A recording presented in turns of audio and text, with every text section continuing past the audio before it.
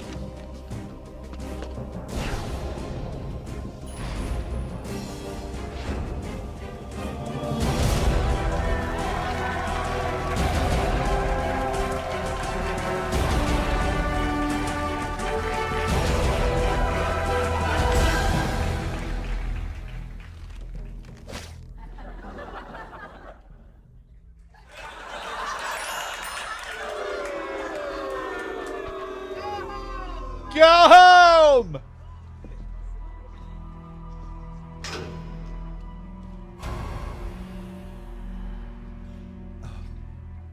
Gross.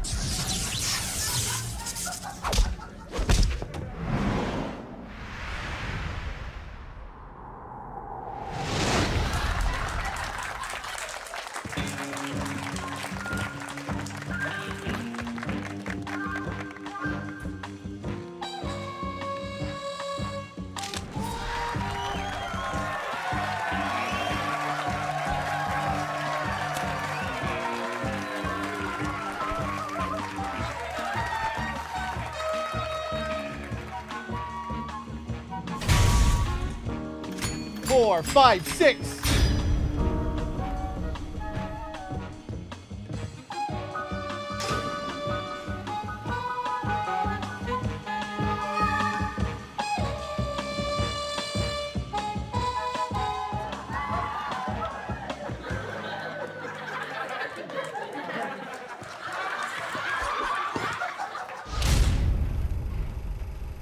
Okay.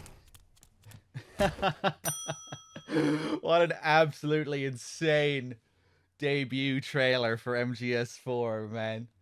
The trailer completely honing in on all of the drama and dysfunction surrounding the series at the time. Kojima's dysfunctional relationship with the series at the time, with his own team, with the fan base, grappling with the idea that MGS is going to just be this eternal thing that exists forever, uh, and his inability to escape from it.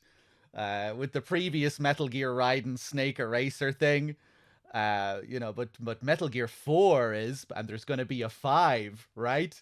And then at the end of this trailer, Solid Snake in MGS 3, 4, 5, 6, as it goes ching, ching, ching, ching, as if this is just like on some fucking conveyor belt or like it's a slot machine. Let's go back and look at some of the details in this trailer. Hold on a second. Oh no, I'm gonna have to skip through it again. There are some interesting details. A lot of this trailer as well deals with the specifics of Shuyo Murata originally being assigned as director for MGS4. Originally, Shuyo Murata was going to be the director for MGS4. He was going to take the reins after Kojima. But there was another fan backlash when that was announced. Everyone wanted Kojima to be there. Who the fuck is this guy? We don't know who this guy is. Kojima isn't going to come back and finish off the series that he started. What the fuck? And there was another big backlash over that, and that's why you see Shuyo Murata's name on the director's chair first, and then it falls off to reveal Kojima's name. All of that stuff, like no place to hide, no hideout, that all revolves around Kojima wanting to pass the series down, but ultimately not being able to hide. In the game itself, in MGS4, you have the cardboard box, which says no place for Hideo. It all revolves around the same thing. Just this inability to escape your fate and having to come back to take the reins. Let's just look at this again.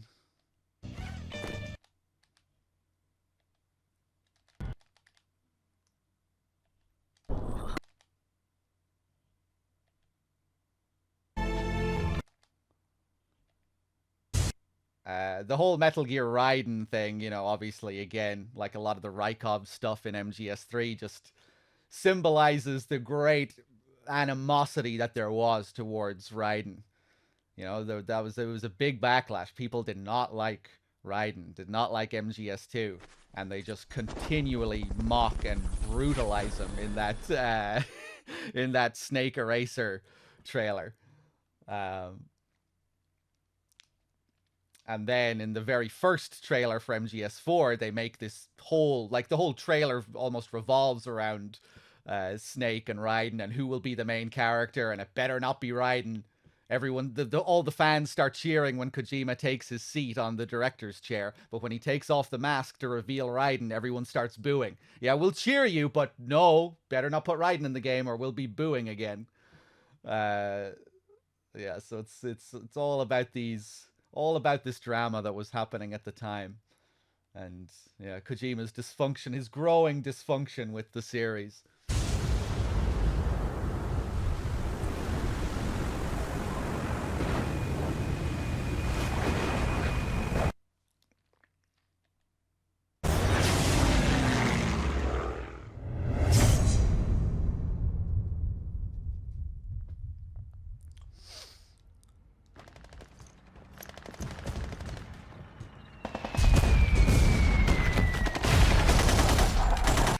Again, you could analyze all these sections. Like, what is this? Is this supposed to mean something specifically? If Snake is Kojima and these soldiers are his team, is this Kojima looking at his team trying to manage MGS without him and everything? And it's just fucking chaos. It would kind of make sense given what we know about Rising as well, when they seemingly just couldn't handle Rising at all, and they ended up handing that over to Platinum Games. You know, his team were working on that for years, and in the end, they handed it over to another team.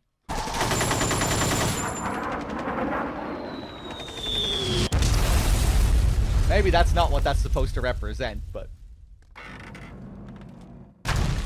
again, like the no place to hide idea, no hideout, nowhere to run.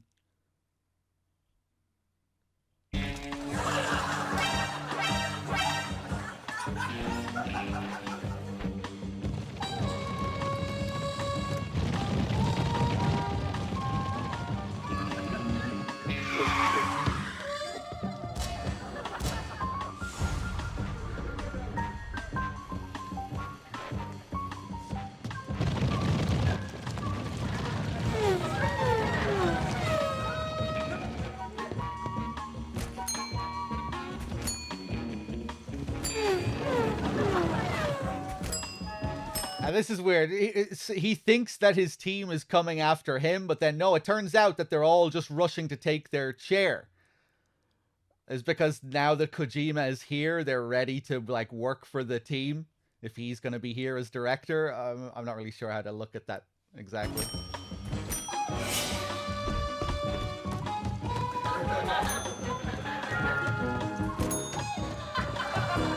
All the top dogs.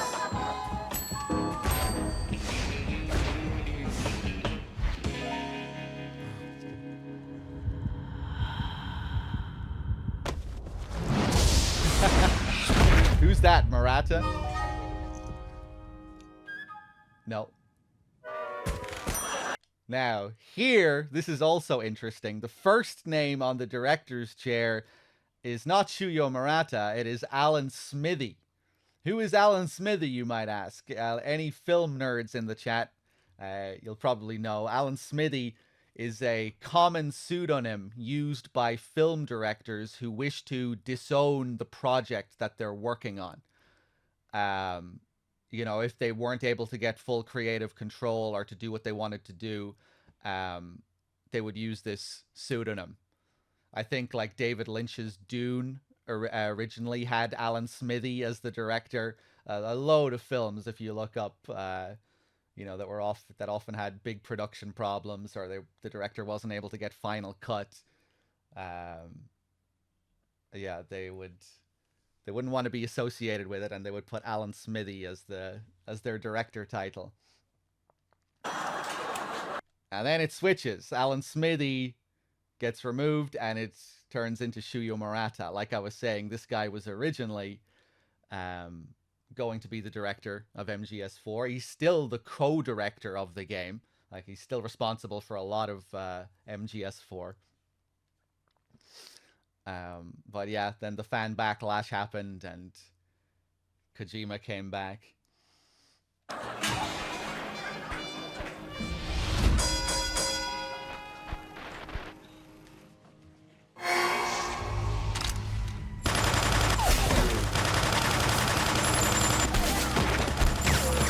And then Kojima brutally murders his team in a blinding fit of rage.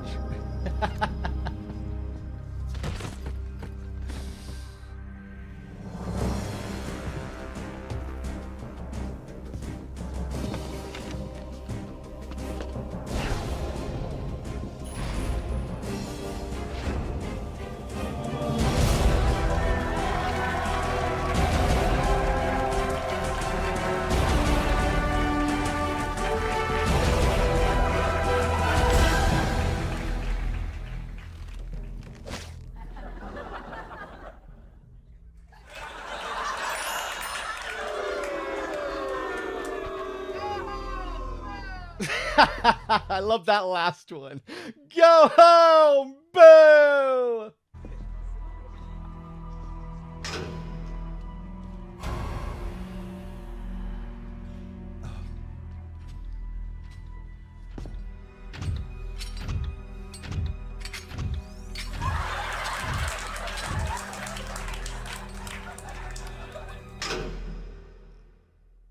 Is this Splinter Cell thing supposed to mean anything, or is it just a goofy little detail? I don't know.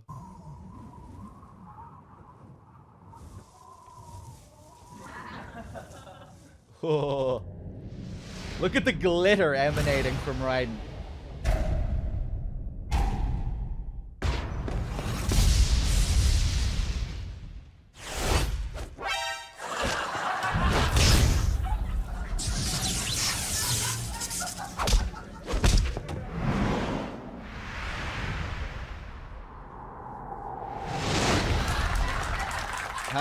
Reinforcing Snake as the American and Raiden as the weeb, the Japanese.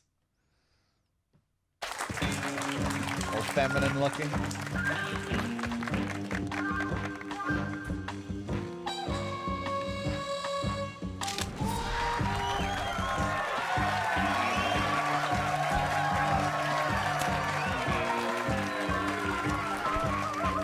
Next platform for Hideo and Seeds. This is interesting, their use of the word seeds here. It reminds me of the MGS4 documentary. I'm not sure if you've seen, if any of you have seen the MGS4 documentary. They talk about how the theme for the advertisement of MGS4 was dissolve. And, you know, you have that image of Snake dissolving, you know, where he's made up of all the different parts of MGS4, like all the bosses and the weapons, like he's composed of all these details. That's just what it makes me think of.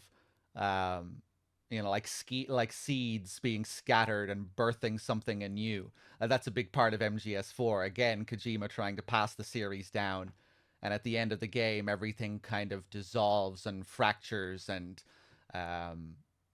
gives birth to a new life. You know, the Drebin's dialogue, mix, burn, crush, repeat.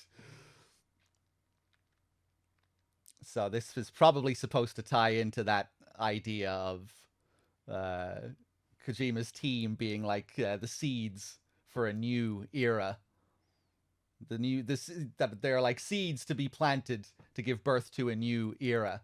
And that's a big part of why Rising is called Rising too, I think. You know, the final line of MGS4 is Sonny talking about the sun, how it's rising again, how a new era is coming. And I think that's a big part of why Rising was also given that title, to symbolize this new era under this new Kojima Productions. But of course, that meaning got completely lost when they had to hand it over to another team. Really quite sad.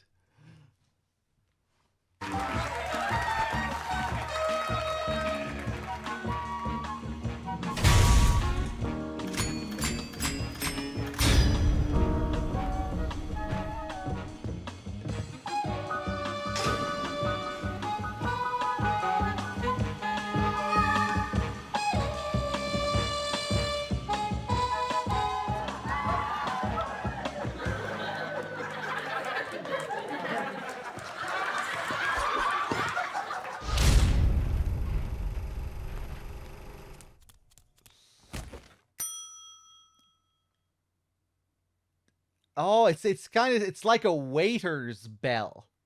Is that what it's supposed to be? What is that ding supposed to be? I forgot that it ended with a ding as well. Can you not quickly rewind on PS3?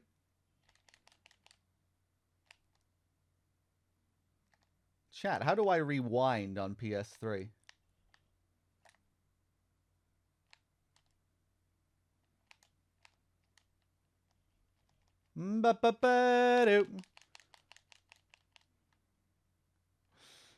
Like a diner bell or a hotel desk. Is it the same ding that plays when it's like cycling through MGS 3, 4, 5, 6? I think that's a slightly different sound. I think that sound changes. It always makes me think of a slot machine.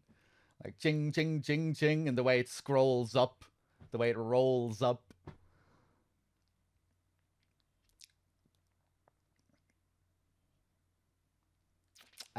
But yeah, are we ready to get into MGS4 now? I think we are. I don't need to go back to it.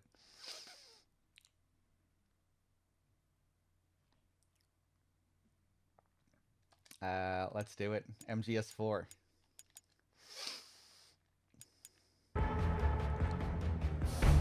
Here it is, this image. Yeah, I always wondered if that was supposed to tie into the whole dissolve theme.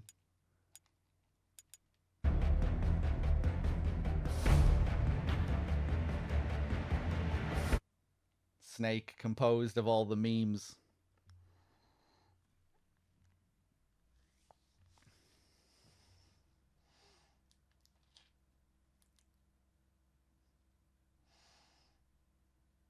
Bum ba da da da da da da bum.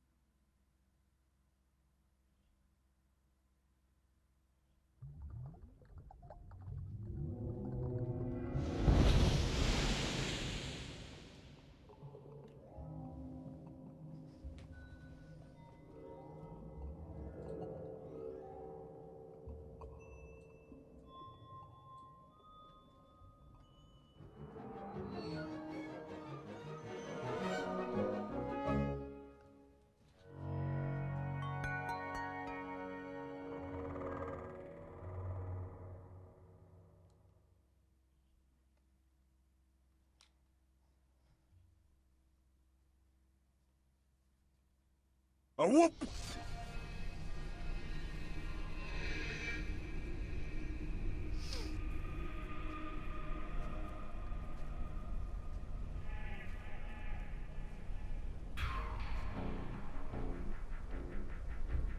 Love this menu and this theme.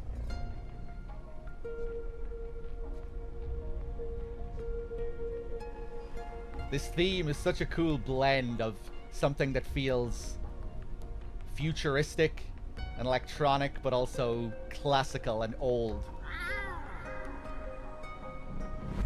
Which just really fits with the theme. You got the classical guitar and these weird electronic sounds meshed together.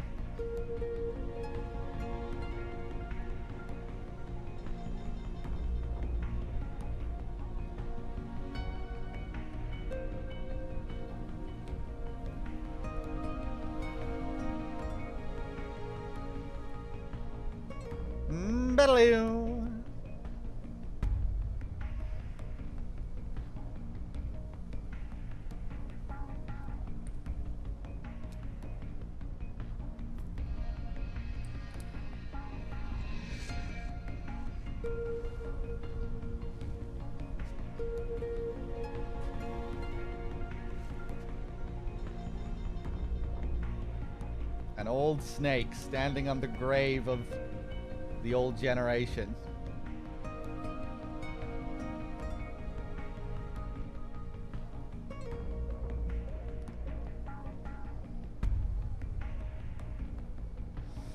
Really feels like the end. Yeah, it's like you're seeing the death of the current generation on the grave of the old one. And now they're both about to die. Now they're both about to be dead.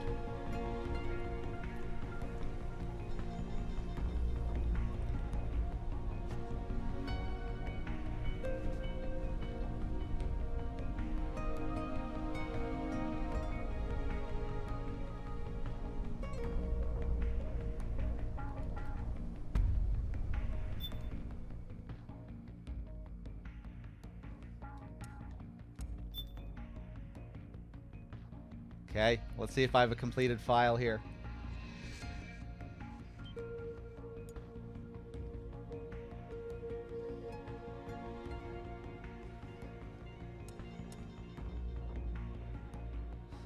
For players who want to experience the ultimate thrills, the boss extreme. Big boss hard.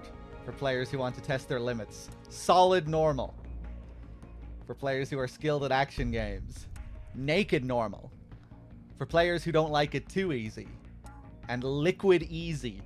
For players who aren't good at action games. Easiest level. Poor Liquid here. Liquid gets easy mode. What a load of bullshit. All right. Let's do it.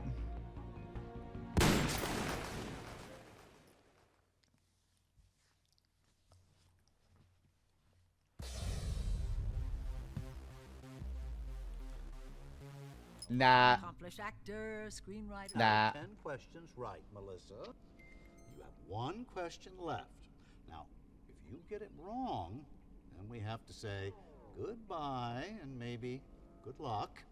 But don't hold your breath.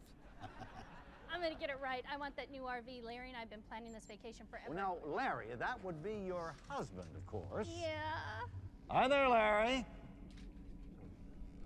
Yeah, I hopes for that RV, I'll bet, Larry.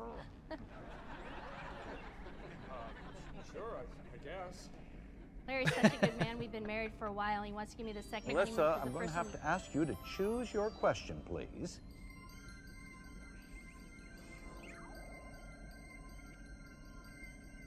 Business of War. Business of War. Which PMC had a humble beginning in France, but now manufactures 51.5 million firearms per year, and employs an armed force the size of Mexico and Canada's total populations combined.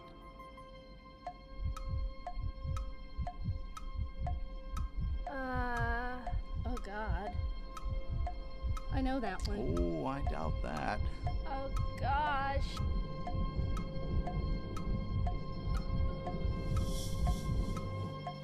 A. Wrong. B. The correct answer is B. Melissa. Oh, Melissa. You knew the correct answer was B. You should have tried just a little bit harder. Hey, Melissa? That's Richard Doyle, by the way. Une mort superficielle.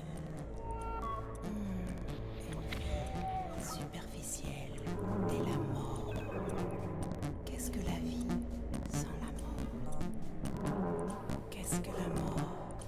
Une vie ennuyeuse. La vie est surfaite. Je suis la mort. Pieuvre armement. Attraction irrésistible. I love that. Advertising the Pierre Varmamon PMC as if it's like a fucking perfume. So good. I really like all those ads and TV shows. There are lots of cool little details and subliminal little background things. Like during that game show that we just saw with Richard Doyle, there's so much stuff, so much crazy text swirling around the screen that you only get to see for like a split second before it's gone. All sorts of cool little details that you can catch if you stop and look at it closely. And yeah, like I was saying, that's Richard Doyle, the guy who plays Big Boss. That's his VA there, playing the game show host. You also have Eva's VA interviewing David Hayter.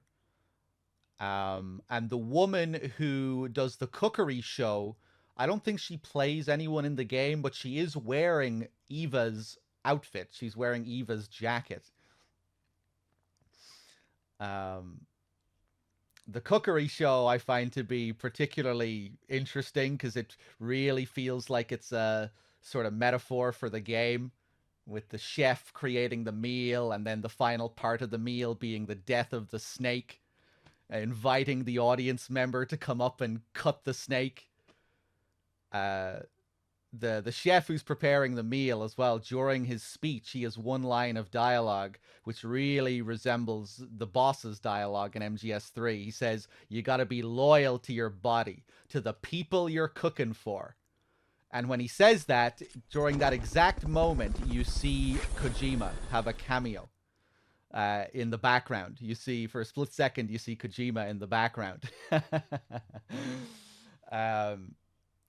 And on Twitter, Kojima has used cookery as a metaphor for game creation several times.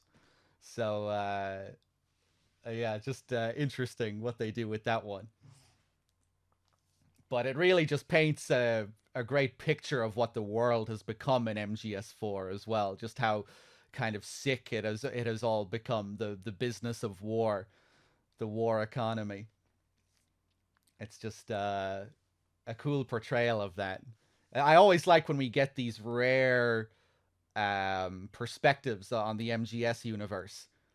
You know, usually we're just looking at everything through the protagonist's view, through Snake's view or Raiden's view. It's cool to get something like this every now and then. Same with MGS2 and In the Darkness of Shadow Moses and all the reading materials. Yeah, you just kind of, it's cool seeing the series from another perspective. But yeah, let's get into it, shall we? And we'll talk more about all this as we play through.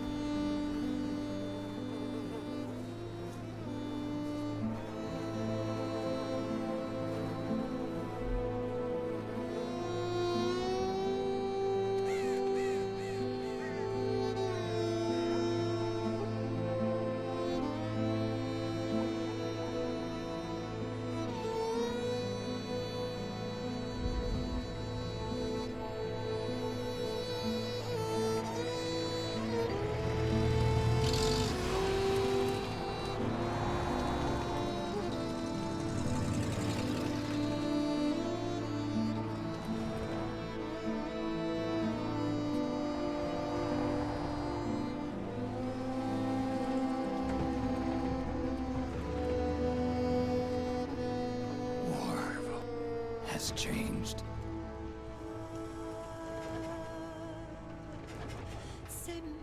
It's no longer about nations, ideologies, or ethnicity. It's an endless series of proxy battles fought by mercenaries and machines. War and its consumption of life has become a well-oiled machine. What a load of bullshit. War has changed. ID-tagged soldiers carry ID-tagged weapons, use ID-tagged gear. That's tasty. Nanomachines inside their bodies enhance and regulate their abilities. Genetic control, information control, emotion control, battlefield control. Everything is monitored and kept under control. War has changed. The age of deterrence has become the age of control. All in the name of averting catastrophe from weapons of mass destruction. And he who controls the battlefield controls history.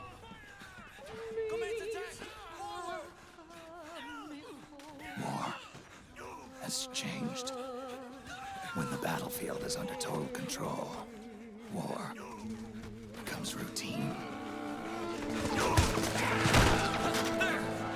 Fuck you, asshole!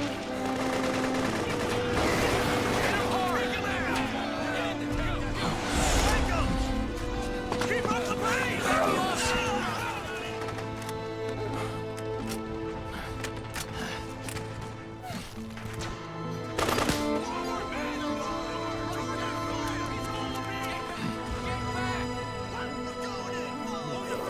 Return fire!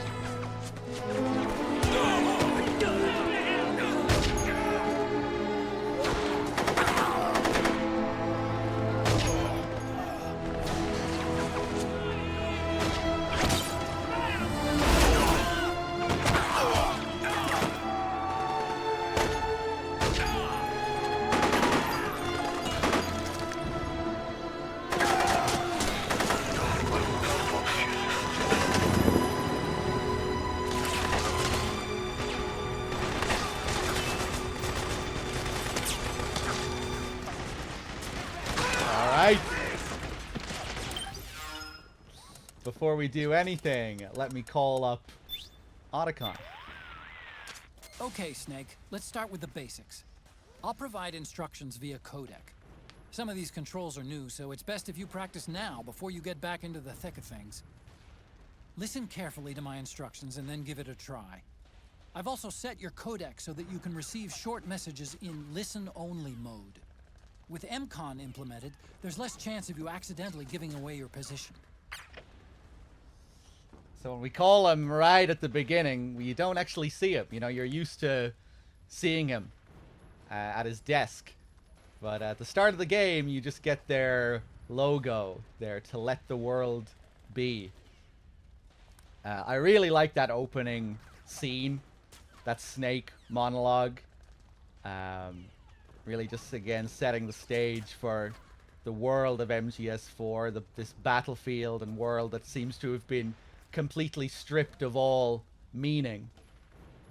That it has just become a well-oiled machine, routine. That people don't fight for ideology anymore. It's just this well-oiled economic machine.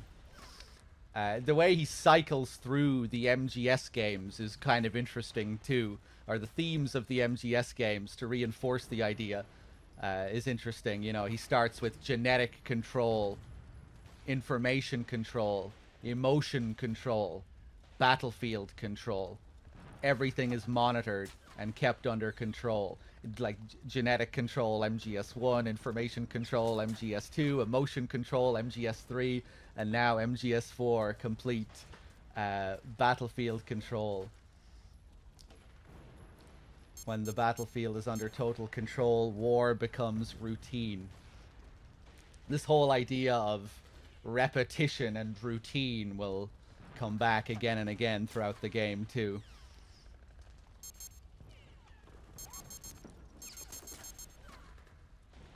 I think a lot of this again deals with Kojima's own feelings about himself in the industry at the time, that he's like putting himself in old Snake's shoes, maybe feeling that there's not really, that there might not be a place for his style of things for much longer. You know, he's kind of grappling with the series and how it's, you know, how he has to maintain it as this corporate beast. You know, it's just going to have to keep existing whether he likes it or not.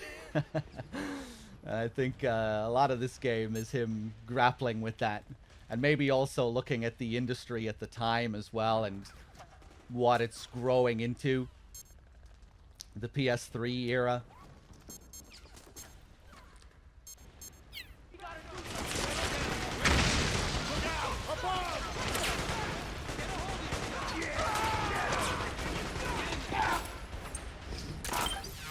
Drawing parallels between the business of war and the video game business. I think that's what he's doing with a lot of this.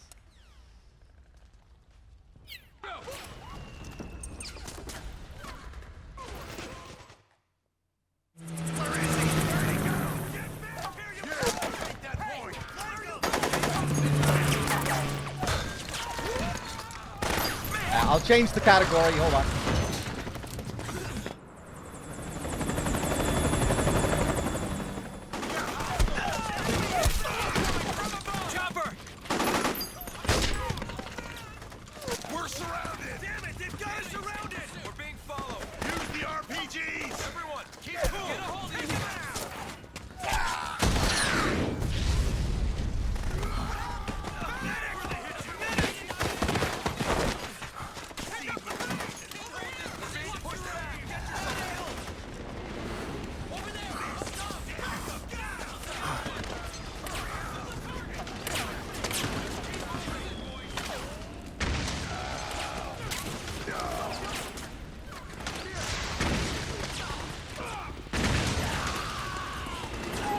Sense of duty when the risks run high.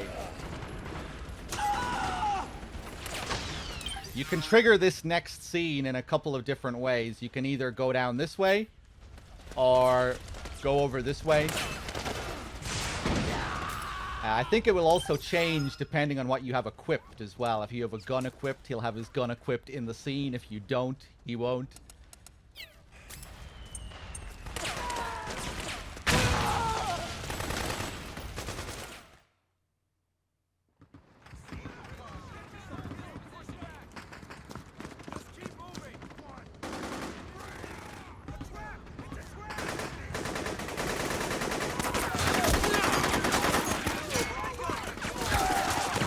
Stay on the offensive!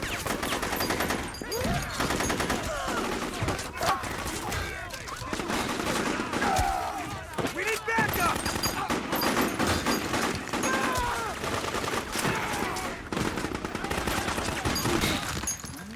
Hit him hard!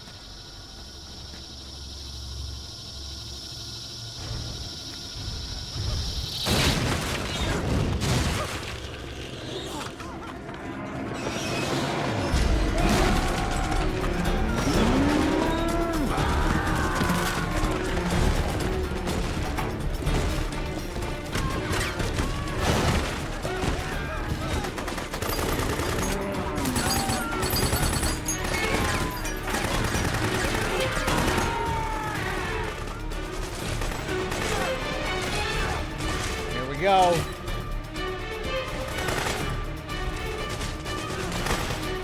Head north, and try not to run into any gecko along the way. People always ask about the gecko. Why do they moo? What's up with that? Why do they moo? They don't just moo. They... the first sound you hear is the sound of cicada, which is also supposed to be coming from the gecko. And then you hear them land, and you hear them start mooing. And their footsteps are also supposed to resemble a horse. And I never really thought about that when I heard their footsteps before. But when I read that that's what inspired their footstep sounds, it really clicked with me. I was like, oh yeah, it really does sound like the... you know, the clumping of a horse's hooves. Or it has a similar sound. Kojima, I forget exactly what he said about the inspiration, but I remember him saying that these were all sounds that Japanese people specifically might associate with their childhood and nostalgia. Like calming sounds, calming nostalgic sounds, like out in nature, the cicadas and cows mooing, the footsteps of a horse, all just sort of calming nostalgic sounds turned on their heads, twisted to become something sinister. I think that's generally the idea that they were going for.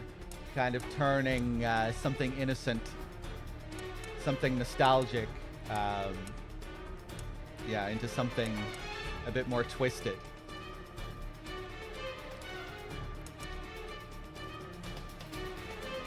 And I guess we see it used as like a psychological tactic here against these people on the battlefield. They become confused and startled. They don't know what's going on, and then bang.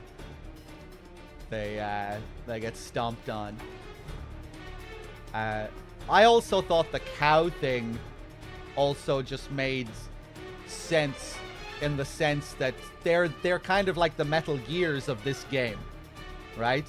And in the previous games, the Metal Gears were all legendary, like, beasts. They roared like dinosaurs, like these mythical creatures. But now, in MGS4, they're not so special anymore. War has become routine, and these things are everywhere. Just like a normal animal, just like a cow in a field. Whether that is also an intended part of what they were going for with the symbolism of the gecko, I don't know. But it's really fitting, I think. That's how I initially interpreted it.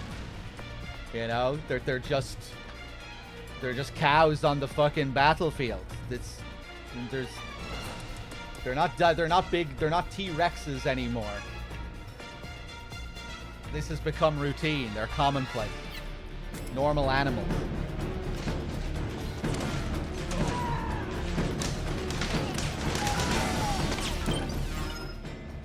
What do you mean, mythical creatures? Dinosaurs were real. Oh.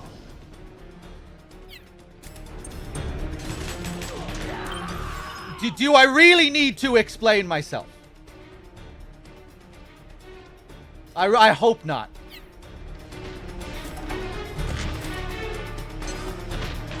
I'm just trying to convey a feeling. You don't need to be taking everything I'm saying literally.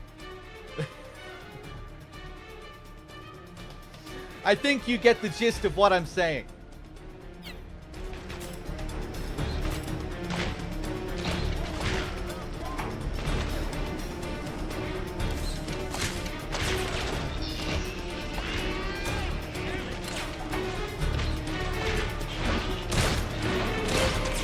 Hello there. They have some unique actions here if they try and come up and spot you.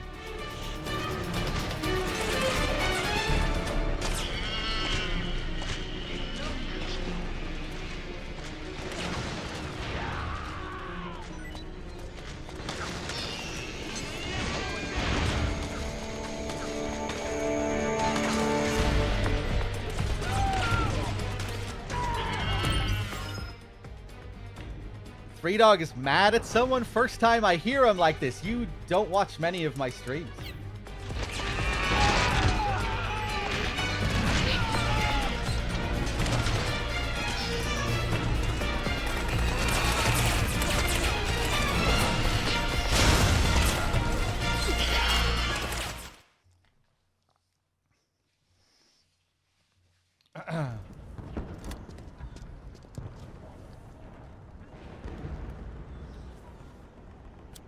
Ba ba ba ba ba ba down.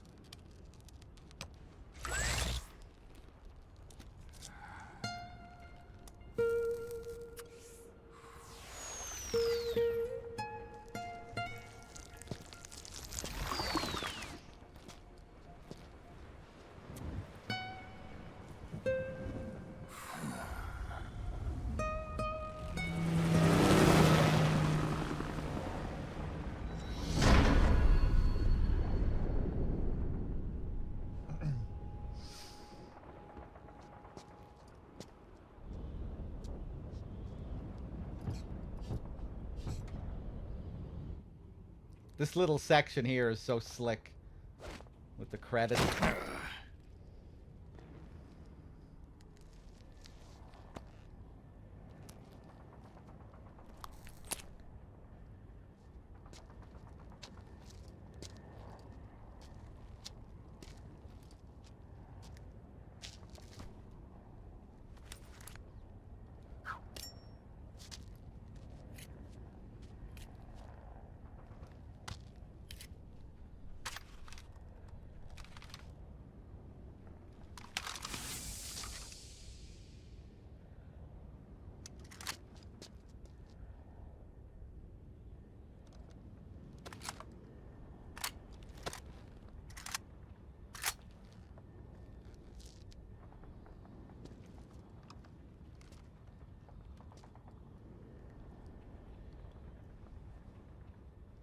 Love that bit of dirt on the camera there.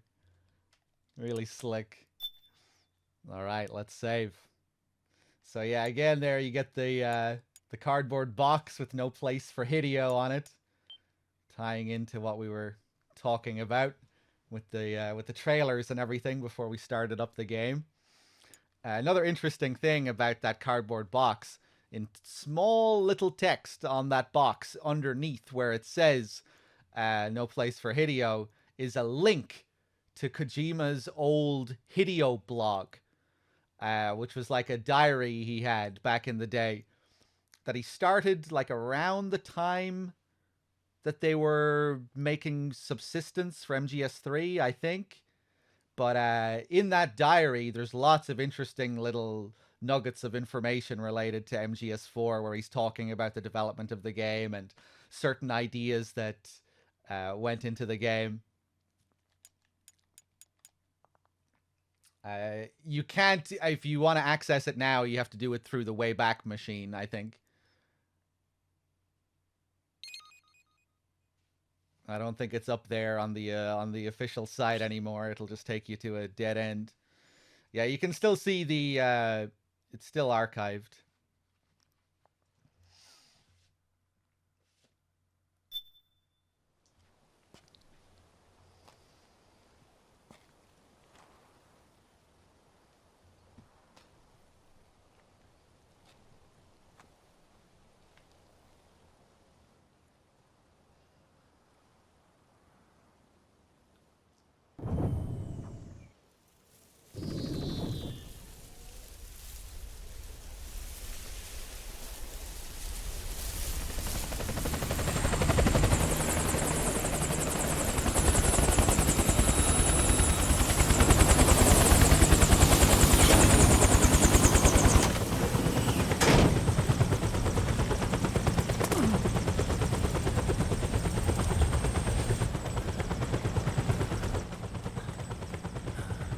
Otacon, even the dead have ears.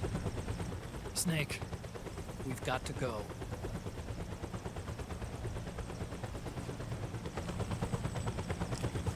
You've got an old friend waiting for you.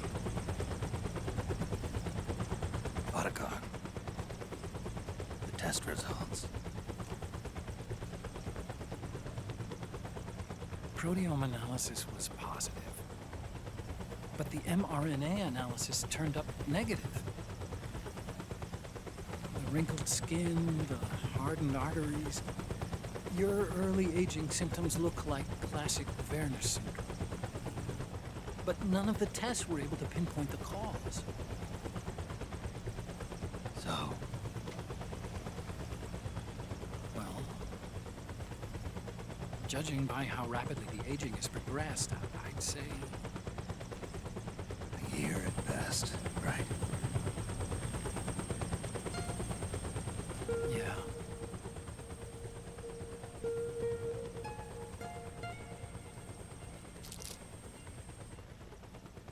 Snake, let's try another doctor. won't make any difference. I'm not an ordinary man to begin with. Not to mention Fox die.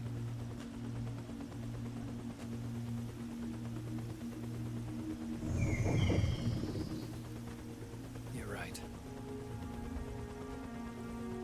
But we don't know where Naomi is. Naomi.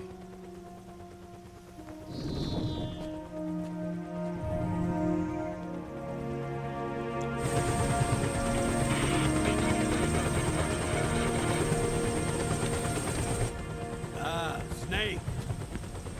Colonel. Good to see you. Well, I'm not a colonel anymore, Snake. I figured the only place I'd see you dressed like that would be at your daughter's wedding. What are you doing these days? I'm working for an organization under the UN Security Council. The Analysis and Assessment Staff of the PMC Oversight and Inspection Committee. Yeah, I remember the resolution being passed a few years ago. Snake, I came across some information in my work. Huh? We found him. In the Middle East. What?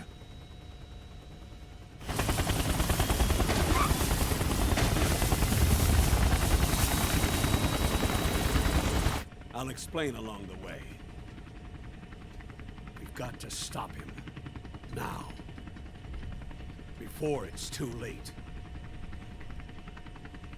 Liquid's made his move. We found him.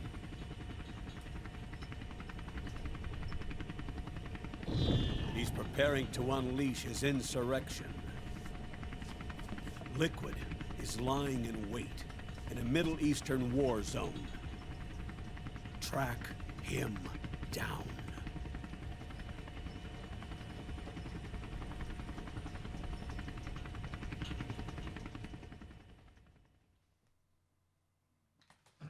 All right. MGS4 tries to reach 60 FPS, but it succeeds in like 2 places. Yeah, the opening gameplay segment is interesting with that in mind, I think, or just how crazy that opening section is. How the frame rate tanks worse in that area than in like any other area in the game. And there's like just so much going on, like buildings being destroyed and Gecko everywhere and loads of soldiers all over the place getting run down. You know, that's why it tanks so badly there, because there's so much happening on screen. It makes you think, what would this game have been like if they were really able to do everything that they wanted to do? You know, you probably would have had a lot more stuff like that on screen if the console could handle it. And that opening segment as well, I think, really does portray the idea of there being no place to hide. You know, you go one way and a Gecko jumps down, you go the other way, there's another Gecko. It's like fucking carnage everywhere. And I reckon there was probably going to be a lot more of that initially, or that I'd say that was the plan anyway. And they realized after they made that first segment that they were going to have to tone that shit all the way down. Because, yeah, like the no place to hide thing, while it does tie into everything we were talking about before with the story and the autobiographical elements of it, it was also supposed to tie into the theme of the gameplay and much more than that too, with the PMCs and the militia and Snake trying to sneak through the battlefield, there being no place to hide. But yeah, in the end, I think we got a much more toned down version than what was initially planned. They said before, Kojima said that originally you were going to be, like, sometimes there was supposed to be like multiple PMCs on the battlefield at the same time, and you were going to have like way more options with regards to who you were going to side with. You know, as it is in the game now, you can only do the one thing every time when you get to a battlefield section: side with the militia and go against the PMC. But originally that was all going to be way more fleshed out. Hold on a second here. I still really do like those segments, though, and it's pretty unique for the series to have those PMC militia segments. But yeah, we'll talk more about that when we get into the gameplay and how all those mechanics work. Hey, what's up, Sonicus?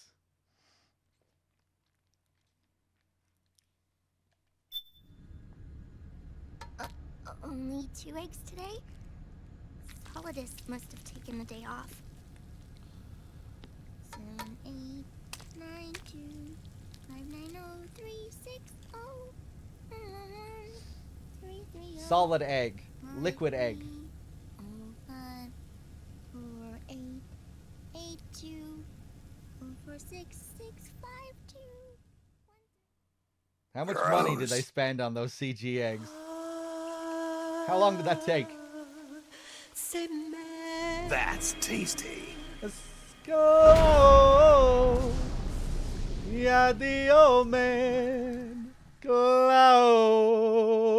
I almost forgot.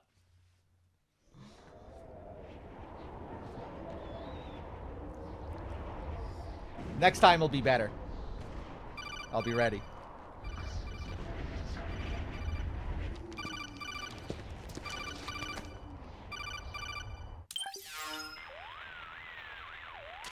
This is Snake. Do you read me? What's the situation? I'm just inside the city limits. This place is crawling with lizards. Ah, AT Corps' unmanned bipedal weapons. Officially designated Irving by the US military.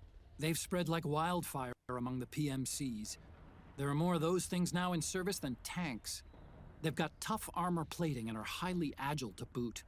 Your best bet is to stay out of their sights. Unmanned. Pretty soon they'll have put living, breathing soldiers out of work. Even so, that's an awful lot of Gecko for this scenario. Their numbers exceed the war price for that region. It must have something to do with Liquid's arrival on the scene. You really think he's here? You'll have to find the Army's operatives and ask them yourself. Oh, and Snake, I went ahead and used the Mark II to scout out the area before your arrival. You'll find it up ahead. Mark II? It's a remote mobile terminal. Sonny and I built it. The Mark II will provide you with a map of the area as well as any battle situation data. You should find it before you do anything else. Okay, got it.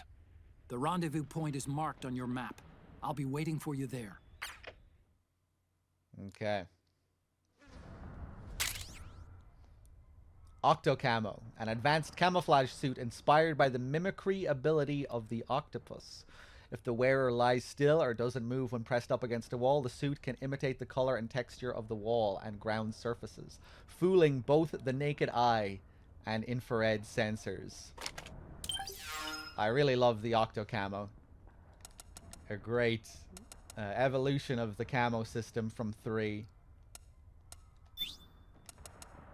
I feel like camo it's not as easy to abuse in this as well. I don't think, anyway. I feel like it's easier to abuse the camo in 3. Let me save here. Someone asked something there. I think I will be around for the Raiden section. Can we see if DRK will do the yeah during the Metal Gear Ray fight with Vamp? I think you mean the Gecko fights with Vamp, right? In Act 2 in the market. That's DRK's own personal meme. I just let that scene play normally. So you probably won't see it in this playthrough, unfortunately. Tunak, that's what it's called, right? Dax back with the Prime sub. Thank you very much.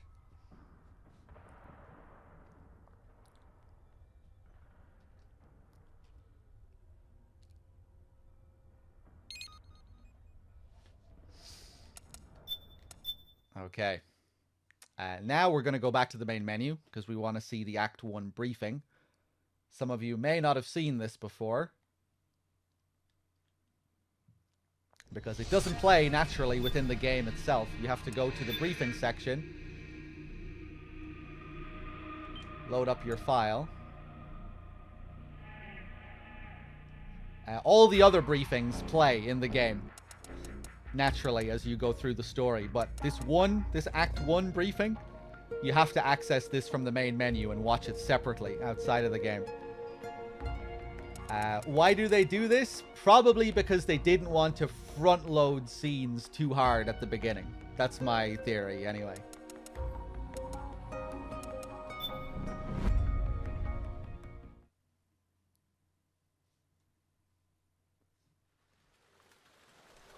They're okay with the 30-minute cutscenes later on, but at the beginning, they probably didn't want to go too hard with it.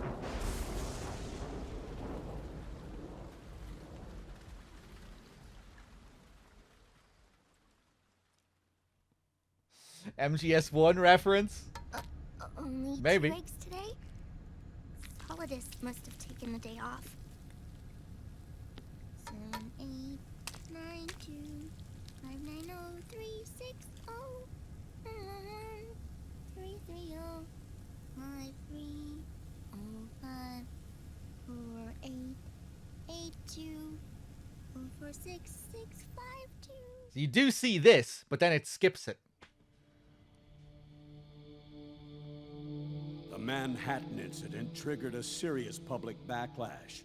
MGS2 triggered a serious public backlash. Now the U.S. has to think twice before intervening militarily in other countries' affairs.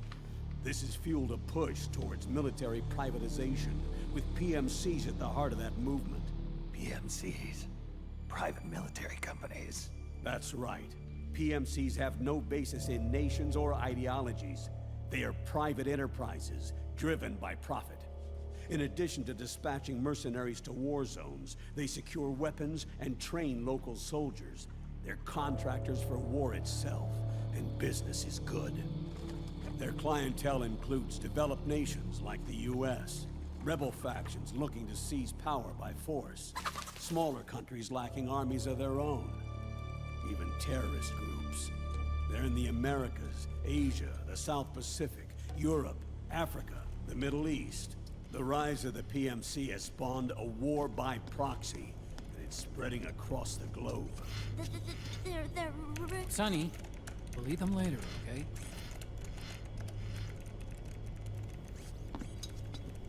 Every age has its mercenary. These PMCs are nothing new. We've been dealing with them since before the turn of the century. No, Snake. They're nothing like the mercenaries of the past. They're ready. Sorry, I'm a little busy right now.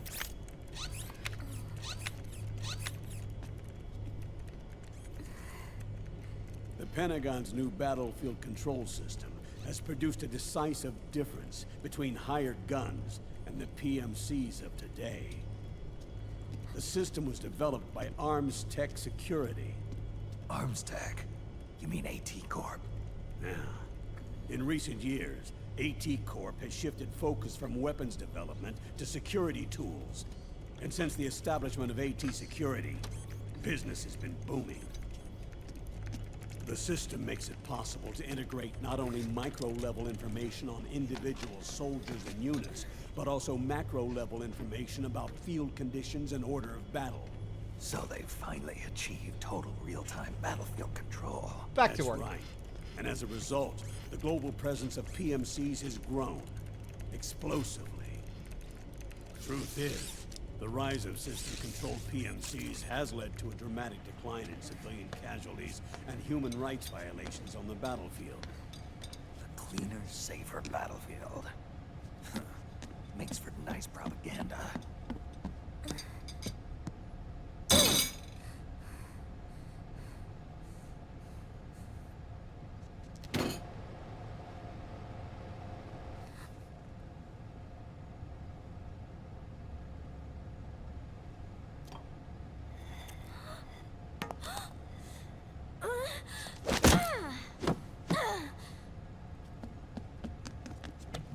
Snake! You were smoking again, weren't you? This is a non-smoking flight!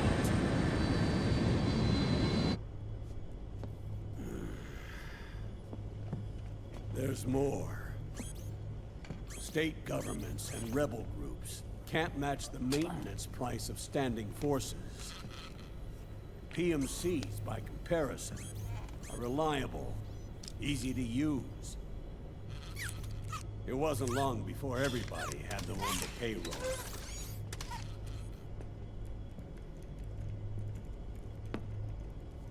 And, as a result, regular armies began to decline worldwide.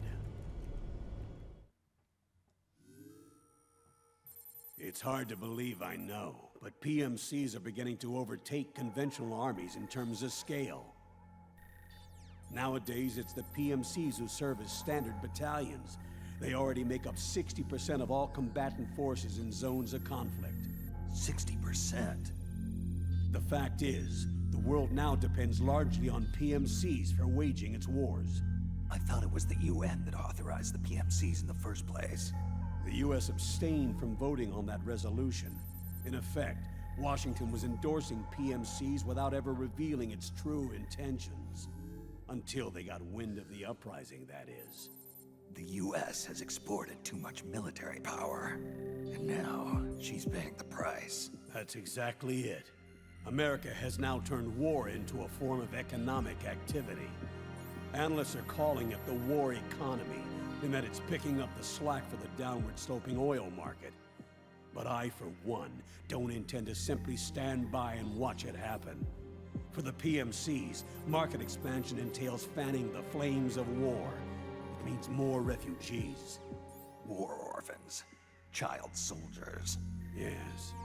Even as PMC soldiers get more specialized, they're also getting younger. Mercenaries spun off from state armies. Unmanned weapons. Child soldiers.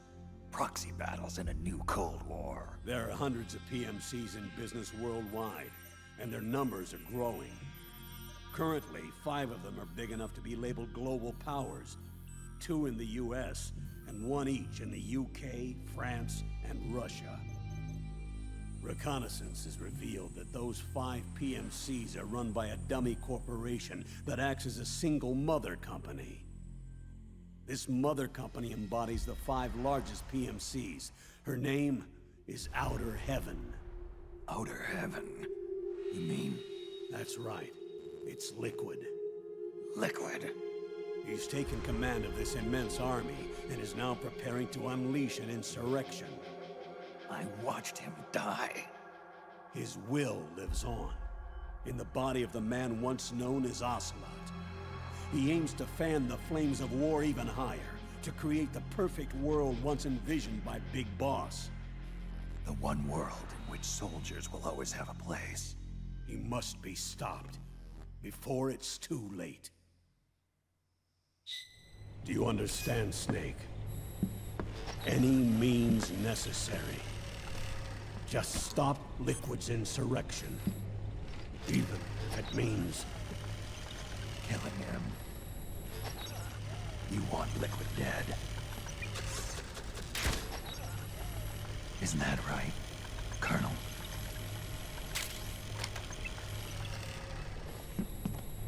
I'm sorry. I know. This isn't justice. It's a covert assignment. A hired hit. A wet works op targeting the head of a major multinational corporation. Why me? Because of the military might of the PMCs and the effect they have on the economy. War is to the 21st century what oil was to the 20th, the pillar that supports the global economy. You'll recall a rather alarming report issued by that American think tank during the Cold War. One that described a new model for perpetual war. What we're facing now is a whole new ballgame. Iron Mountain's Delphi technique. That was fiction. It existed only on paper. The reality is far more serious. The global community is concerned, but they're all too afraid of the war economy collapsing to do anything about it. The UN, too. Huh. Sounds pretty self-serving to me. Snake, This mission isn't an order from Washington. Unlike the old days. And it's not something the UN can officially sanction either. But we can't just look the other way while Liquid plots this insurrection. If we fail to act, he'll become the greatest threat the world has ever faced. Snake.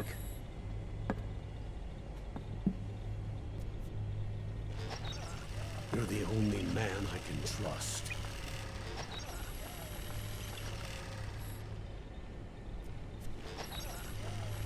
Fine. Let's hear it.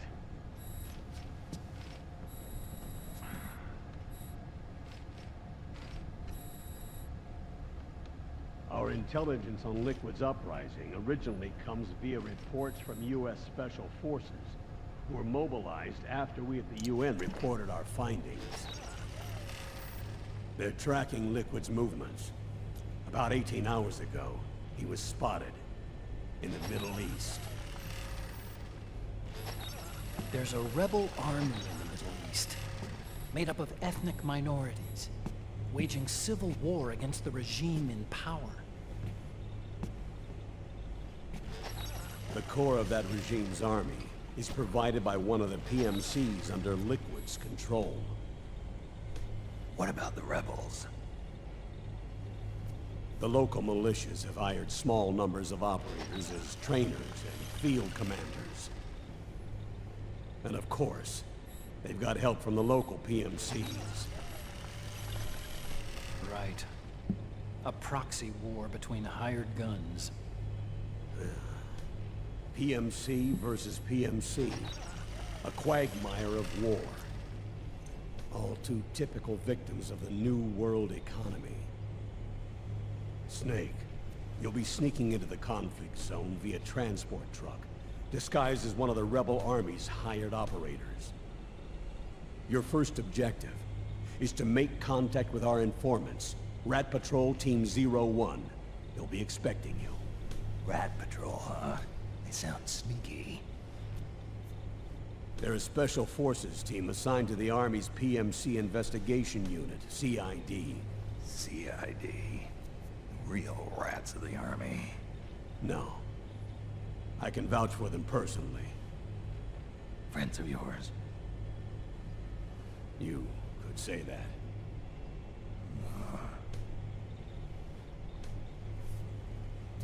Transportation to the area will be provided under cover of a UN humanitarian aid mission, with support from the US military.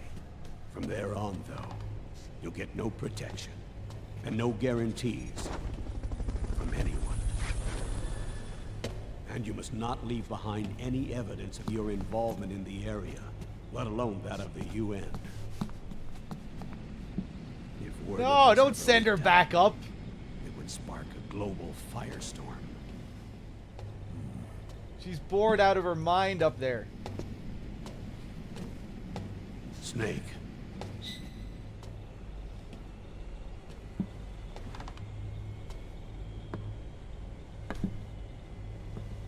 Will you do this for me?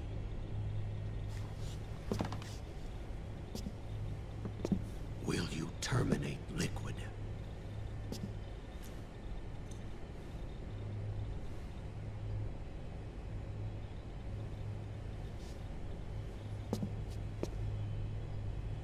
I'm not like the PMCs. I don't need your money. Thank you. But if you're going to spark something, spark this.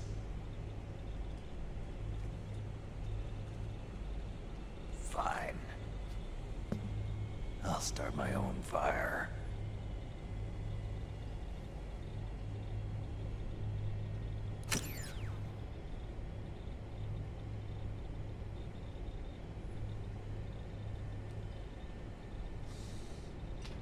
Let's do it. For a change there, I thought I would not put the booba up on the screen. Apologies if you were expecting it. I thought I would just let the scene play normally that time. Okay, okay. Do I want to overwrite the save data? Do you want to... Sure.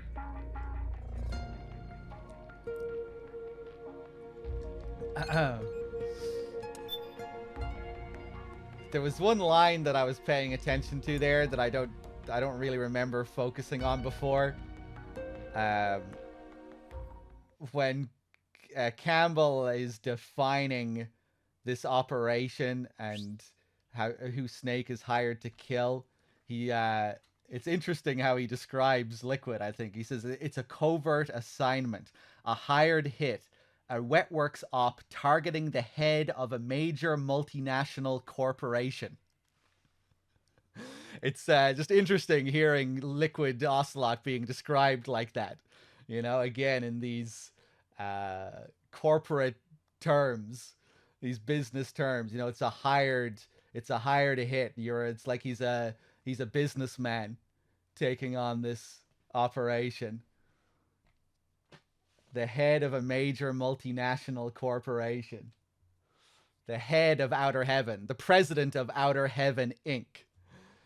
Again, it makes me think of how the whole hired hit idea, which, you know, it comes back a few times in the game, really just makes me think of Snake's suit. You don't get the tuxedo in MGS4. You know, the traditional thing that you unlock at the end of each MGS game, the tuxedo, where you get to roleplay as the suave espionage agent in NG+. In MGS4, you get the fucking hitman, salaryman suit, the business suit and tie. That's what your replacement is in this game for the tuxedo. That's your end game unlock, which replaces the tux. The same thing you see Snake wearing in that last cutscene. We won't be able to look at it right now, but later on we'll get to wear it.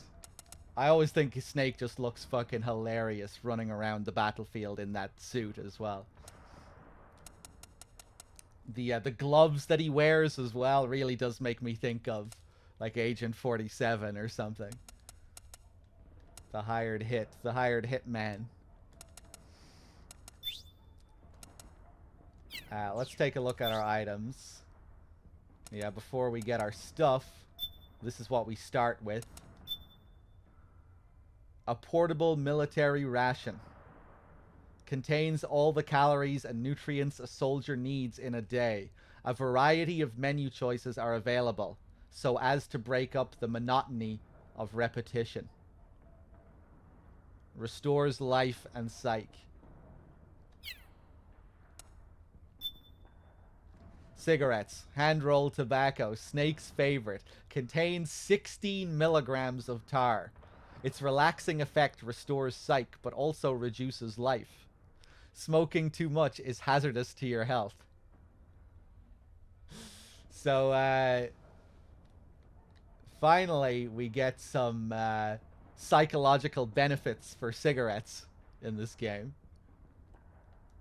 In MGS3, you know, the meter under the health bar, it was all related to stamina. But in MGS4, it's your psychological meter. It's your psych gauge. We have to worry about Snake's stress and his mind in this game. We have the iPod.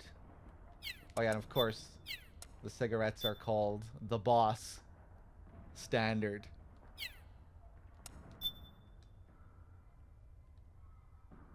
Oh, we don't actually get any description for the iPod, huh? But yeah, it's crazy how detailed some of these models are if you look at them.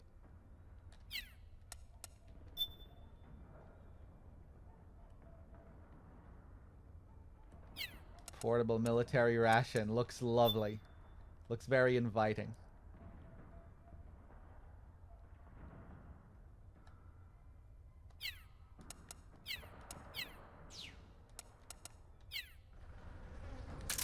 Okay, let's call Otacon before we do anything. Snake, your first order of business is to rendezvous with the Mark II. Just follow my instructions, And use your octo camo to make sure the enemy doesn't see you along the way. Octo camo is a newly developed camouflage technology that's capable of almost exactly mimicking the appearance of objects and surfaces. It's easy to use, too. All you have to do is press up against a wall or object, or lie flat on the ground while wearing the suit. It can be a powerful tool if you use it right. So tell me, how does it feel? Not as itchy as I'd have thought. That suit can mimic the color, pattern, and even the surface texture of walls and floors. Kinda like procuring your own camo on site, right? I do just fine with the regular stuff. I'm not a chameleon. You've got it all wrong. We're not talking about lizards. This is octo camo. In other words, it's based on the camouflage capabilities of the octopus. Octopus are sometimes called ninja of the sea. They fool their enemies by mimicking not just the color of their surroundings, but also the shape of the terrain. That suit takes its cue from defensive deception found in nature. Besides, you may not have known this, but there is a snake that can change its body color too. It's called the Capuas mud snake. It's called? It's a poisonous reptile indigenous to the Capuas River on the island of Borneo. Its coloring is normally a reddish brown, but sometimes turns to white. So, snakes can sport disguises too. Hey, what happened to stealth camo? You used to wear it all the time. All that does is create an optical illusion. It's no use against Gecko with their infrared sensors. Octocamo, on the other hand, has micro-Peltier arrays that regulate the absorption and release of heat, harmonizing the wearer's body heat with any background IR radiation. Which means it can offer you at least some camouflage protection against enemy infrared sensors. With so many unmanned weapons in the field these days, I'd expect it to outperform the old stealth camo. But if you start walking or running, or making a lot of noise, you'll risk getting spotted by the enemy. And get this, the suit also reduces the weight load on your body and amplifies muscle power. The inside lining sends a weak electric current through your body that stimulates phospholipid production inside your cells, improving circulation. That should make your life gauge recover more rapidly when you're hurt. In other words, Snake, it's a bit of a crutch. You can cut the senior citizen crap, Otacon. Lowercase, thank you very much for the 37 months. Cheers.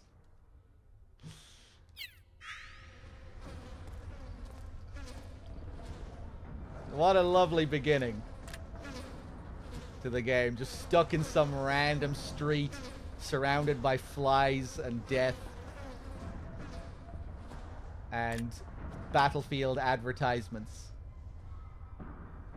A sense of duty when the risks run high.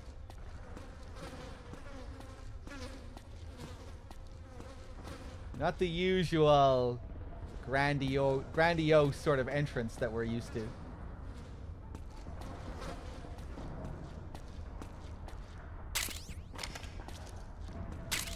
Pick up some scraps from this poor guy.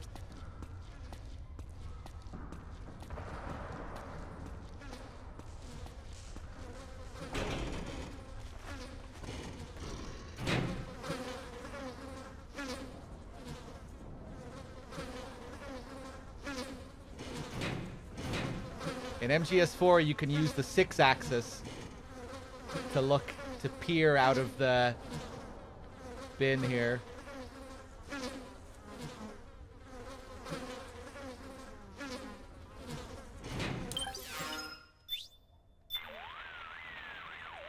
Snake, where are you now? Trash can. A trash can? Looks like this is where they dump their household trash. Huh. How can you tell? 'Cause it stinks in here. Bad. Leftovers from last night's dinner, probably. Ugh, leftovers. And there's some bugs crawling around on my face. It feels like roaches. There's a whole bunch of them scurrying around. Make sure you get the smell of them off you before coming back here. Yeah, I'll see what I can do. Ugh, seriously, doesn't it make you sick? I'd crawl into a toilet if it kept me out of sight. Something crawling up my leg. Ugh, I can't even imagine. Ugh. You know, you might want to get out of there as soon as the coast is clear. Yeah, not the best place for a nap. No kidding. No, leftovers. And if we stay in for too long, yeah, these look at how our stress is skyrocketing now too. Maybe not skyrocketing, but going up steadily.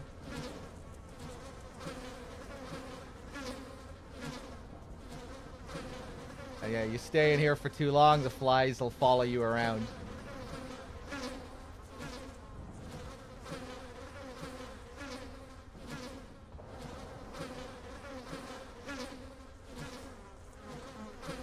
Let's see, that should be enough.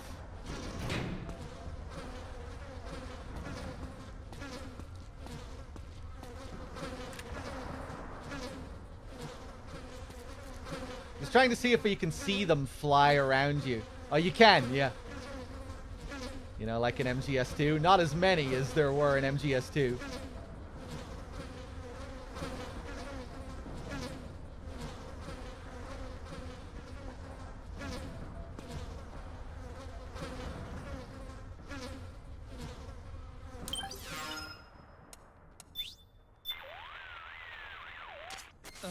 Snake, you've attracted a swarm of flies.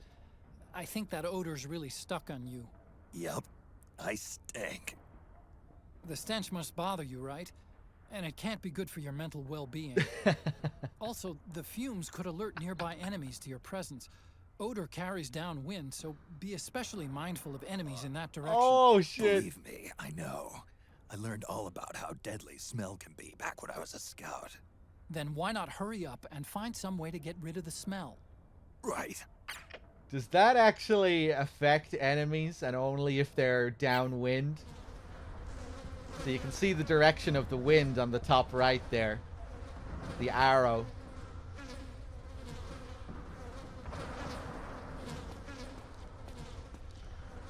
Is wind even a mechanic in this game? It is, yeah. The wind is going down in that direction, and you can even see due to the gust that's moving there.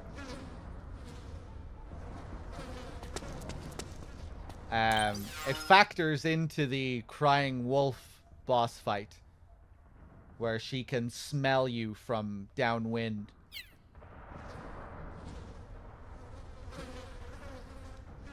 Well,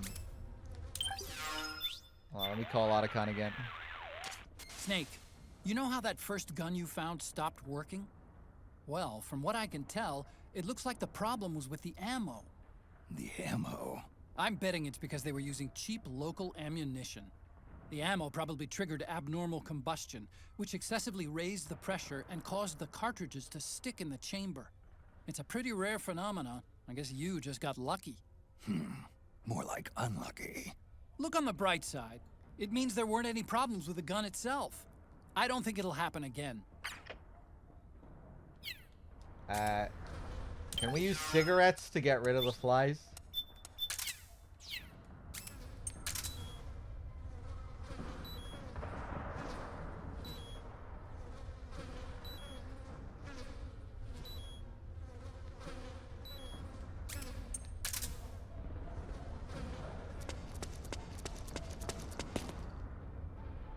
Yeah, I think they're gone.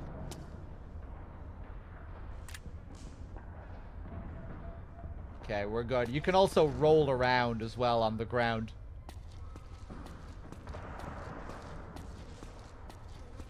Okay, how about we make a little bit of progress here?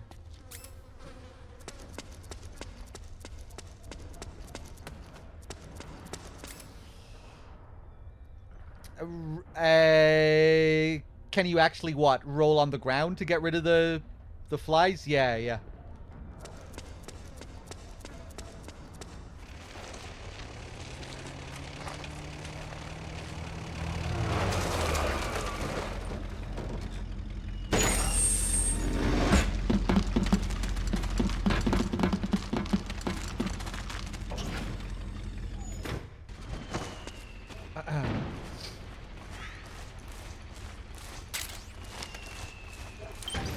get a new item, the compress.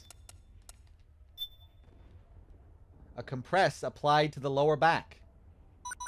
Contains nanocolloids that relieve lower back pain caused by crouching for long periods of time. More old man mechanics here. You have to watch out for Snake's back. It can get pretty bad after a while. You can see the Arsenal gear design on this thing. DJ, thank you very much for the 100 bits. Cheers. The Arsenal gear artwork on the back as well. I wish I could understand all of that Japanese text on the back. I need to get a translation for this.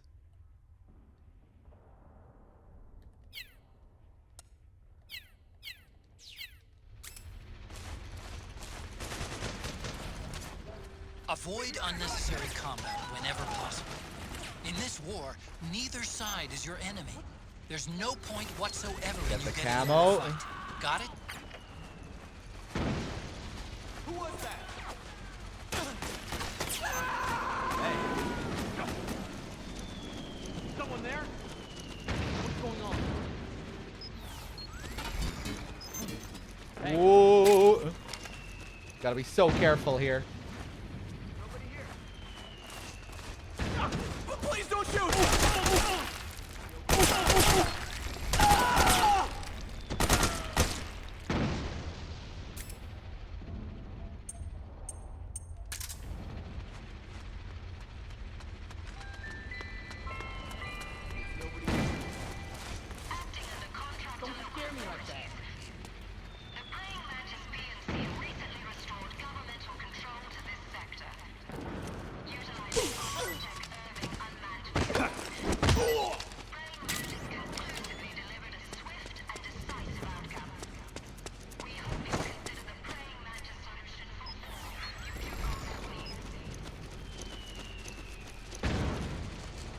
Love the Battlefield ads, those jingles. Come get your guns like it's a fucking ice cream truck.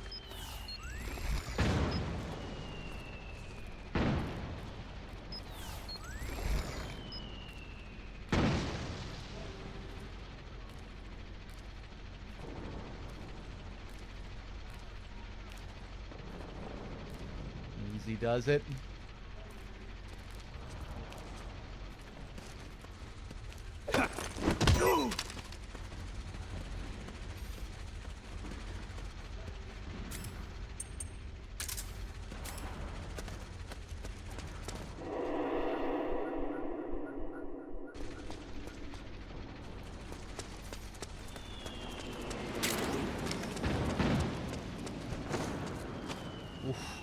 Wait for that camo. Oh, you son of a bitch! He saw me.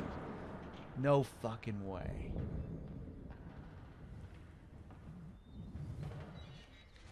Who's that?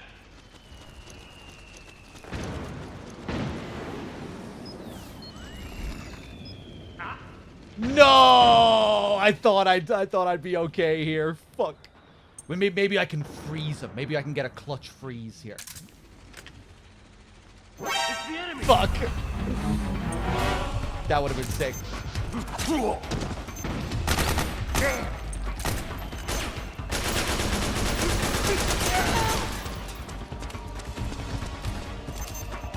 I'm dead. This is HQ. Acknowledge. Sending reinforcements.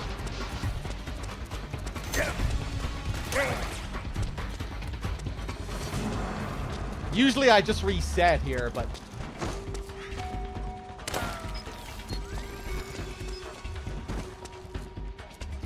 let's just keep going.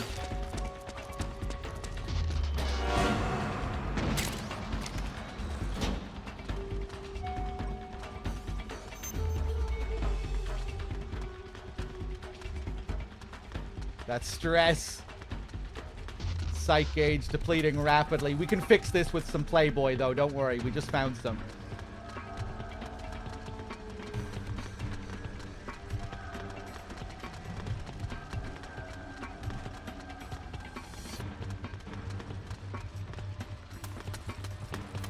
Oh, will they check in evasion? Fuck.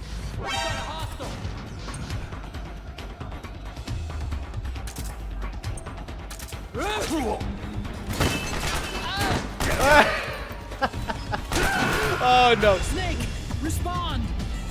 Snake! Snake! Okay, let's try that strat again. You have to be so precise.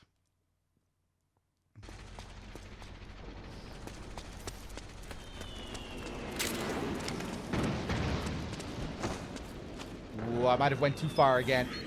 Nice. I just rolled like an inch too far last time.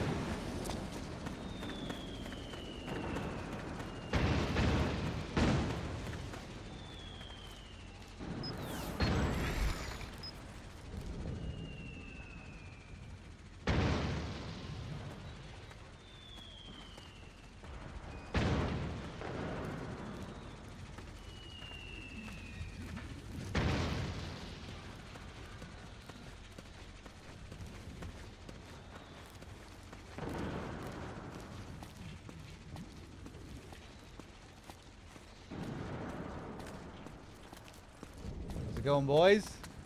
Lovely day on the battlefield.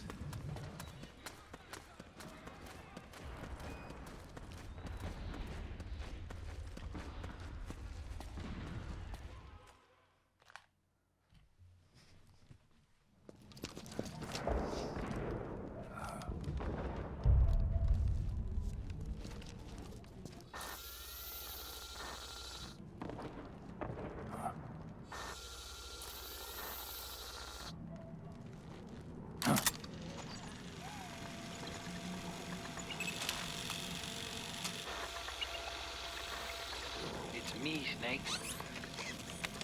Snake, it's me. Huh? Otacon. Sorry to keep you waiting, Snake. Allow me to introduce Metal Gear Mark II. Metal Gear. That's right. Just like Rex.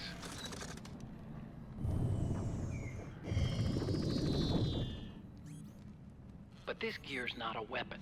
It's a remote mobile terminal designed to provide you with operational support. Where are you? I'm in the Nomad. Where else? I'll be watching you through the Mark II. Wish I was good with gadgets. Hey, I'll be with you in spirit. Anyway, because you had to dress up as a militiaman, I had the Mark II bring you some goodies. Starting with this. Put it on your left eye. Looks like an eye patch. I call it the Solid Eye. It's an all-purpose goggle that displays radar images and other data in 3D. You can also switch it over to light-amplifying night vision. The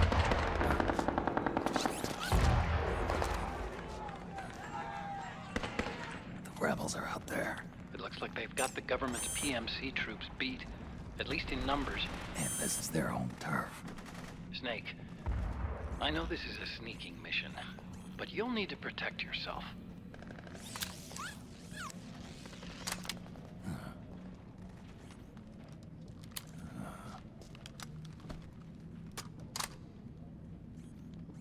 An operator. I installed a suppressor. And here's a tranquilizer gun.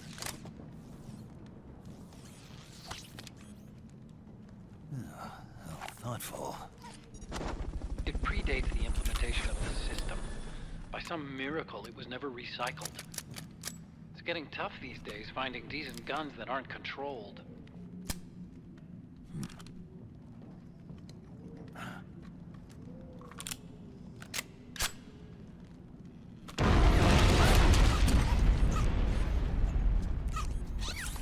You coming? Of course. I'll follow you wherever you go, like this. I'll activate stealth so it doesn't attract any attention. If you need it, just bring up the start button menu. Got it. Snake, the informants who said they saw liquid here should be a little further up. Head for the rendezvous point. I've placed a mark on the radar in the upper right corner of the Solid Eye. It's a war zone out there. Stay on your toes.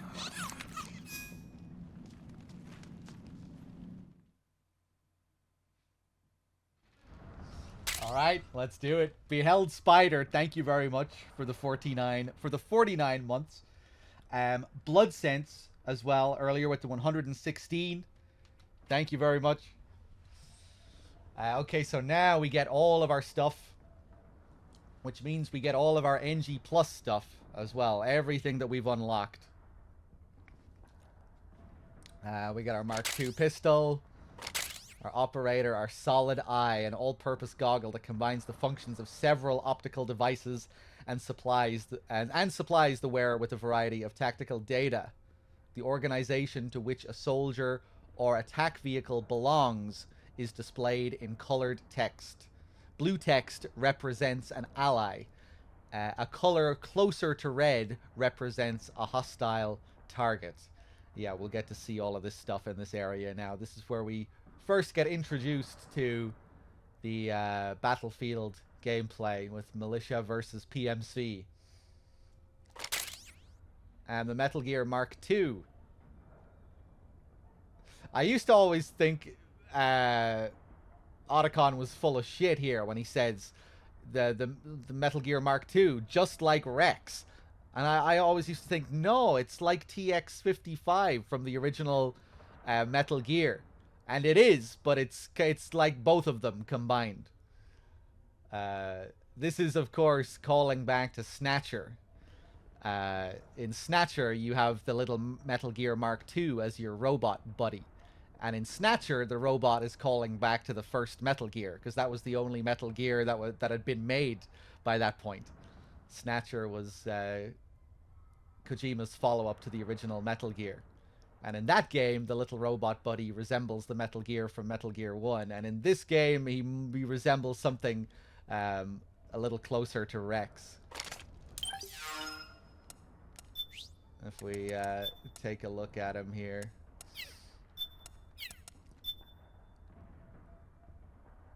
You can see it quite clearly now when you look at him from the side.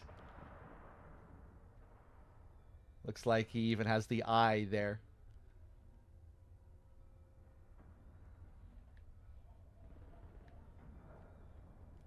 Damn, it's just crazy detail here. All the nuts and bolts. All the little pieces of text. See instruction manual for weight limit. Yeah, that weight limit is pretty crazy, man. You store everything inside this Metal Gear Mark II, apparently.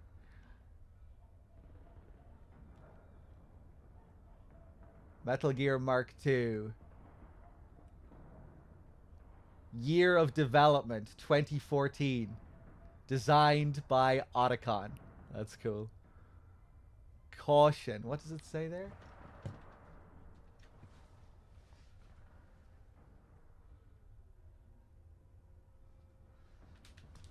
Caution, do not open.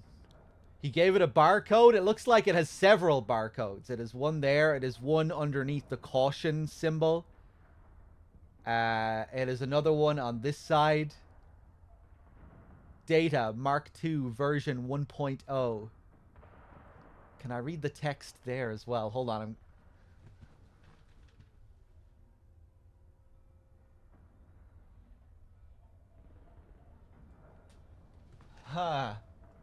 It's kind of hard to make out. It feels like it might be readable though.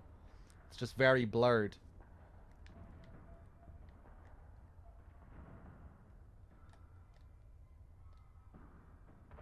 A remote mobile terminal that automatically tails Snake, providing mission support and acting as a node of contact between Snake and Otacon. Has an internal cargo bay for transporting weapons and items, and a manipulator that doubles as a shock prod for self-defense. Standard equipped with stealth camo. Sunny made considerable contributions to its creation, demonstrating the full extent of her genius as an electronics engineer.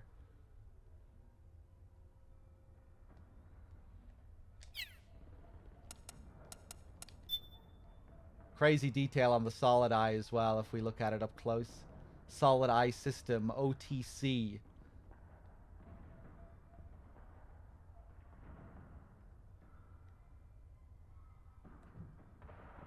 On the back there, the 3 little segments for each of its modes: the normal mode, binoculars, and night vision.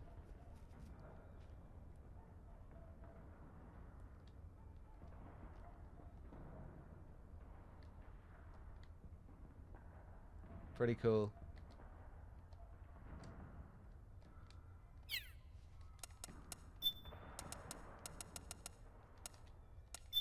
Can look at our noodles now, the original and still the best.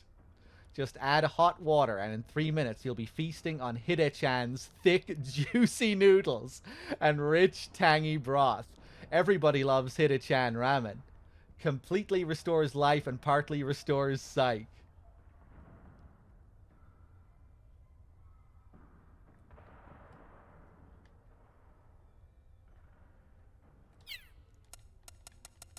Regain.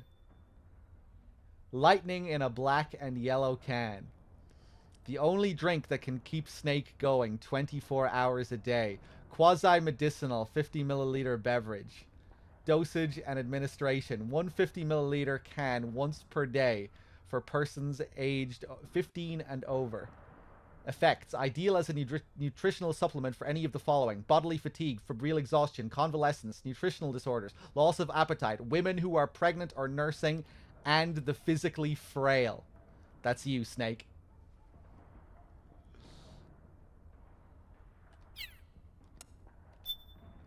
Pentazemin, a drug in the benzodiazepine family, has anti-anxiety, anti-convulsive, and muscle relaxant properties. Some snipers use it to reduce body tension and prevent hand tremors while aiming.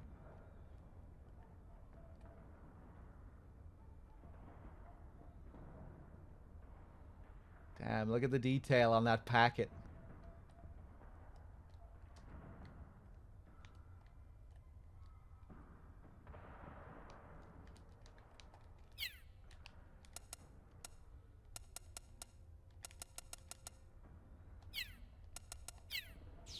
Okay, let's make some progress.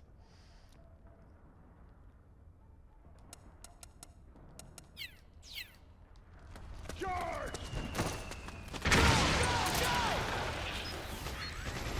You okay?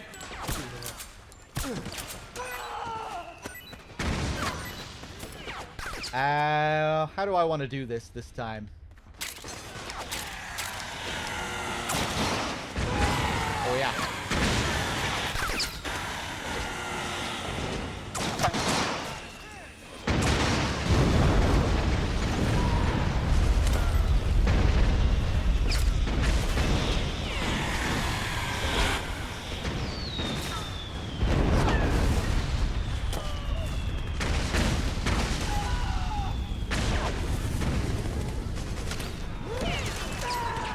Huge gust of dust after it falls. It's very easy to miss that on a first playthrough.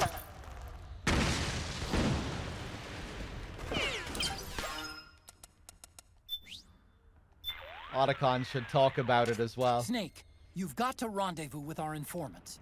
Listen, the fighting around you is getting more intense. Use radar and the Mark II to make your job easier. I created the Mark II to provide you with mission support. It's outfitted with a full suite of support functions. It can transport weapons and items, assess your condition, conduct recon, provide map data, and analyze the state of battle. You can also use its menu screen to adjust camouflage settings and change equipment. To access the menu screen, press the Start button. I've set the Mark II to shadow you at all times. It'll be there for you to call upon whenever and wherever you need it. Tell me something, Otacon. What possessed you to name it Metal Gear Mark II? I named it that so I'd never forget that I was the one who designed Rex. But the Mark II's no weapon of mass destruction. It's a remote mobile terminal designed solely to support you. I want to show the world that technology can work wonders when it's used the right way. I'll bet that 50 years from now, robot buddies like the Mark II will be a vital part of our society. Even now, 30% of all snipers use robot spotters. I don't think it's quite what Asimov imagined, but we may already be living in the caves of steel. But snipers are still using it so it can be a weapon of war, Otacon. And my Mark II also has these offensive capabilities. It's still a weapon, Otacon. I don't know about this excuse. I'm doing it to punish myself, so I'll never forget that I was the one who created Metal Gear. I bet in the future, everyone will have robot buddies like this. Why? Even snipers use them today. You're full of shit, Otacon. Hold on a second here. What a load of bullshit. There's another call we can get, like I was saying, about the building. It can be a bit awkward to trigger, though. Someone said there, forget a first playthrough. I haven't seen this in 20 playthroughs or 20 years or something. Yeah, I mean, you could play this game a bunch of times and not see this shit.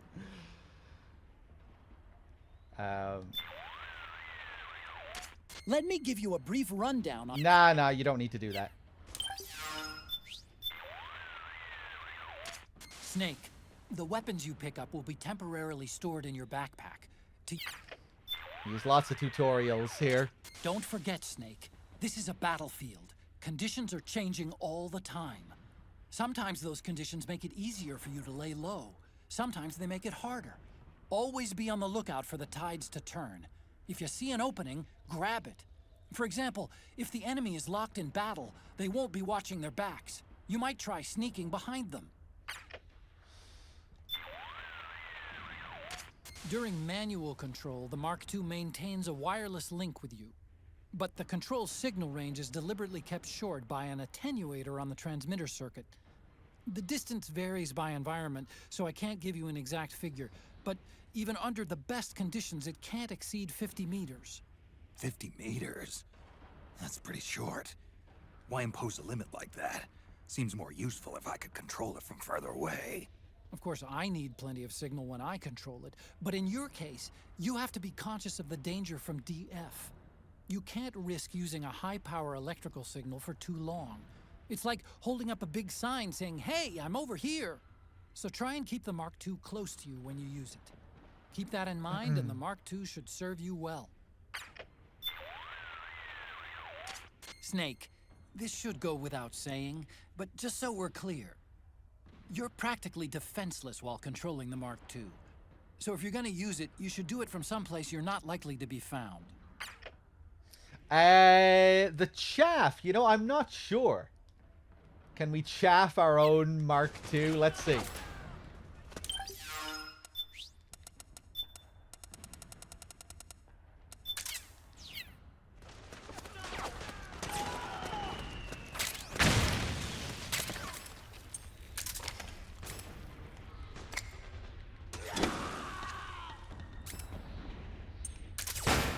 The Mark II is more than just a communications terminal. Yeah, I can't use it. Functions as well. Try taking it for a spin. See for yourself what it can do.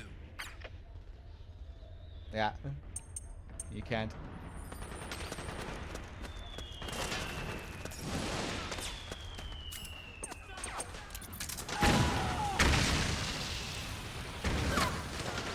Oh, it's the militia guy that's up there, huh? Cool.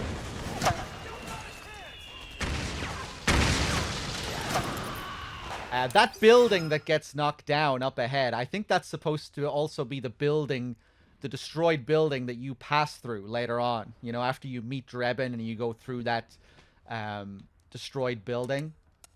I think that's supposed to be the building.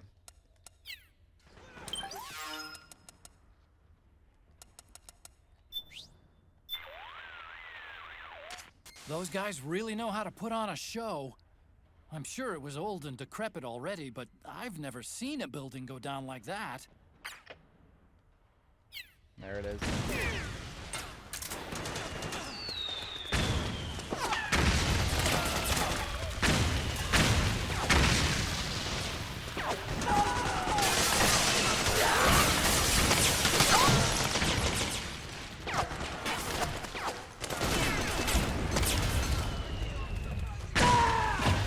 Whoa!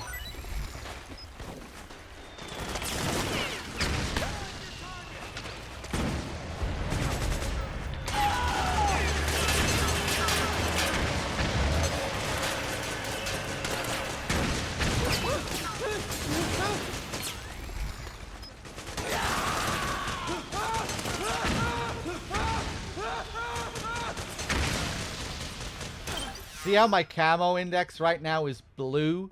That's referred to as battlefield camo. If there's a lot of gunfire going on with both parties firing against each other, you get this battlefield camo, which means that the enemy isn't as aware. You can get away with more during these moments. Like, their hearing won't be as good. You can just run up behind them and grab them. They won't be as alert. They won't be looking out for you as much. I'm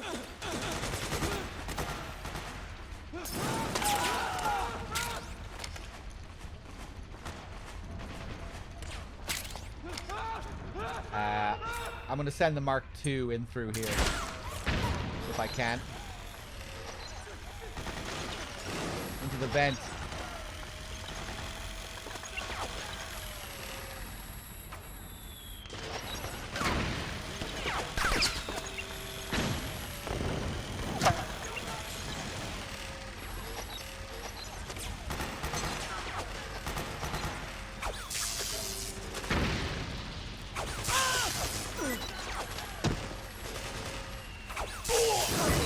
Nice.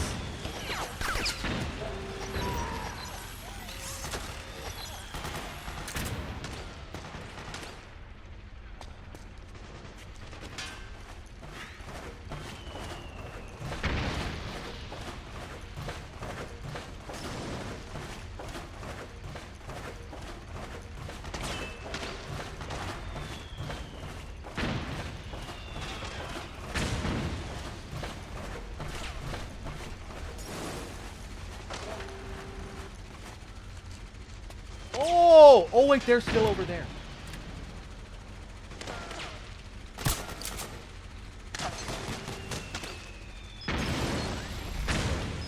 Okay, let's wait for him to drop.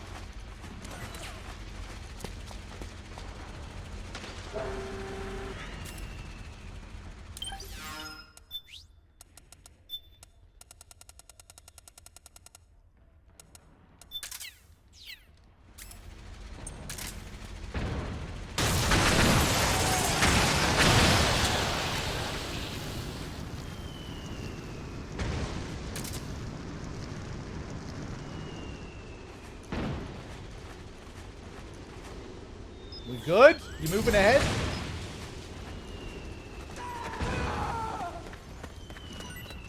Okay, there might still be one PMC over here. Wow, he went all the way back up here. I'm not used to seeing this.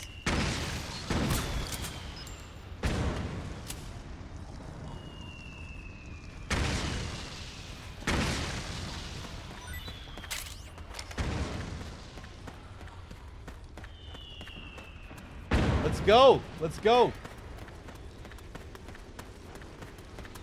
You got my back?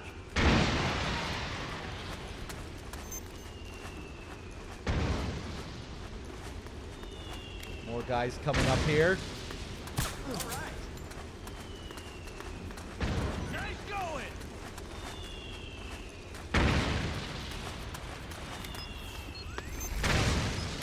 Grenade!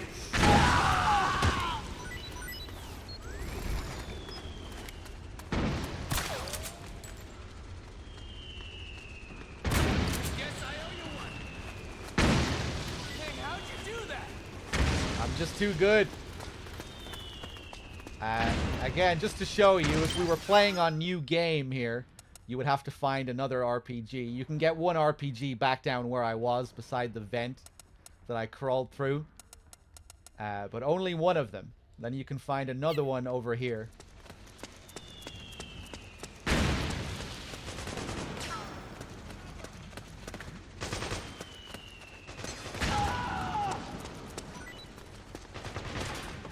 If I can find the stairs.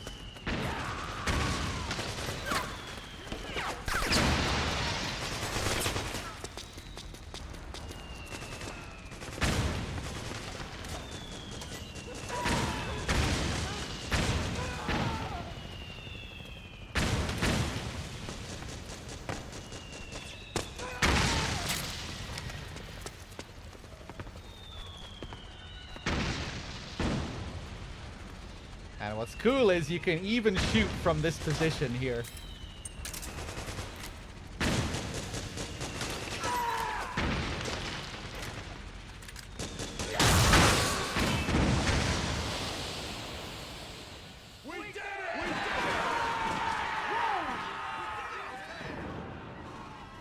There we go.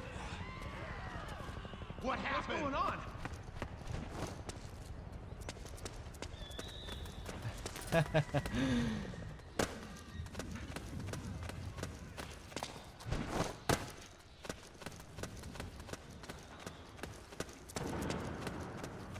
So now we have won the militia's trust.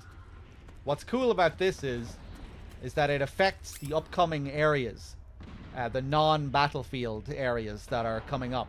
If you help out the militia, they will be friendly to you in the next area, and you won't need to stealth past them. You can just run past them, and they'll know that you're on their side.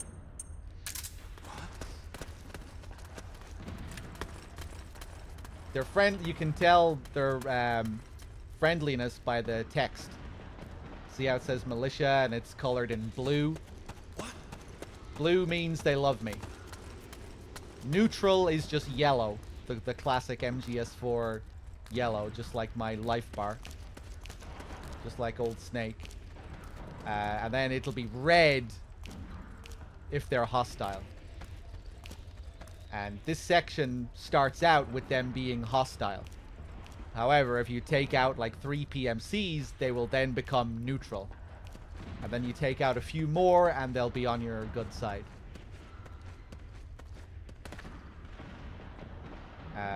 And you can even swap goods with them here. I can give this guy a ration. Here. Don't have to twist my arm. Thanks. Nothing!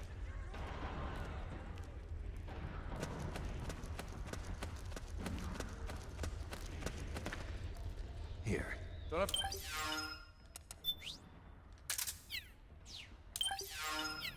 What? What's gotten into you? That's what you get for not giving me anything. Such a cool little detail.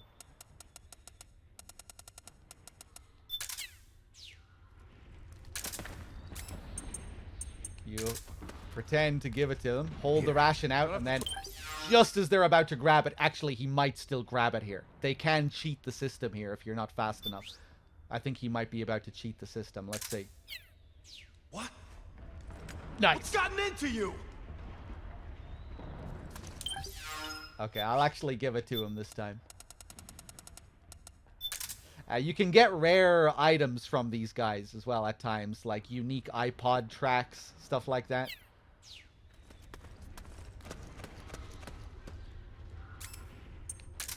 Here.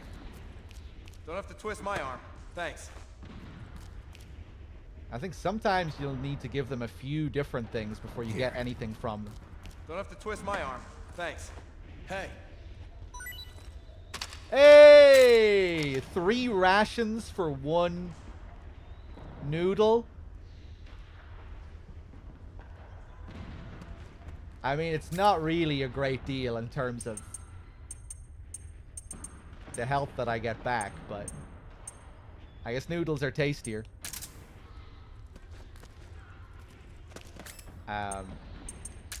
Another thing in this game, which we can see here, is that every NPC has an innate emotion tied to them. And you can see which emotion that is due to the little square beside them. See that orange square? That symbolizes this guy's emotion. You also have emotion bullets that you can use for your Mark II. And you can see here the colors. Laugh is yellow, rage is orange, blue is cry, green is scream. So this guy is rage. And we can make him go a little bit crazy if we fill up that meter, if we fill up that orange square. And to do that, We just have to hump him.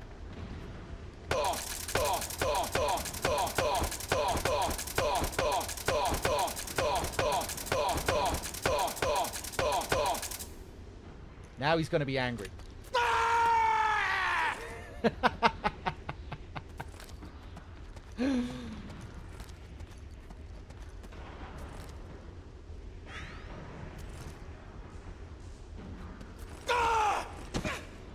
Yeah, and after a while, he'll pass out.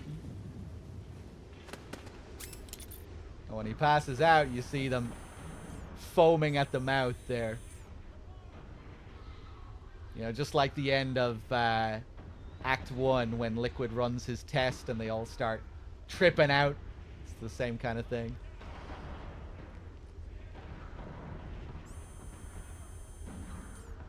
Any kind of interaction with him will fill up the gauge. You can bump into him, shoot him, but this is the safe way to do it. If you just hump him, he won't get mad at you. If you do other things like punch him and shoot him, he'll get mad at you, and you can fuck up your good ranking with them. But if we hump them, we get to keep our good standing.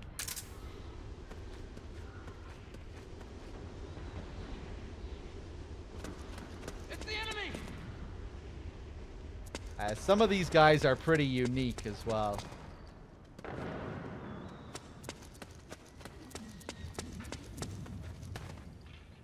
Oh, no. There's usually a guy walking up and down here, but I think maybe I killed him. Rise and shine. Oh, or maybe this guy found him.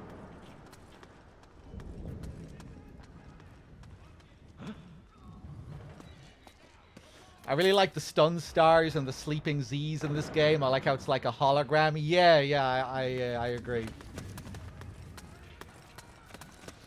This guy is laughing, right? And I think these guys are particularly crazy. I think these guys are kind of unique. Let's fill up his meter.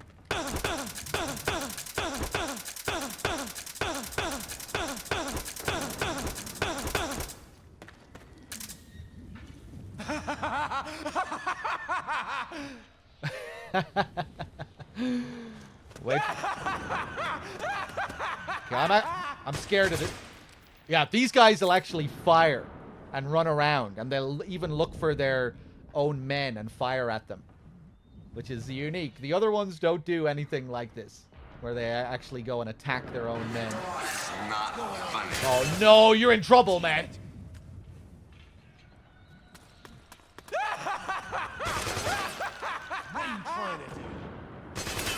Okay, maybe he can't get through the fence with those bullets. Hey, wait!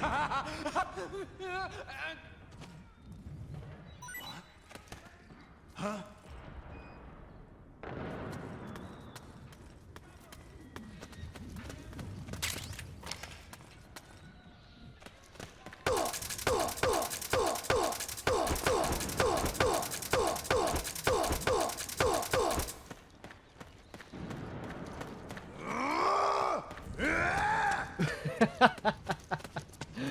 Let's see if we can find a crying guy around here somewhere. I've got a massive boner! Ah! You're the same rage guy.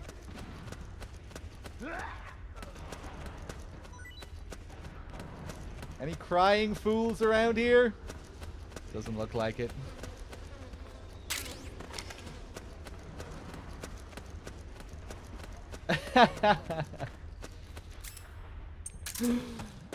Hey, here's a crying guy.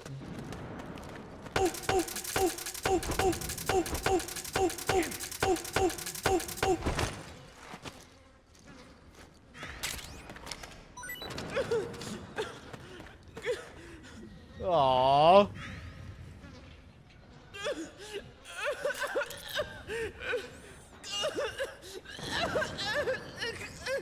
Oh, damn, he really sounds like he's in pain there. Damn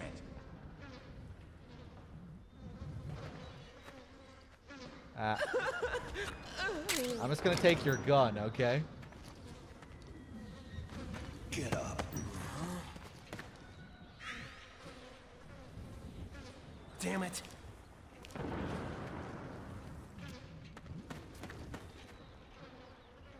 Who? Oh, you again. He doesn't remember a thing. It's cool now how they'll walk around without their guns.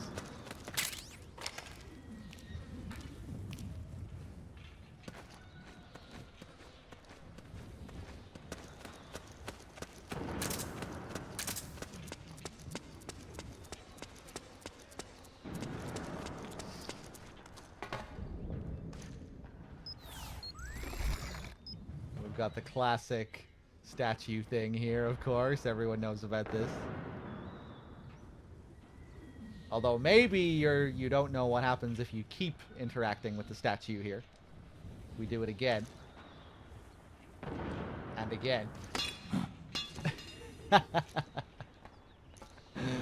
dick breaks off.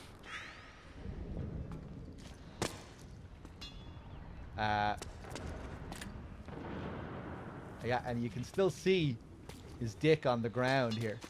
You can play football with it.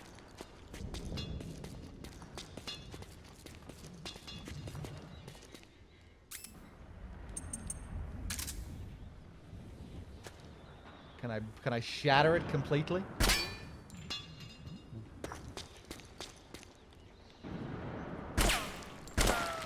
Oh, it's stuck in the tile. Oh, I got it out.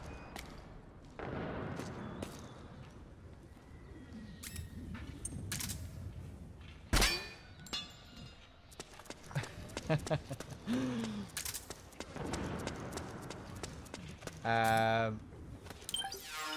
think we can give these guys Playboys as well, can't we? The babes of the world's top PMCs.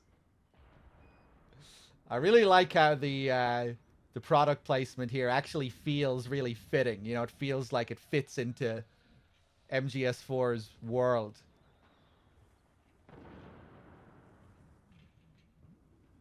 The war economy. This world that seems to have been corrupted by this business.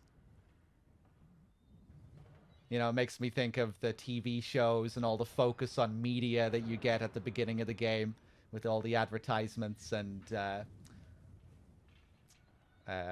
TV shows, talk shows. The militarization of everything in media. The game show contestant asking about the business of war when she's on the show. Games and Beyond. Hideo Kojima interviewed. Nano Boost or Nano Bust? The truth behind Nanodrome. The best FPSs of the year. Can you believe we used to pay for these things? Seventh Circle. Oh yeah, and the Seventh Circle. See how that's written there? That's actually the name of that game show. So you get little tie-ins here as well to the game shows and advertisements from the start of the game. Sadistic joke becomes primetime sensation.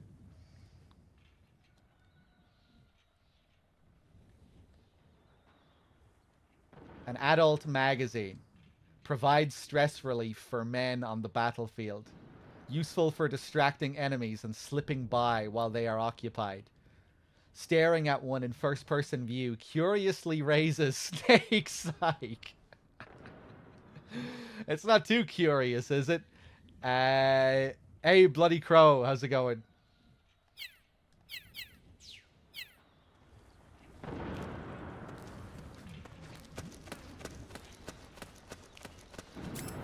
Let's place one down for this guy. Yeah, we also have the Emotion magazine. The B&B magazine, a photographic magazine filled with pictures of the Beauty and the Beast Corps members. Soldiers who look at them are said to break down and lose control of their emotions. Can be used to confuse enemies. Then either ambush them or avoid them altogether. Yeah, this, you know, has the same kind of effect as what we were just doing to these guys, making their emotions go crazy.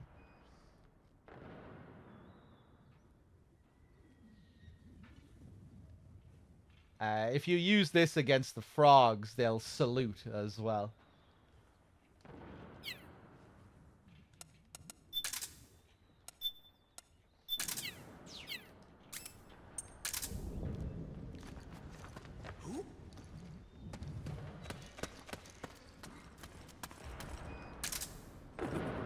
What's this?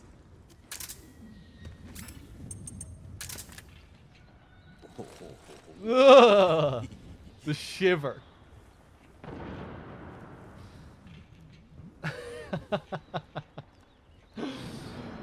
Oh, that animation. I love how they do that in MGS 2, 3, and 4. That same excited animation. Except here, they only do it once. It doesn't. They don't do it on a loop.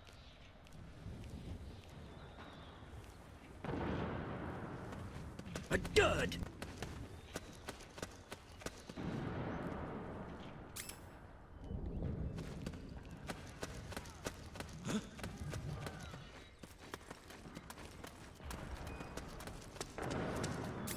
Oh yeah, just to show you how detailed the magazine reading is. It's actually kind of interesting. If I get in the barrel here.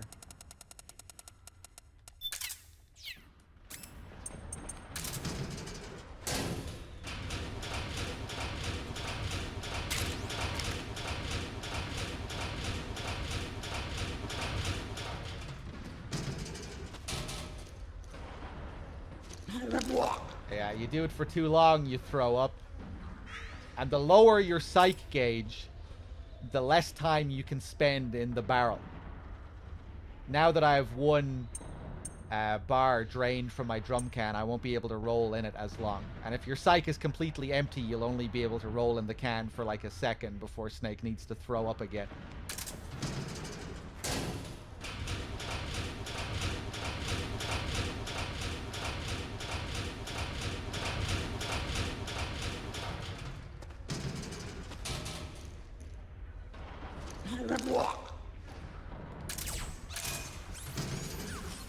Hey, what's up, Billy?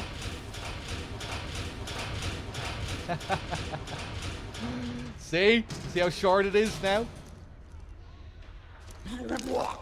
I'm really sorry to do this to you, Snake, just to show off these little things.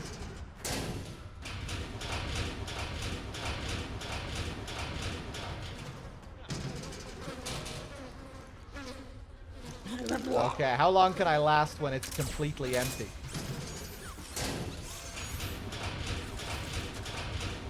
Oh my god, there's fucking vomit everywhere.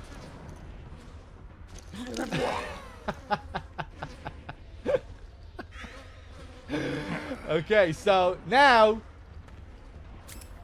to get our mind back in order, we need to read some Playboy. But look at this.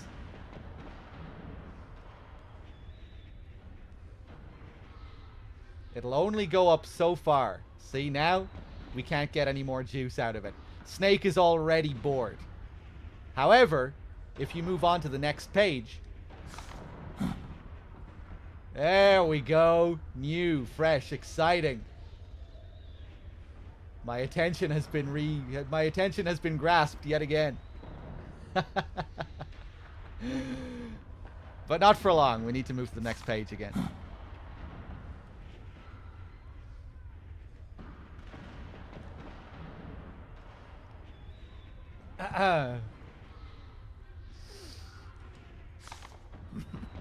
And then once you read all 4 pages, that's all you can get.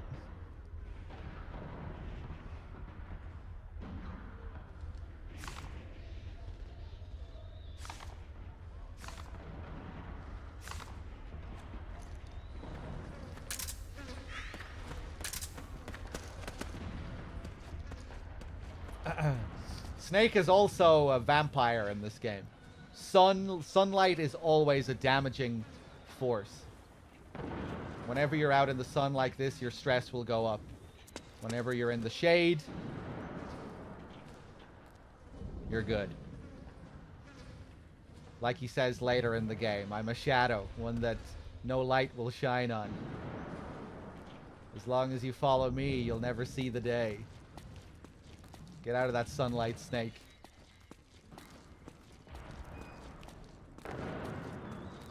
These streams are so educational. Hey, I'm glad you're learning something. There's lots of crazy little things in these games, So that's for where sure. you were. He might just be a fat nerd instead of a vampire. That's true.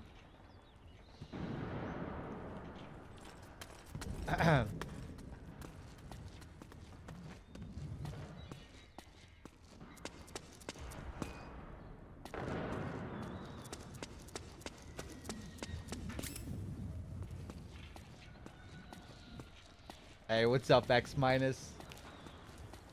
Okay, I think we might be ready to move on here. Actually, hold on.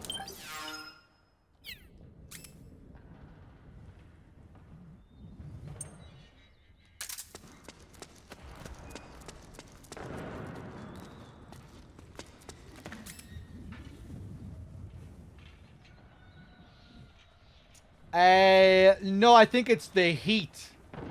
Heartbreak.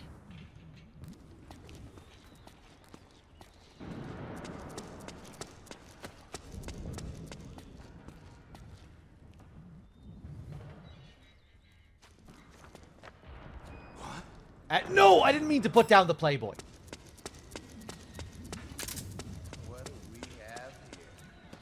What do we have here?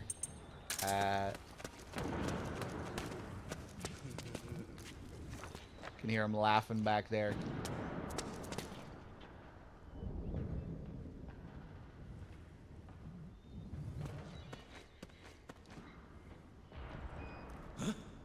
So I think they make a point out of it in the South America chapter that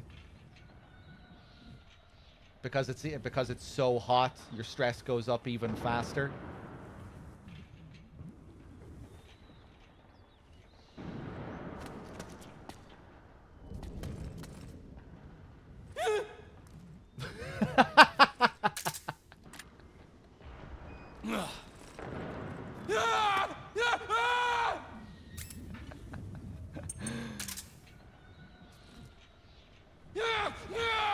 Yeah, if they read the B&B magazines, they get a random emotion. At least I think it's random. This guy wasn't rage before. This guy was laughing before.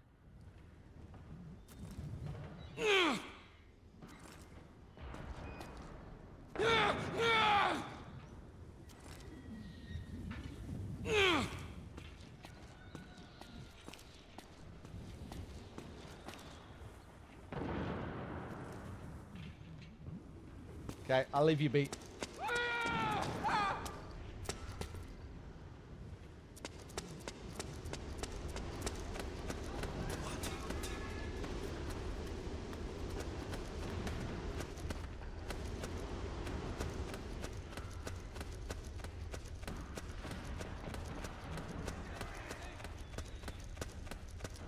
Oh yeah, let's show off the Tanegashima here as well.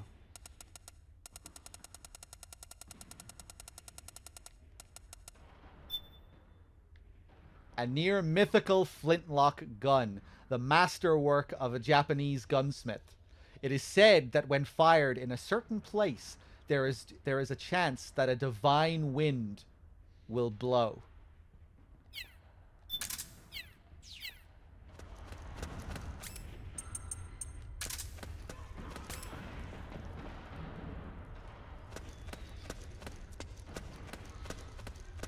Let's see if we can get this divine wind to blow.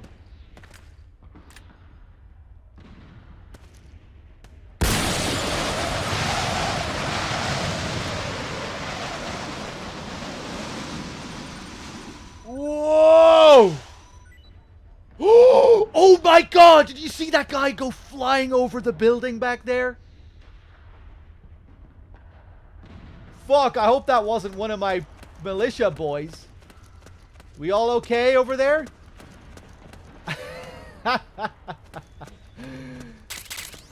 Yeah, and you get loads of free loot when you do this.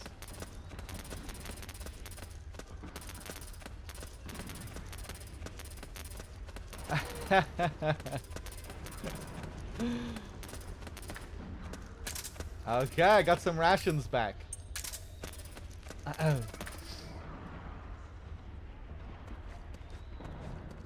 Another thing, during these battlefield sections, the game kind of cheats.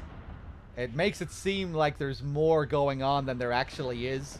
Like, you know when you go running through here and it's just fucking chaos and there are bullets whizzing through the windows and explosions everywhere? Those are actually ghosts firing those shots. Nobody out here is firing those shots through the window.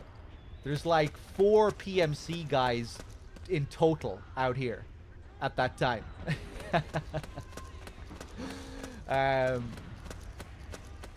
So yeah, you have to deal with... But if the ghosts hit you, you will take damage. They're real bullets. So you have to be wary of the ghosts. Yeah, like you get the sense that like it's this huge war going on and there's like loads of enemies, but there's only a few PMCs. And then you have to take out those PMCs in order for the next few to spawn up ahead. And they come out in small portions like that.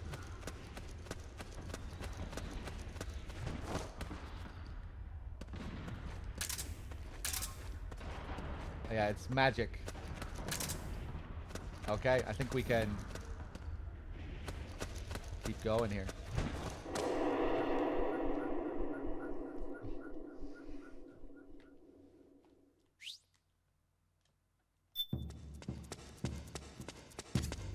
It's pretty dark in there. Switch the solid eye to night vision mode. And like I was saying, now that we've helped out all those guys, we can just walk through here casually. What are you doing here? You know, if you're on new game, you can find the militia outfit down here, which allows you to pose as the militia and blend in as one of them. But you don't need it if you've helped them out, because they'll already be friendly with you. We don't need the disguise.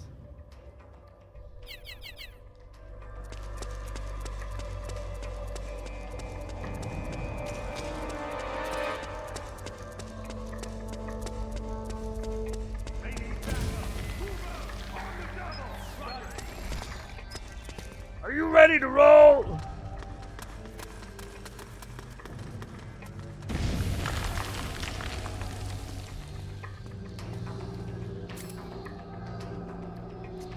You're having trouble with Volgin in MGS3. I used Sig Spray, but I'm still having trouble. With Volgin, if you want to trank him, doing the regular CQC slam on him and then rolling over his body deals crazy damage. You know, where you just run up, CQC slam him to the ground and then roll on him. It does a surprising amount of damage when you roll on him. I recommend that.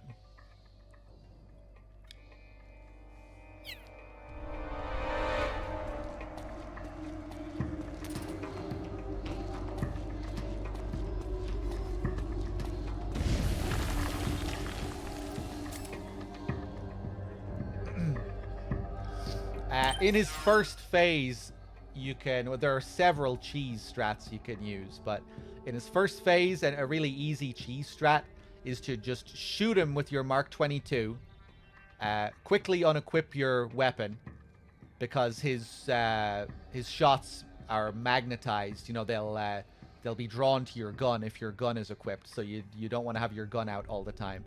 But shoot him to bait him, unequip your gun, and then run past his counter and then slam him. And you can repeatedly do that in his first phase. Shoot him, unequip, run past his counter, and slam. And then roll on top of his body every time you slam him.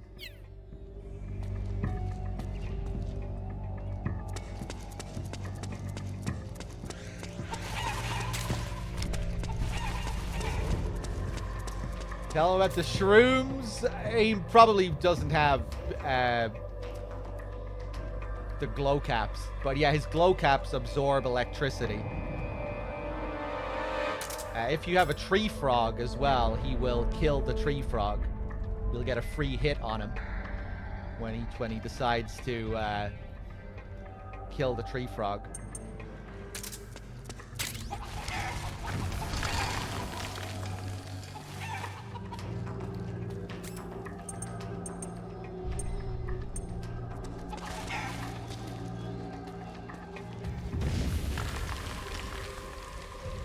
Hey, they need reinforcements up top. You ready to roll? Yeah, I'm good. Great. Let's go.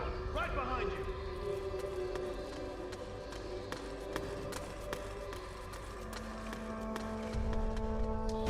What do I think will happen to the MGS franchise in the future? I have no idea. Konami are going to try and capitalize on this trend of remakes, and they'll see how that goes, I guess.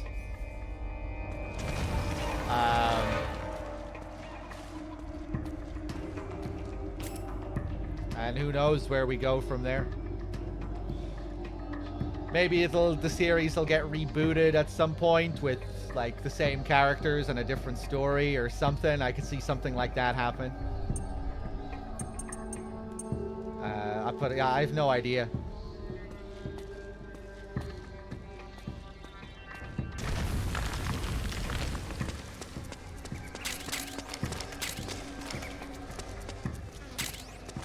It seems like they're trying their shot anyway at getting back into more mainstream games. They're reviving Silent Hill, and they have that whole project with multiple Silent Hill games coming out.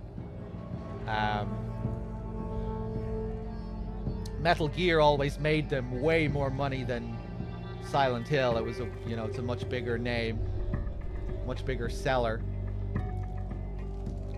So I'd imagine they'll want to take advantage of that if they can sort their shit out. But Konami seems like a bit of a fucking mess, so who knows what will happen. I have no idea. You get the sense that things are very wrong at that company. Many things are in a bad state.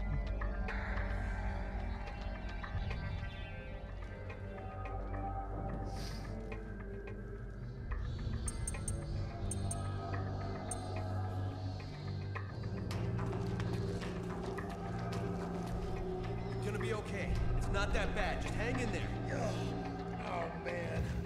It hurts bad. We'll get you patched up. Just hold on a little longer. Damn it! What the hell? Where are those freaks? What's that? You didn't see them? There's 4. Weird looking. What are you talking about? The way they moved. It wasn't human. More like beasts. They slaughtered us. Beasts? So many. Okay, take it easy. Just don't try to talk. Hang in there! Who? Oh, you again.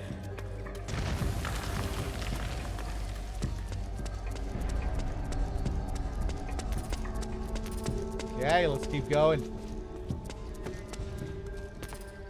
Yeah, we're full up on everything here.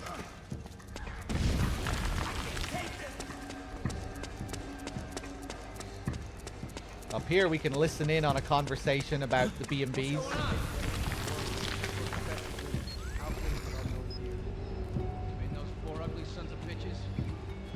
parents may be trained, but they demonstrated incredible combat ability.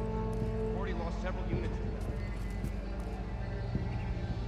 And one of them even flies. One of them does indeed seem capable of flight, sir. At the same time, it also maintains control over several UCAVs, increasing its air attack capability. One of my men recovered. Now, they appear capable of working together or acting independently. My guess is that they're building an aerial surveillance network, sir. The more intel they have in the area, the more effective their ground units are in battle. tell by the way they're placing their triangles. We've got it, Andy. We must be getting full terrain data on the entire area.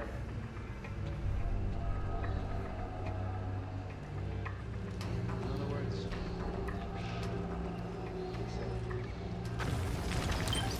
And now, if we call Otacon, we'll get some analysis. Snake, if you find there's not enough light to see with the What? naked eye, you can always use the solid. Maybe the game didn't register that the conversation ended. We should get some analysis here from Otacon. Otacon. Yeah, I heard it too. A special forces unit with advanced gear. Who are they? Some kind of mercenary hired by the PMCs? Anyway, if you do run into those guys, don't get caught off guard.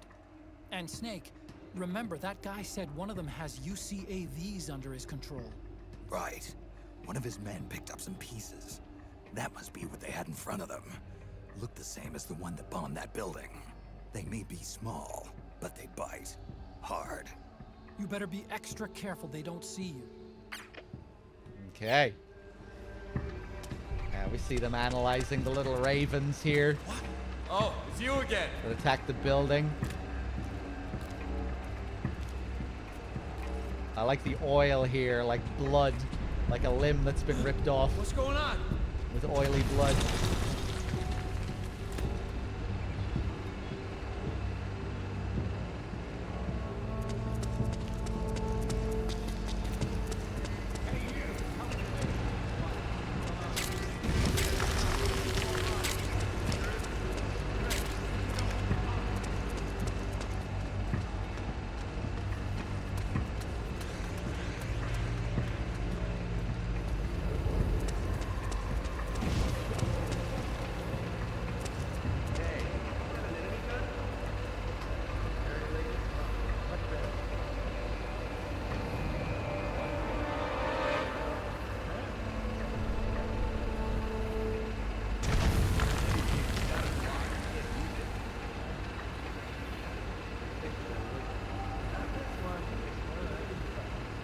How'd you manage it? I thought all their weapons were locked out.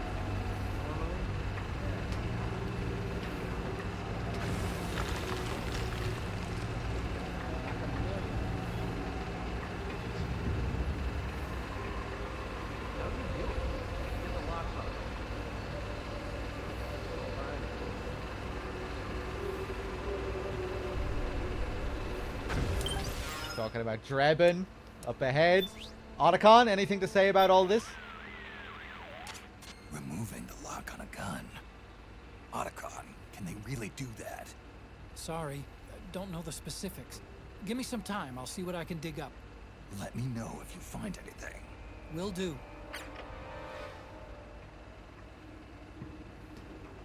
I played 4 before 3, and gameplay-wise, I kind of like 4 more. I'm playing console version, so I guess PC MGS3 controls are better.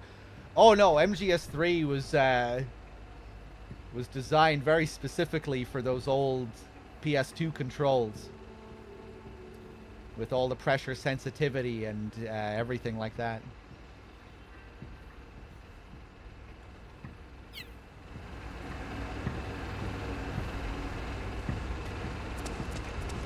But yeah, 4's controls might be easier to get into at first. They made them a little bit more streamlined and westernized in this game. That trend which then continued with each game afterwards.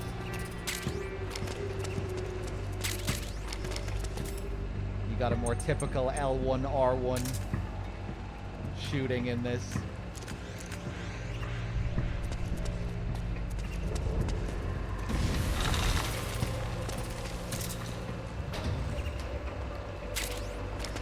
Get some more Playboy.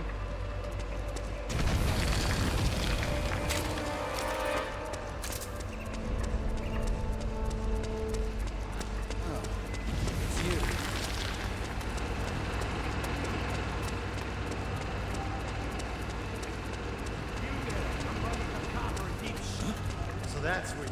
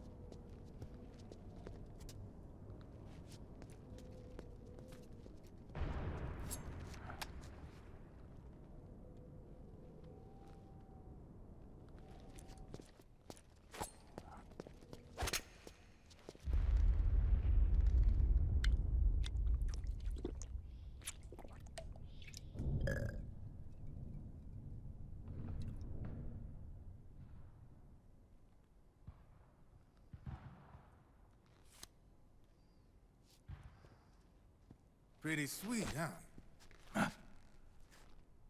Oh, hold it. Watch where you pointing that thing.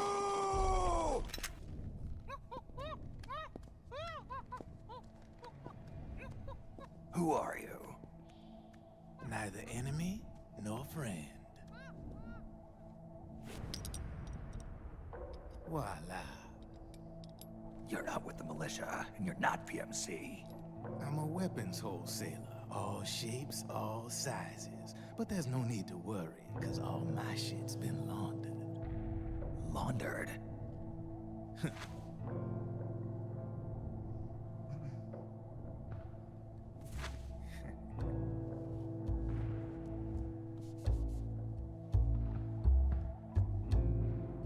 You see, I take ID guns like the PMCs use and make some mods.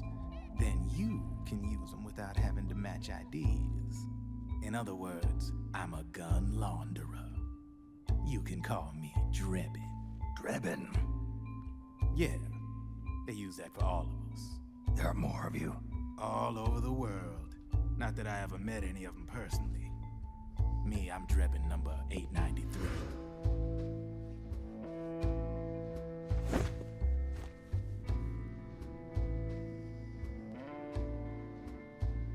You ain't a registered PMC employee, are you?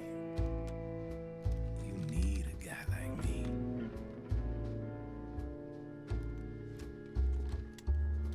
Consider it a welcome gift. Take it.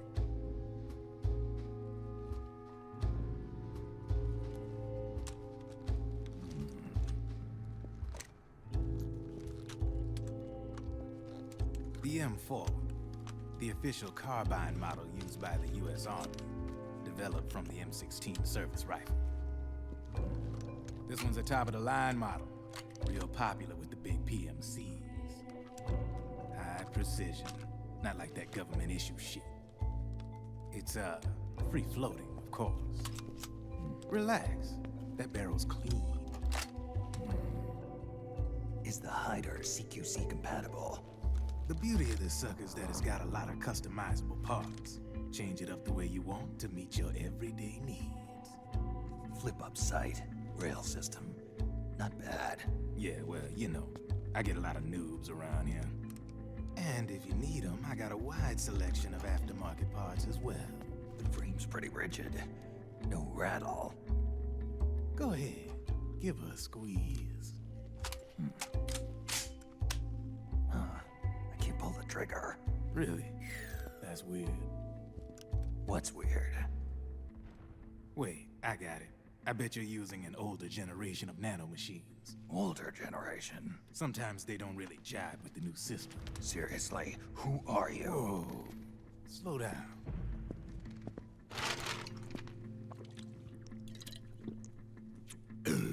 Oh, yeah. My day job's working at AT Security. I'm in charge of production control. So I get my hands on all the ID chips before they're even registered. Have a sip.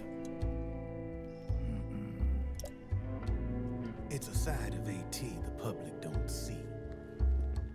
From the looks of it, you ain't with any state army. But you ain't exactly green, neither. You've got last-gen nanomachines. So I'm guessing former U.S. Army? I don't know what you're here for. But you want to be well-equipped, am I right? So, can we talk business or what? You won't regret it.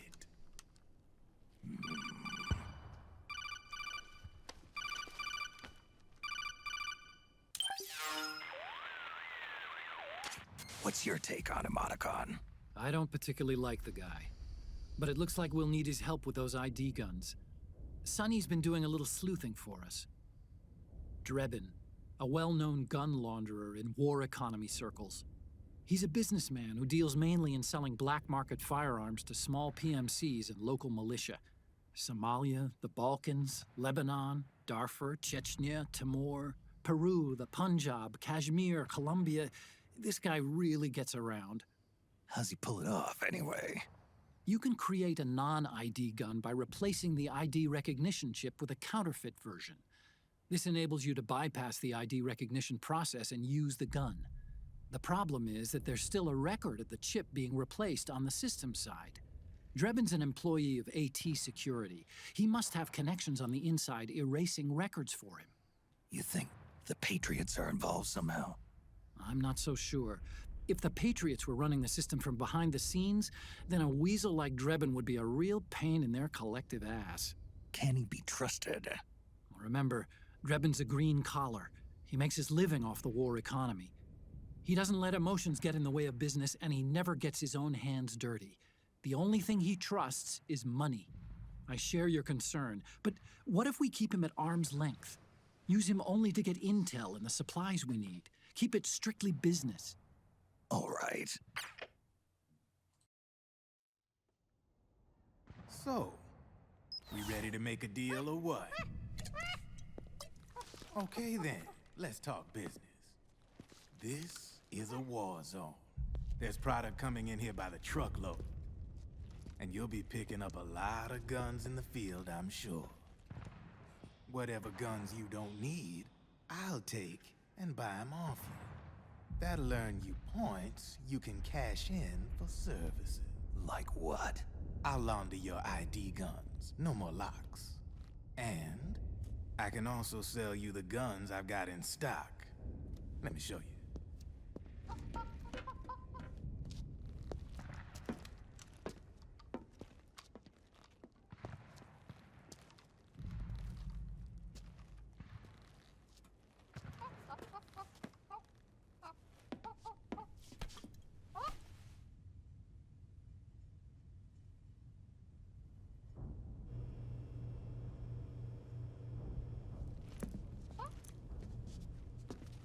To ensure you can use non-ID guns, I'm gonna have to suppress the old nanomachines you've got in you. Otherwise, they'll interfere with the system. Here, stick yourself with this. It's full of suppressor nanomachines. Relax, it won't hurt. You're scared of needles or something?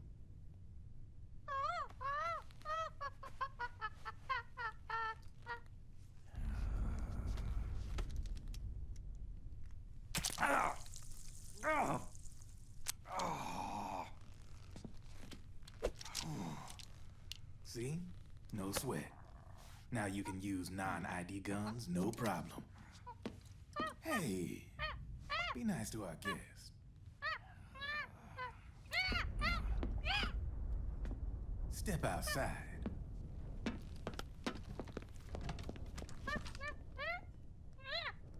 Boo.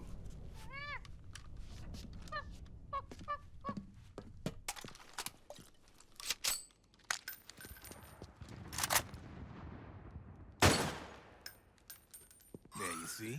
No problem. From now on, when you pick up an ID gun that says lock, you just let me know.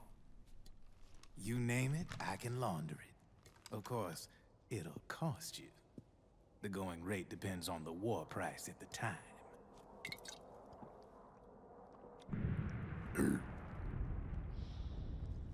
Man, I gotta give this shit a rest. Looks like you're doing pretty well for yourself. You might say that. What with the war economy and all, and the system clamping down on things.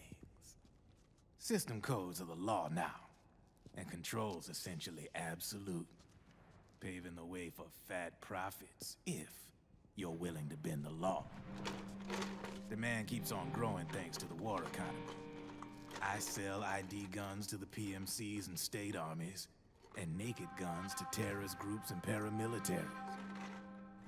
And these ID guns can't be sold on the black market. System's practically a license for us arms dealers to print money. Privatizing the military's made the PMCs big and bloated. The fatter the PMCs get, the line between civilian and soldier is gonna get real blurry.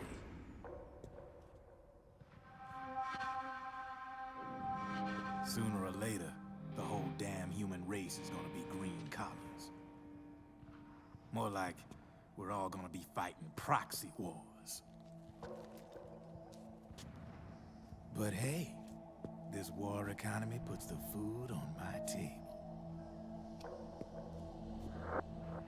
You're a green collar too, aren't you? Yeah, it's in your eyes. You've seen a lot of combat. What makes you think you know me? Nothing to be ashamed of. I'm the same way. I grew up here too. I got no interest in the outside world. All right then. If you need me, holla. We specialize in speedy service. Catch my drift?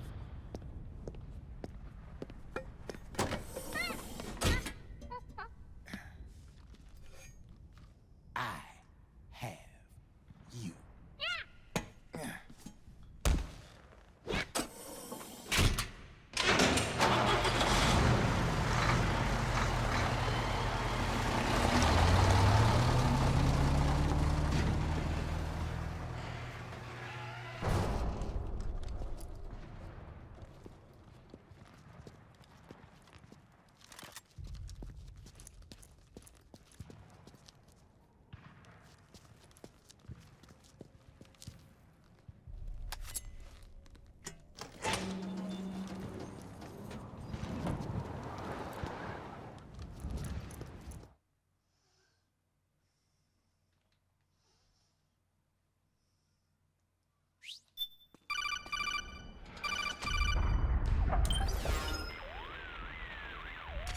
I know what you're thinking, but Drebin does have a point. The world depends on war, on the war economy. Can you imagine what would happen if war just disappeared overnight? Otacon, you and Drebin both mentioned something about a war price earlier. What did you mean by that? It's a kind of market price, one that fluctuates according to demand, not only for PMCs and military industry, but for the production, distribution, and energy supply networks that support them. It's been growing by leaps and bounds, and investors are really starting to take notice. As the fighting in any given area becomes increasingly intense and prolonged, the war price goes up. No doubt Drebin's rates are linked to that war price. The longer and bloodier a battle becomes, the higher service prices are going to get. To put it another way, the quieter things are, the better the bargains. Snake, we'll use the Mark II to deal with Drebin from here on out. What a lovely world He's what you this might call a is. street vendor. The Mark II can act as a kind of delivery boy, connect you with him. I'm adding a Drebin menu item to the Mark II's weapon menu. Whenever you pick up multiple units of the same weapon, any extras will automatically be sold to Drebin. Any ammo that's inside gets added to your cache. In other words, you keep the ammo, and the weapon itself gets traded to Drebin for points. I see. You can then use the points you've earned to unlock ID guns or buy new weapons. Sounds good. We should assume Drebin has other agents collecting guns for him besides you, Snake. You know, freelance green collars who collect weapons in exchange for services? Guess I'll have to rely on him for now. Okay. Now go meet up with our informants, Rat Patrol. All right. So, there we meet Drebin. There are some interesting little details related to Drebin. He is, of course, named after Frank Drebin, the main character in the Naked Gun series. You can see why they chose to reference him. But there's a interesting thing behind his number. You know how he's Drebin 893? This is something that's very easy to miss in the West. In Japan, though, I think a lot of people picked up on it. In Japan, the Yakuza, their name comes from the numbers 893, which is referencing a card game. A card game called Ochio Kabu, I think it's how you pronounce it. And in that game, 893 is the worst hand you can have. And that's where the Yakuza got their name. apparently. With the 8 standing for Yatsu, the 9 standing for Ku, and the 3 standing for San. So it's like a combination of the 3 of them. And I guess that's supposed to tie into Drebin being like this shady underground weapons dealer. Like he's kind of a symbolic Yakuza guy. It's interesting as well how his character design ties into who he is as a character too. How it kind of symbolizes him. You have the businessman on the top half. You know, he's wearing the suit on top, and he's wearing the combat pants, the cargo pants down below. So there's like one half business, one half soldier. It's kind of cool, you know. His outfit symbolizes the war economy. Snake, hurry and get to the rendezvous point with our informants. First, you'll have to get to the other side of that collapsed building. The only way across is straight through. Let's see. We can pick up some stuff here.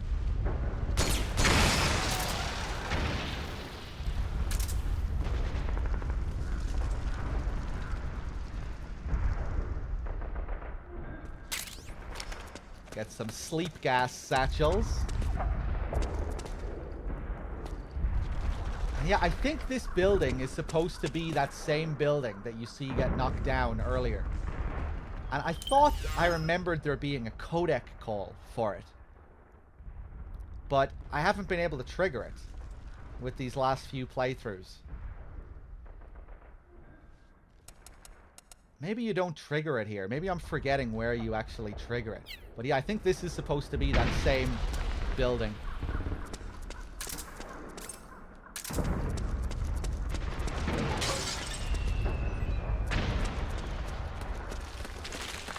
Careful, Snake. The walls could come down any second.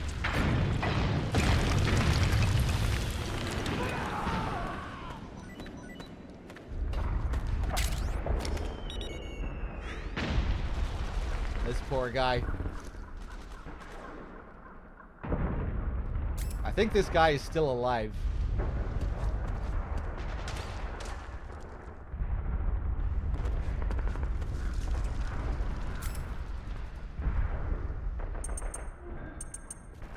I'm just gonna leave him there. Actually, I think we can get a free ration from him.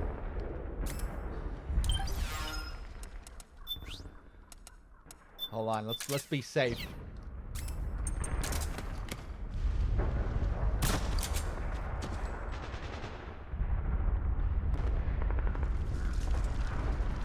I think he was alive. And I think I may have just killed him. Indirectly. I don't think it's going to count as a kill.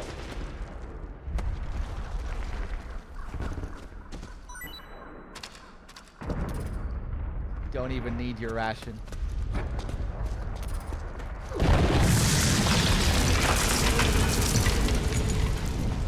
Yeah, I can see him. I love this dirt effect on the camera. It looks so good. Damn it! Return fire! Ah! Ah!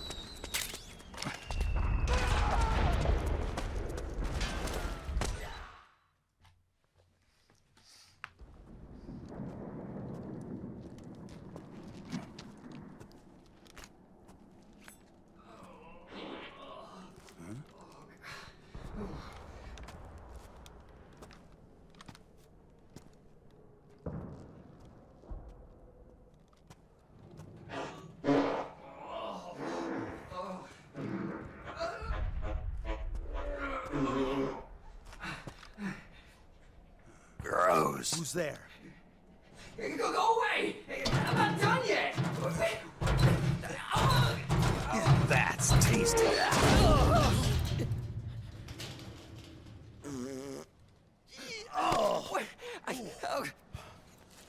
here, I guess. Stop! Stop right there! No! Get back here! Kill him, please. Do us all a favor.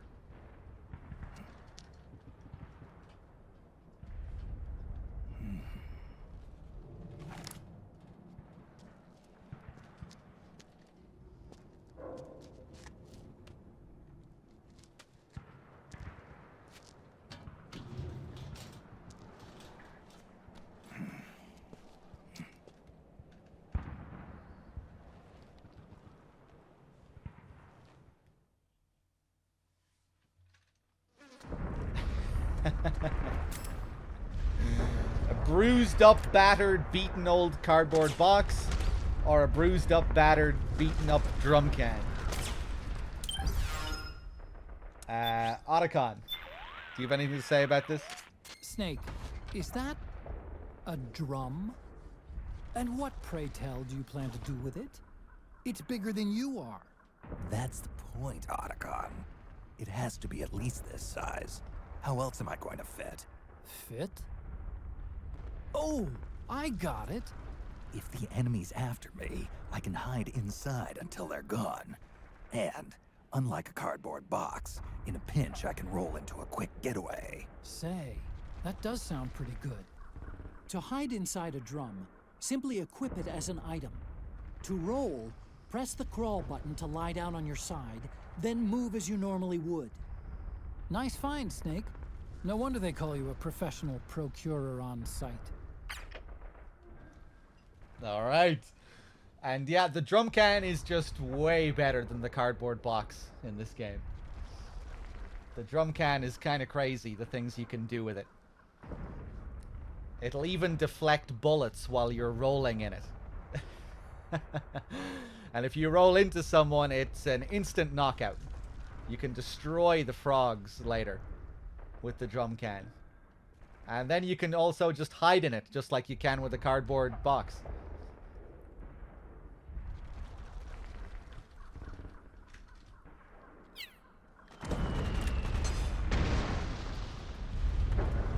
The box is useful if you play Metal Gear Online. But outside of Metal Gear Online, it's the drum can all the way.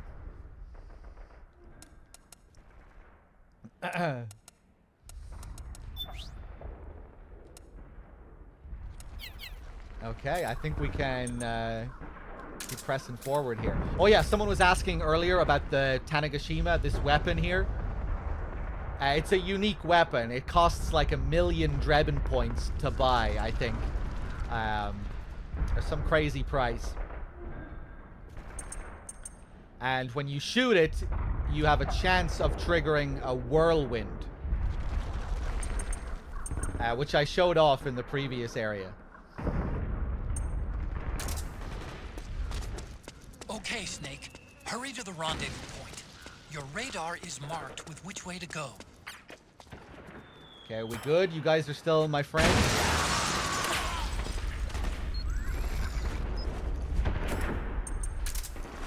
We'll take this section slow again, and we'll help out the militia. We'll help them defeat the PMCs.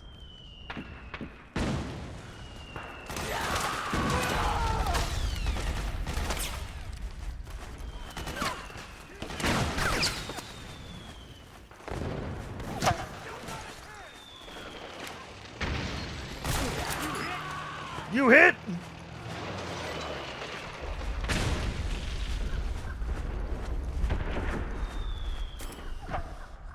That was amazing, that that guy that went flying over the building. Take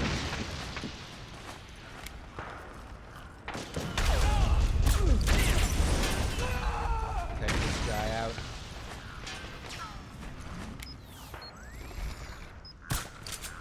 It's a striker! PMCs have sent reinforcements. Now their defensive line is a lot thicker. It's gonna be tougher to break through. That striker will be shooting at you, too. Stay on your toes. There are a few different It might be paths. best to avoid that area altogether if you can. Yeah, there are a couple of different paths you can take here. VJ with the 55 and the 23 in a row, thank you. By the way, guys, could I turn down the game volume a little bit during these sections? Am I getting a little bit drowned out? Let me know if I could turn it down a tad. I am. Yeah, I had a feeling I probably was. I usually turn it up and down a lot in MGS4.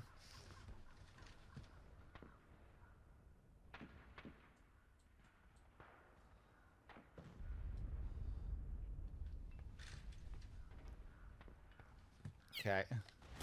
Should be better now. Let me know how it is. I can drop it down another little bit if it needs it.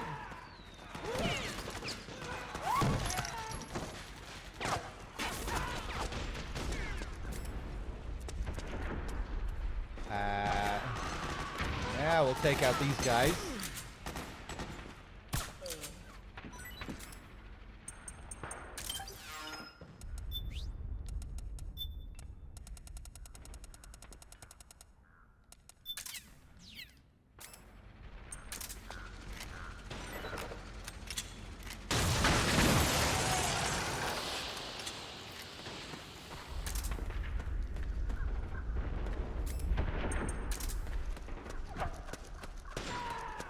Now, the only place left to clear out is this building.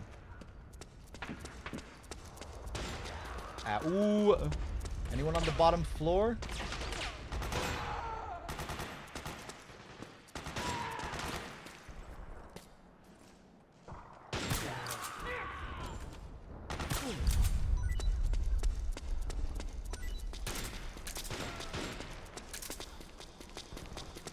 That's a cool map here.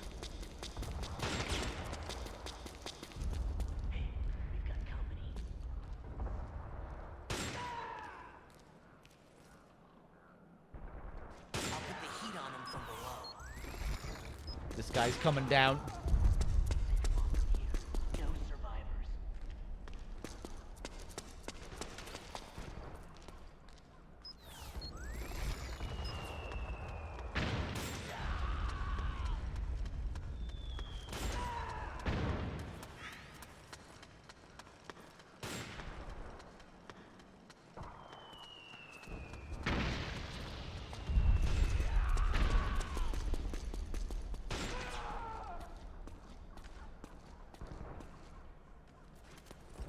Gotta be careful.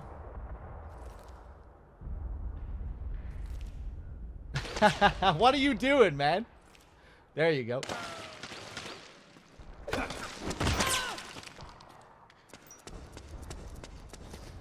And another interesting thing about the enemies during these battlefield sequences, when you put an enemy to sleep, they will stay asleep forever. They won't wake up.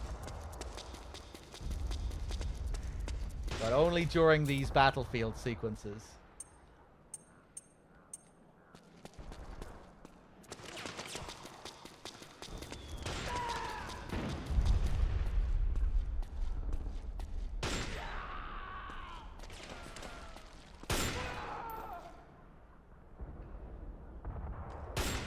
Love the detail you see here, the recoil.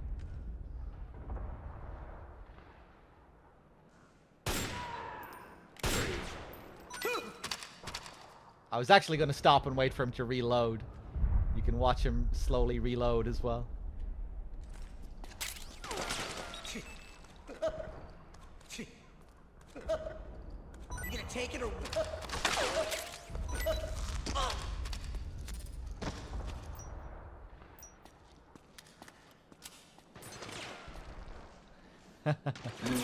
Your hold up gets some fancy upgrades in this game.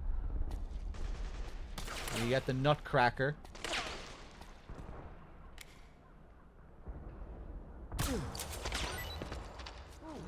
We did it!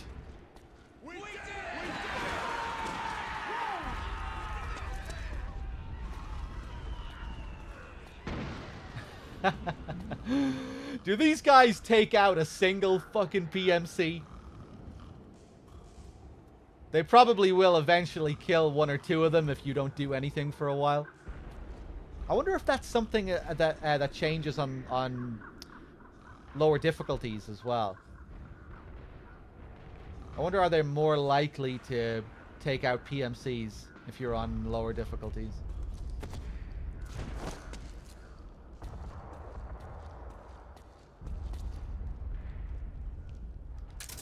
Cool.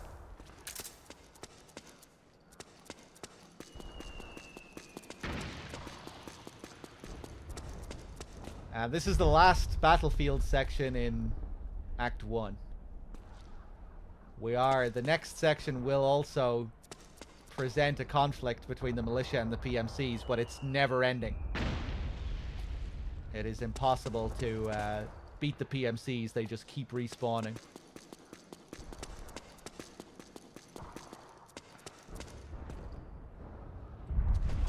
So that's where you were.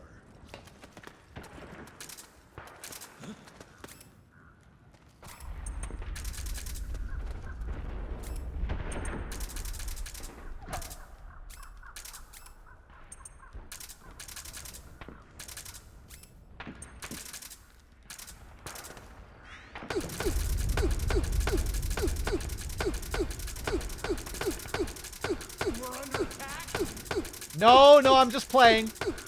Don't worry, we're fine, we're having fun. It's okay. Oh, shit, he passed out straight away. I guess his sight gauge was really low. He's okay, he'll be fine.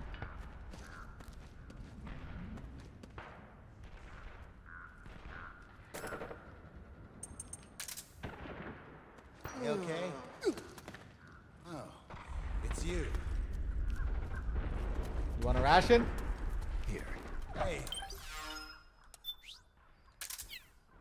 What? What the?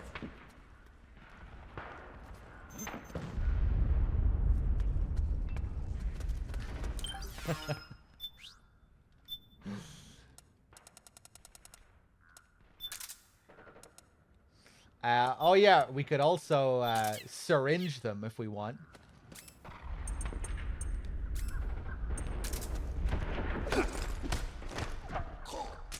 You like that? Yeah.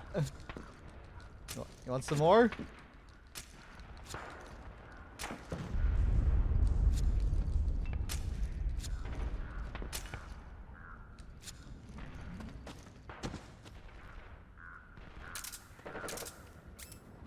Hey.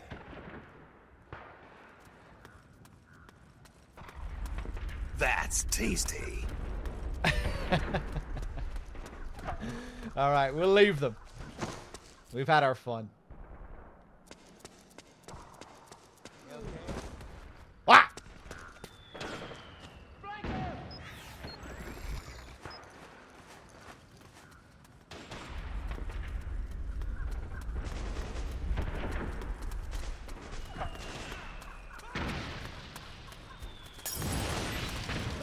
Oh! Wow, his friend doesn't give a shit.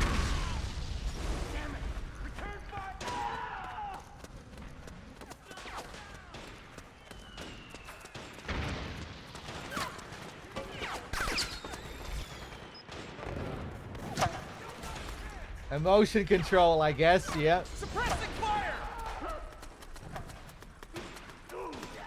I think he just got... It sounded like he might have just got set on fire there, too.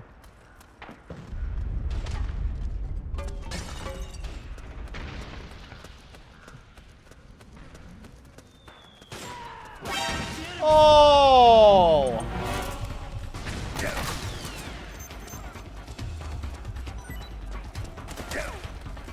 Just run.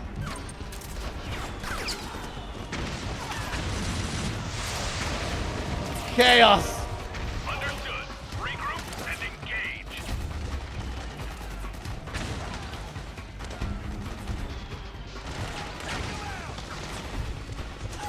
Okay, it's okay because here we're actually going to stop and just kill a load of PMCs anyway. Like I said before, this area is just a constant stalemate. It's just a never-ending battle between the PMCs and the militia here. The PMCs will just keep respawning. Which means it's a good place to grind for the liquid flashback. In order to get the liquid flashback, we need to kill a certain number of people. I think it's 30 PMCs here in a row will trigger it. Okay.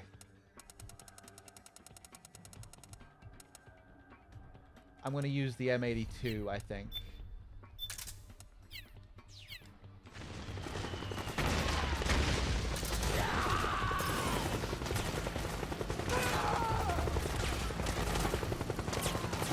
I love the design of this chopper.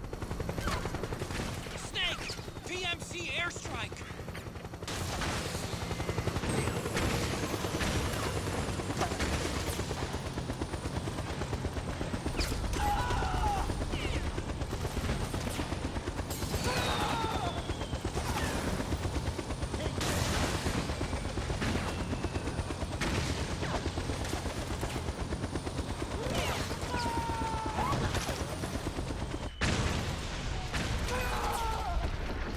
Whoa!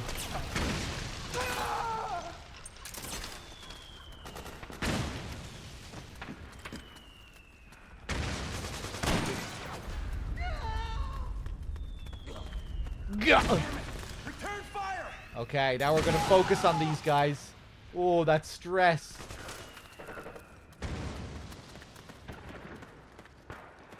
Maybe sitting in the shade here would be good.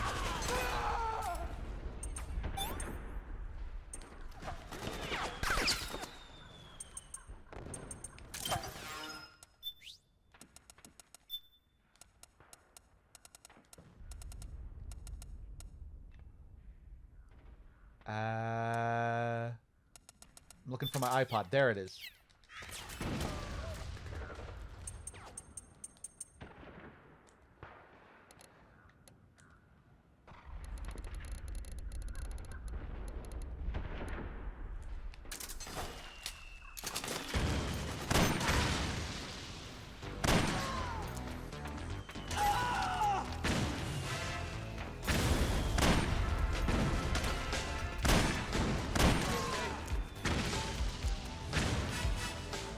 Oh. Shit! Are we still cool? Are you still my friend?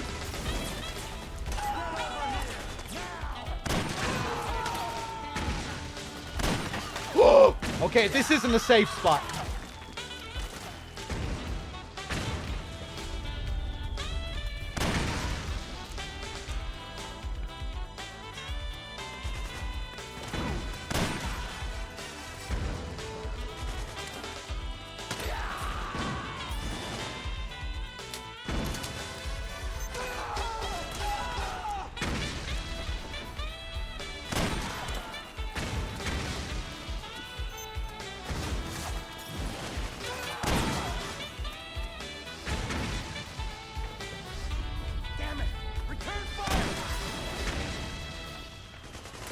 Okay, I think we found the good loop here.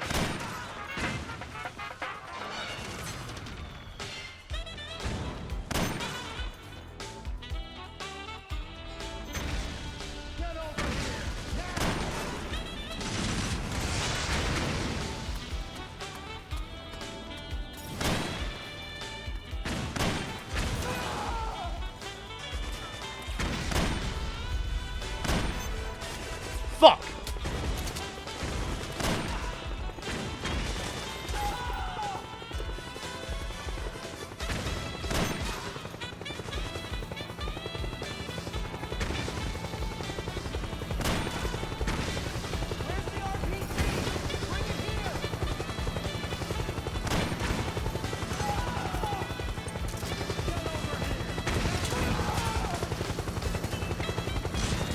Oh!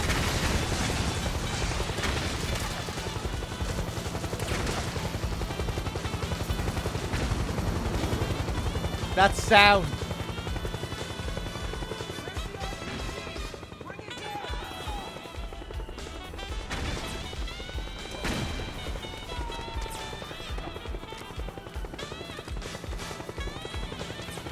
Oh!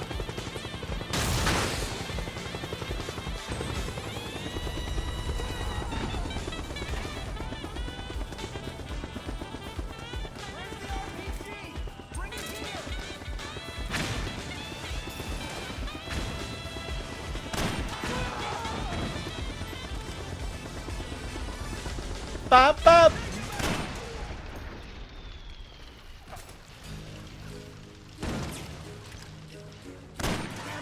Return fire!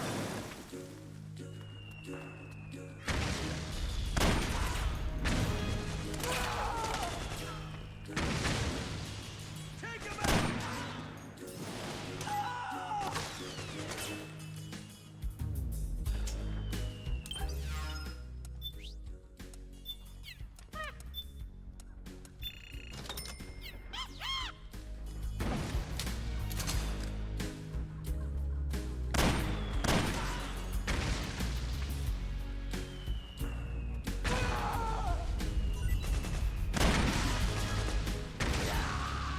Okay, we're almost there, surely.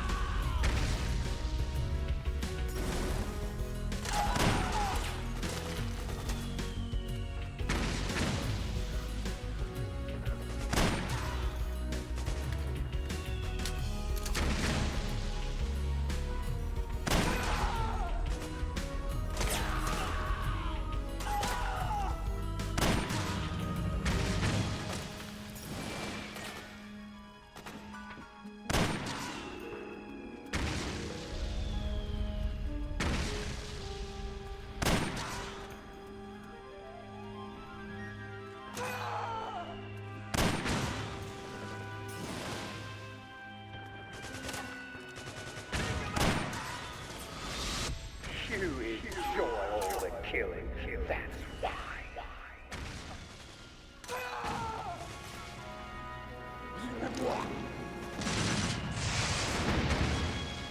There we go.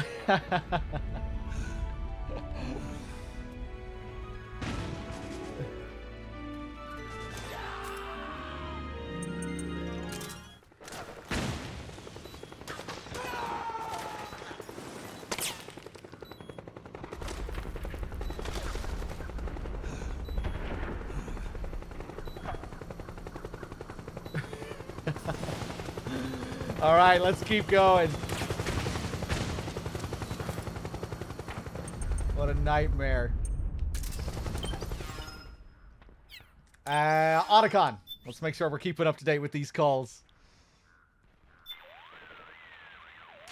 I see you found yourself an operator uniform. As long as you're wearing it, you can do what you need to do, and the militiamen won't suspect a thing. It'll be a useful tool in certain situations. But be careful. Hurt a fellow militiaman while wearing the uniform, and you'll blow your cover. Got it? Let's see if I'm still friends with the militia here after killing their guy. I think I probably will be. Yeah, I guess I killed a load of them after that anyway, a load of the PMCs, so I would have gotten back on their good side. Yeah, I think it is 30 kills.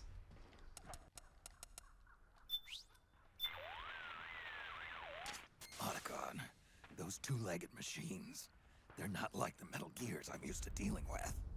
Right. Strictly speaking, though, they're not Metal Gears. What are you talking about?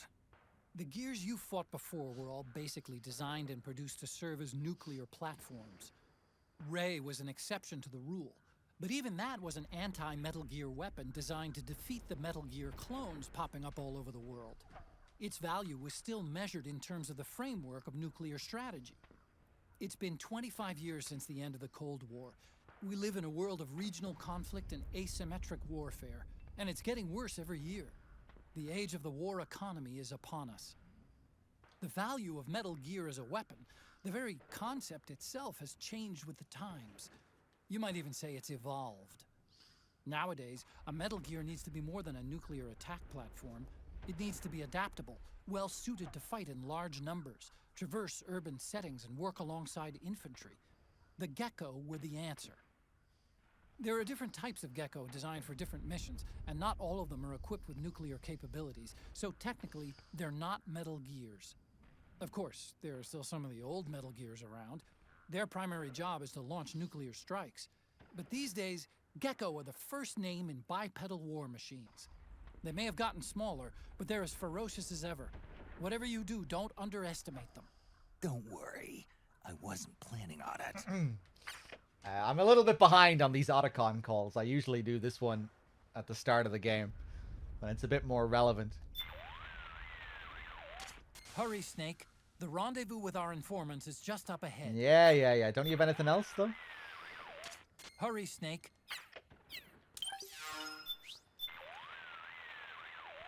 Snake, I'm sure you've noticed the dust bins used for trash collection in that area. I'll bet they're big enough to fit inside. Yeah. Hurry, Snake. Snake, I've said it 100 times already, and I'll... No, you won't. I've got some intel on the PMCs deployed in that area. They're a part of Praying Mantis Corporation, based out of the United Kingdom. It's one of the 5 largest PMCs in the world. Its business activity includes soldiers for hire, supply and logistics services, education and training for state armies, everything you'd expect. During the Iraq War, Praying Mantis contracted with the US government to send large numbers of its soldiers into combat zones, which is why the local regime opted to hire Praying Mantis, a UK-based company, and not their regular army to fight the rebels for them. They were buying their experience.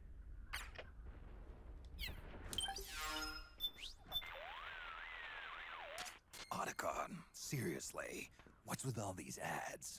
Oh, you mean Battlefield ads. Battlefield ads? Is that what they're called? Sorry, non-subs, I know. It's what people are calling any ad having to do with the war economy. Privatizing the military has inevitably created intense competition for market share among PMCs and defense industries. Everybody wants to expand their market, get a bigger piece of the pie, so they're churning out truckloads of ads, exactly like the ones we see every day. But war's not something you can just write off. It may seem that way, but the war economy is an enormous driving force in the world today. There are people whose livelihoods depend on those ads. Same goes for internet ads, TV commercials. The world's gone mad, and us with it. I know, but that's reality.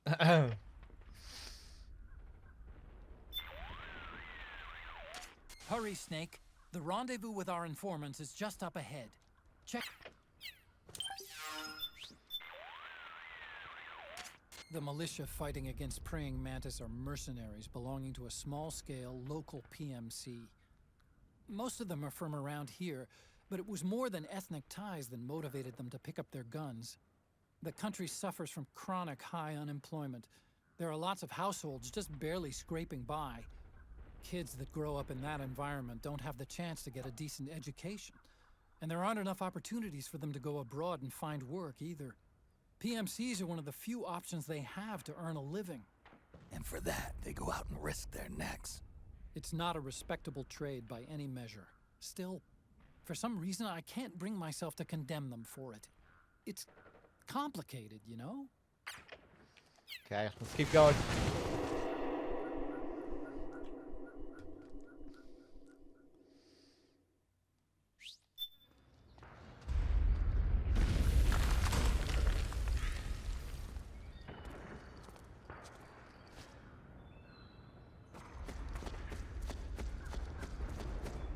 So this is where we meet up with Meryl and her team, Rat Patrol. All these traps laid out here for us. We assume these were put here by Johnny, right? The claymores, the sleep gas mines.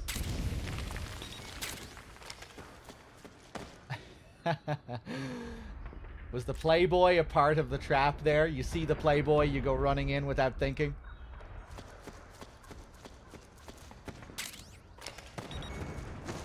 Oh!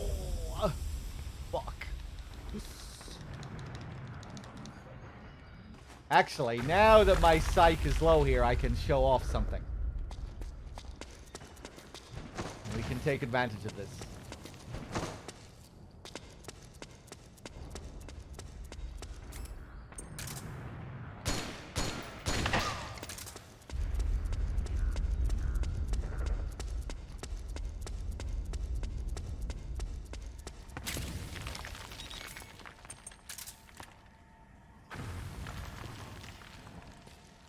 The message here: no standing on the toilet.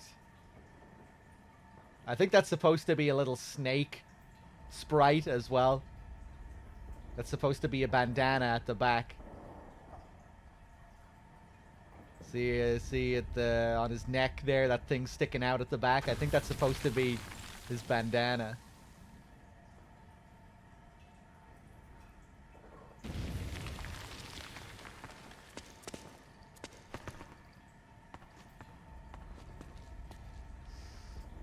Hey, what's up, dames? It's going well.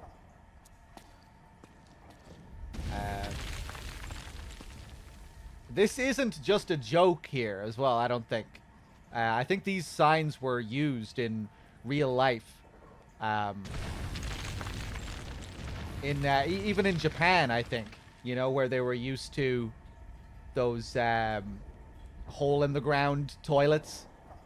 I think a lot of people struggle to get used to other types of toilets where they would stand on it out of habit. And maybe people still do that in Japan. I'm not sure if they still have signs like this to tell people not to stand on toilets.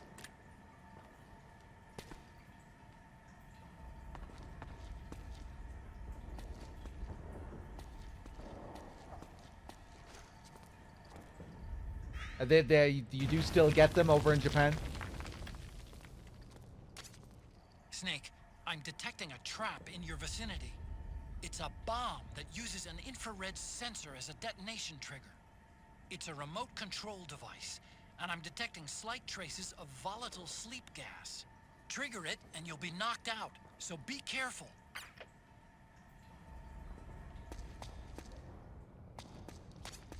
I'm picking up a faint radio signal from that thing. I'm guessing it might be transmitting its operating status in real time. I'd leave those sensors alone if I were you. Just ignore those infrared sensors. Find a way around them.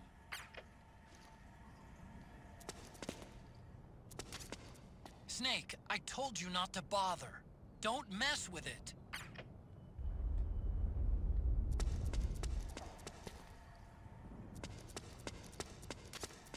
You can't disarm those. Ignore them. Move on. Oh, for crying out loud. Forget it. Just do whatever you want. Fine then, I will. Snake, are you all right? Snake? Snake! See, not so tough now, are you, Otacon? Now that I'm dead.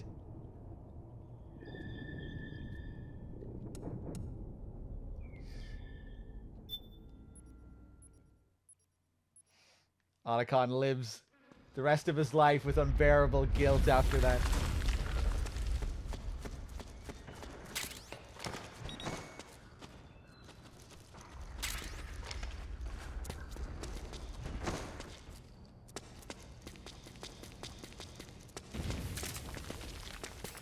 Actually, I'm going to purposely let this gas mine get me again.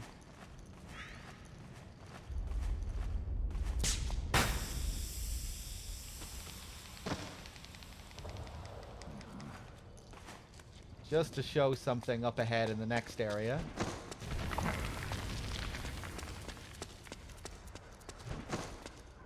Oh, Jesus Christ, that crack. Oh.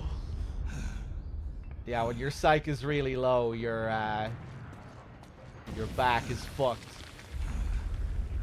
With every time you roll, there's a high chance you'll get the back pain, which stuns you for a couple of seconds. You can't move. Oh, Jesus.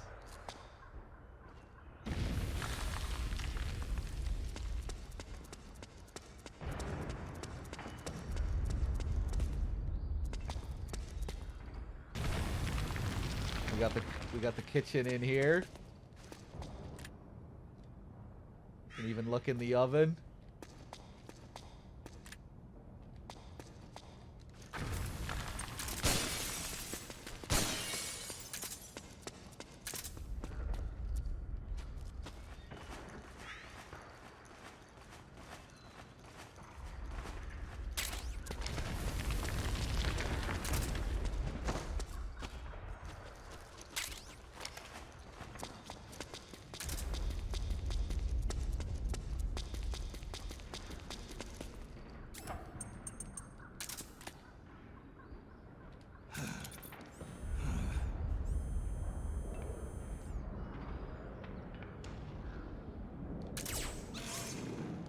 Oh, I never tried shocking the mouse with the Mark II. Nah, he's gonna be too fast for me, I think.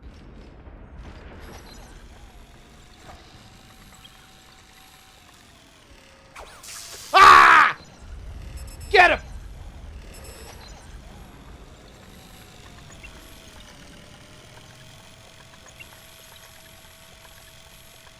Maybe I can knock him out by rolling into him.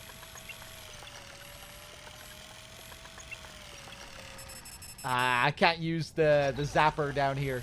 Oh, he goes out. He goes back out.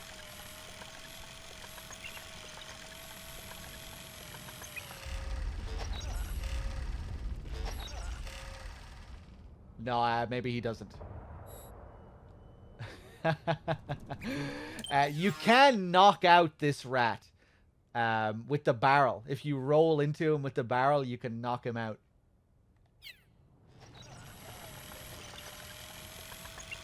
And he'll even have the stars above his head.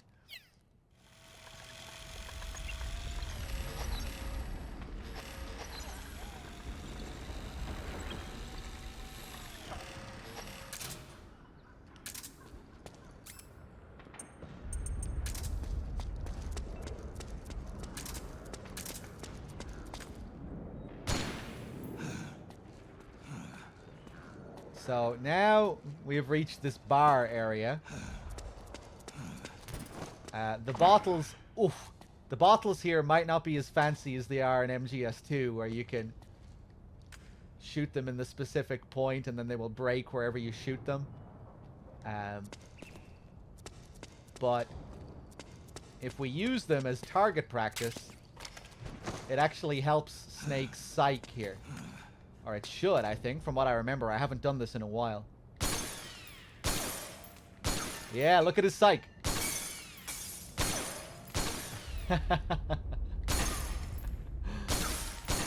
I'm not sure if this works for bottles in general or if it's just this one area, but...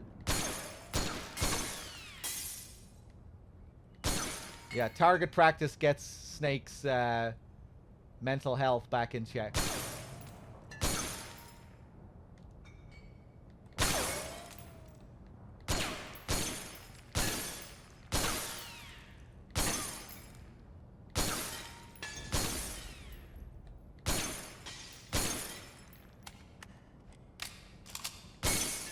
Yeah, pretty cool. If you miss, no, I don't think you get punished for missing here. That would be cool.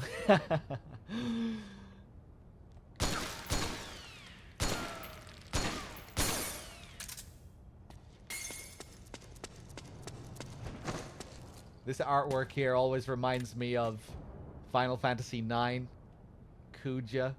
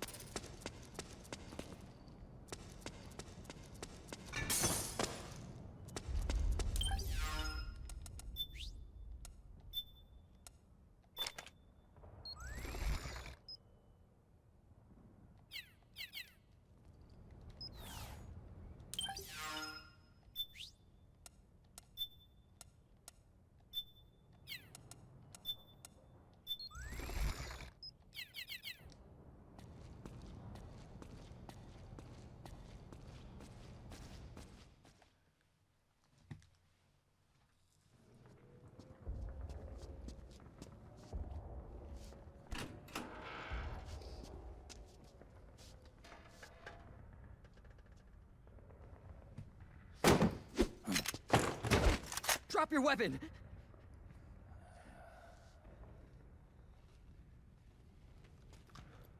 Drop your weapon! All right.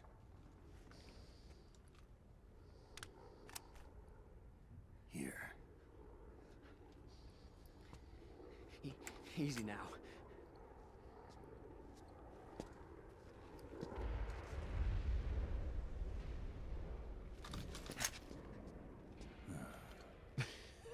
Don't move. You haven't even taken the safety off, rookie. Careful. I'm no rookie. I'm a 10-year vet.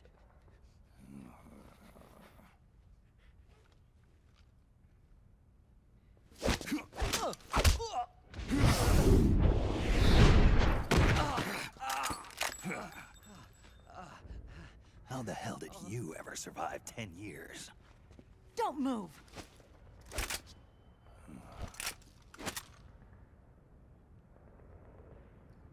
CQC. Real big boss, huh?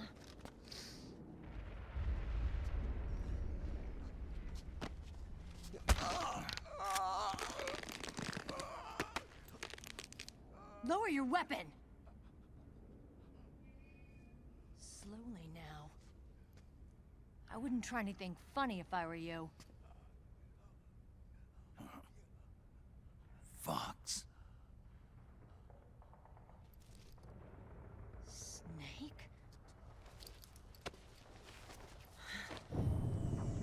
Snake? Meryl. Is that you?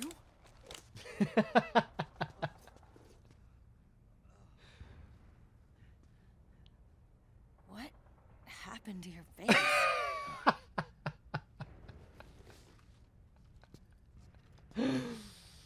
Accelerated aging. They don't know the cause. Oh my god. Meryl, you're my informant in the U.S. military. And you must be the inspector sent by the UN.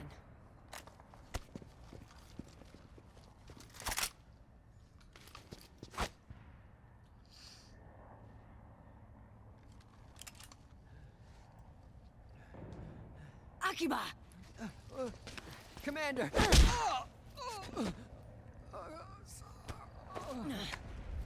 Sorry. This is Rat Patrol Team 01. We're with the CID, one of the bodies investigating PMC activity. First hounds, now rats. Here, you can have this back.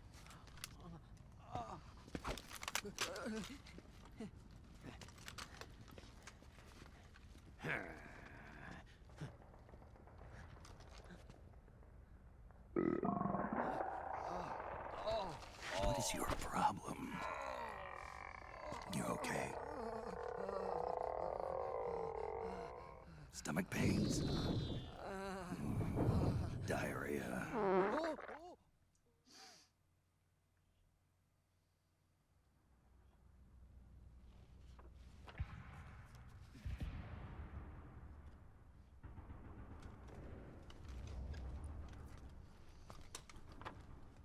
It's been 4 days since Liquid arrived in the area.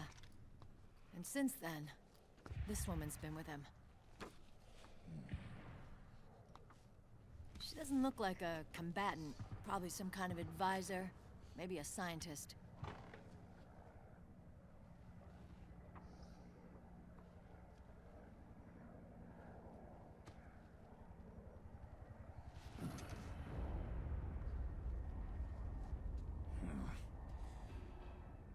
So, you're the commander of this O1 unit.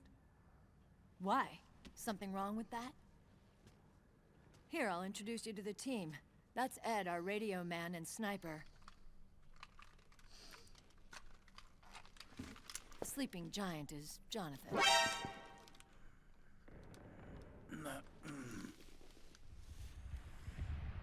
Don't stand behind him. He hates it when people go around his back. And finally... Johnny. Everybody just calls him Akiba. Commander, I've finished installing the sensors.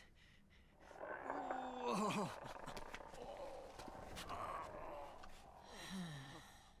Okay, Akiba. Anyway. You're all grown up. Maybe it's because someone taught me well. A certain legendary hero who suddenly disappeared. You quit the unit. Me? I never gave up on you. Or on Foxhound. Back then, I just wanted you to accept me. I wanted you to turn around and see who I was. But I've put the past behind. I'm done playing little love games.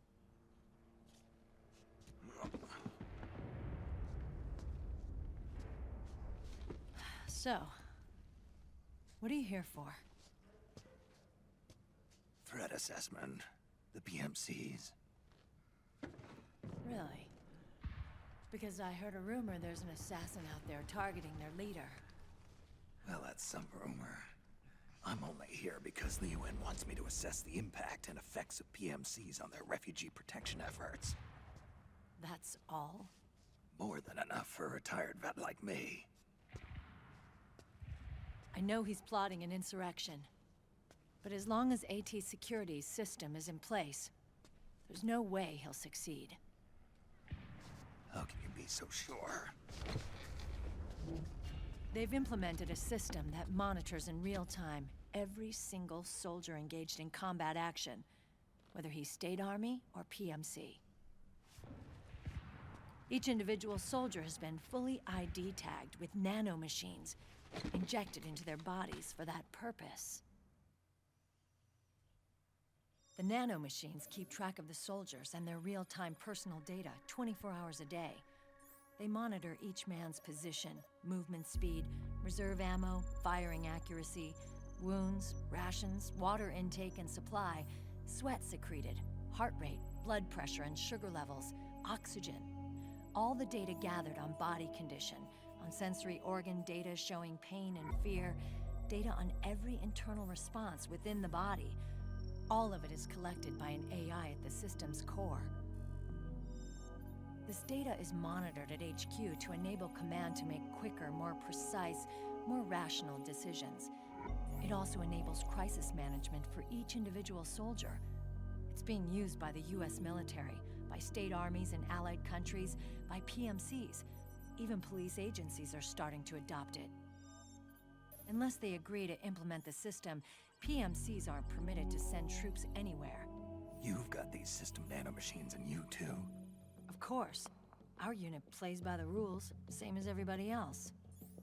It was creepy at first, knowing you're being watched 24/7, but I've gotten used to it. It gives us a lot of advantages in the field, too. We get a clearer picture of what's going on around us, so there's less confusion during missions. And our nanomachines communicate with each other, making teamwork a lot smoother. And that's not all the system does for us. It's also a security guarantee against the PMCs. Security guarantee. That's right. The PMCs are combat groups without states or ideologies. They're not fighting out of nationalism or for a cause. They don't care why the war is being fought. They're just bodies fighting on someone else's behalf. They're mercenaries, a commodity. So it's easy to imagine them betraying their clients by joining the enemy or refusing to fight, or committing humanitarian atrocities. To keep these things in check, they ensured that no one can use firearms or military vehicles without the proper system ID. It's true for every piece of equipment out there. So even if the PMCs tried to mount a terrorist attack or coup d'etat, their weapons and equipment would automatically be locked out. They wouldn't be able to move, attack, or engage in combat of any kind. And there's more. All the data on their position, personnel, and combat strength is leaked to us by the nanomachines. Even if they managed to circumvent the system by getting the nanomachines out of each soldier's body, they'd be losing their IDs in the process, so they couldn't use their weapons. And the Patriots are behind this. La-le-lu-le-lo. What are you talking about? Never mind. So this system is foolproof, huh? Completely. They call it SOP. Sons of the Patriots. The AI that controls it is a tightly guarded secret, both at Arms Tech Security, where it was developed, and at the Pentagon. There's no way a third party could get control of it. I just met a guy who said he can launder ID guns. The system does have holes. There can't be more than a few hundred of those gun launderers. It's just a grassroots movement. It's not like they can affect the entire PMC war machine. Anyway, Liquid would have had to register as a PMC in the system to assemble an army that massive. His PMCs might even exceed the US military in terms of numbers, but as long as they're registered, their soldiers' activities are constantly being monitored. So long as the US responds immediately when Liquid makes his move, we can take them down by force. By force, huh? When RSOC heard about Liquid's plans, they sent us to sniff around the PMCs. Even with this SOP keeping an eye on things, there are always trouble spots to deal with in the field. Disorderly conduct, disobeying orders, contract violations. We act as backup for the system by monitoring the soldiers. PMC inspections are always carried out on the battlefield. That's why we're authorized to carry and use weapons. We've lost 5 inspection teams in the past few months alone. They were all undercover, inside Liquid's PMCs. Then, if you got caught... we'd be exterminated like rats. But we're smarter than that. We've been mingling with the PMCs, and after 3 months of searching God knows how many battlefields, we finally tracked him down.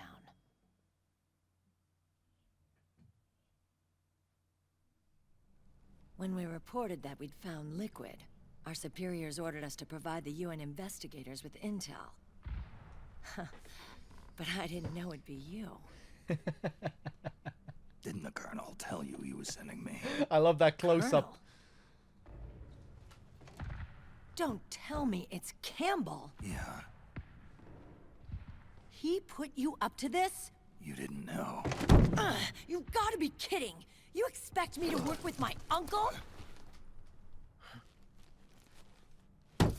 Meryl.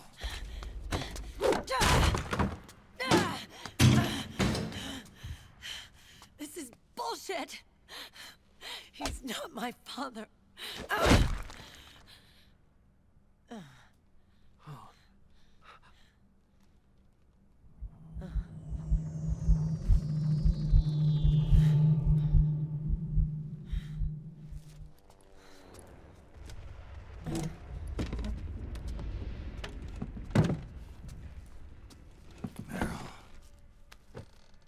So, you knew. Yeah. Little violation of the need-to-know rule. Then, why are you still calling him Uncle? You're still calling him Colonel. He's your father. As far as I'm concerned, we're still uncle and niece. I will never forgive that womanizing piece of shit. Meryl.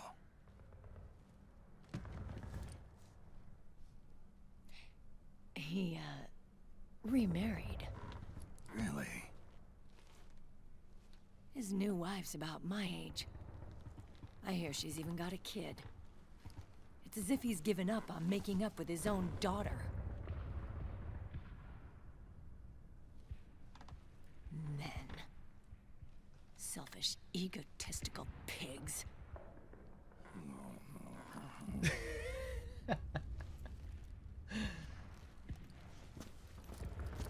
Commander. What is it?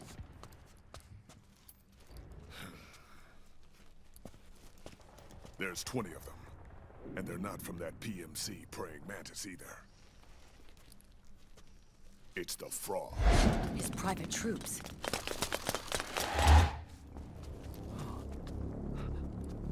Oh, crap. This is not good. Were you being followed? No.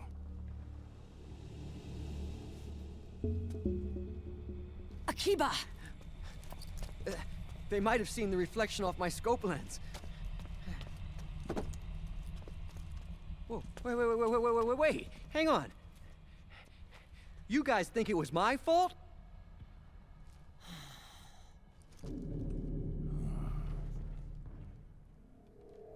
Oh, no. Oh, it wasn't my fault, I swear! It wasn't my fault! Oh, man. Oh, look, Dumbass! We're moving out. Meryl, where's Liquid? At a camp up ahead. I'll fill you in later. If we're still alive.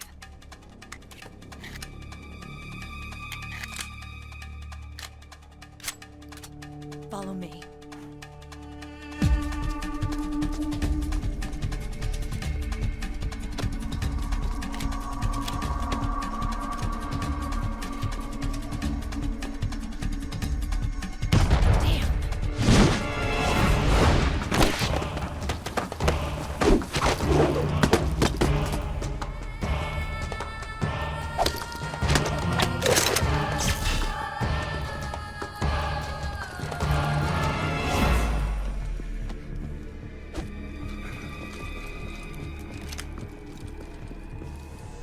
Eye contact.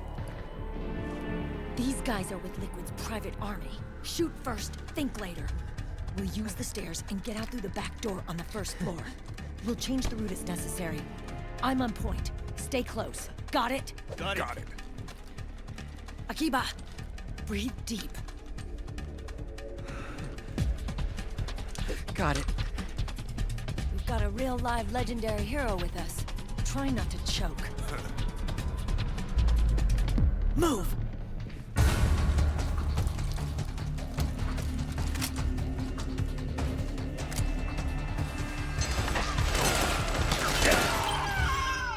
Okay, hold on a second. Let me just lower the volume a bit because this is going to be really fucking loud and I'm going to get drowned out.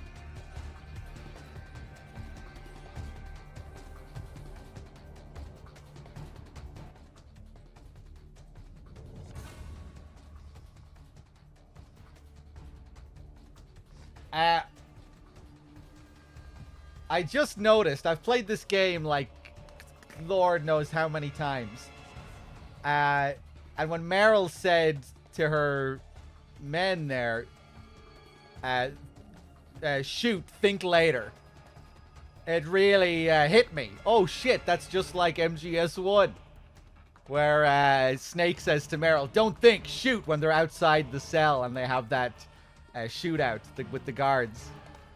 That's probably supposed to mirror that.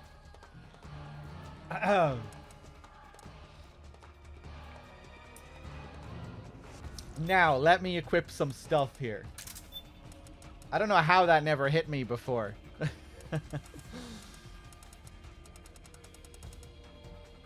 I want some sleep gas mines.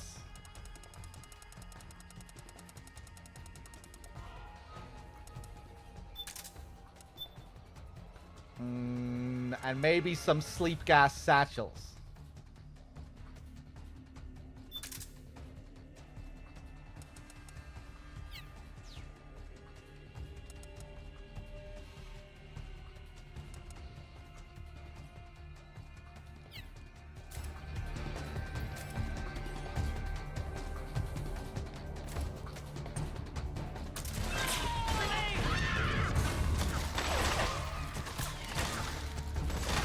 Now, behold the power of the cardboard box. I mean, the drum can.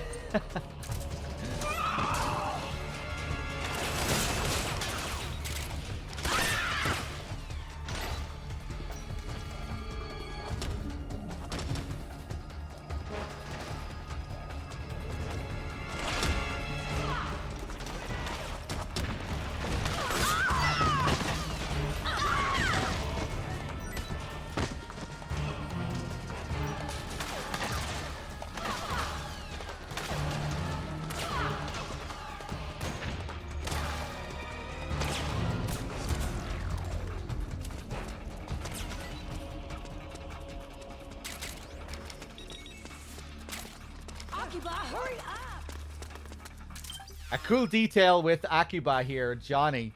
If you pay attention to him, he never shoots a single bullet. throughout this whole sequence. Which ties in with the later reveal, you know, that he isn't a part of the system. He can't fire these guns. He's not locked into it like the rest of the team. He's not able to fire the weapon, and you never actually see him fire it once here. It's a nice little touch.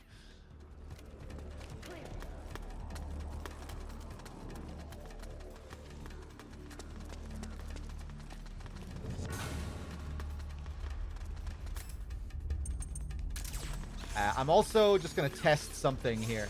I want to see if this next sequence triggers without me going down there.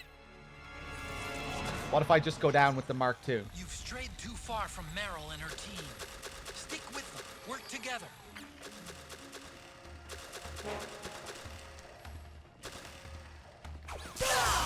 You okay? What?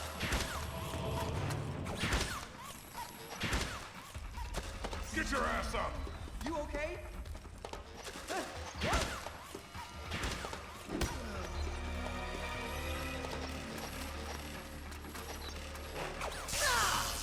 You okay?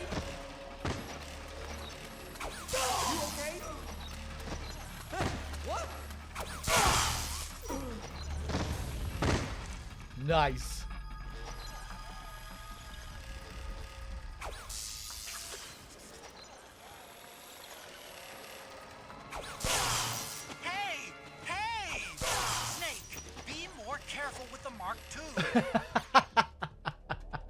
Otacon doesn't give a shit that I'm attacking these guys. He just cares about the Mark II. I'm damaging the Mark II.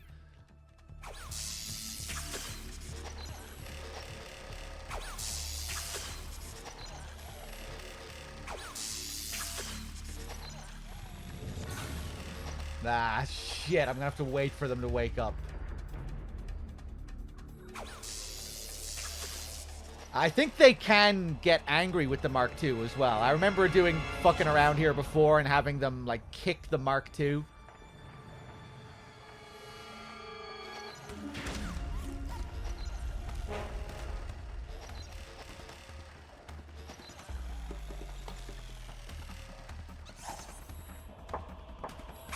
Wake up!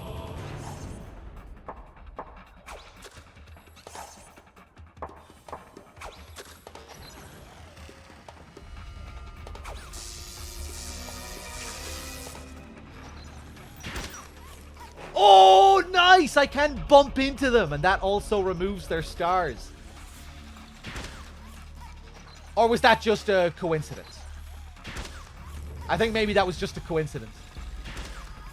That he lost a star as soon as I bumped into him.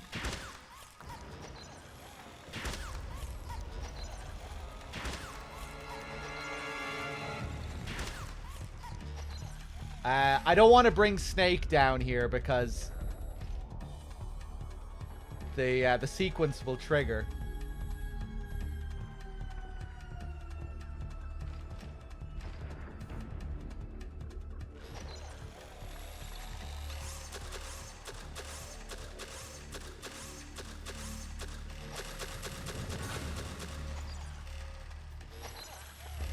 Love the way it hops down the stairs.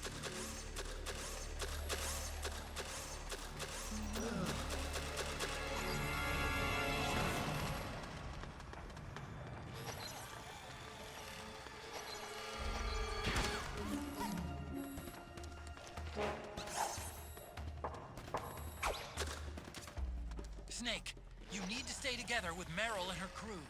You don't stand a chance on your own. What? Get your ass up! You okay? What?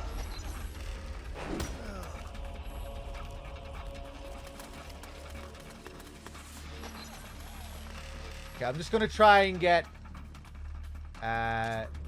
Jonathan this time. Too far from Meryl and her team. Stick with them. Work together. Get up. Huh. Oh, wait. No, I think I remember now. They need to see Snake controlling the Mark II. If they see me fucking around with the Mark II and attacking the crew, then I think they might attack me. Hold on.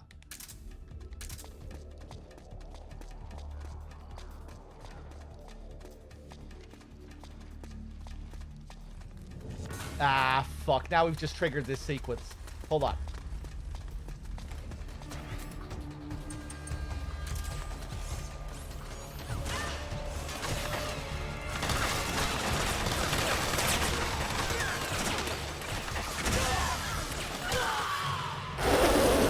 Jonathan's not moving. Snake, he's... No! Okay, well, I haven't heard that game over dialogue in a long time. Sometimes Meryl can die here in a freak accident, but I don't remember ever seeing that before. Okay, I'm going to try something a bit different this time. Move. Wow, does that just happen automatically there if I shock them?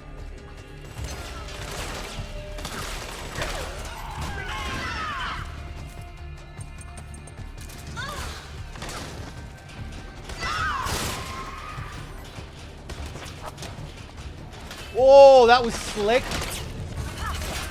Ah!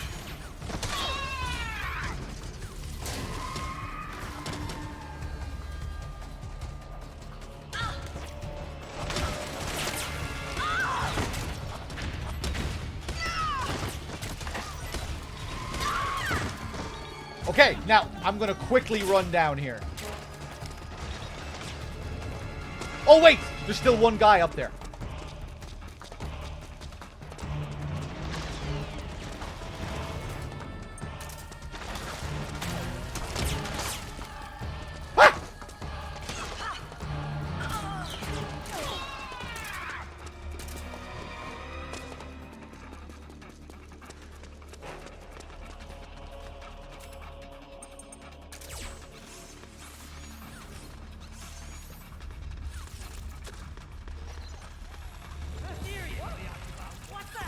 No, I didn't mean to lose my balance.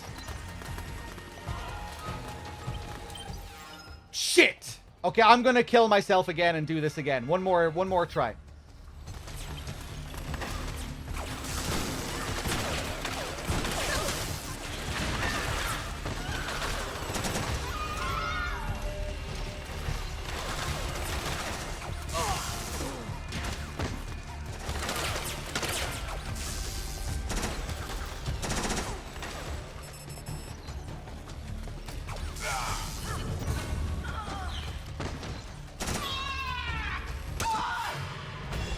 Akiba's down. How could this happen?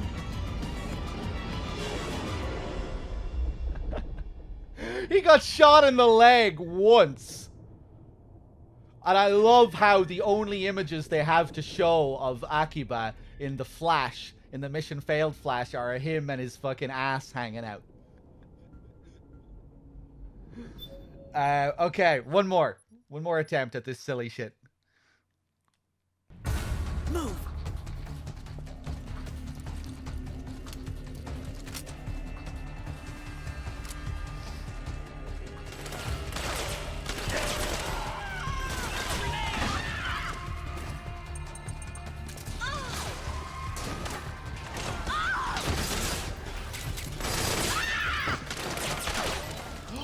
Oh, you can make the frogs pass out with the big boss camo.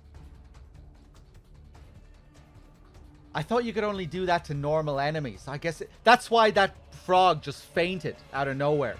Passed out. The big boss camo frightens people into... frightens them to death. Frightens them to unconsciousness.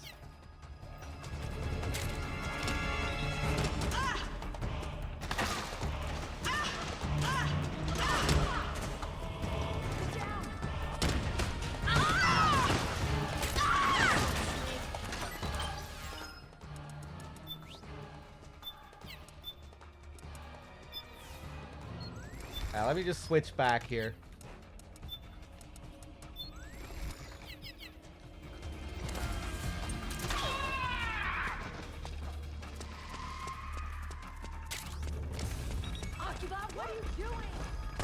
Fuck. Ah! Hey! Get that Mark II ready. Ah! Go, go, go, go, go, go. No! It triggered already. Shit.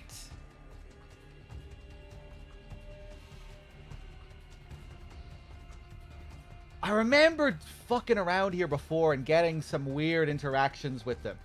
I'll try and do it in the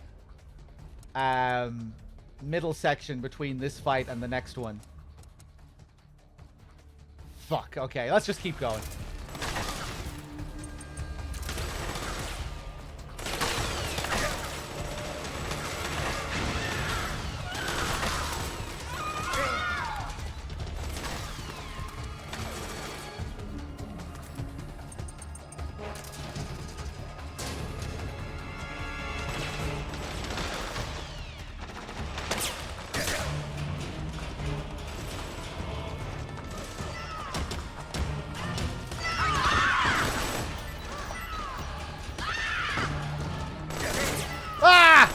No!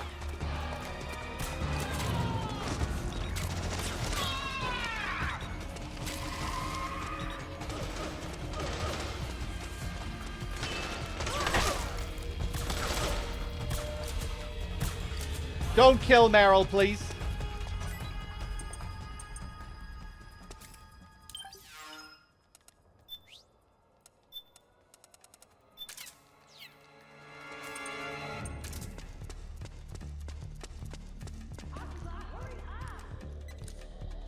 Place down a mine here.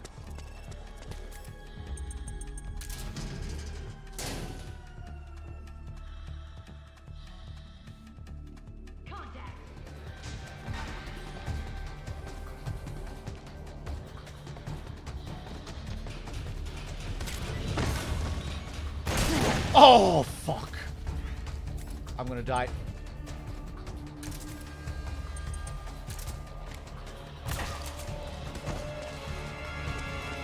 Ah!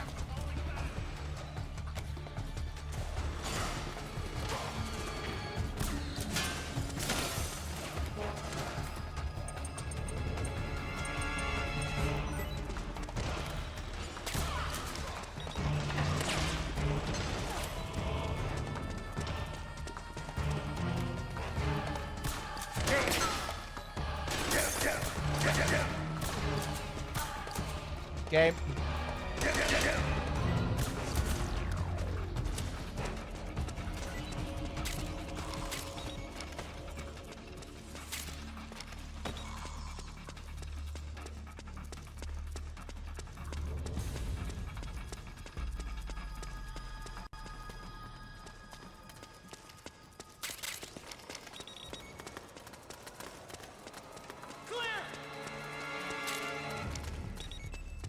Okay, you son of a bitch. You're getting zapped.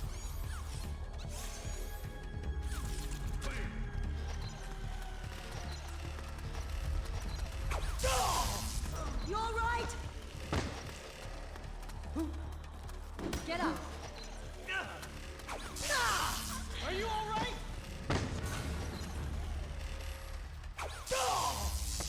Get your ass up! You okay?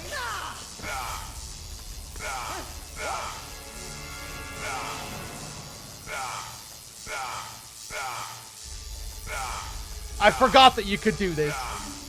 You can go full siphon filter here.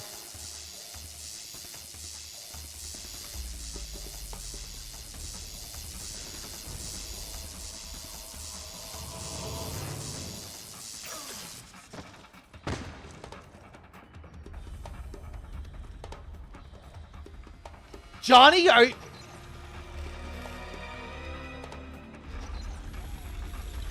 Is Johnny bugging out here?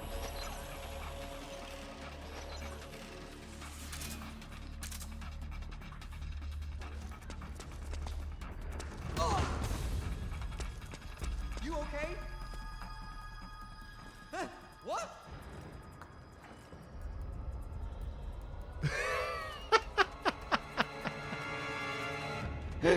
Is Johnny not capable of waking them up? I think he usually is, right? Can he not wake them up usually? I think he can.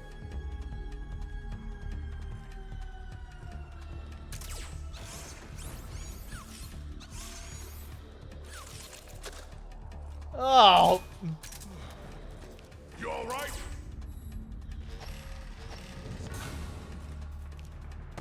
Get your ass up. You okay? You all right? What? Knock it off! Ah, damn, man. I wish I could remember how this works.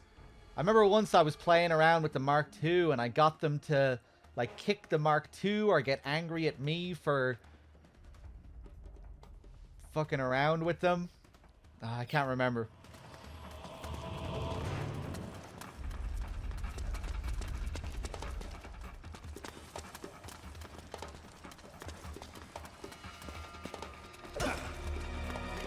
What was that for? What? What?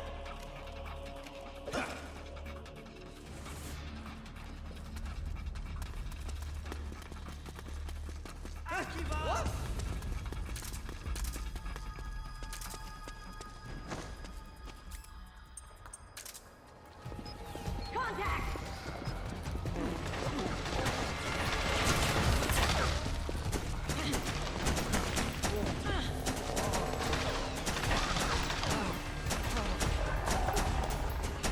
Cover me! Oh man, where's the bathroom? Buster, just go over there! I can't! Betty! Cover! Clear! Start praying! Pray to who? God! Oh God! Commander, I really gotta Shut go! up!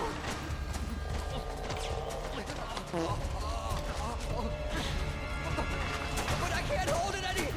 Get out of the way!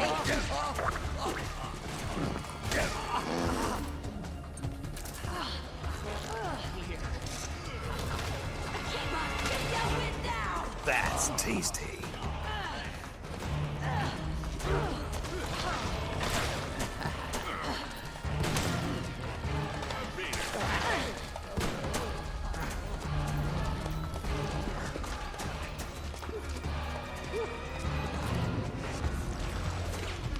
Look at all the flies.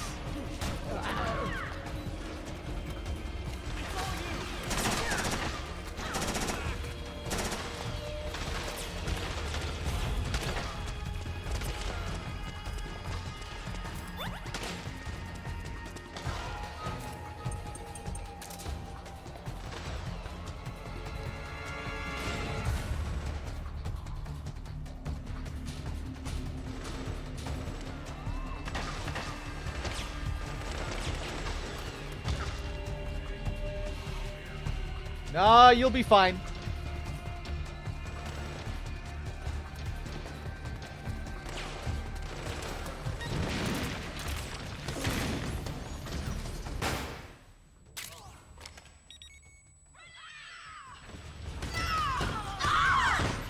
Snake, Akiba's been knocked out.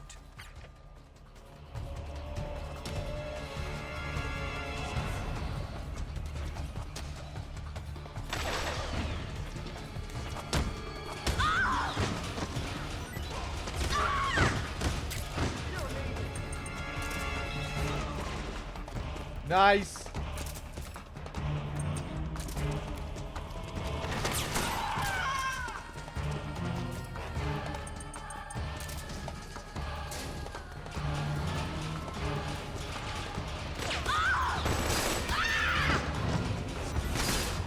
Oh, beautiful.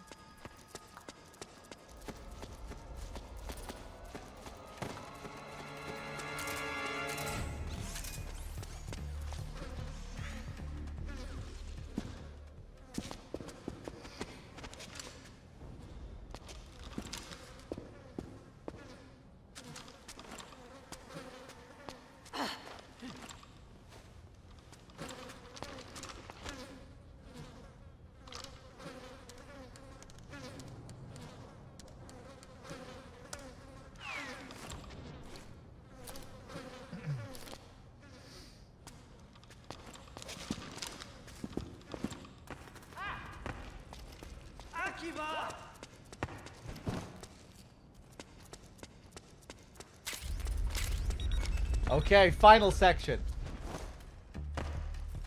Now, we can't use the drum can here because we can't get to them.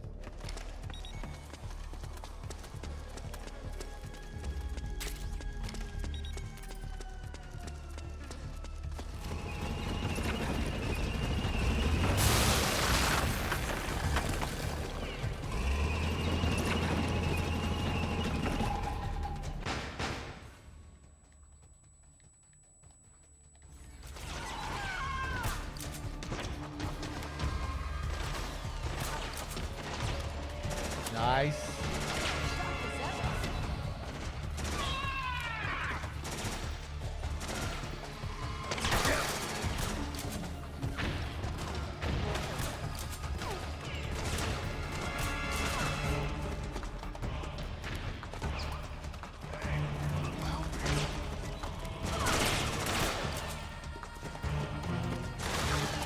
Sharp as ever.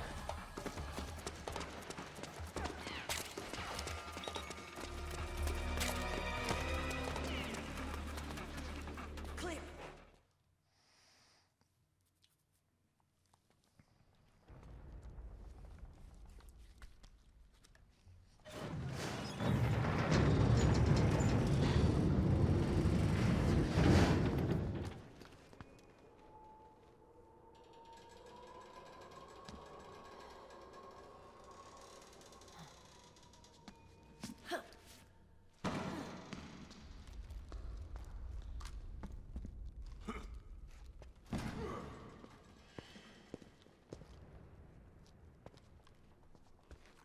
Hey. Oh.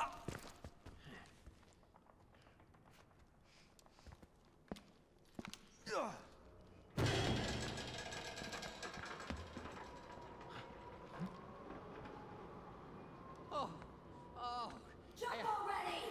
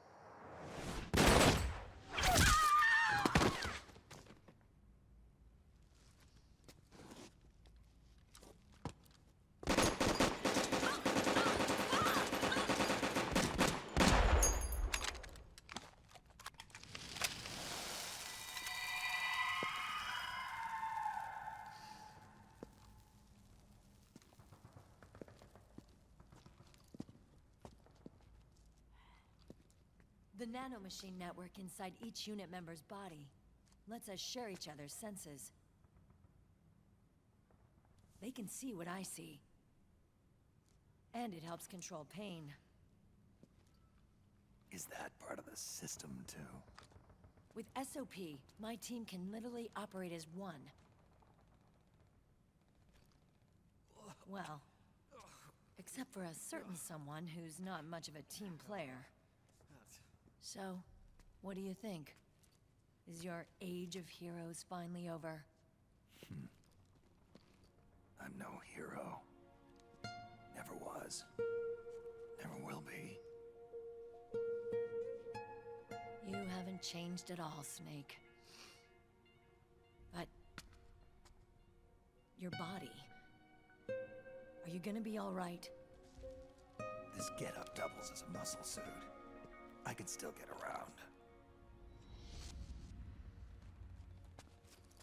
Liquid's camp is up ahead. I'll mark it on your map. Thanks.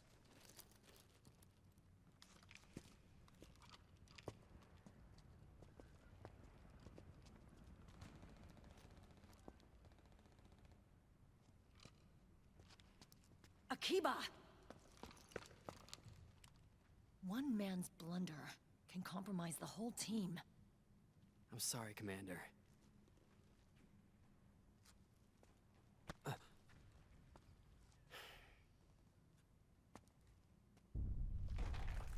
Be careful, Snake.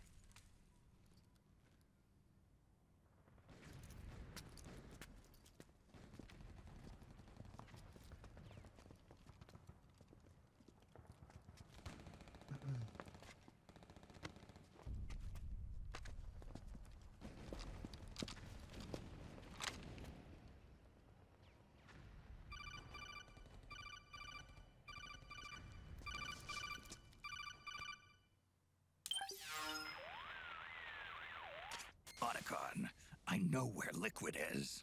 Yeah, I'm confirming the location. It's to the north of where you are. Meryl's really changed, hasn't she, Snake? She's a lot more self-assured. I wonder how much of that has to do with the system. The senses you used to develop through extended training and experience can now be obtained without even working for them. Seems once you're under the system's control, you don't even need experience at all. It even beats that VR training that was all the rage a few years back. Yeah. The growing need for PMCs has led to the creation of a more reliable, cost-effective supply of elite soldiers. It's also made the child soldier phenomenon more problematic than ever. Can the nanomachines do anything to counteract post-traumatic stress disorder? Good question. They might provide a degree of psychological stability. You'd think so? That geek kid, Akiba, he was really starting to lose it. And technologically, the system should be able to optimize each soldier's personality traits. And that big guy, he didn't seem to be feeling any pain at all. Augmenting the soldier's existing experience and psychological fortitude. But a soldier's gotta have more than that. The times have changed, Snake. Just like Meryl. Snake, hurry to the PMC camp. Based on what Meryl told us, Liquid should be there. All right.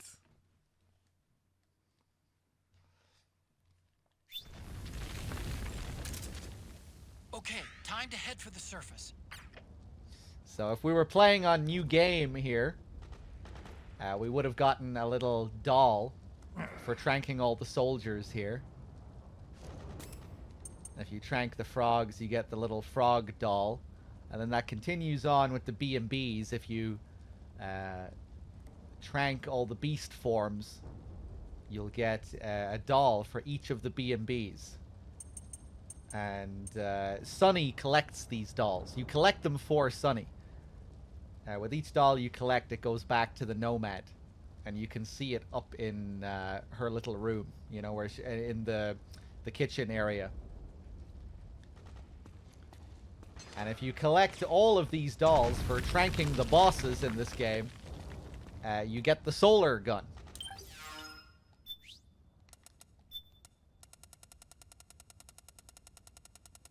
I should have went down the other way. You get this fancy trank gun, which is, of course, another reference to Boktai.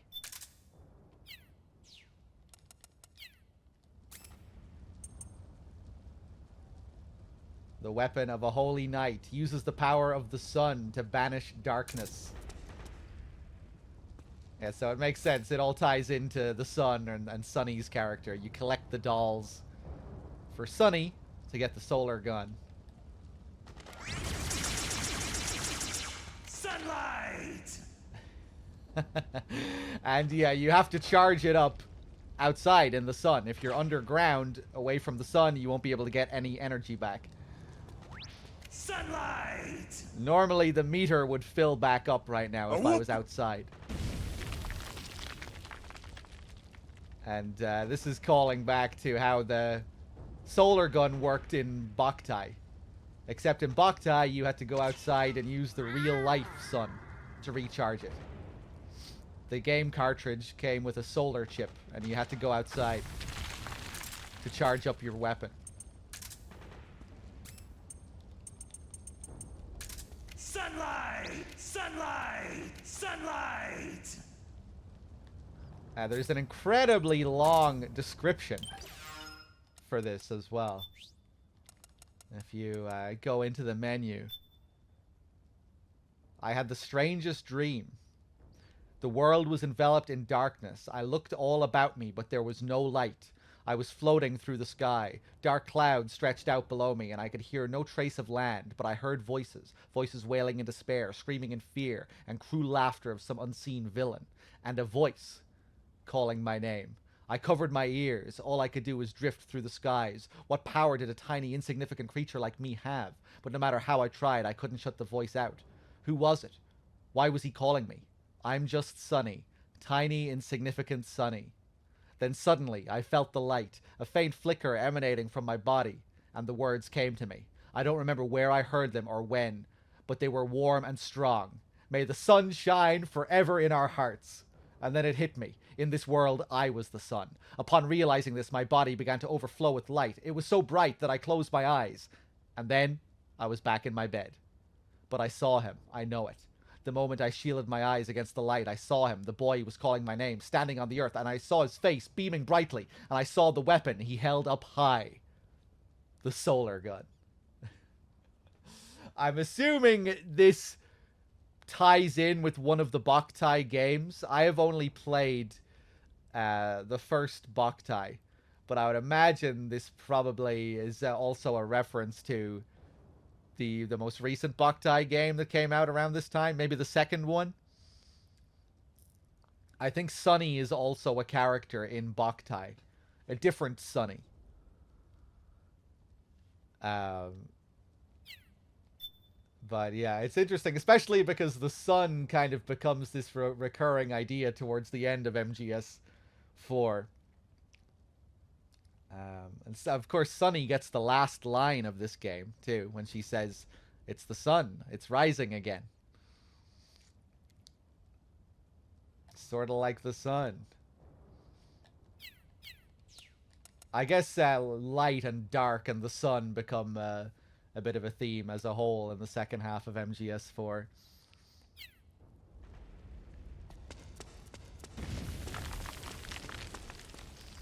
Got to play that second one. I know, Bad Humans. I did start it, and then we got sidetracked with other things. I need to get back to it.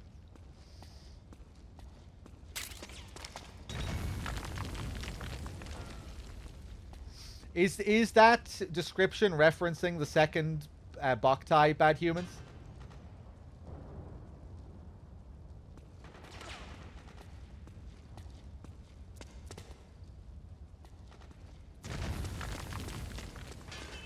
You know, it's another weird detail with the solar gun as well. You know that white room that you can go to with the beauties? That room is full of sun. If you try to charge your solar gun in that white room, it will it'll fill up your energy gauge rapidly. Which just makes me think of how they burn as well, and the frogs. You know the frogs? How they burn up when you kill them? And how the beauties can turn to stone. They turn into that, like, ashy stone. Just, it makes them feel like, makes them feel kind of like vampires in a way. Or something adjacent to a vampire.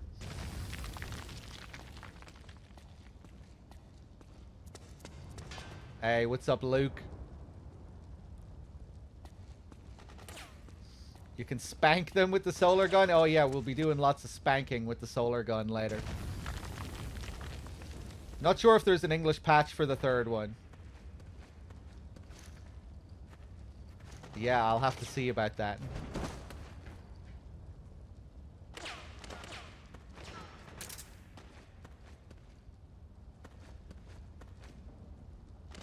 They turn to stone only if you defeat them with lethal weapons as well. Yeah, yeah.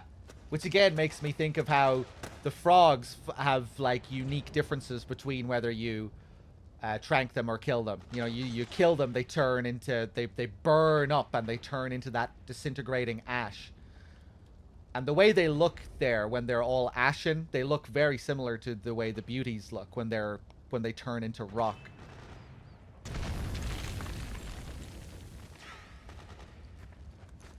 Yeah, because if you leave the frogs be, they will turn into that same. It looks almost identical. It looks like they turn into rock until you walk over them, and then they dissipate.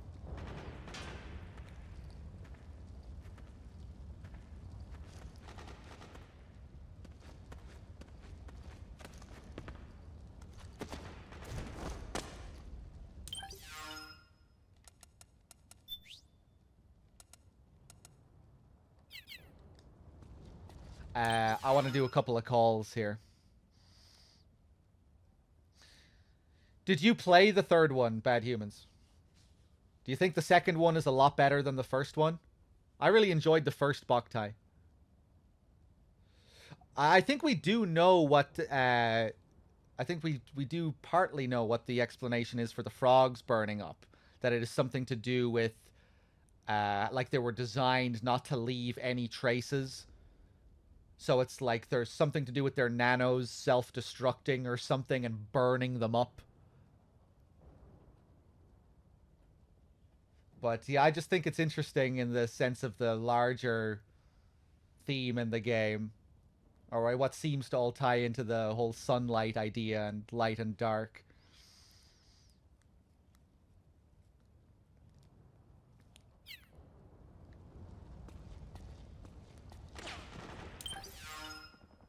No, you never played 3 or Lunar Nights. Yeah, maybe I'll have to get back to that sometime this year. We might have to do Boktai 2 sometime. Snake, start by going up to the surface. Yeah. Hey, Snake. That emblem on Meryl's uniform, that's Foxhound, isn't it? Yep. I thought Meryl was with the 01 unit.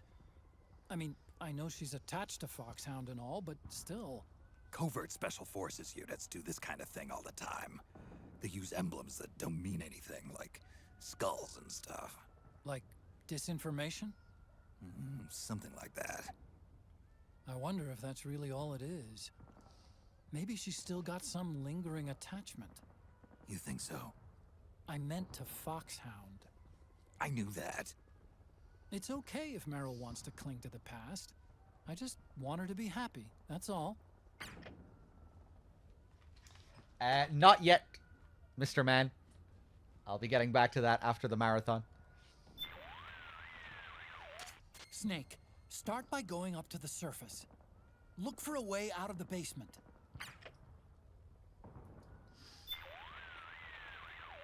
Snake, start by going up... Hey, Snake, since when did you learn how to use CQC? I got the training back when I was in Foxhound, but I never used it in actual combat. You had those skills all this time and never used them? Why?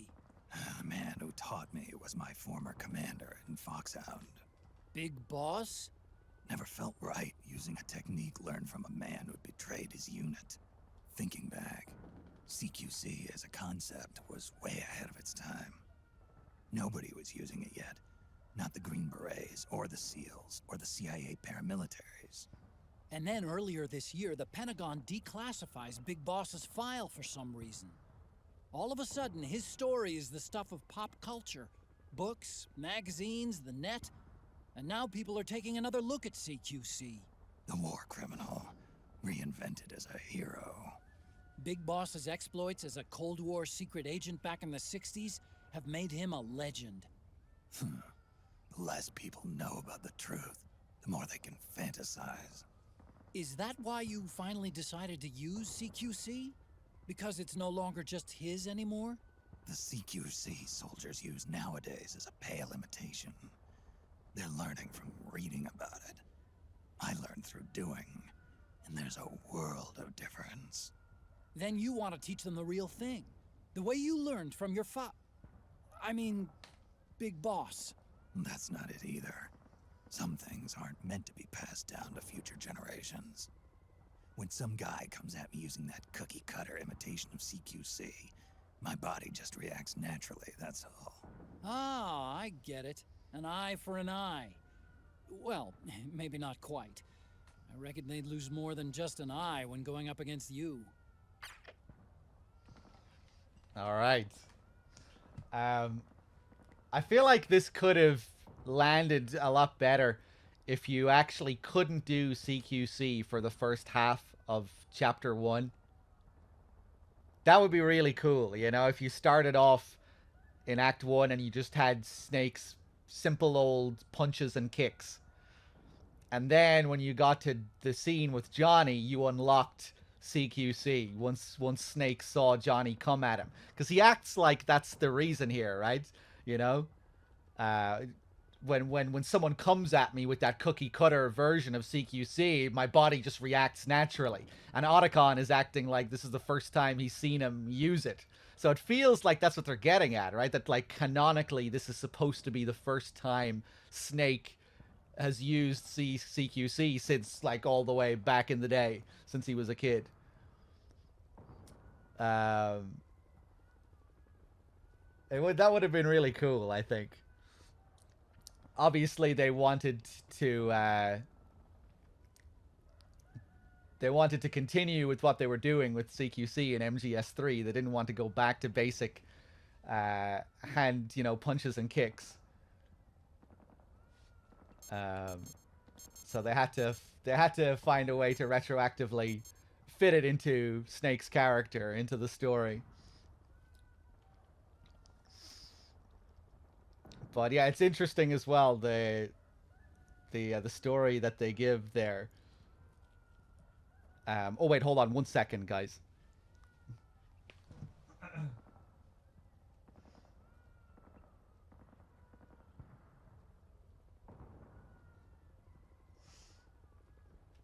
Sorry, my phone was going off there. What was I saying? Oh yeah, the reason they give for the CQC. They talk about how Big Boss's exploits have only recently become known now in the world of MGS. And it's like in the world of MGS4, they've only recently just heard about what happened in MGS3. Only recently have these new tales been told about Big Boss's Cold War exploits, and now he's being reinvented as a hero. Which feels very much like a meta commentary on how the character has been received in real life as well. You know, the reinvention of Big Boss in reality as a character. But Snake doesn't seem to have much time for it. The less people know about the truth, the more they can fantasize. A war criminal reinvented as a hero. Doesn't sound like Snake would be much of an MGS3 fan. You know, it kind of characterizes MGS3 as a fantasy and not who Big Boss really is, which is interesting. You know, now people are taking a second look at CQC. Big Boss's exploits in the Cold War, they've turned him into a legend.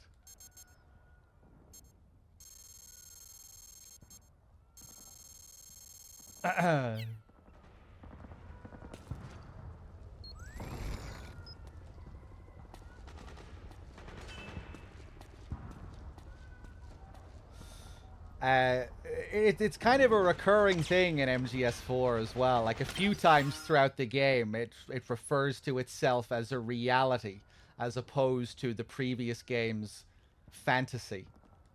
You know, like when at the start of Act 2, when Otacon is questioning Snake about Vamp. Like, you don't think he's immortal, Snake? No, this is the real world, not some fantasy game.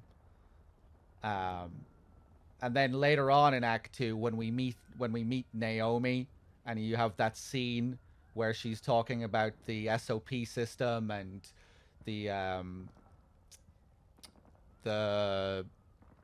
all the people losing control of their emotions. And you get that one segment where Naomi says, until now, war was like a game to them. And then suddenly, reality comes crashing down. And while she's saying that, it literally shows the PS3 menu scrolling through every MGS game until it lands on MGS4 at the exact moment when she says, and suddenly reality came crashing down. And it's supposed to put the stamp on MGS4 being this reality crashing down. And underneath MGS4 on the PS3 menu, you see other games, but it's highlighted as under construction, as if all the other MGS games are being readied.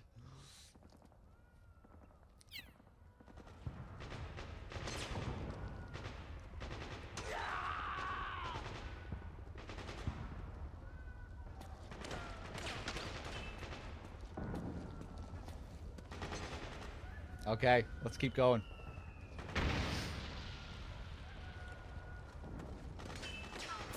Actually, you know what? I was going to talk about this later, but I feel like this could tie into what we're talking about.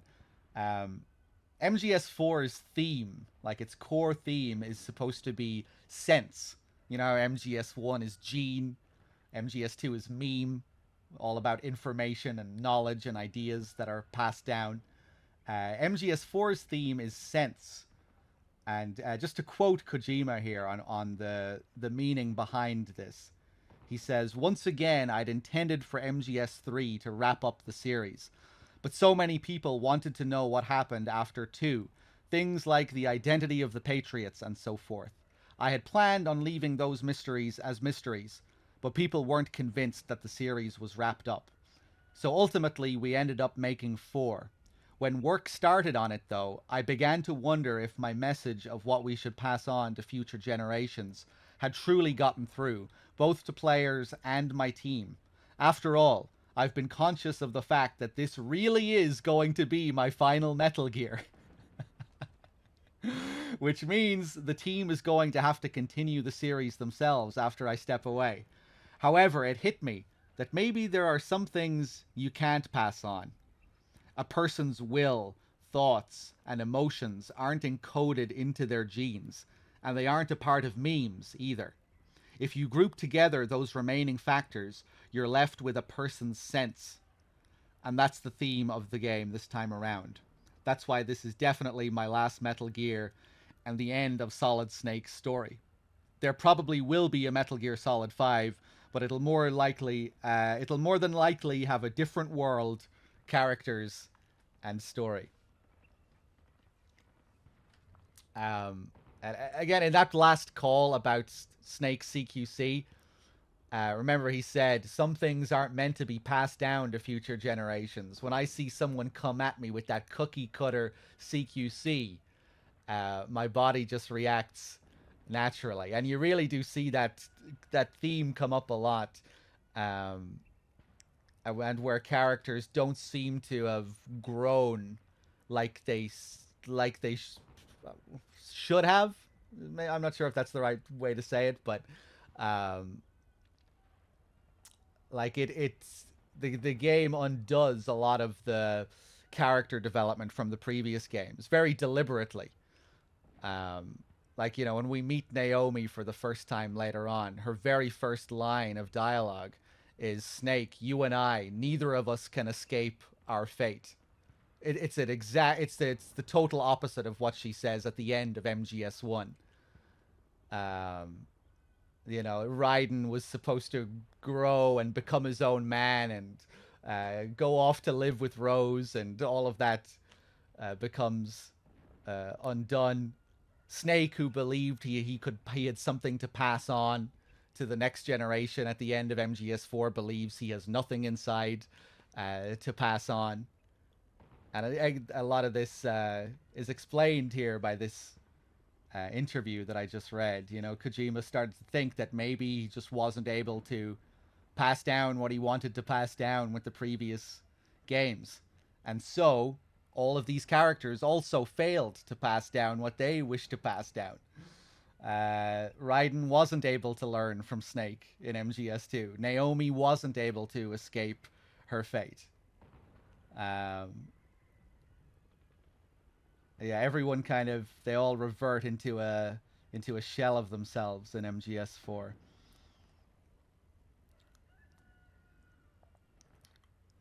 When work started on it, though, I began to wonder if my message of what we should pass on to future generations had truly gotten through, both to players and my team. And that's another thing, important thing to consider with Raiden as well, specifically. At the end of MGS2, Raiden was really supposed to symbolize Kojima's team and the fact that he was passing the series down to them. If you watch the making of MGS2, they talk about that.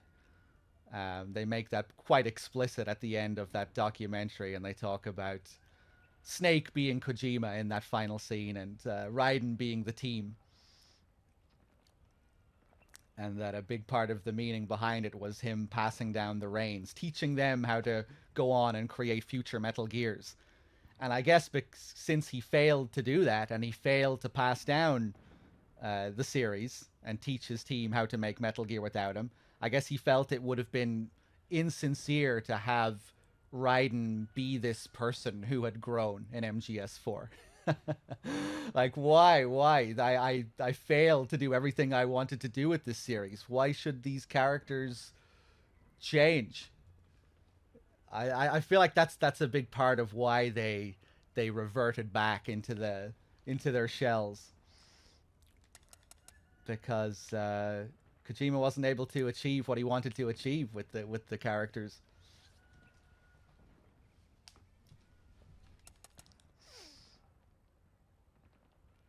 What a load of bullshit. But anyway, let's keep going, shall we?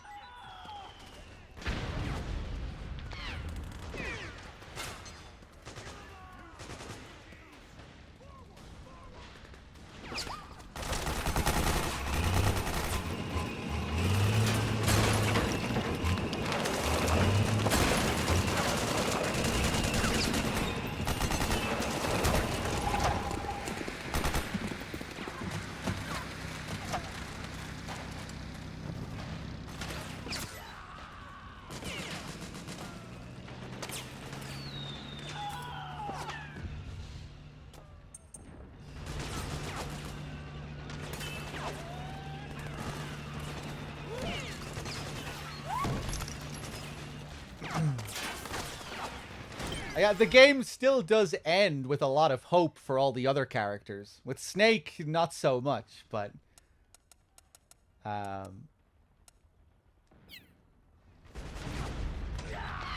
end of this game really does almost impossibly, you know.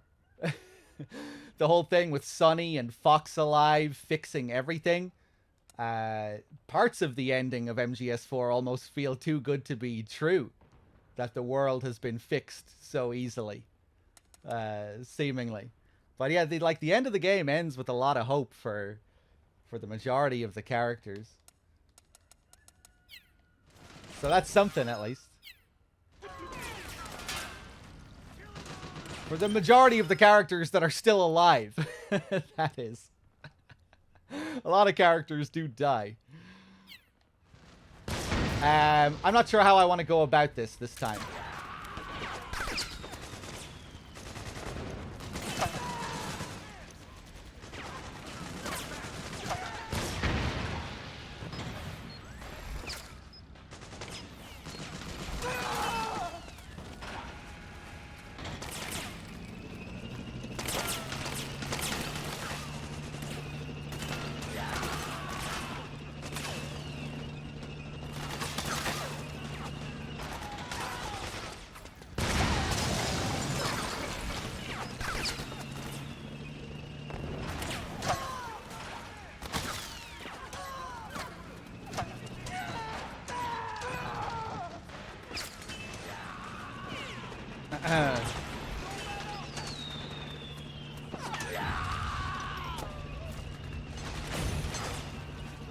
This poor guy, he always gets killed.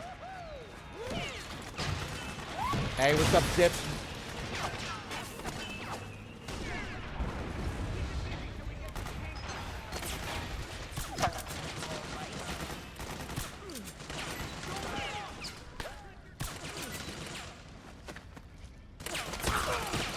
Help me out here!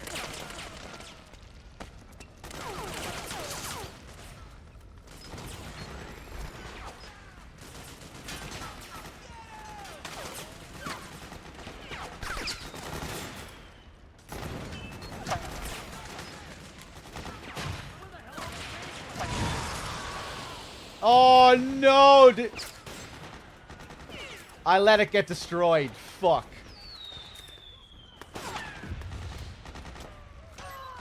I kind of want to do this section again now, just to show what happens if you get if you help the tank.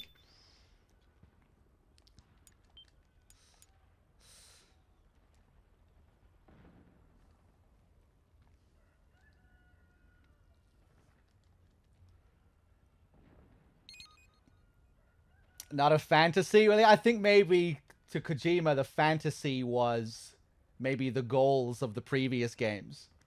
And with this game being the sort of anti-MGS, where it's stating that no, there are certain things you can't pass on. We forget all that in MGS1, MGS2. That isn't possible. This is reality. There are certain things you can't pass on. That's a fantasy. I think maybe that's supposed to tie into that. Hey, what's up, Touche? Did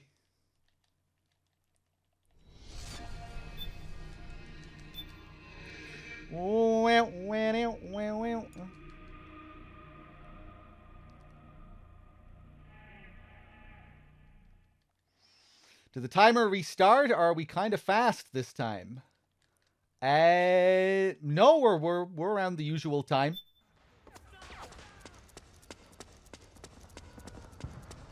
There's still a lot of the marathon to go.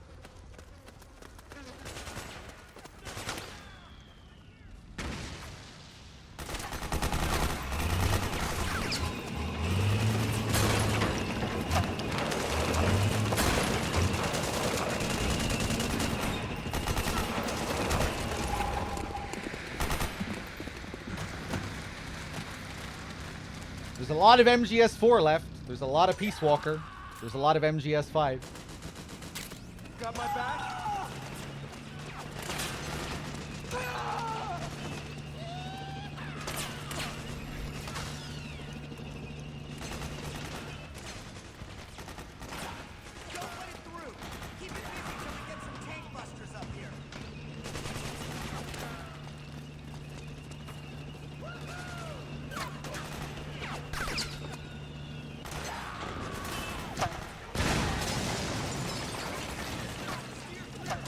Hey, what's up, Scubix? Okay, I'm gonna see if I can save him by tranking him.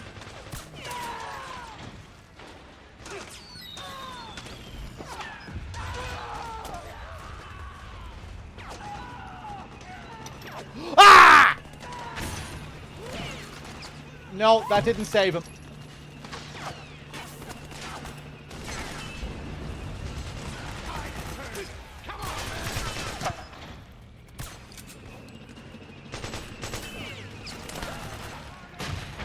No!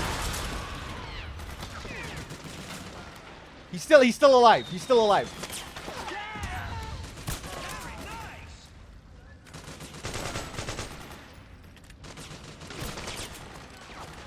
Did I get him?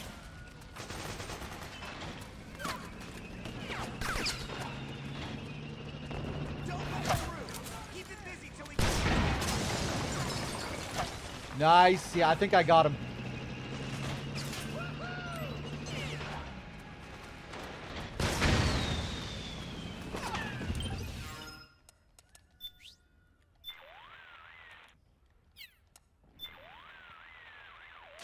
Otacon. It looks like the militia have got themselves an armored tank. Yup. A BMP-3. It's an old Soviet-designed IFV. It's not quite up to MBT defensive standards, but it's got enough armor to protect it against medium caliber machine gun rounds. The militia could use it as a barricade against PMC gunfire. Use it to your advantage to help you proceed without having to face the PMCs.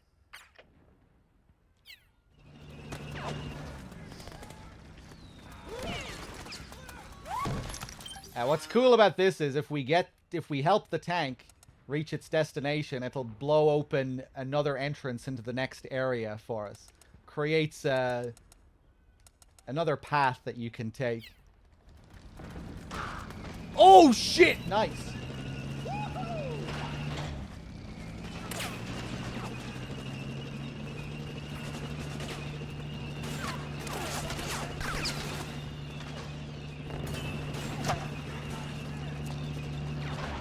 We also have to be careful. There's another guy that appears up there.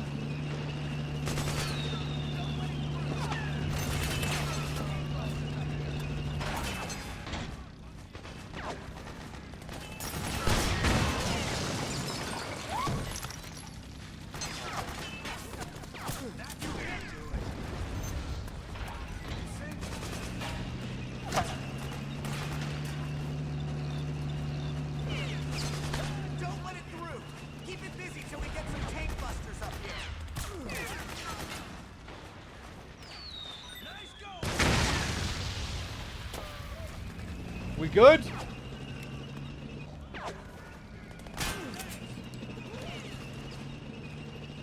There he is! No! Okay, he missed.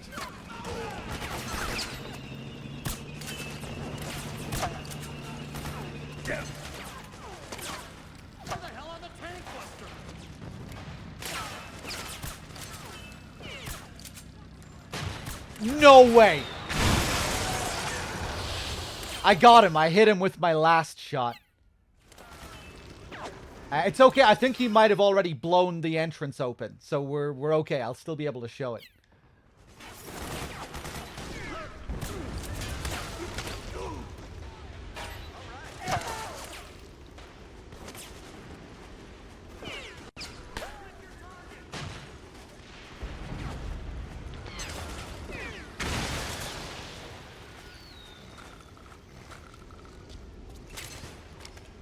We did it.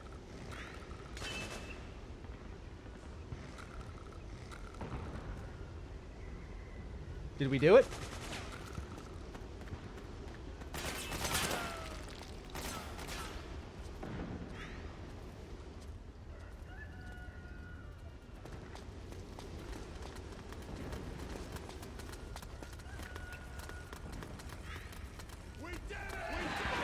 Nice.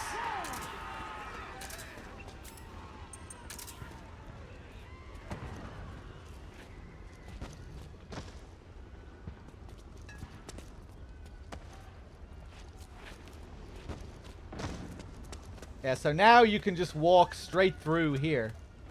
Normally you would have to climb up the ladder, go around. But we don't have to do that anymore.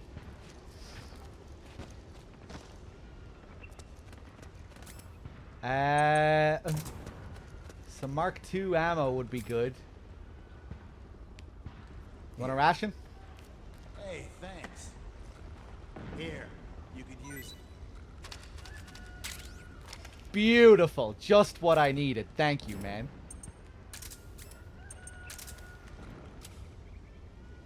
Sweet. You want another ration? Here. Hey, thanks. Oh! He took it. Hey.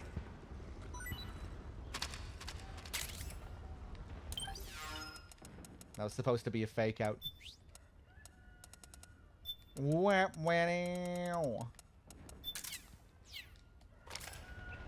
some noodles? Here. Hey, thanks.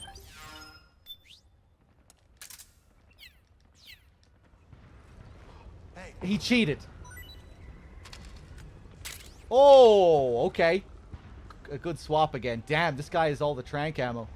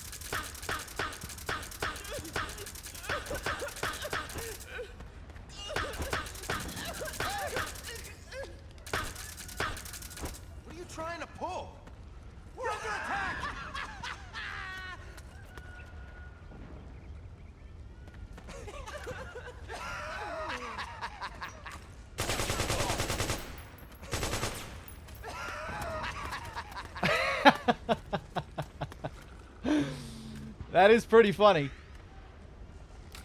I can see why he's laughing. The Goldwyn Wolf with the tier 1 sub. Thank you.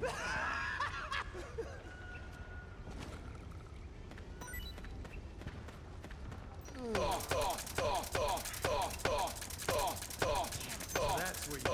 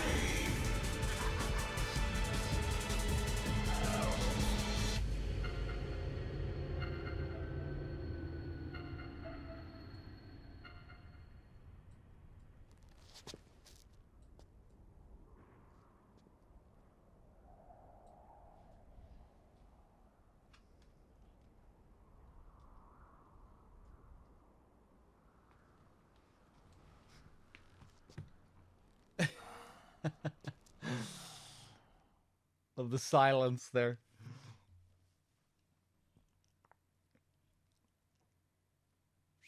They're doing a show for Snake. Yeah, they're putting, it's like a circus act.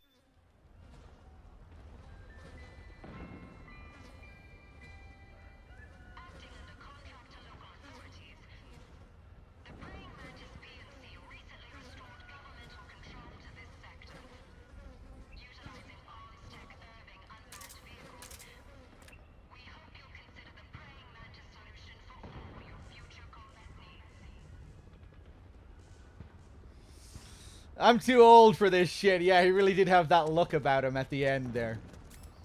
Now we're gonna pick up the scraps. We got our introduction to the B&Bs.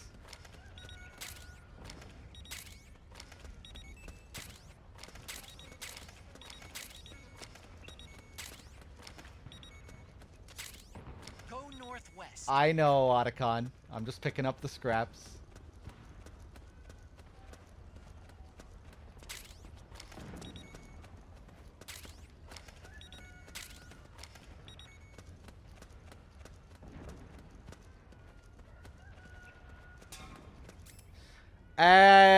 No podcast? No, I don't like to do the podcast that often.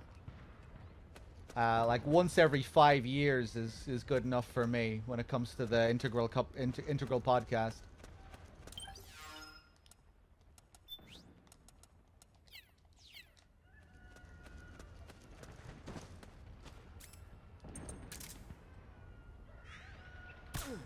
It has been a while though since I've done one now, I think.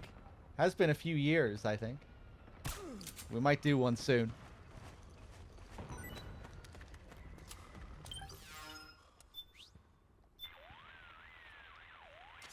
Those things just wiped the floor with the militiamen. Must be the special unit that wounded militiaman was talking about. And now the wreckage is blocking the way. Snake, head straight for Liquid's camp. Does DRK do the podcast with every story playthrough these days? Yeah, I don't think I have much interest in doing that with every in-depth run.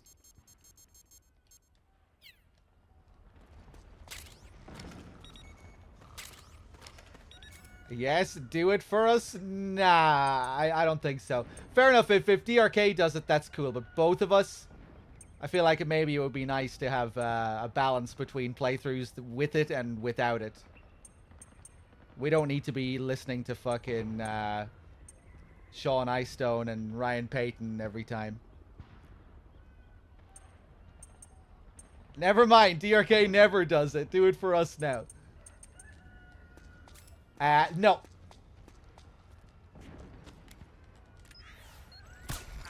Ah!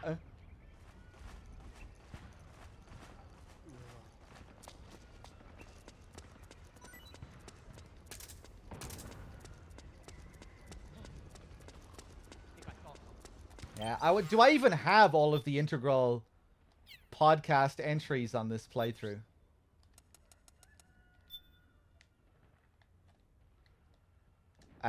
Why am I just looking at it? That's not how I see the list. I must be getting tired. Podcasts. Yeah, I only have the first one here.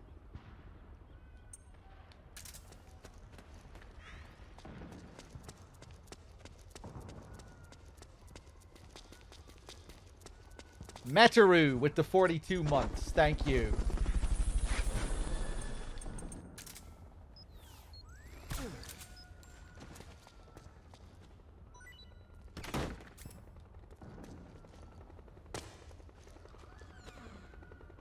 I really like this last section of Chapter 1.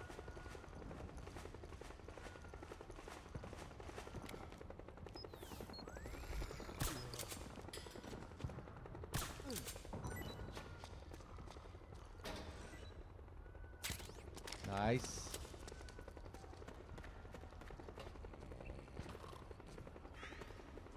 What? Something just...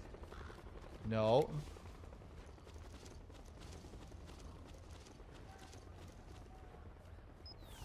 Who is that?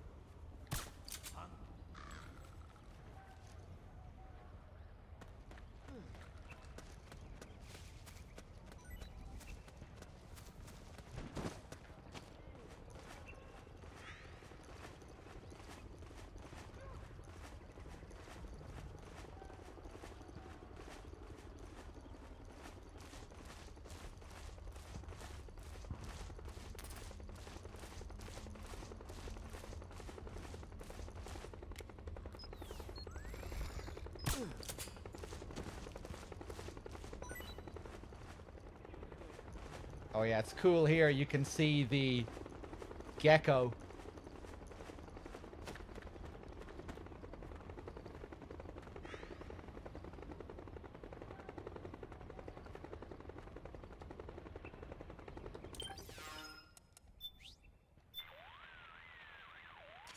Hey, Snake.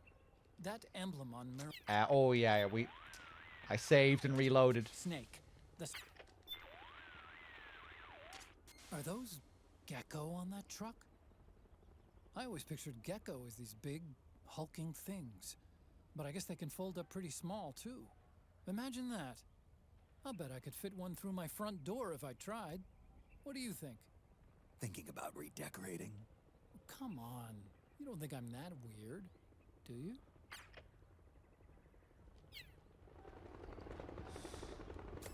If only they could be sabotaged like the Hind. Yeah, that would be cool, wouldn't it?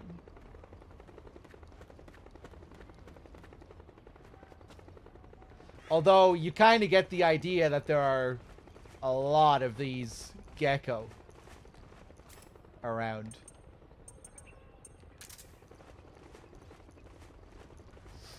It's not like the Hind, where there seems to be, although you do get lots of those Hinds later, to be fair, too, in Groznygrad.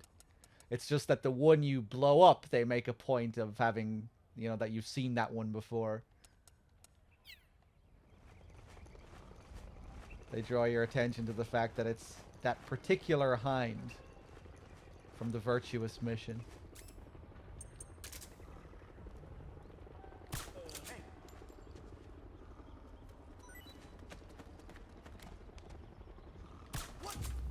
Ah, fuck. Battle. This is HQ. The enemy is attacking from an unknown position. Alert status. Acknowledged. Sending reinforcements. Use extra caution.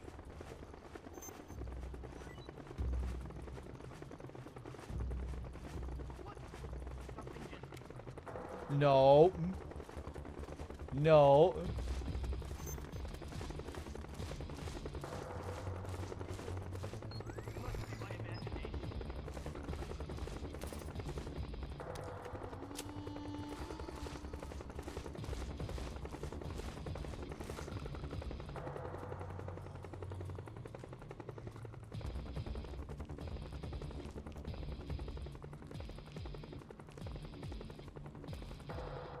Wow, are they gonna leave these guys here?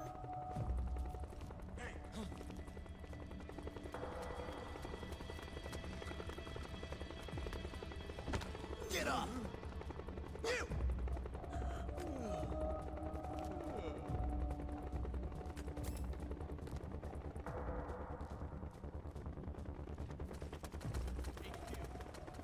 This is HQ. All clear.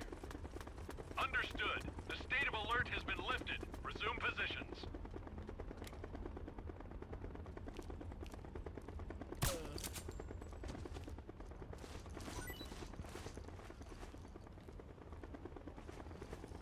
I'm kind of scared of the guy up on the tower. There he is.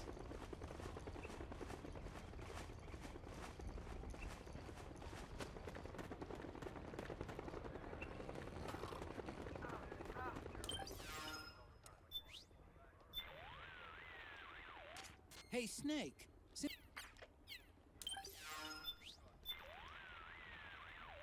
Snake, there are more differences between the militia and the PMCs than you may think.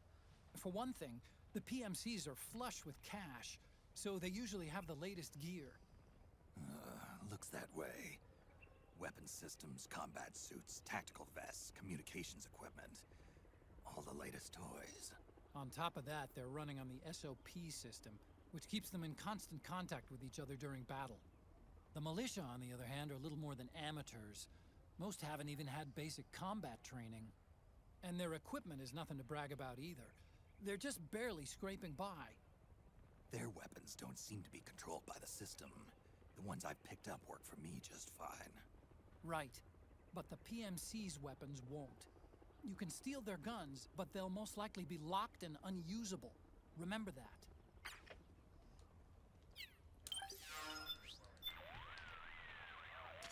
Snake, these enhanced soldiers seem to be using some sort of device to cling to the walls. Doesn't look like they have spikes or suction cups.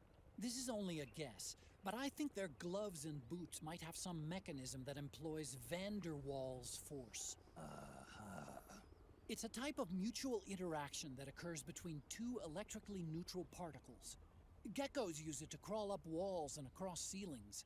Oh, that kind of gecko. But those things are a hell of a lot lighter than a human.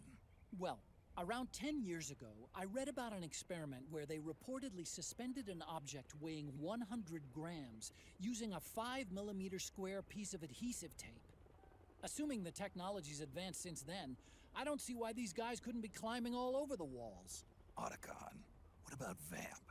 How he ran up that support pillar in the big shell. You think that's how he did it? You mean, did he have this technology? He could have, yeah. So it wasn't that he had some freak. No, he couldn't have.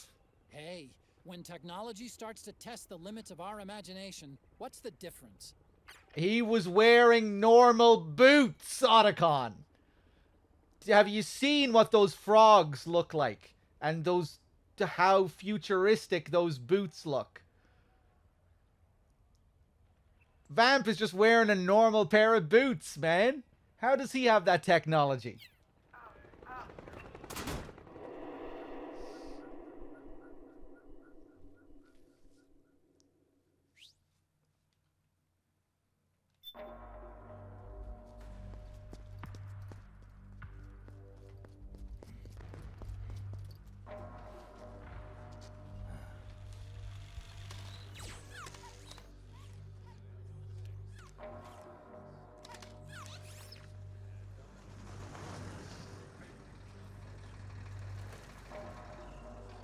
Hey you, get over here.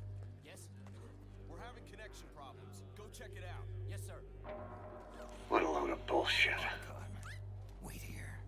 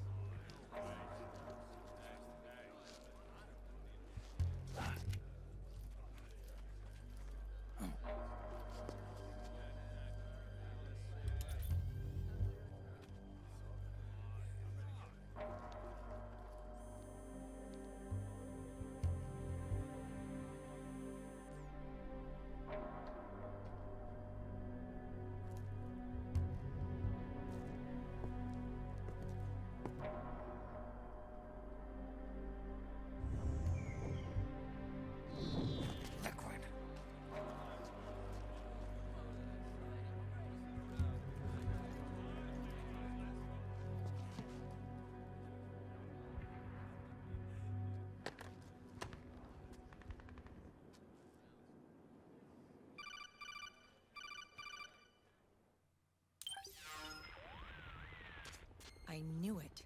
Snake, you're here to kill Liquid, aren't you? That's the mission.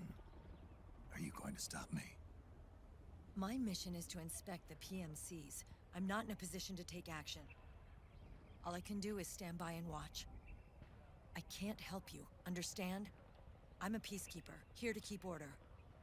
Understood.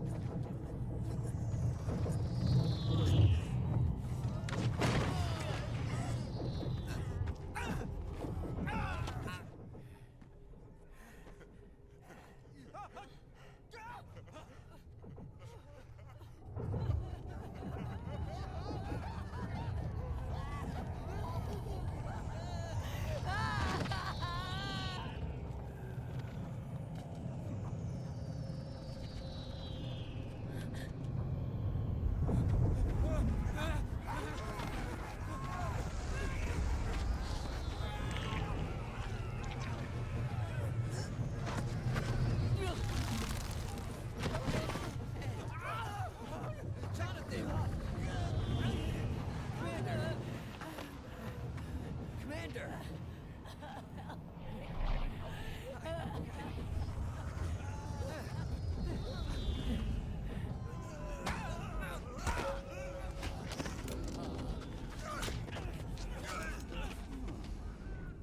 I never thought it would be so easy. But these results... refreshing. Don't you think?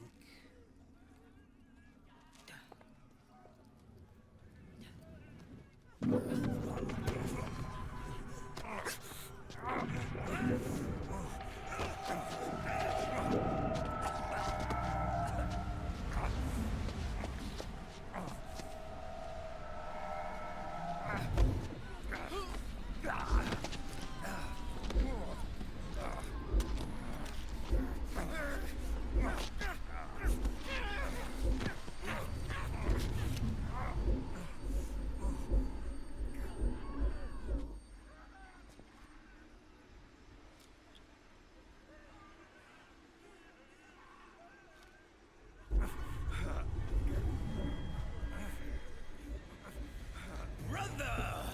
It's been too long. Liquid. Rejoice! We're not copies of our father, after all. We are free of the shackles of fate. Snake. Brother. We are free.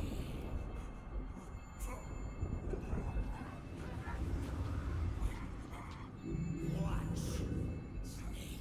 Gross. Watch as I surpass my own origin.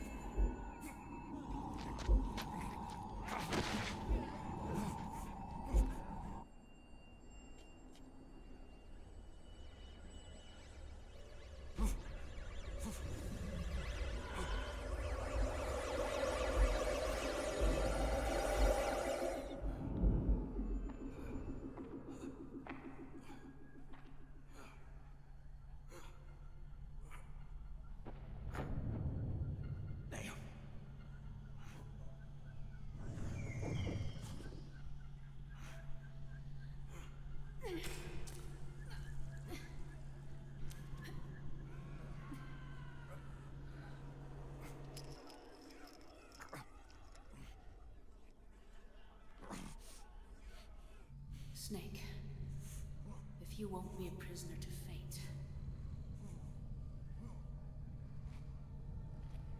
then go. Fulfill your destiny.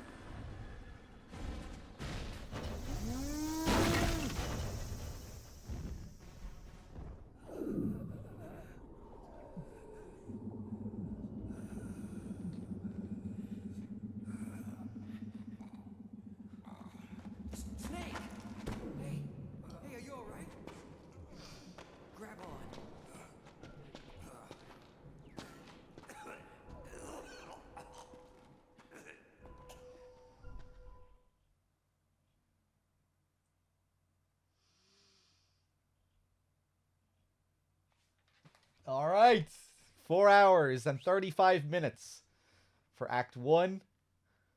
4 continues. 3 alerts. 36 kills. Only 3 recovery items used. Okay, I thought we used more than that. 70 weapon types procured. Yeah.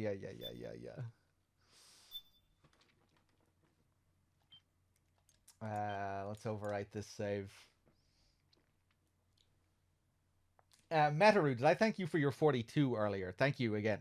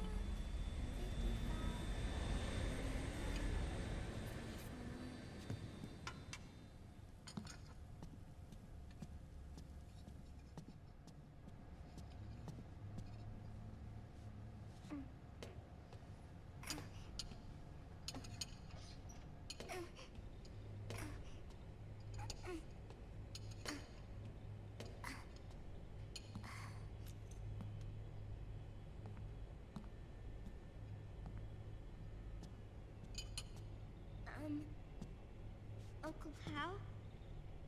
The eggs? They're done. Thank you, Sonny. Snake? A dud! Back from the dead?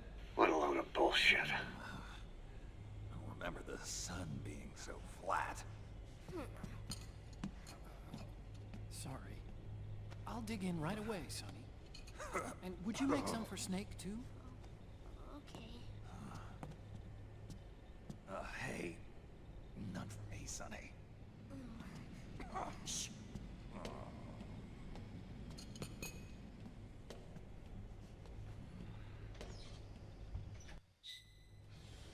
How long was I out?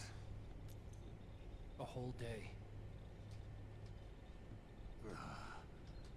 Someone saved my life. Yeah. It could have been Meryl and her boys. Don't worry. They're doing fine. Liquid got away. You okay? My body just seized up all of a sudden. This is normal. It's not my joints or muscles. It looked like the PMC soldiers all went haywire en masse, too. I thought it might be a form of ADS, but I didn't detect any aberrations in the EM field.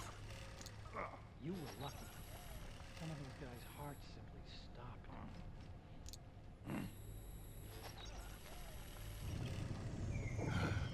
She was there. Naomi was at Liquid's side. Otacon, did you see her? No, but you're right. Naomi was there. I found traces of the DNA in that syringe you were holding. So it was Naomi. Why? Here, let me show you something.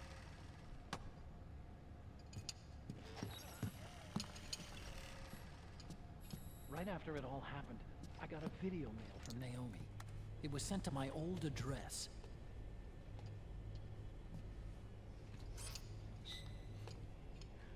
I forgot that she put the cigarettes in her back pocket like that. That's hilarious.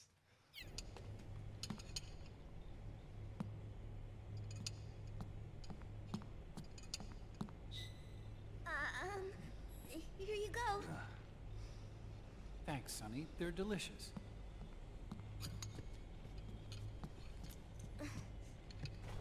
But you haven't even eaten any.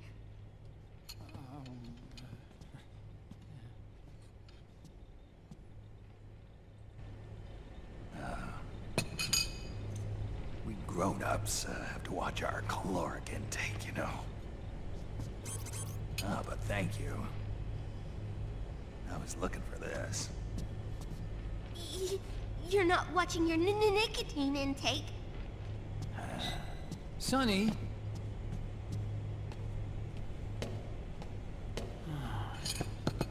You really hurt her feelings. Yeah. Why don't you teach her how to cook eggs then? Oh, like I know how to cook. Hey, check this out. The data's been quarantined, no viruses. The voice print matches Naomi's, and I'm fairly confident the video isn't digitally synthesized either.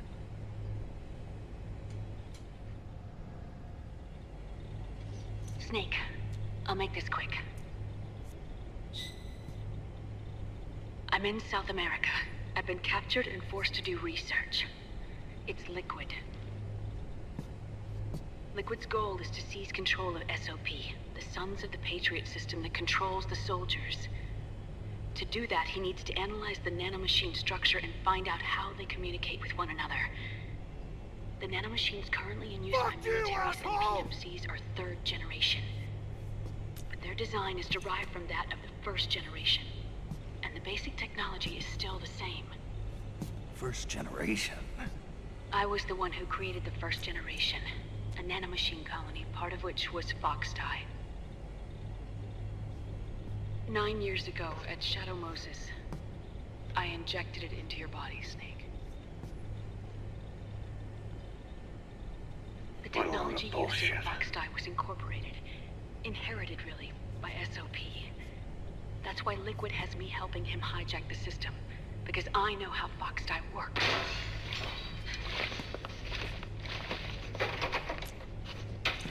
Please, you must rescue me.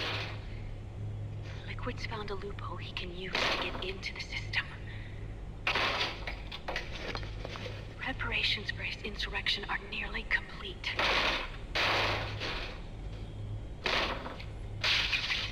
There's no time to waste. Snake, hurry!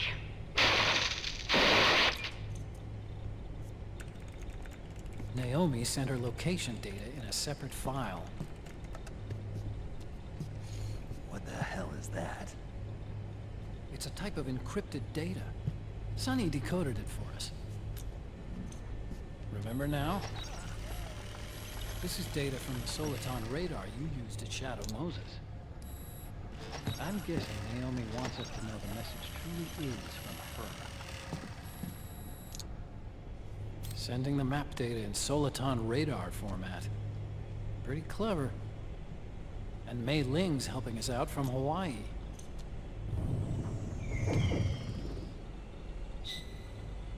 The data she sent was 4D sound data.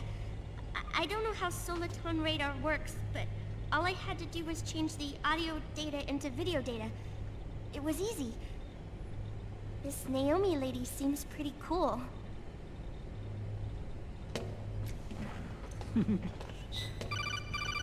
It's Campbell. Snake, as you'll recall, following the Shadow Moses incident 9 years ago, Naomi was detained by the authorities. But someone arranged for her escape. Yeah, I hear they added that to my rap sheet too. I suspect it was actually Liquid. He must have taken her prisoner himself and forced her to do research at his facility in South America. Chances are, the location Naomi gave us is the site of Liquid's main base. But there's no actual proof. There's an ongoing skirmish between a new regime put into power by PMCs and a rebel army formed by remnants of the old one. The rebels have hired a small-scale local PMC of their own to stir things up. It's the quintessential example of a war economy market. The new regime is still in shambles, so it's really Pure Moment, one of the PMCs under Outer Heaven control, that's calling the shots. You might say it's a perfect place for Liquid to make his haven. Or it could be a trap. True. But even so, the payoff would greatly aid our efforts. I had Sonny trace the origin of Naomi's mail. The address is fake, but Sonny was able to track the message back through its proxies based on access date timestamps and data transfer volumes. Apparently, the message originated from a server in South America. I wouldn't exactly call it 100% credible, though. Colonel, where's Meryl? I know she left the Middle East in pursuit of Liquid. I'm sure Arsak is on to us by now. We can't chase that line too far. Which leaves Naomi as our only lead. I've secured you landing clearance at El Dorado International Airport. You'll be acting as a UN inspector. South America. That's about 20 hours from here. Then what's the plan? I'll arrange for them to get you a 4x4. The location Naomi gave us, the PMC's base, is in a mountainous region surrounded by forests.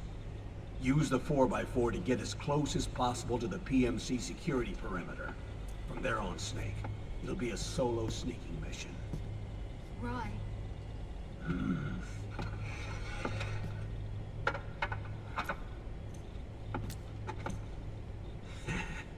Thanks.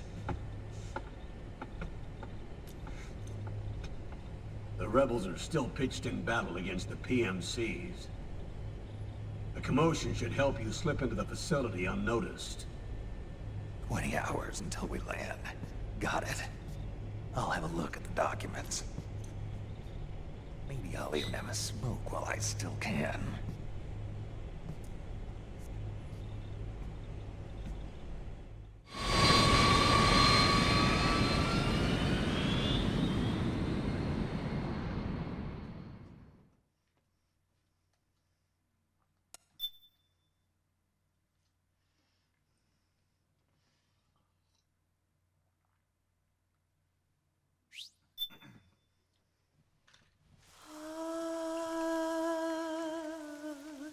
Se me Clao, y adiós, men, Clao.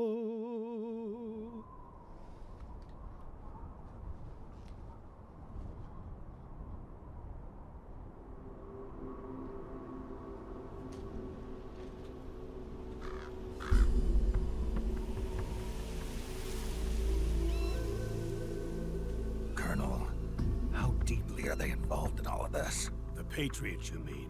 The data we got from Arsenal Gear was a load of crap. 12 founders who have all been dead for 100 years. Give me a break. We know they exist today. If the purpose of this battlefield control system is to control IDs, it fits in with their plans perfectly. Seizing control of the world's ID systems, and then using them to manipulate the economy and information flow. For the Patriots, that's the ultimate prize. You might say the Patriots are the embodiment of the war economy. Everything that Solidus feared 5 years ago, it's all come to pass. The Patriots are trying to protect their power, their own interests, by controlling the digital flow of information.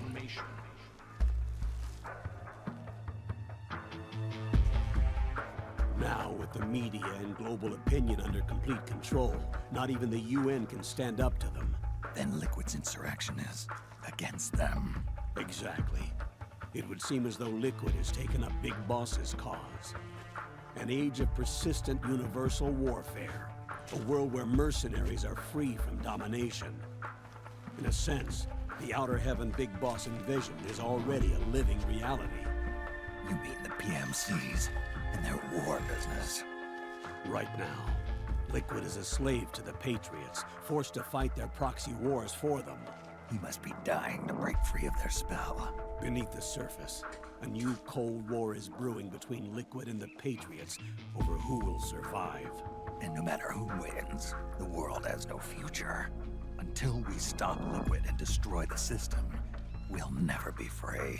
Snake, what we call peace is an equilibrium kept in check by the war economy. Destroying the system means wiping out the information society, the end of modern civilization. Like it or not, we may have no choice but to protract the system.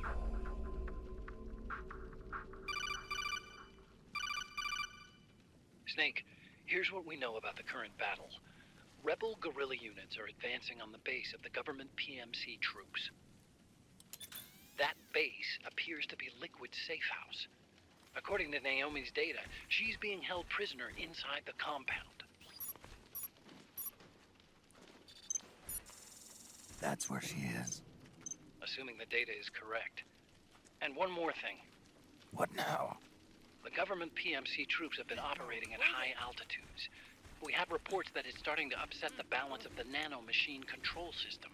Meaning? Meaning the low blood oxygen content seems to have an effect on their nanomachines, giving them a slight edge in battle. Be careful. Steer clear of altitude sickness. Got it.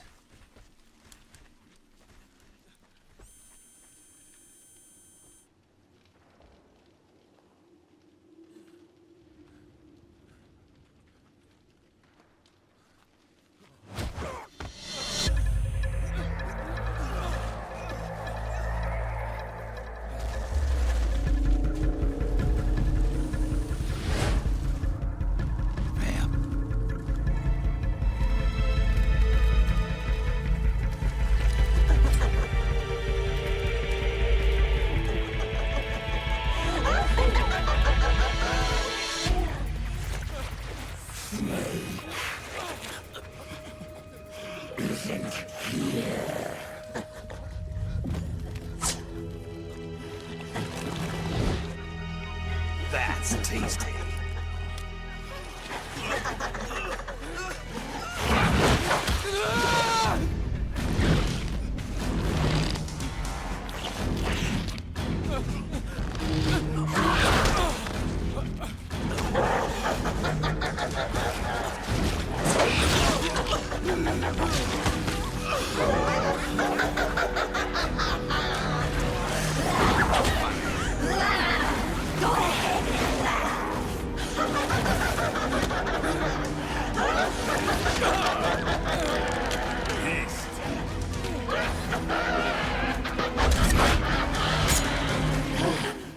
Leave one.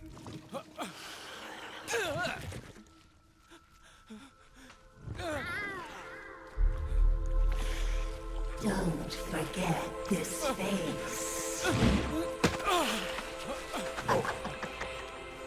This is the face of the bastard who killed your comrades.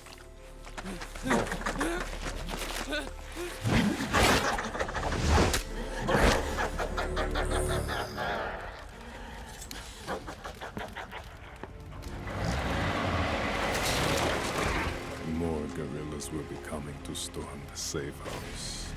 He must be among their numbers. Sooner or later he will come. Don't let down your guard.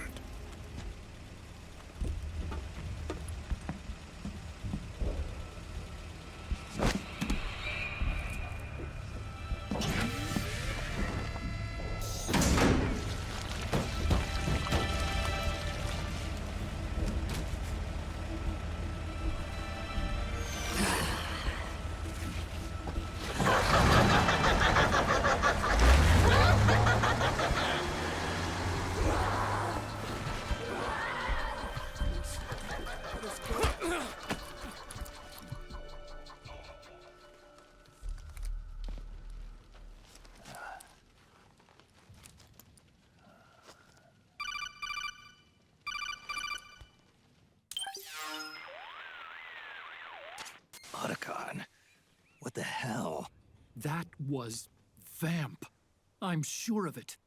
I'll never forget that face. Those were PMC soldiers with him. Is he involved in Liquid's plan? We watched him die in Manhattan. Damn it, he won't leave us alone. Snake, could Vamp be immortal? Not a chance. This is the real world, not some fantasy game. I swear, the next time he shows up... Not now, Otacon. Right. I know. Snake, according to satellite imagery procured by Mei Ling, the facility where Naomi's being held is to the north, along a mountain road. I'm sending the location to your map. Mei Ling? What's she up to these days? Taking command of the Missouri, apparently. The Missouri? That's a World War II battleship. The museum contract in Hawaii expired some time ago. I hear it's now being used as a virtual training vessel. No kidding. Not for actual combat training, of course, but rather to get sailors used to seamanship on an analog vessel. Or so I hear. After the mess at Shadow Moses, Mei Ling kinda got put out to pasture. Even so, making captain at her age, that's pretty impressive. Rumor has it she caught the eye of some lecherous old admiral who got her promoted. She always did have a thing for older men. Maybe it's too early to retire after all. Thinking of taking a little training on an analog vessel, Snake? No. At this point, I've got no need for any more training. Fair enough. Listen, Snake. When you get there, remember, the conflict between the PMCs and the rebels has nothing to do with your mission. There's no reason for you to get involved or take sides. That said, creating some sort of impact on the battlefield could produce better conditions for sneaking. The rebels are targeting the facility being used by the PMCs as a base. This is more or less the same spot where Naomi's being held. If you aid the rebels, they might get rid of some of the PMCs and help carve a path for you to sneak in. That freak I just saw, with the tentacles, was it using the same octo-camo system as my suit? Yeah? I thought that technology was of your own design. Actually, I kinda based it on some designs Sonny snagged off the net. And the data came from? DARPA. So in other words, we're on equal ground technologically. Sorry, I guess I should have told you. And by the looks of things, they know I'm coming too. Yeah, it could be a trap. Stay sharp. A DARPA. Give me a second here. I'm just going to turn the game volume down a bit. We turn it up big time for cutscenes and then turn it down for gameplay. The volume range is all over the place in this game. A DARPA. Hold on.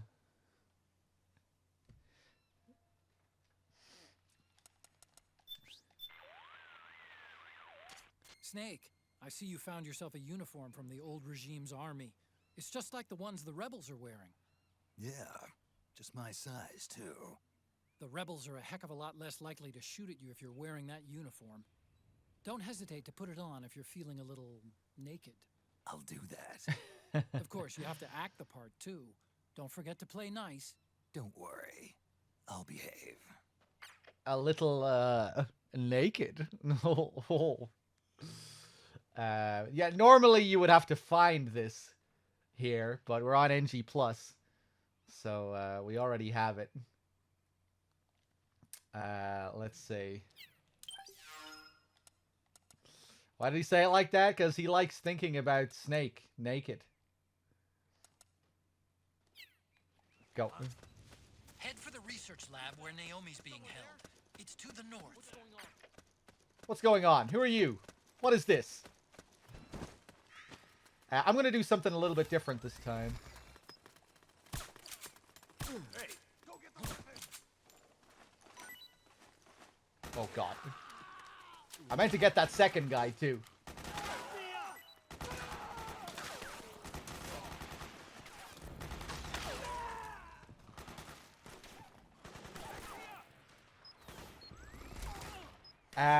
Is this guy gonna come back down or what? Ah!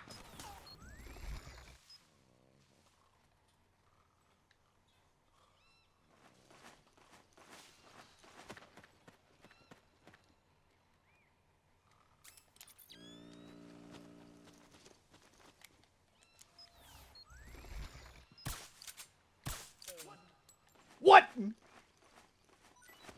How many of the militia boys are still alive, I wonder? Wake up.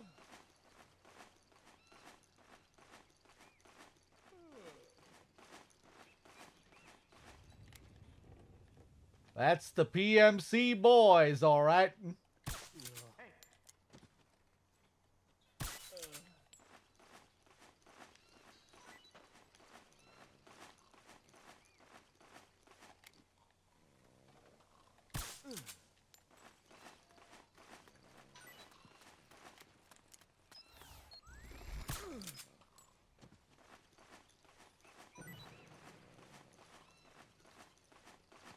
Damn, I think, I don't think any of them made it out of here.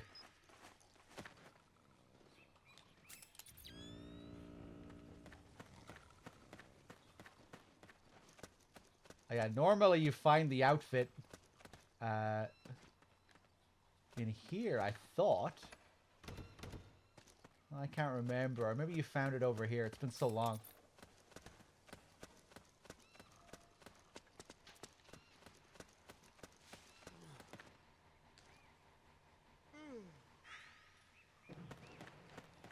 One cool thing about this area as well is that it gradually brightens up as you make your way through it.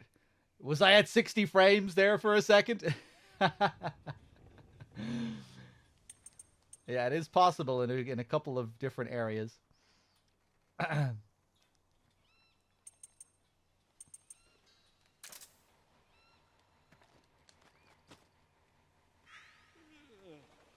Yeah, I think that's it, isn't it? If you rescue them, they'll open that door, and then you'll be able to get in to get the uniform. It's been so long since I actually got that uniform on a new game playthrough.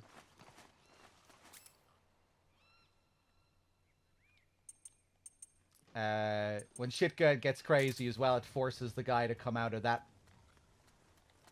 little spot too. He'll open up that door. Oh, no. Huh? Ah!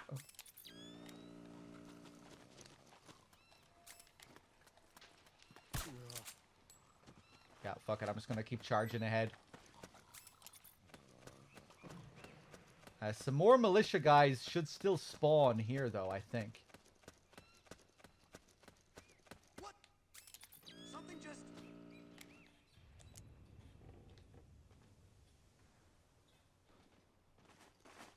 Oh, he was behind me, I think. Swear I saw something.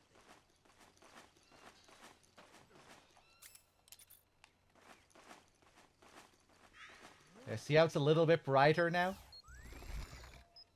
When we get to the end of this area, it'll be completely bright.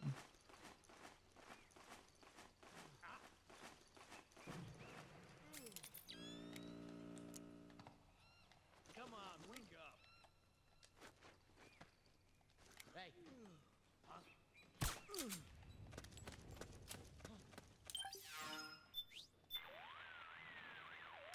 You're still a long way from Naomi's research lab.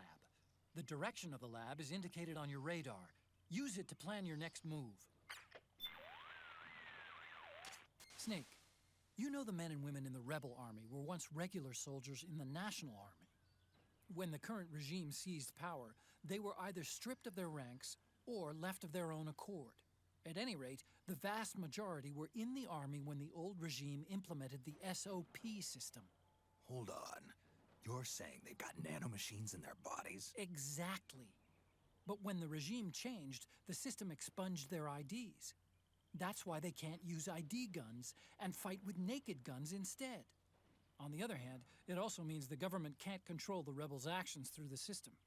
Or you can look at it another way. If you get a weapon from the rebels, there's no need to involve Drebin. You can use it as is. Nice. I'll have to remember that. The PMC the regime hired is French, isn't it? It sure is. Pieuvre Armament. Octopus Armaments. Why? On this battlefield ad I'm looking at, it's written in French. Les tentacules de la pieuvre pour votre guerre. It means something like arms of the octopus. Arms for your war. Oh yeah, I forgot. Fluent in 6 languages. You know, I bet the octopus never saw it coming. Somebody using its limbs to design a wartime advertisement? You use what you can. That's what we humans do. Sounds like something a Procure on-site expert would say. Is that so, Otacon? I'm kidding, I'm kidding. Hader using his Canadian school French. Wake up.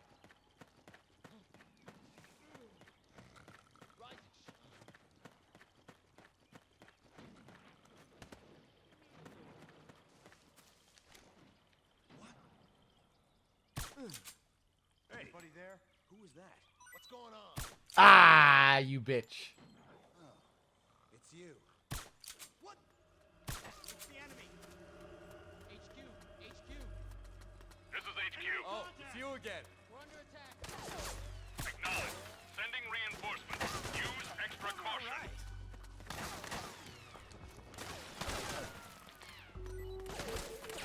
Nice going! Save my ass. Help me out here!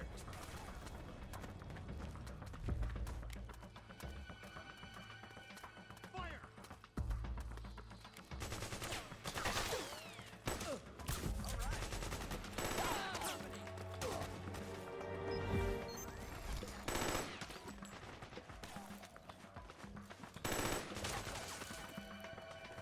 We got company!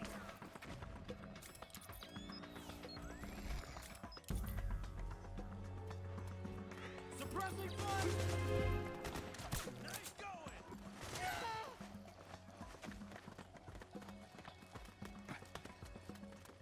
Need backup! You saved my ass. Nice work. Damn, you're good.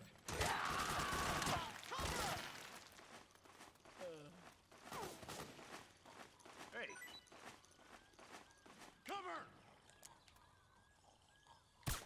Damn! I'm wasting a lot of ammo here. Fire! Climb up, Snake. Ah, I got careless.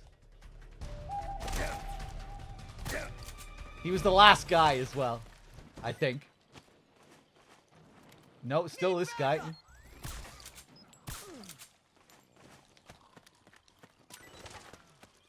Tricky little area if things go south.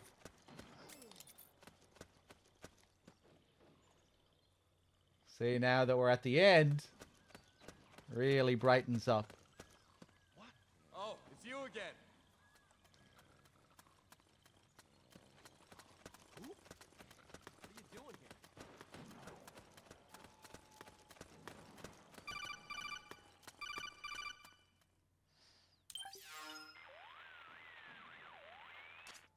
Snake, there's someone I'd like you to meet. A member of the mission staff. A psychological counselor. Psychological counselor? A lot of soldiers can't handle the stress of battle, end up panicking. She'll be useful in helping you understand the mindset of both the PMC and rebel soldiers. She? Rosemary.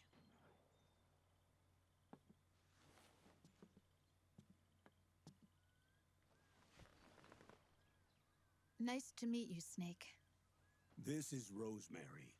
She used to work as a data analyst at the Pentagon, but moved to combat support during the Big Shell incident. Yeah. She was in charge of Jack's files, wasn't she? After that, she studied psychology. And now she's a counselor with CSP, the Combat Stress Platoon. Yeah, I hear psychological counseling's the hot field these days. Increased combat efficiency and productivity, all without ever picking up a gun. I'll be acting as your personal counselor on this mission. Since the passing of the new millennium, one of the most important issues facing today's military is the mental care of its soldiers. I can also provide advice on soldier psychology from a threat assessment perspective. Contact me anytime. I'll be standing by here at home with Roy, but I'm on a different circuit. The frequency is 147.79. Her advice will have a positive effect on your psych gauge. Survival on the battlefield depends on your psychological well-being. Lose your cool and your body stops doing what you tell it to. Even a veteran soldier like you. I know. Mind, body, technique. Some things haven't changed with time. When your psyche is running low, ask her for advice. It'll help keep you in peak condition and focused on the What a mission. load of bullshit. By the way, Colonel, isn't that your house? Well, yes. Then the woman you married, the one that Meryl was talking about. Is Rosemary, yes. Didn't I tell you before? News to me. What about Jack? Jack? Jack, from Foxhound. Codename Raiden. I seem to remember him being engaged to Rose. Oh. We lost all trace of him. Jack's gone. I used to work with the guy. He saved Sonny from the Patriots. He disappeared soon after that. What about you? Jack disappeared and you just moved in on Rose? I was consoling her over her loss, and one thing just led to another. She's young enough to be your daughter. Yeah, lucky me, huh? Now I see why Meryl was so disgusted. Meryl said something about me. Yeah, I believe her words were, "I'll never forgive that womanizing piece of shit." I see. Colonel, you knew she was our informant in the Middle East, didn't you? Was it you who put her up to it? Yes. I used my connections in the army to get Meryl the job. You wanted your daughter someplace where you could keep an eye on her.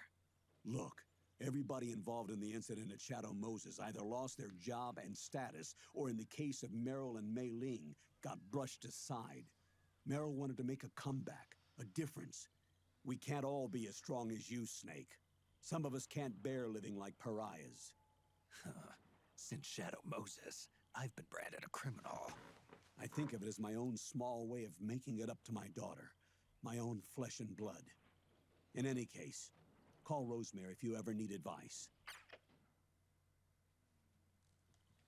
It really feels like they're toying with the fan base's disdain for Rose here. You know, because in the grand scheme of things, we know that this is all a show. It's all a setup. She isn't really in a relationship with Roy Campbell. But that's what we're led to believe initially. I can just imagine Kojima and the team planning this. You know, what if we feign this relationship? What if we put Rose in a romantic relationship with the real Roy Campbell? That'll get a reaction.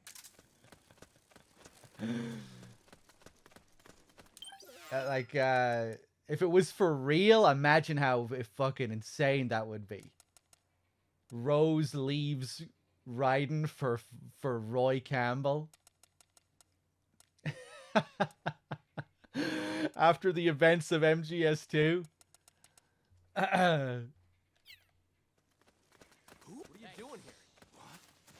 There's a sloppy fuck up with the dialogue in that scene where Snake says, Jack, from Foxhound. I used to work with the guy. Obviously, Foxhound did not exist in MGS2, and it was even Snake that pointed it out to Raiden. Foxhound disbanded. Where were you before Foxhound?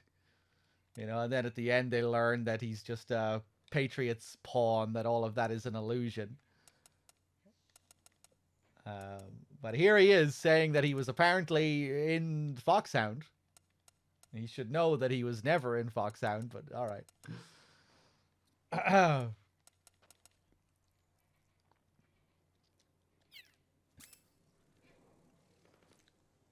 He's an old man, yeah. It's you again. He forgets these things. He's going a bit senile, I guess.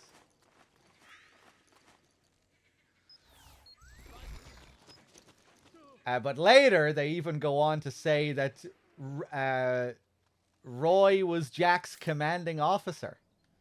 They imply that at some point, Roy Campbell really did command Raiden. So that's another weird thing.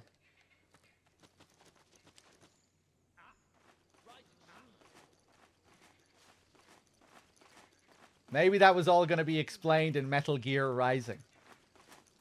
If we actually got the game that took place between 2 and 4, maybe they would have explained that. Maybe Foxhound reformed and Raiden went to work with the real Roy Campbell for a few years.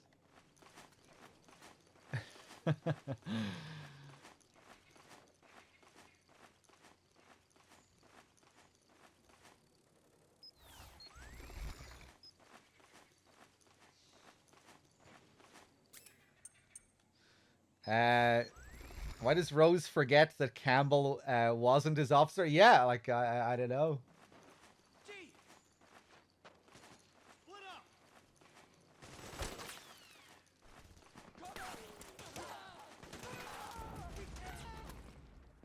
Yeah, the censoring is pretty cool, isn't it? I never did get the sense ring call in Act 1 as well. I wonder if I can still get it in Chapter 2.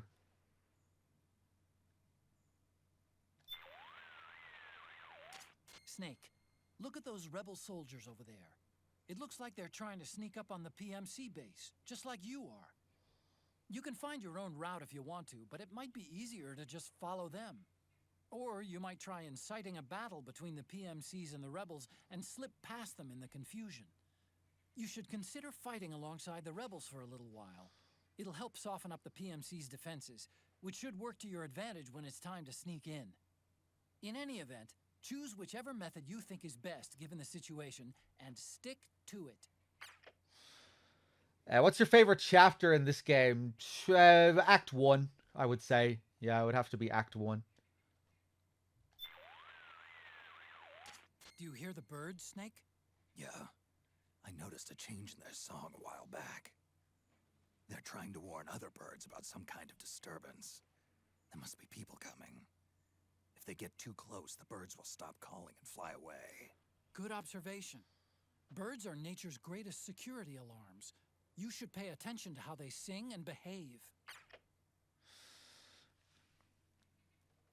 Yeah, there are a lot of really good sequences in Act 1, I think. I really... The first couple of areas in that game are great. Or in that chapter. Or, well, not the first. Not the section where with all the geckos running around and shit where shit's going crazy. But after that, you know, when you get into Act 1 properly. But the couple of areas before you get your gear back. That's a really great stealth section. I like the battlefield section after that as well. I really like the frogs fight. I think it's probably the best version of that fight that they've done in the series, like the guard rush, a boss fight where you're just against a load of guards. It's a fun fight, I think, and I like all the crazy strats and things that you can do in that fight. Using the barrel is a lot of fun, as you saw me do in this playthrough. And then the last couple of areas are just really fun stealth sections. The Millennium Park area is really good with all the geckos in the trucks, that area. When you meet with Meryl, that frog fight, yeah. I like the frog fight later, too, before Screaming Mantis. More so for the vibe of it, rather than anything else. Just the atmosphere and the music of that fight is really good.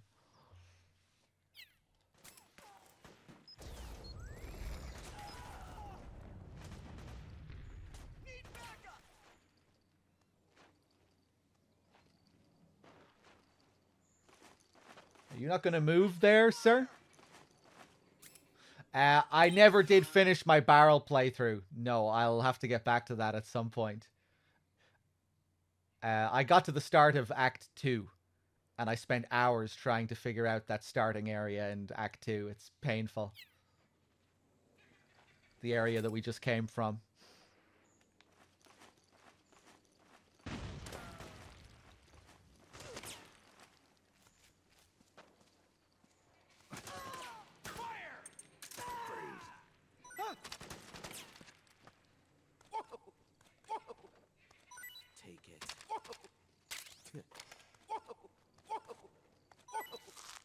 Crack.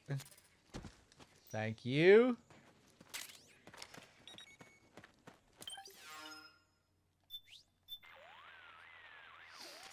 Snake, that circle that appears around your body is called a threat ring.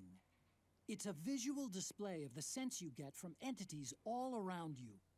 When you're crouching or lying down and concentrating, it forms a perfect circle. Your sense is represented as waves. The stronger the sense, the greater the wave. Hostile entities are displayed as colors. Get acquainted. It'll save your life. Oh, and one more thing. Your senses will suffer when your psyche gets low. The ring will reflect that, too. Keep it in mind, okay?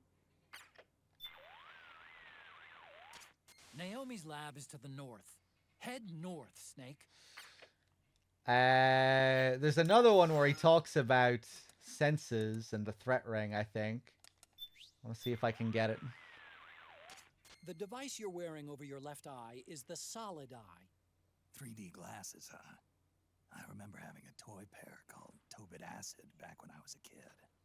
Tobit Acid? Okay. Never heard of it. The Solid Eye is a multi-purpose goggle equipped with a variety of functions. It has the same night vision capabilities as ENVGs, as well as a monocular function. It can also display a wide range of data as called for by the situation at hand. It's capable of using visual cues to pull up target data on any soldiers or weapons within its field of vision. Say, for instance, the target is a soldier. The Solid Eye will display the soldier's physical and emotional state based on body temperature, heart rate, and even sweat secretion. You can toggle the Solid Eye's functions in the item window. What do you think about the codec calls in this game compared to the others? Well, obviously, it's much less fleshed out than the previous games. There's not nearly as much focus on the codec. You have only 2 characters. So, yeah, you don't have the crazy amount of calls like you do in the previous ones. I still do like a lot of the optional calls in this, though. There's some good ones. But yeah, obviously not as interesting as the previous games.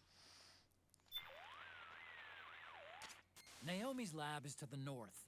Head north, Snake.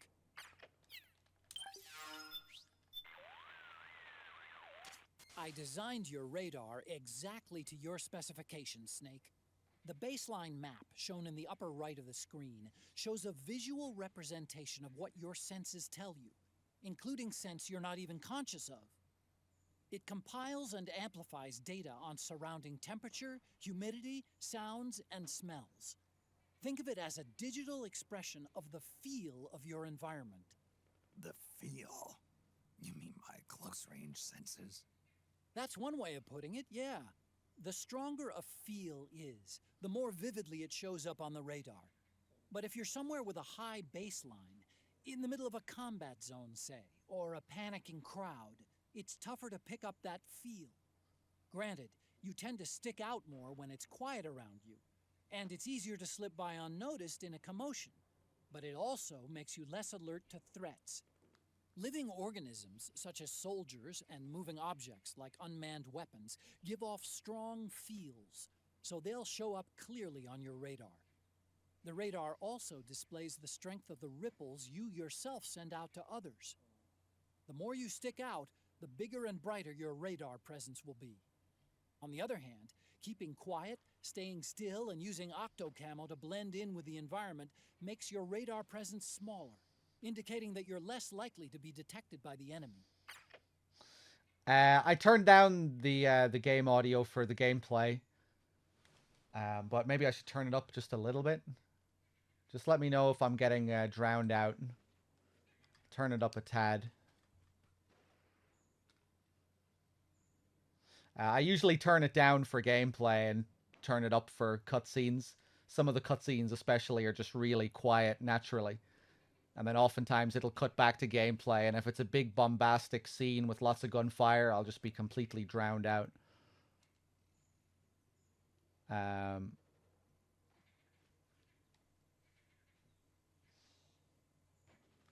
Yeah, if you have decent speakers, it shouldn't be a problem. But yeah, if you're like watching on your laptop and you're not using any headphones or any other speakers or anything, it might be a bit low. Let me just turn it up a bit more.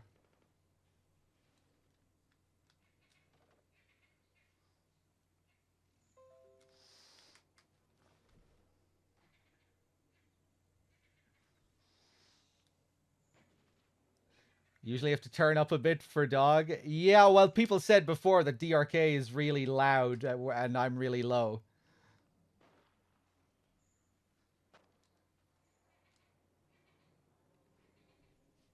Yeah, I could probably do with turning up my general volume a bit, but I would have to go tinkering with my compressor to do that.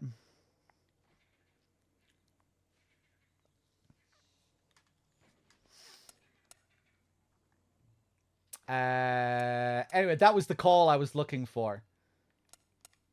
Safi, do you think I'm too low, generally speaking?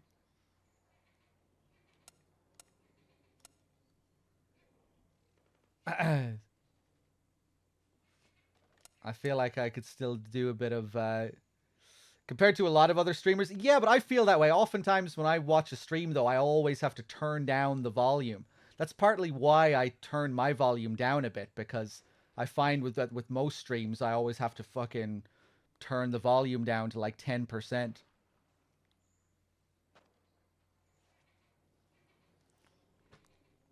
But yeah, I could probably do with turning it up a bit. It's hard to get the right balance. You're about as low as it gets. Let's see here.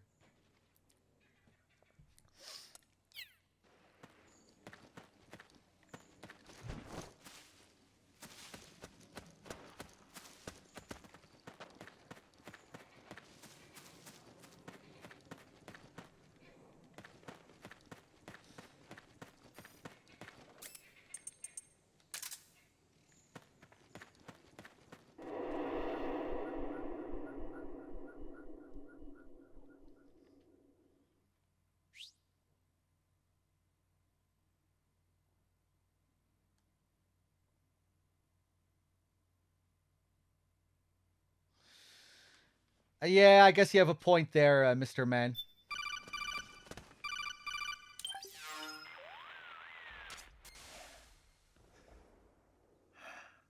Who is this? Snake. That voice. There's an ambush ahead. Government and PMC troops. You could be shot from anywhere. Watch your surroundings. Look to the distance. Is this... Jack? Jack is dead. Snake. I'm at your side. Wait. He's cool now. Snake, I am a badass now. Oh, it's you. What's going on? Listen to the depth of my voice. I speak in a lower tone now. Careful! Let's go!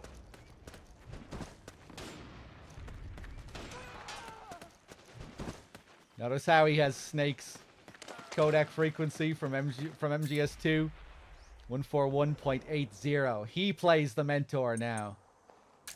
We are the student. He is the mentor.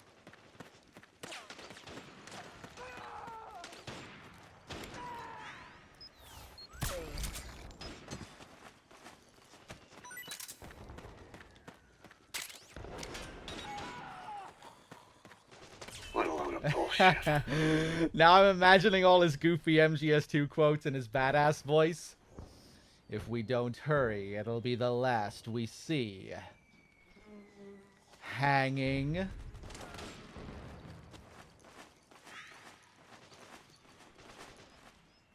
And I won't let you be just a dream.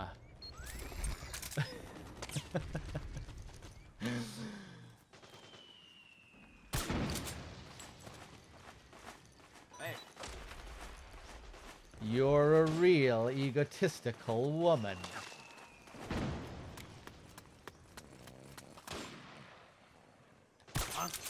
We're under attack! No, you're not.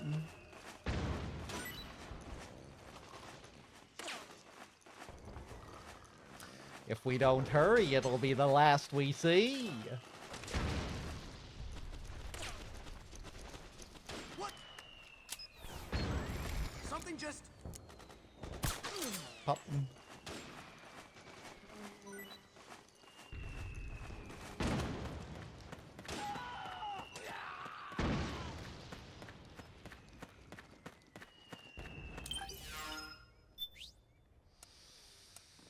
Hey, what's up, Wexford?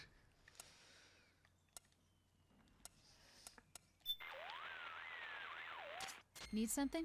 What's up, Doc? Your psych is looking good right now. Nothing to worry about so far as I can see. Good. Snake, the gauge below your life gauge is your psych gauge. Yeah, you told me about that. Then you'll hear it again. The psych gauge affects the rate at which your life gauge recovers. In other words, how fast your wounds heal. It also greatly influences how well you perform various actions. When your psych gauge is full, your life recovers quickly and you shouldn't have any problems doing what you need to do. Remember, your body isn't the only thing driving your performance. Your mind is every bit as important. Gross. I don't let my mental state affect my combat efficiency. You may think that, Snake, but the truth is, you're not as young as you used to be. Could have fooled me.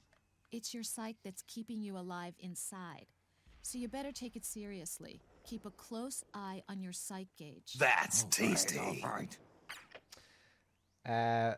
Rose's boobs aren't just moving like that naturally, by the way. That's me. I'm playing with her boobs.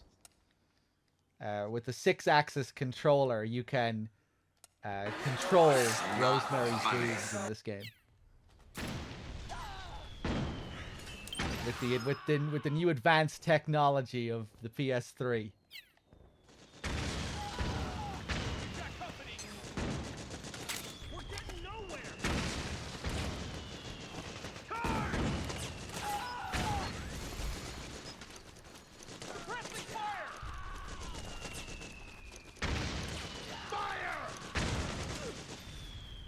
No, Otacon will never be able to... Or, no, Otacon never tells you how to do it. That would be hilarious, though.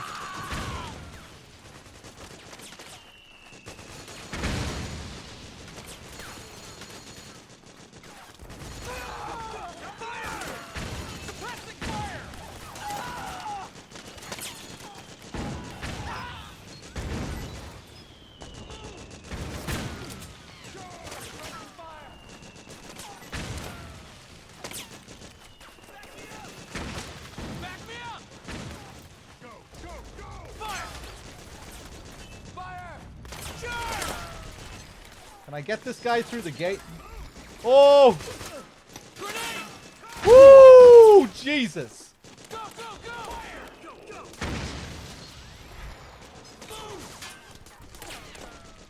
I didn't want Snake to stand up there.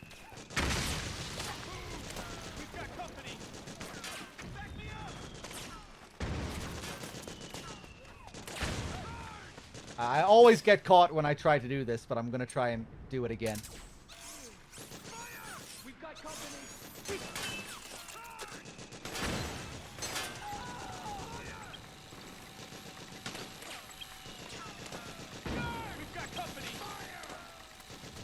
Oh, I never tried going under here, though.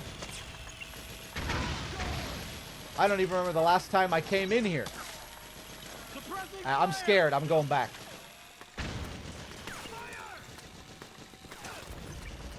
Fuck! Whoa! Damn it. Almost. Oh, God.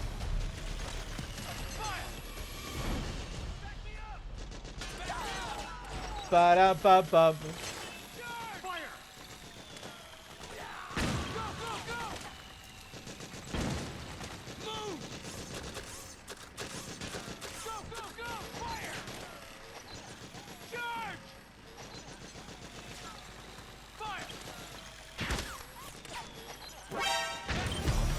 Who saw me this time?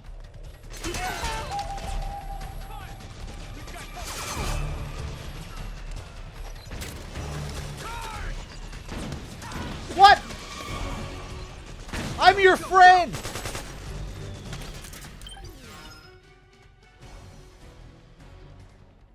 Oh, are the militia not allowed to see the Mark II even if I'm friendly with them?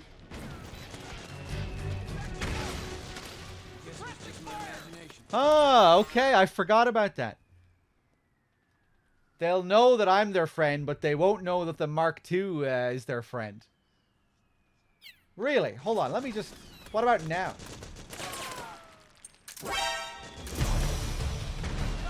Oh, okay.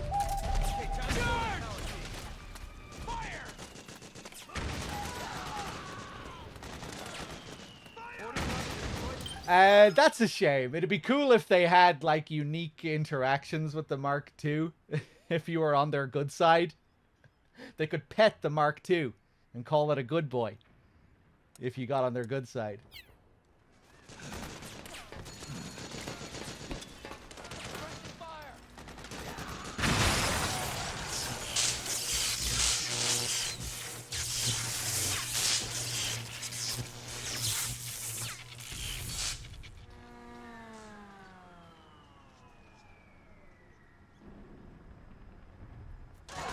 Yeah, these guys are actually quite effective compared to most of the militia in Act 1. If you're slow and sloppy, they'll do a lot of the work themselves here. I cancelled the "we did it" there. Go, go! Wait! Oh wait, no, we didn't get the "we did it." We still have a couple of these guys left.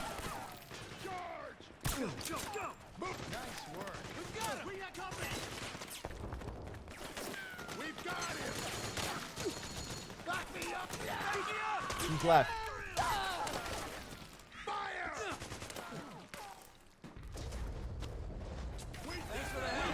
Hey!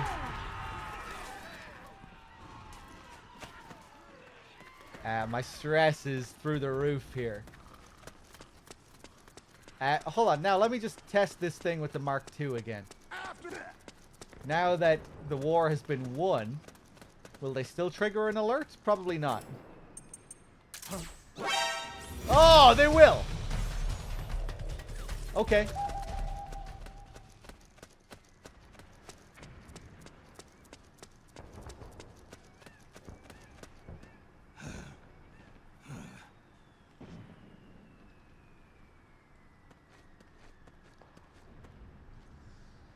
Does anything unique happen if stress hits 100, when stress maxes out? I can't remember. I think he might vomit.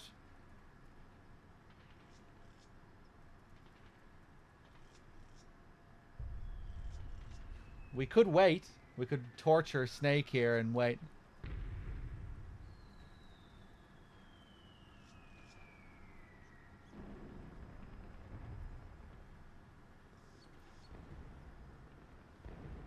Oh, it's maxed out at 80.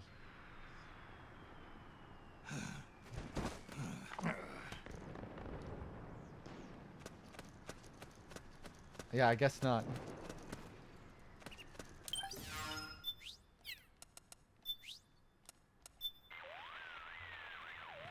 Hi, this is Rose.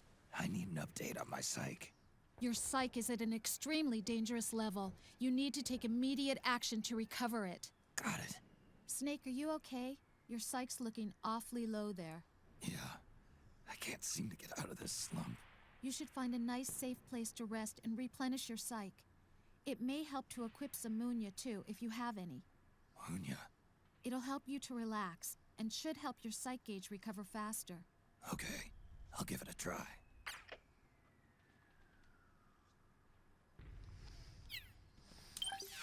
You know, I never actually used the Munya. That's the good stuff. Native to South America, the locals use its odor to relieve the symptoms of altitude sickness. Can also be brewed into a delicious tea. Slightly increases psych restoration speed while equipped. Probably need to reduce that stress a bit first.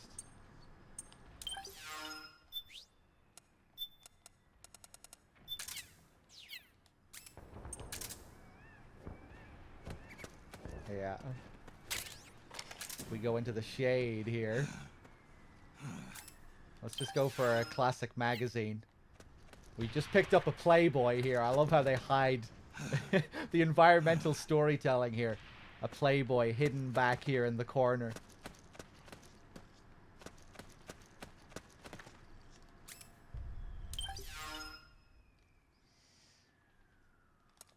Hold on.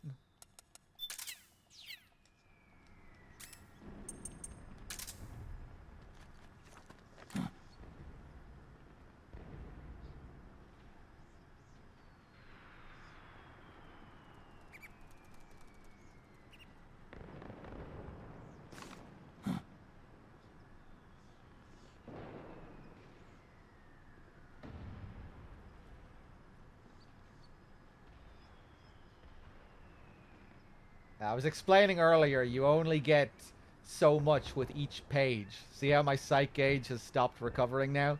But when I turn to the next page...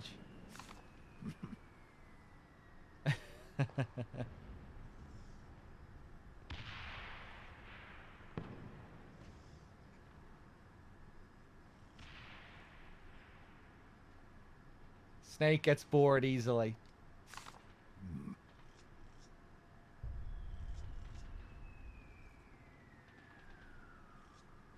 Okay, I want to see how what the Munia is like now, when my stress is really low.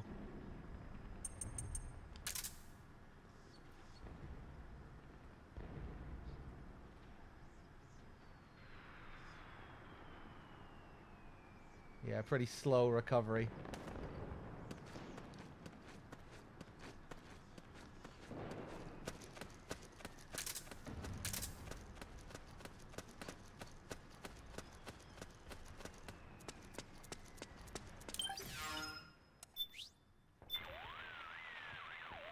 What's on your mind? Just checking in. Your psych is looking good right now. Nothing to worry about so far as I can see. Good. Snake, your psych gauge is affected by the conditions you're in. Staying in a place that's too hot or too cold or being exposed to combat conditions for extended periods causes stress to build up in your body and mind. The more tension you've accumulated, the more your psych gauge decreases. As the gauge decreases, it starts to negatively affect your performance. Your hands start to shake, and your life gauge recovers more slowly. Vision gets blurry, and you can't make out your targets. All of these things impair your ability to complete the mission. So be sure and keep an eye on your psych gauge at all times. I don't think Rose has a call related to the magazines.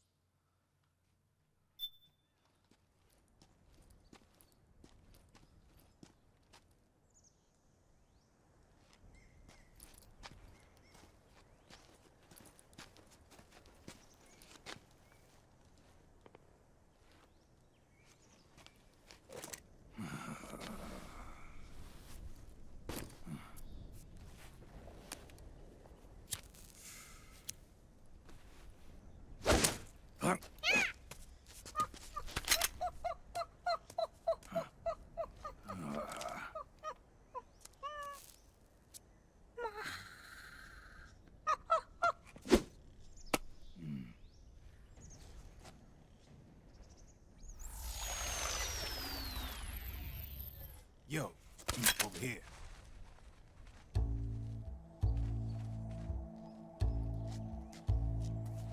You. Come on, hop in. It's getting rough out there. I don't think so.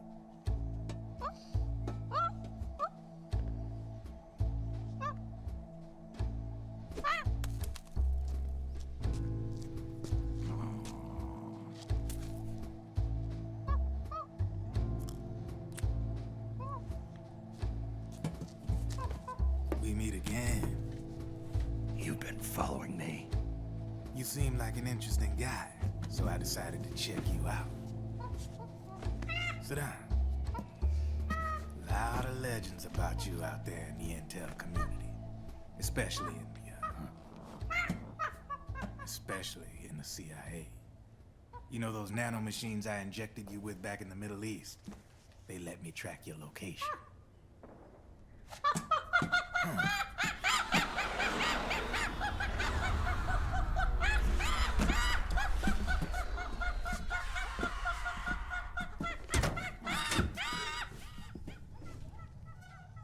Figures. The B&Bs are here. Things are about to get hairy. B&Bs? You never heard of them? They're Beauty and the Beast. Together they're called the B&B Corps. They're a squad of enhanced female soldiers, belong to the PMCs. Anytime there's a mess that needs cleaning up, they're on the scene leading the elites.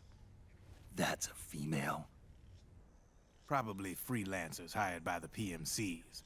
They're run out of a separate parent organization. Guess it's time for good old Drebin to let you in on a few things. Ever since you showed up in the Middle East, the B&B Corps has got orders to kill. Their #1 priority is to eliminate some guy on sight. A guy named, Solid Snake. But from where I'm sitting, Old Snake seems a little more appropriate. Old, huh? Cheer up. That's the bad news. Word on the street says that beneath those ugly-ass suits, the B&Bs are real babes. Drop dead gorgeous. They also say each one of them's been traumatized by war. Badly. They weren't even soldiers to begin with, you know. More like victims of war.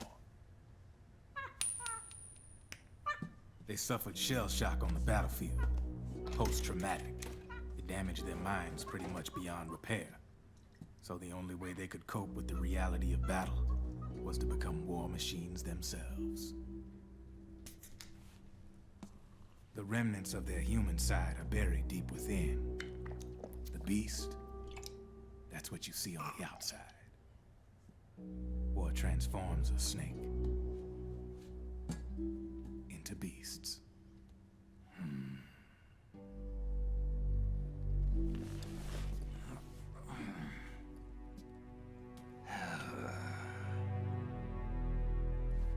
War transforms us.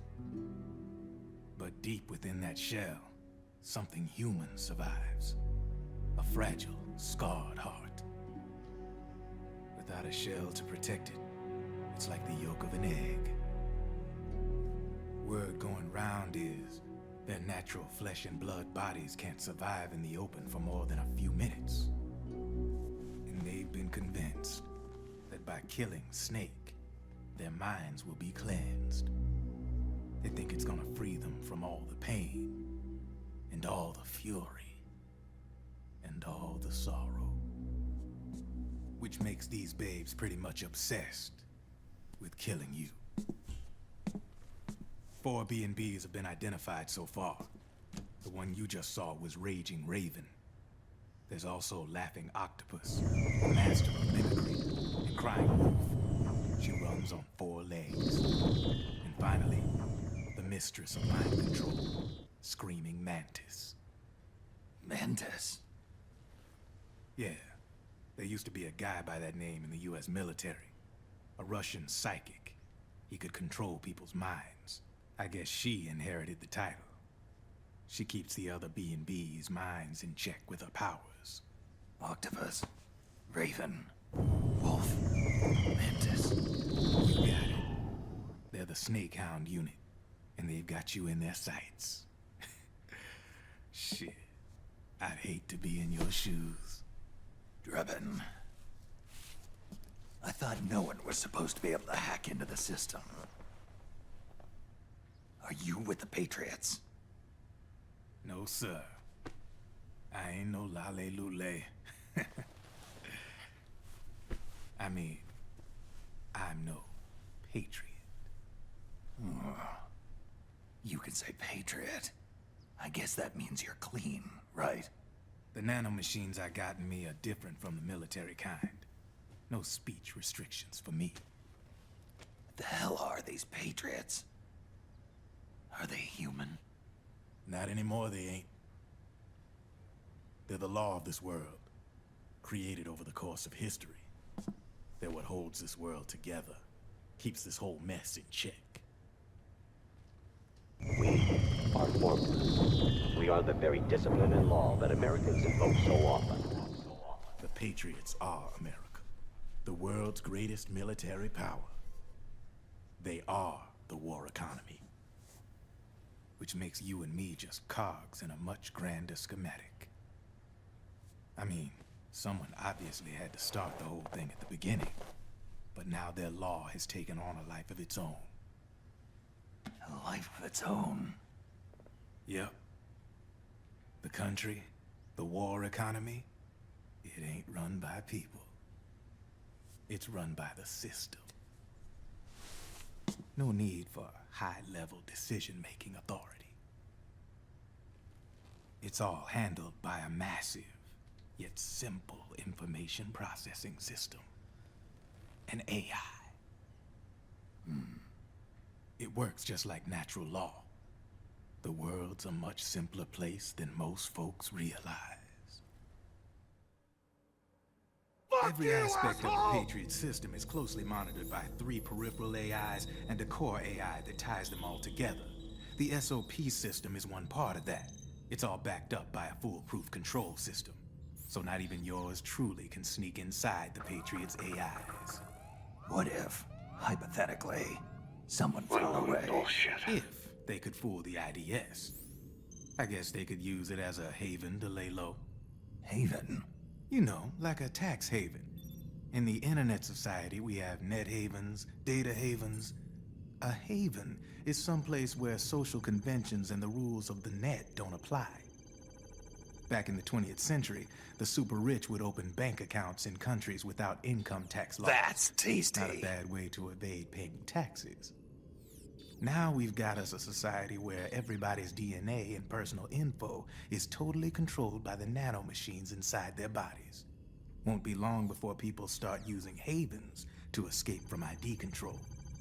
I guess you could say my gun laundering kind of borrows from the haven concept, after a fashion. Even so, good luck finding a way to access the Patriots' AIs from the outside. It's absolutely impossible. No chance in hell.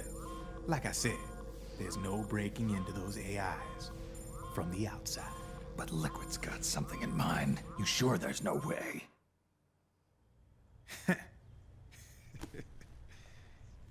I'm just a gun launderer. Only reason I'm interested in you is because you start a lot of fires.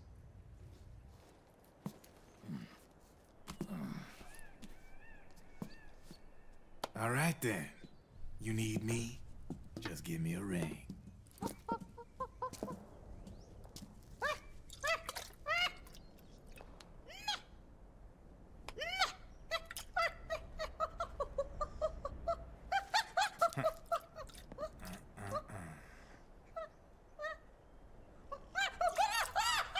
Go on. Get your ass back inside. Now! I have you. I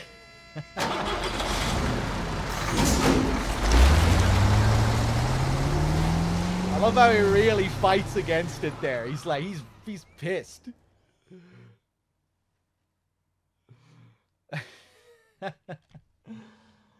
One second. Now that we're cutting back, gameplay is going to be a bit louder, but I won't turn it as far down as I did before. Let me know how it is.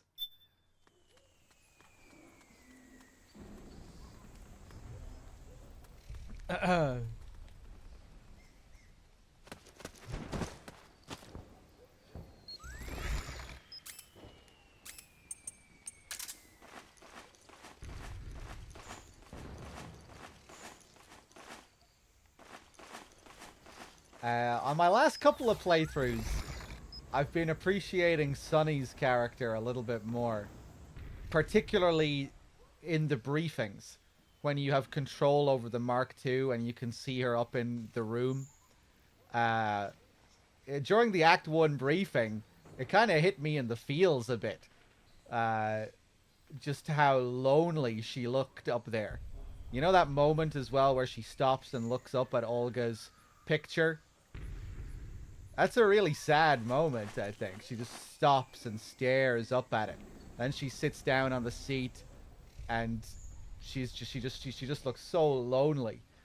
And then she tries to go back down to talk to Otacon and Snake and Campbell, and Otacon immediately just pushes her back up. No, get back up those stairs, Missy. Yeah, those optional moments that you can see with the Mark II add quite a lot to her, I think, as a character. There's something about it, just all of the guys down below talking their shit and making these plans to attack Liquid. I'm like, but poor Sunny is up there, everyone. You're all just forgetting about her. I'm just imagining Sunny, and you know, everything they're saying is just gibberish to her, or a lot of it is probably gibberish to her.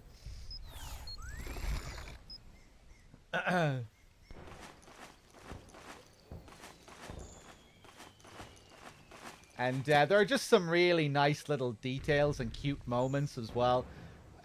When she grabs the cigarette to put it on Snake's plate, and then she just casually stuffs the packet into her back pocket, and you can see the cigarette sticking out of her back pocket. That's a really nice little touch, I think.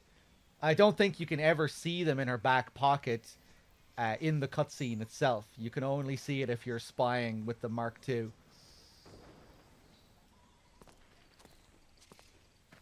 And then there's the nice moments where she's playing with the PSP. And in the later briefings, it's really nice seeing her get better at cooking her noodles and her eggs and everything. She gets a lot better at it, and she starts to look happier in those final chapters.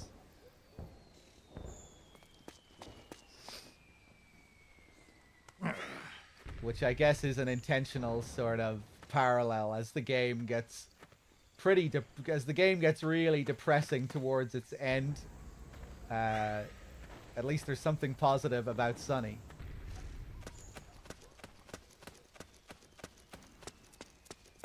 It seems that she actually starts to feel a bit better in the later chapters.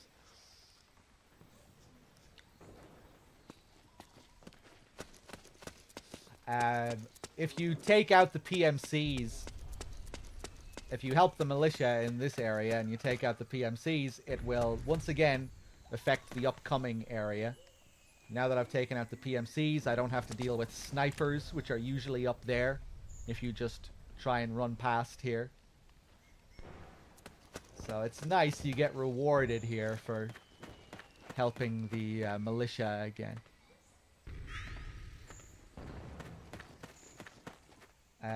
Let's go up this way for a change.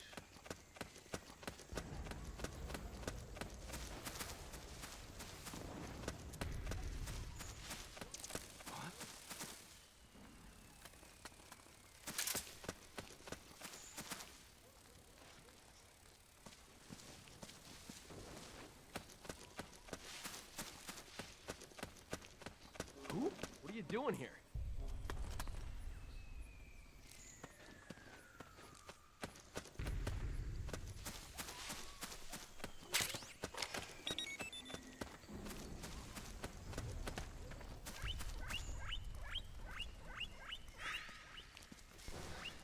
I guess Sunny just starts to feel more real to me in those moments as well. You know, she's not just there to say her lines in a specific shot as a part of a scene. You know, she's just, when you're looking at her through the Mark II, you can just see her living her life on the Nomad. And she starts to feel more, yeah, more like a real living, breathing character.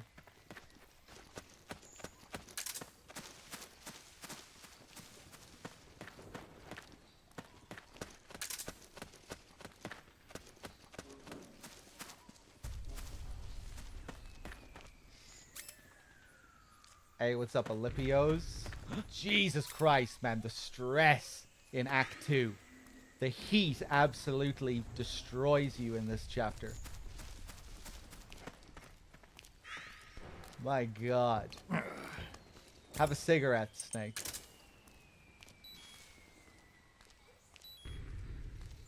The cigarettes are actually beneficial to your mental health in this game. They'll help you with your stress and your psyche. But of course, there's a trade-off.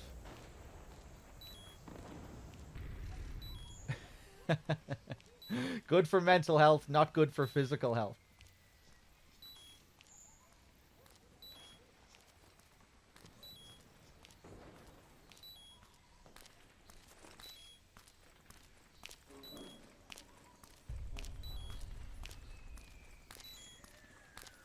Do you mind?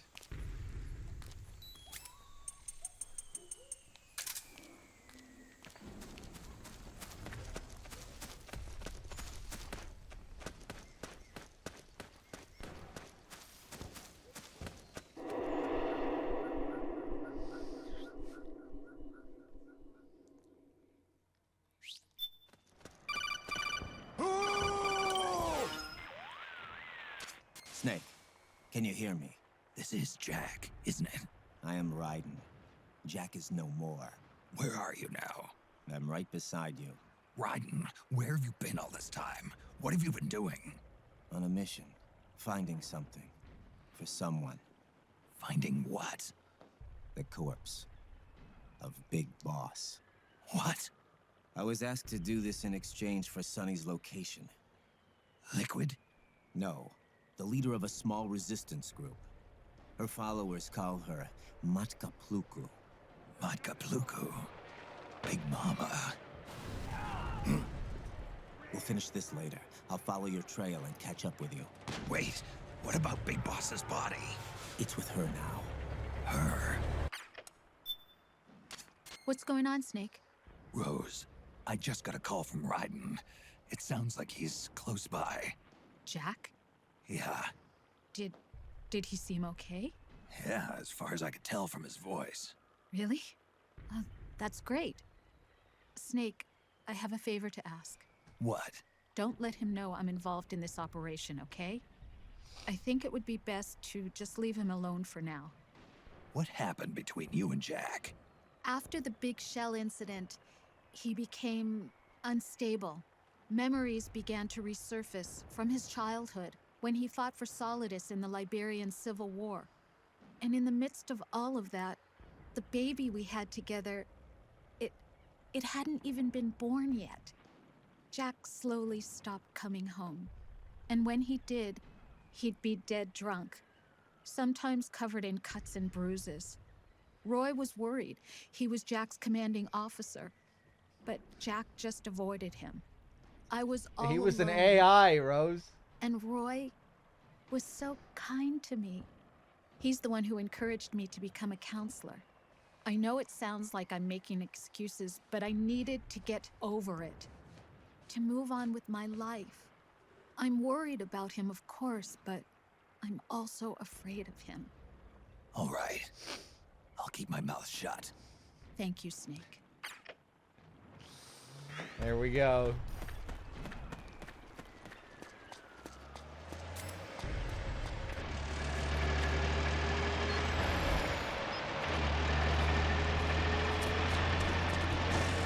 This is a pretty unique surface up here, I think. Yeah, check out this octo camo. Where's Droops? I want to know what kind of rock this is. What are these geological formations? Is this salt?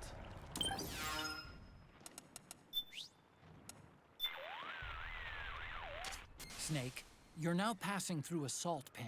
Hey! Groundwater saturated in halite springs to the surface, then basks in the sunlight to produce salt. Deep red earth encrusted with sparkling white salt. It's quite a sight. As you can see, though, the view is a little too good. One false move and you'll be spotted. You better be extra careful as you move through there. Nice. I actually forgot that there was a call about this. I don't usually take this path. I'm going to have to take this path more often. To educate all you cretins. You guys didn't have a clue about this rock or about this salt. You need to be educated.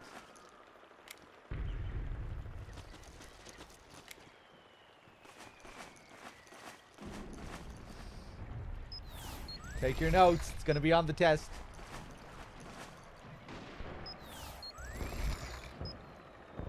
Cool.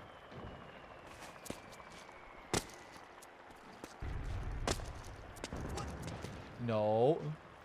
Something just... What? We're under it!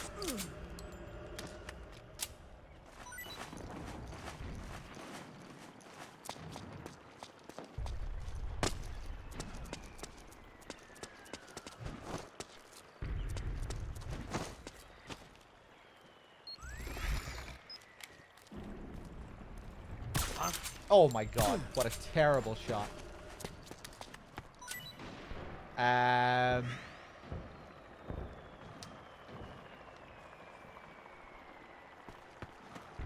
Oh, I forgot about this little spot as well. We could probably drown Snake to death here.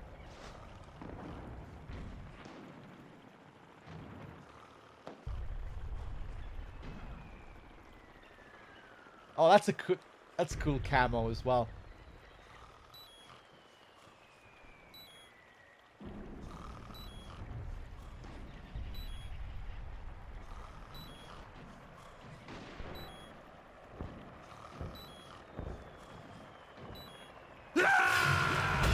Come in, Snake! What happened? Snake? Snake!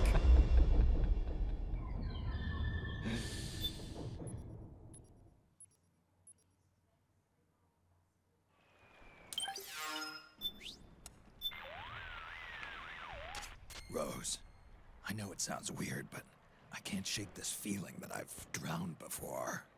Like deja vu? Well, more like I have this gut feeling, like I died underwater at some point. Are you afraid of water? I'm not afraid of anything. Then I wonder what it could be. Except now it feels like I'm more aware than ever of drowning. I'm paying more attention to my O2 gauge and coming up for air more regularly. That's a good thing then. As long as you're aware of that danger and how to avoid it, you'll be able to respond more effectively to real-life crises. You're right. No more risky underwater maneuvers for me. Good to hear it, Snake. That's what we're all hoping for. That you'll finish the mission and come home safely. That'd be nice. Anyway, sorry to bother you. Not at all. You can call me anytime, Snake.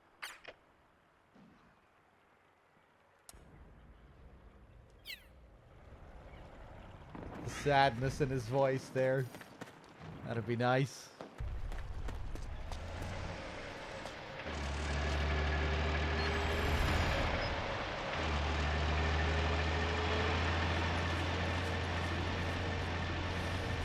You can get a few different calls like this.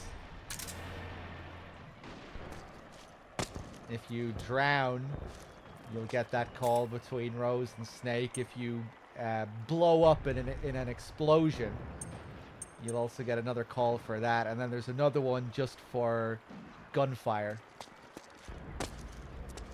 Let's do the explosion one. Just to show it.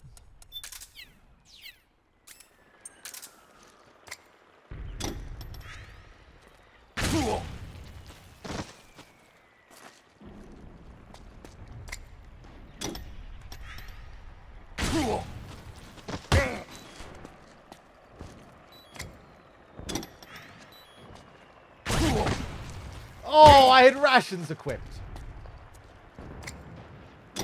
Sorry, Snake.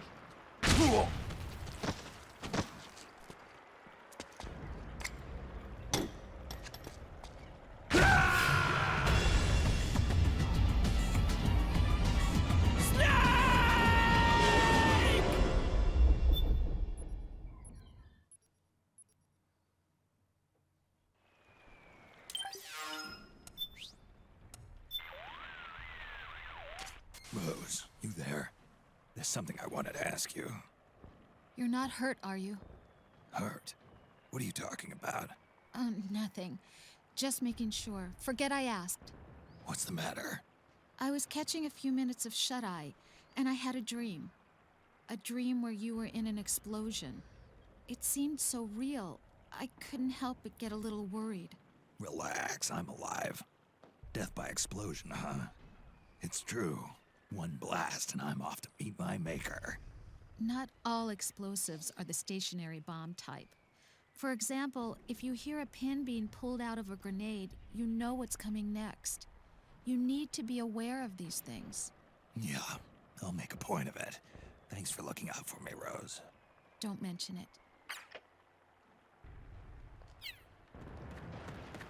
Okay, now we'll do the last one.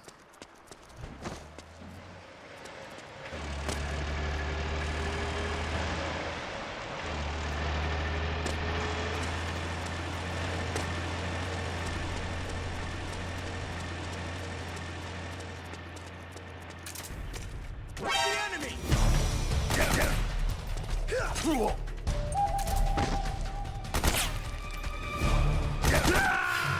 Snake! Respond! Snake! Snake!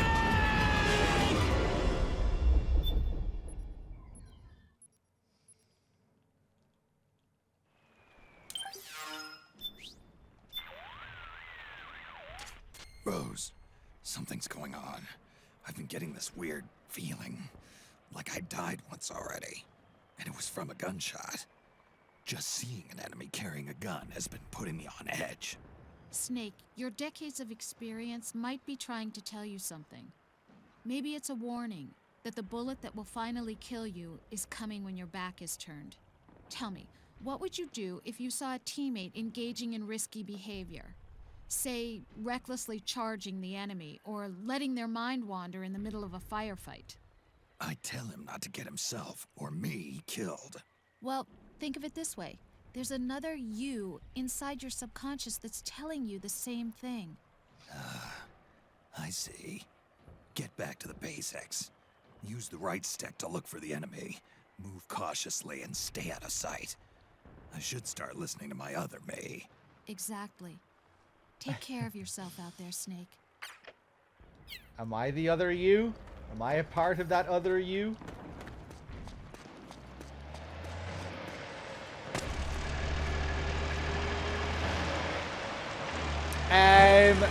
Gaheras, I was thinking about that just now as well. I don't think there is one for getting killed by a knife, but let's try it.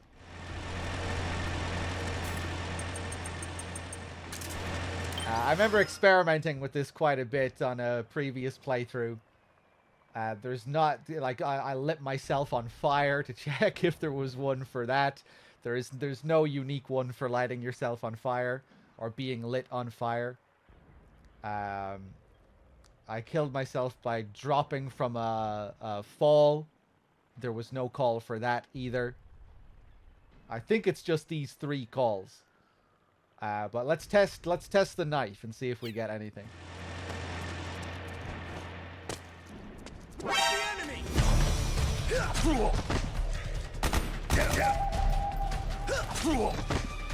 Shit! Nice.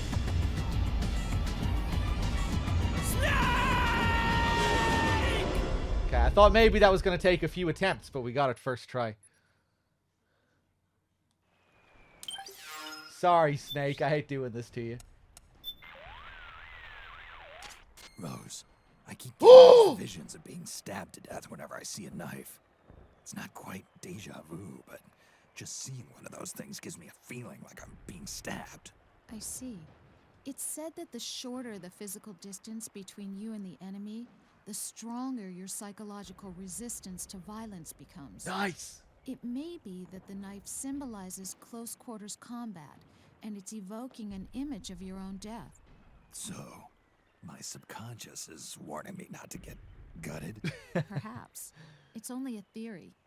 Wasn't real high on my to-do list anyway. I know, Snake.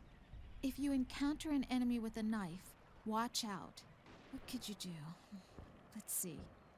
You could avoid standing directly in front of them. Or roll to the side. Or step back to avoid a close quarters attack. Are you really teaching me about CQC? It must sound funny for me to be giving you this kind of advice. No, it's good advice. I think it's helping. Contact me anytime.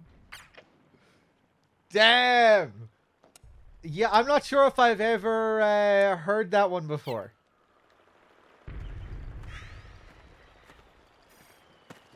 What a load of bullshit. That's cool. I wonder if there are any others. That's probably it. Fire definitely doesn't change anything. Dropping from heights. Are there any other ways you can die? Drowning, explosion. Run over by a vehicle.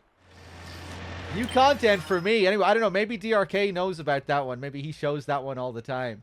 But I think that's new for me. I already drowned myself to death. I already did that one. Yeah, I knew about that one. And the one for explosions and gunfire.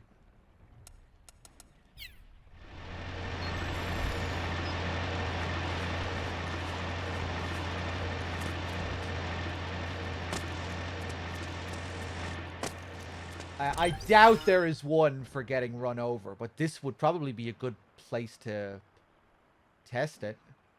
Hold on. What? Where's the enemy? Gonna let this guy kill me again.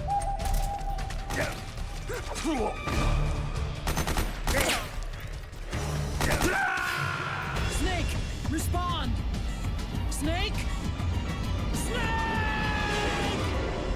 DRK appears out of the bushes. Stray gunfire. Oh, there's different ones for stray and direct gunfire as well. I don't think I knew about that one. Drowning, knife, and generic call for everything else. Okay, okay. Yeah, maybe I'm not sure if I ever got the stray gunfire call before. I probably did. And then just forgot that there was differences.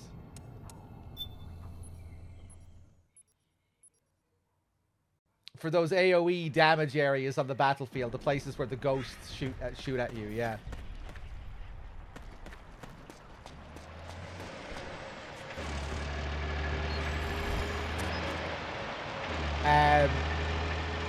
Right. Yeah, I guess you've tested the driving, DRK, getting hit by a vehicle. It's probably not even worth testing now.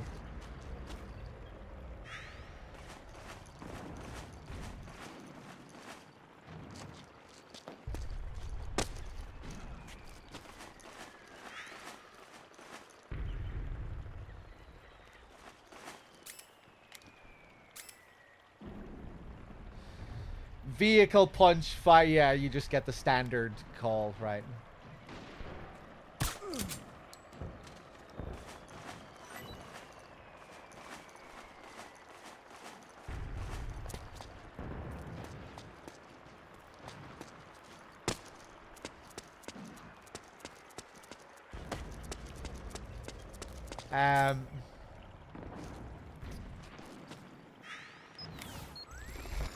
Yeah, let's just keep going. I was gonna kill myself to let him kill me anyway, to let him drive over me, but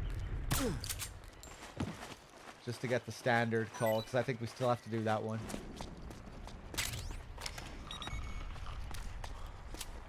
We'll go up this way.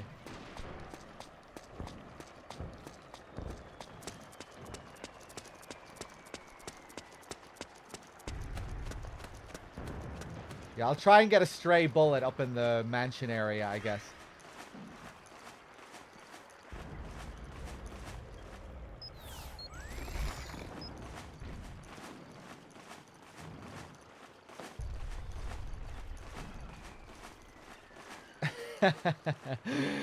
Yeah, I think that's what I used last time when I was testing the fire call. Just use the petrol bomb.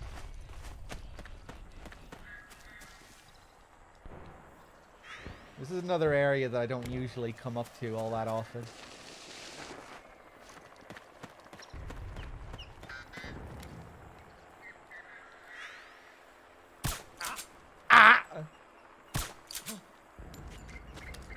Hey.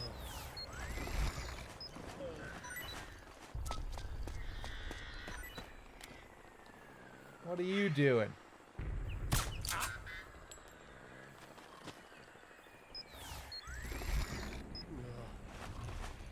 Enemy contact!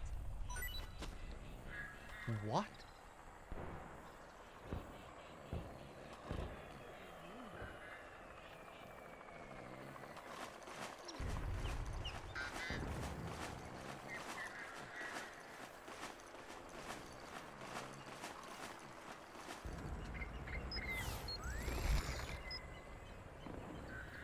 Scared. I'm not used to this area. Hey, here he is. Okay, I was waiting for that. I figured that was probably a militia guy. Run free!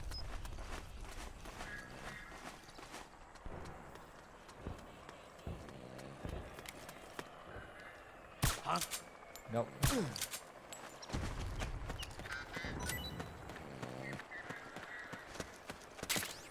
Playboy in the corner, of course.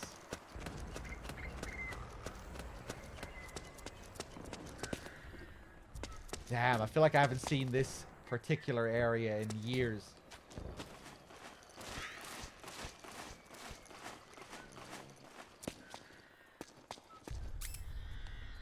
Cool, the light looks nice here, the rays. Oh, yes, this hole in the floor. This brings back memories.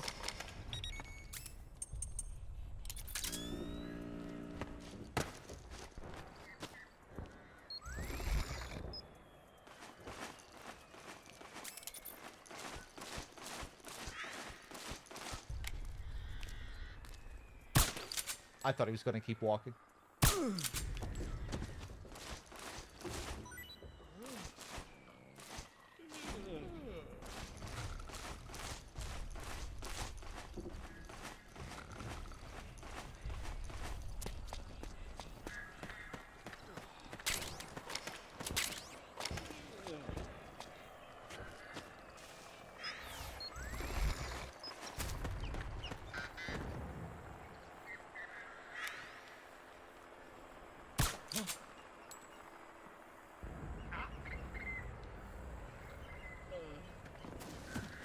Come on, wake up.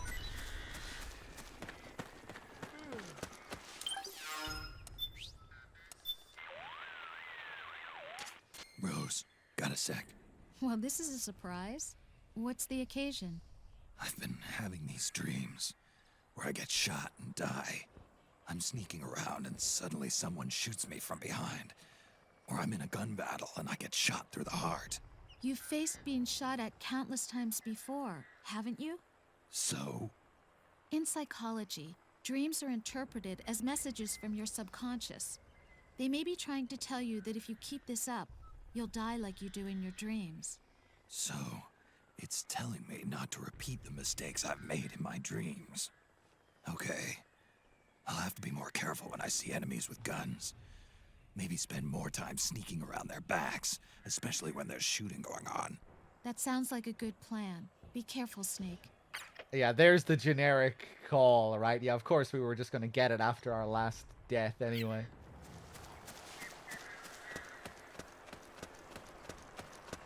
Okay, let's keep going.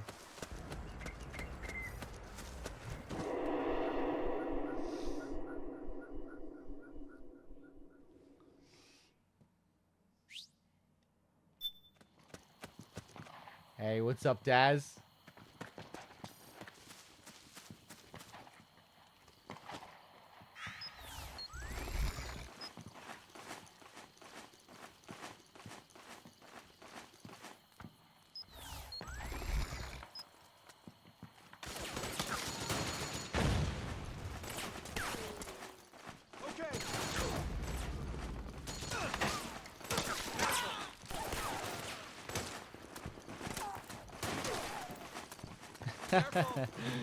You're backseating subconscious. Ooh, this is a pretty easy path you have here. You can just crawl up and avoid all of them here. That's nice. You can't get up here from down there if you take that bottom path.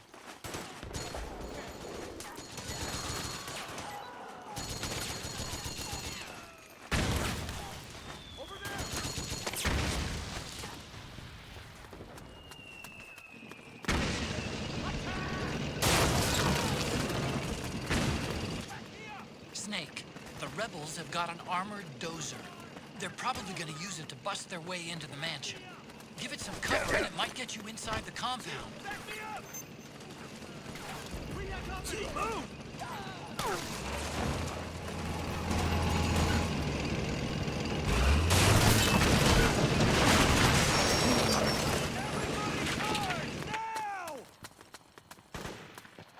I don't usually do that.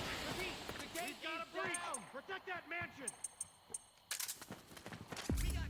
Naomi's lab is somewhere inside those mansions. That mini-map is useful. It is. Yeah, it shows you where the other NPCs are in relation to your position.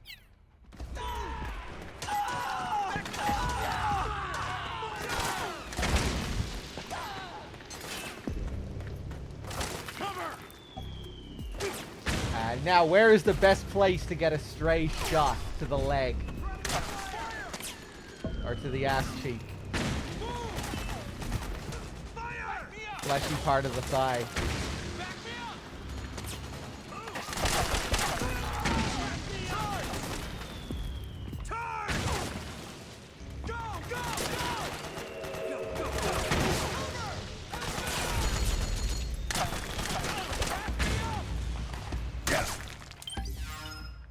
Oh yeah, I have to be killed, of course.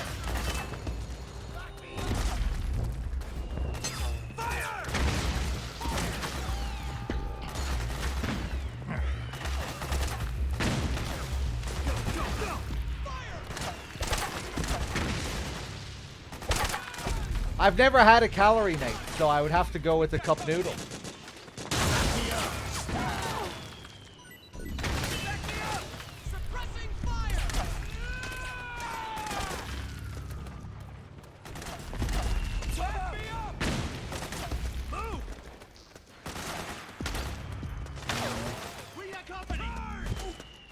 Yeah, you can still buy them.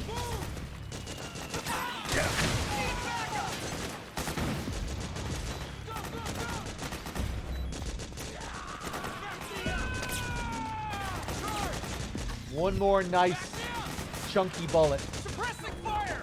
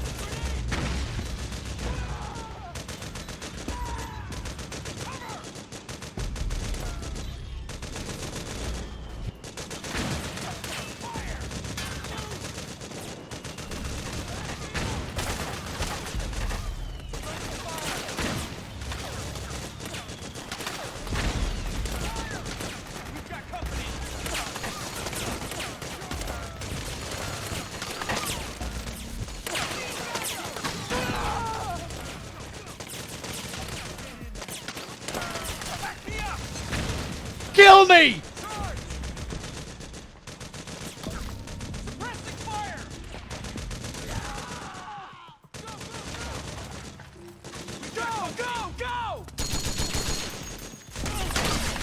Oh!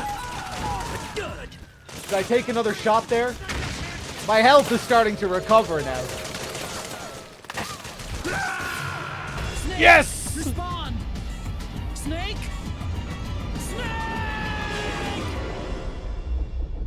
Okay, I think that should count as a stray, right? We weren't in an alert phase or anything. We were just standing around.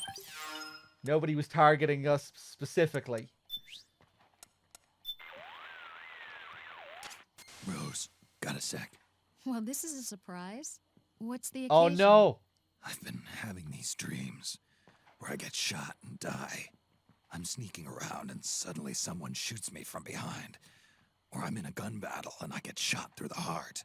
You've faced being shot at countless times before, haven't you? So? In psychology, dream... Huh, okay, I guess that's not that kind of stray. I guess that doesn't count as a stray.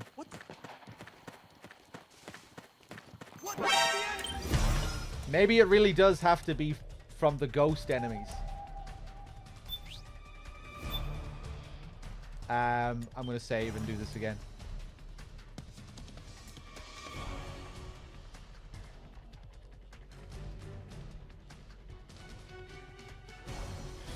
Maybe it has to be from the ambient gunfire in certain areas.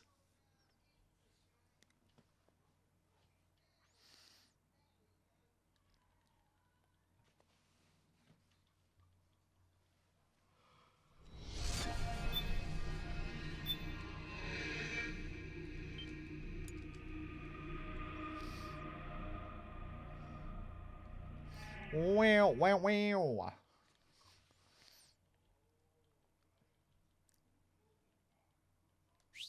Okay, let's just continue for real this time. It can be from the random mortar explosions as well. Okay.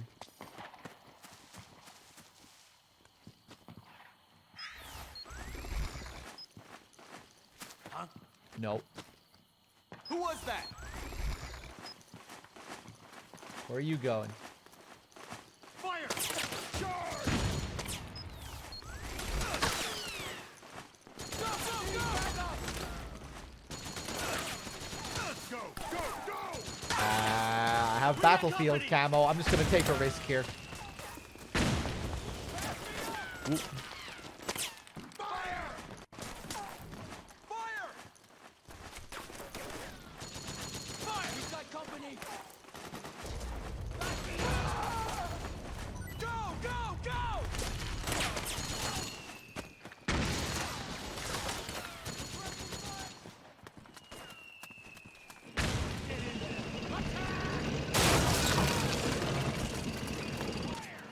Snake, the rebels have got an armored dozer. They're probably gonna use it to bust their way into the mansion. Give it some cover and it might get you inside the compound. Go, go, go!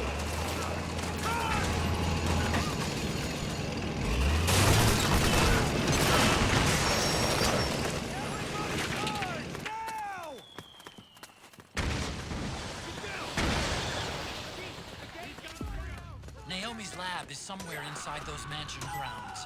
Proceed immediately. Infiltrate the place and find out where she is. Okay, now we'll just pass through.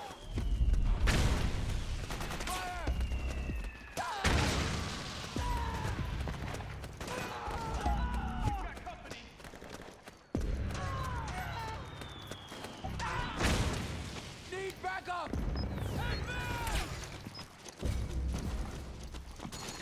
me up! Pressing fire! Move! Fire! Cover! Move! Pressing fire! Charge! Like the detail in some of these rooms. All the marks and gunshots. That's a nice shade of blue.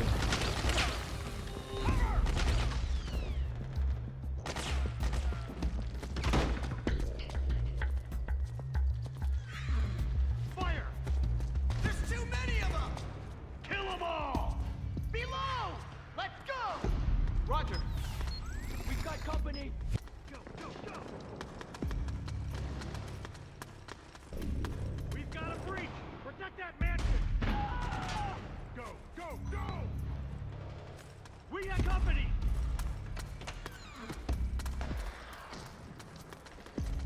Back me up!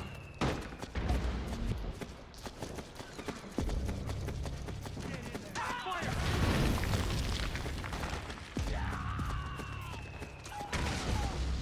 Fire! And of course, I always have to point out, all these paintings you see here, these were all done by the old legend Silent Hill art director, Masahiro Ito. He did all these paintings. The Pyramid Head creator.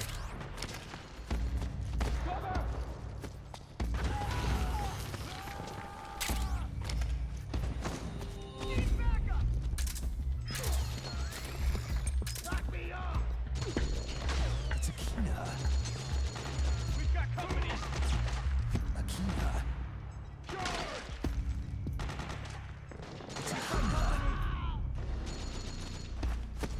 Akina will rapidly restore your sight, by the way. If you're low on sight, she'll help you out.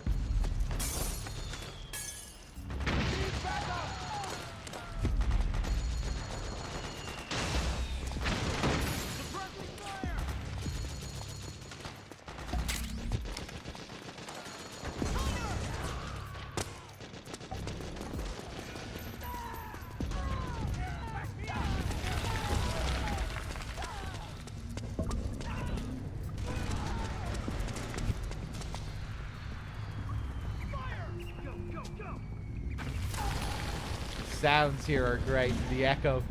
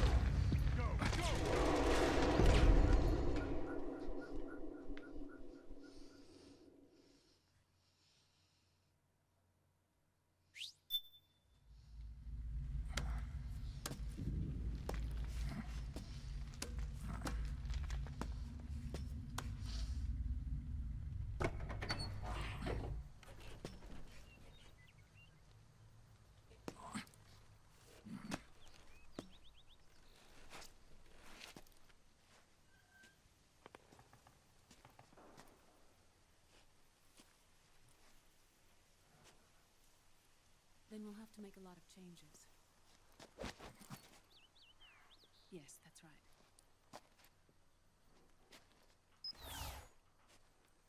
We'll need another go at it.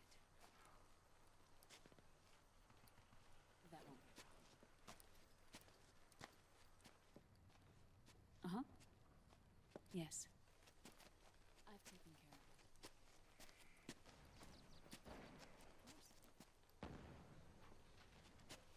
Yes, I understand, but...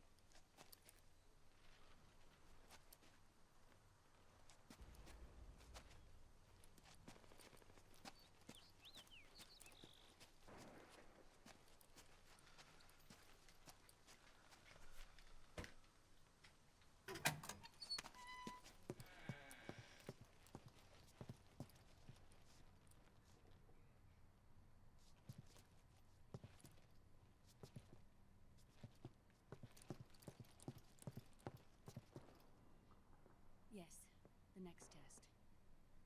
Naomi. And things on your end? I see. We're on schedule here as well.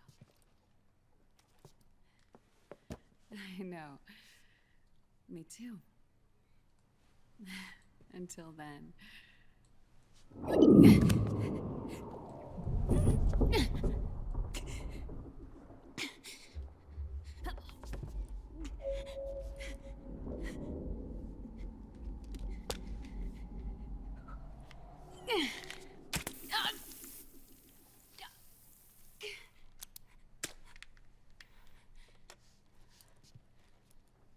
Naomi.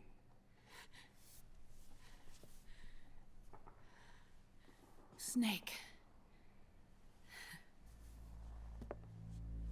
I knew you'd come. You and I, neither of us can escape our fate.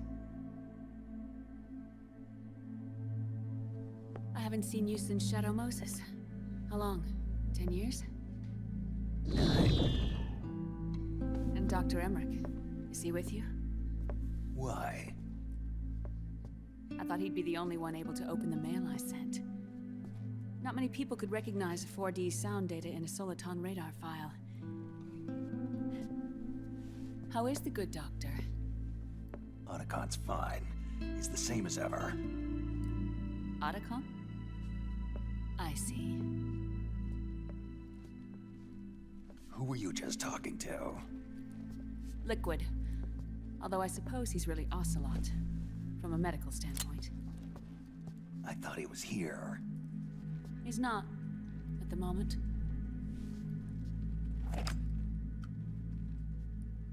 Where are all the guards? They know I won't escape. I'm powerless to resist. I have no choice but to cooperate.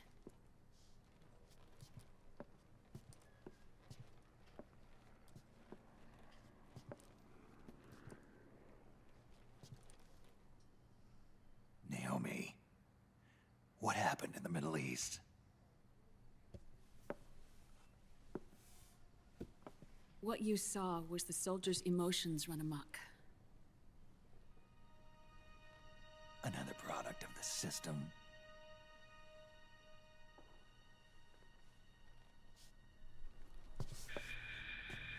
You don't trust me? I'm not sure yet. And if I answer your question? Let's hear it first. Liquid. We thought the SOP was an ID control system designed primarily to maintain order and control in battle. Huh. And we were right. But only partially. SOP had another function. To control people's senses. The nanomachines inside soldiers' bodies adapt to different conditions, promoting the release of neurotransmitters, hormones, and stimulants, giving them an edge in battle. They can create an artificial combat high by releasing endorphins at the same time a soldier kills an enemy.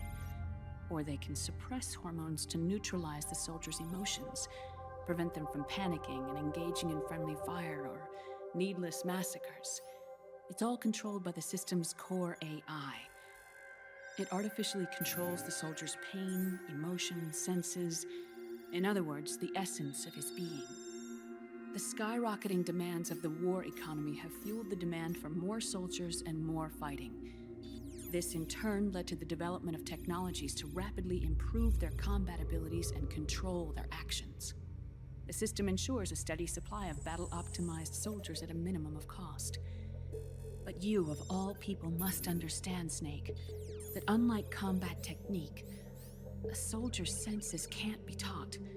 They must be earned through experience. Does this have something to do with that test of yours? The goal was to release the soldiers' nanomachines from the system, but we didn't know about the mental control. And the nanomachines went berserk? No. Our test was a success. At least it confirmed our hypothesis at the time. Just as we predicted, the nanomachines stopped functioning, and the PMC soldiers were freed from the grips of the system. But the moment the system stopped, all the pain and fury and sorrow, all the trauma and stress, all the hatred, regret, guilt, all the sensations that had been suppressed were unleashed within their hearts. Their memories, unlike their senses, weren't erased. Each enemy soldier they'd killed, each lost comrade, each threat of violence against the innocent, every act of war they'd committed was etched firmly in their hearts. In suppressing the user's mind, the nanomachines exact a heavy burden on his heart. The user's body rejects the nanomachines. This reaction must then be suppressed with drugs. Before the user knows it, his mind is in complete shambles. Snake, remember Frank? Frank Yeager. Gray Fox. They twisted his body for their experiments and nullified his broken heart with nanomachines. SOP has taken it even further and applied it to living human beings. The sins of war these soldiers carried inside them return to assault them in the form of unimaginable shell shock. The meaning in the system may have changed, but the battlefield hasn't. Until that point, war was like a game to them. And then suddenly, reality came crashing down.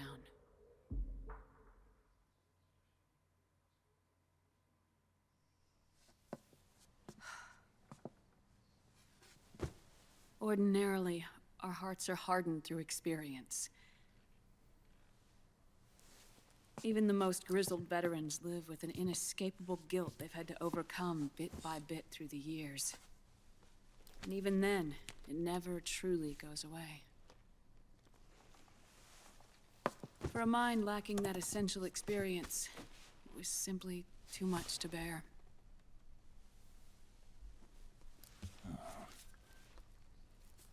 But what about me? I've never been under the system's control.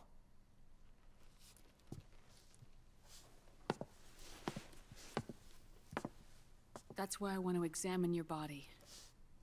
You need to know too.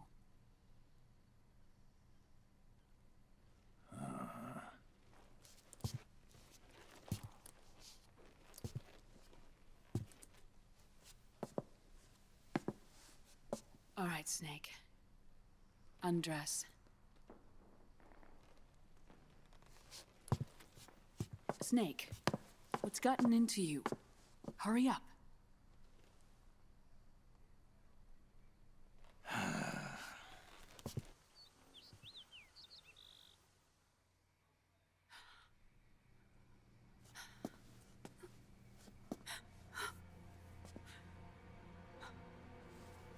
Gross. Snake?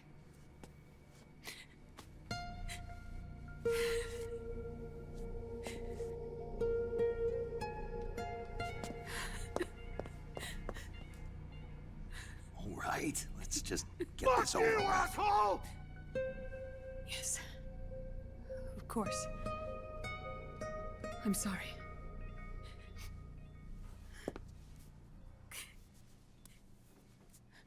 What a load of bullshit.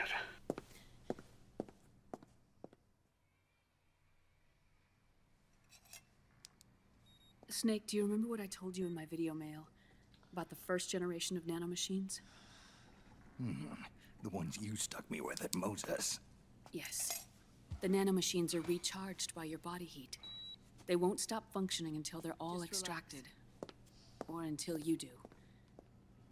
Most of them were lost through bleeding and excretion, but around 30% still remain inside your body, attached to your cells. Not finished yet. The first generation were never ID registered, so they don't react in the same way as the SOP nanomachines. Ready? But they may be interfering with your body, and with your heart. So, does the aging have something to do with Fox die too? No. Your telomeres were intentionally set up to be short, regardless of the age of the original. One of the genes that inhibit reproduction and aging, the Clotho gene, was intentionally mutated as well. But more importantly, your chromosomes, like liquids, were provided with Terminator genes to prevent them from making copies. Why? Your clones created for one purpose: war. And so, in order to prevent you from being abused by clients or stolen by the enemy, they shortened your lifespan and removed your ability to reproduce. It was a safety device to ensure that the seed of Big Boss didn't end up in the hands of others. The reason you're aging so rapidly isn't because of disease or faulty research or Fox die. It's how you were born. It's your natural lifespan.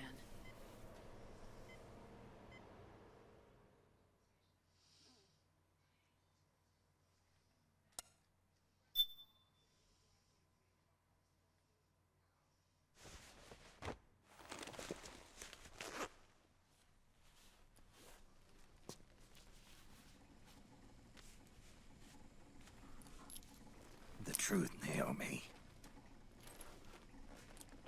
How long is my body gonna hold out? Your cells, blood, organs, nerves, skeletal system, muscle tissue. Every part of your body is aging rapidly. An ordinary man wouldn't even be standing by now. Snake, the only thing keeping you together is the strength of your will. How long do I have? Half a year.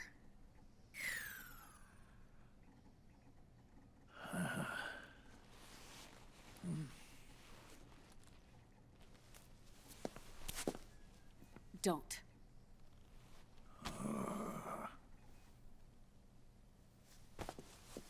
Snake. There's something I have to tell you. Now what? You and I both know your body is approaching its limit. But when I said half a year, I wasn't talking about your lifespan. What do you mean? We can't get rid of the fox dye in your body completely. At this point, it's circulating within you like a normal virus. Yeah, so? Listen to me.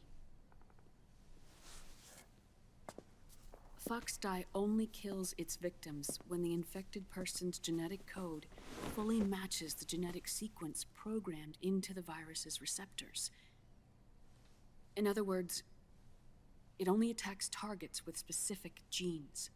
I know. That's what killed the AT president. And Liquid. Yes. And at the same time, it's set up to protect those not designated as targets from the virus's harmful effects. Here. I'll show you.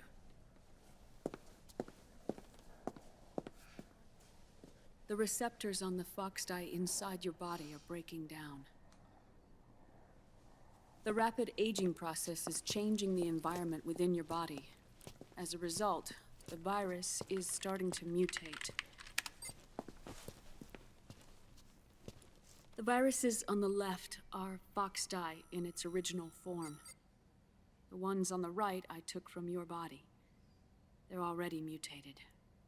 The receptors, they're wearing down. Meaning? This mutated version of fox dye could activate even if the infected person's genetic pattern doesn't perfectly match the receptors. Which means the virus is becoming indiscriminate about what type of target it kills.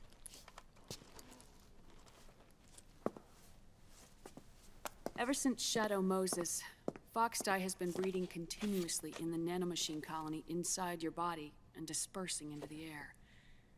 But there are no more targets to attack, so there haven't been any more outbreaks. However, if the receptors continue to wear down, it'll become a killer virus that attacks untold numbers of victims. What if we kill them all? Remove them from the body? There are no antibodies either. I don't know what percentage of the receptors have to break down, or how many people will be targeted when that happens. But what is certain is that people will begin to catch fox dye through airborne transmission. It'll start with those closest to you. Then, one by one, they'll lose their lives. The part of the virus that distinguishes between individuals will start to break down in about... half a year. No. 3 months at the most. 3 months? Ironic, isn't it? You've spent your entire life saving the world from Metal Gear, from nuclear annihilation. And now, you're becoming a doomsday device yourself. I can't predict exactly how devastating the epidemic will be. Whether just 1% of the human race could unlock the broken receptors, or whether we all can. In either case, 3 months from now, you'll be a walking biological weapon.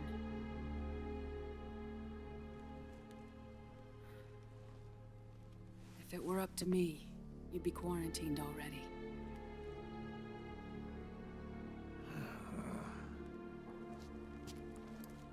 It's not over yet. I know. you still have a job to do.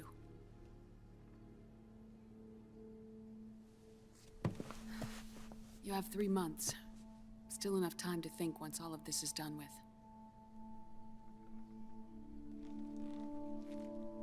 And if I choose death first, will that stop Foxdie from spreading? When the host dies, the virus dies with it.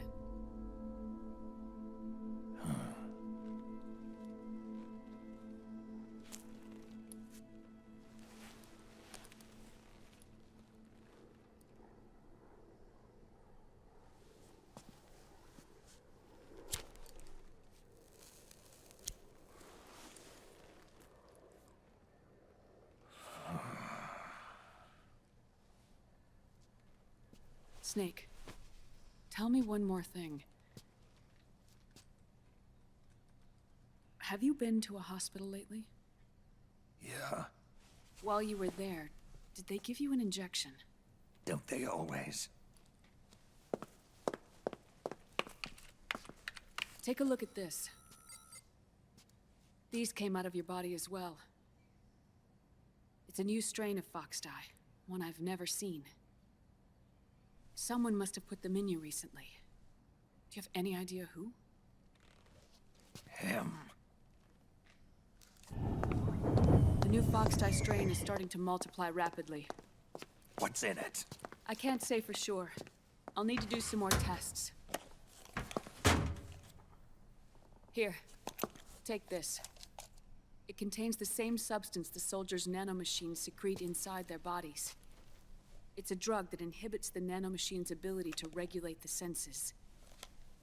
The nanomachines inside the body malfunction when the system interferes with them. It triggers a reaction in the body, which is why you're having the seizures. Give yourself a shot whenever they get bad.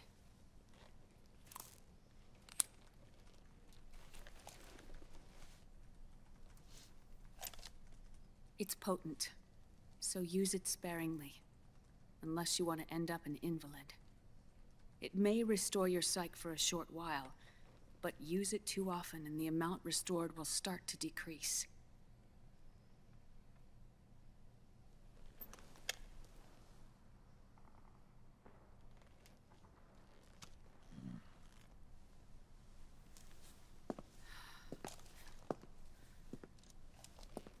I've been a fool.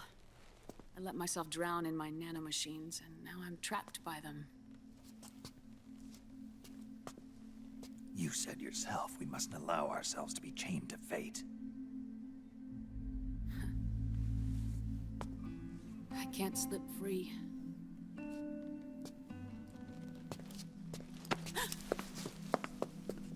Then I'll free us both. Where's Liquid? I can't tell you yet. Not until you free me. Do we know? Liquid left here last night. Where was he headed? Those are my terms. I can't leave this place of my own will. What are you talking about?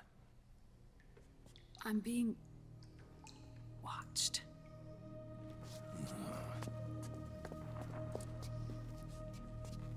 Liquid has altered his plan. Removing the system will only cause his army to collapse from within. So he's chosen to seize control instead. Liquid's objective is to hijack the SOP system. He'll use it to create the ultimate army of perfect soldiers and launch his insurrection against the Patriots. There's a name for his new plan. He calls it Guns of the Patriots. Guns of the Patriots.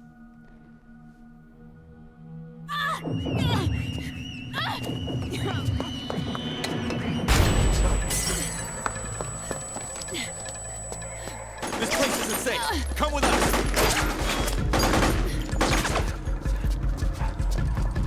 This way.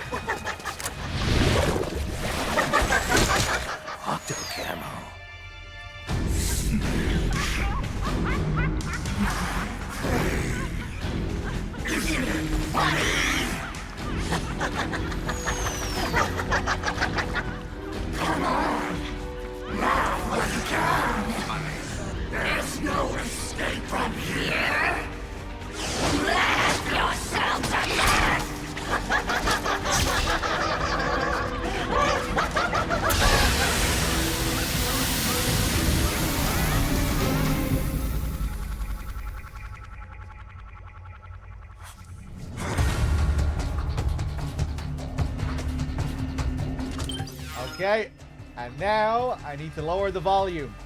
Hold on a second. That scene is very low, but then when we cut to gameplay, it gets very loud. Hold on a second. That should do it. Let me know if I need to raise it a little bit more. This should be good. Let me get some stun grenades. Do I have my barrel? I do. Let's do it.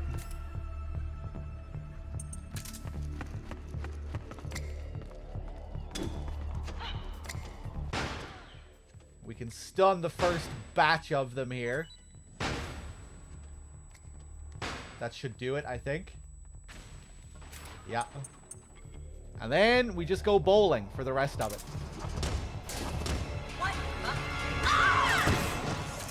One.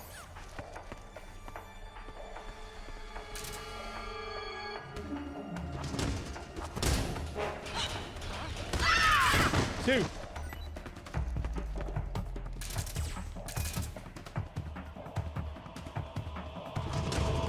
And three.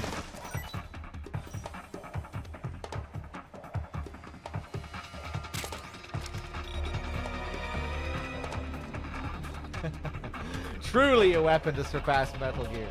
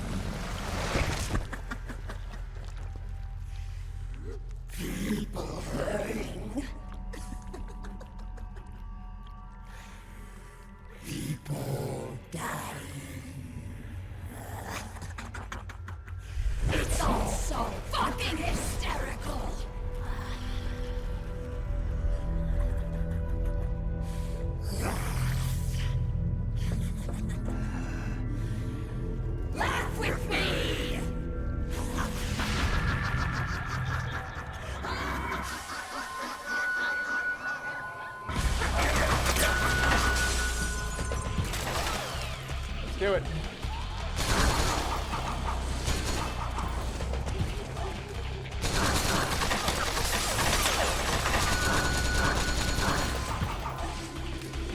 Let's just go with the classic M4 all the way.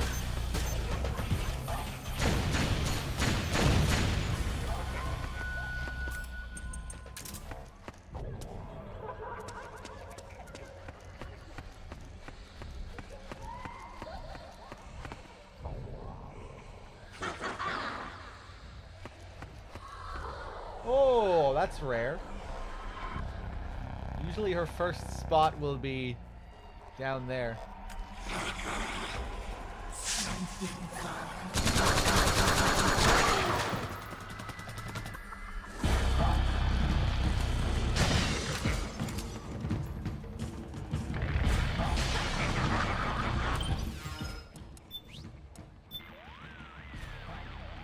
Snake, Octopus's suit seems to work the same way as your Octo Camo. It'll use mimicry and traps as weapons against you. Stay focused. Don't be deceived by its disguises. That beast seems to laugh at everything. At this point, no matter what you say to her, she'll only respond one way. The symptoms resemble those seen in Ganser syndrome. It's a type of dissociative disorder characterized by irrelevant responses to the situation at hand. It often manifests itself in soldiers under extreme battlefield stress. You mean she's not having a good time out here? I doubt it. I'm starting to wonder if she might not have some kind of deep-seated psychological trauma.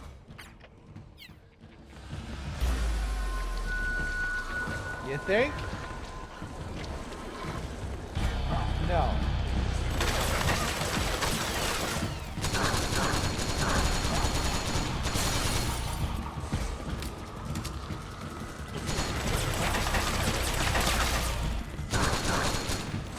Ooh.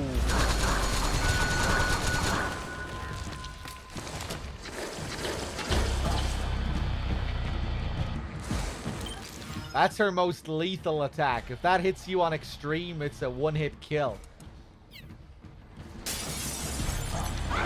Unless you have a ration equipped.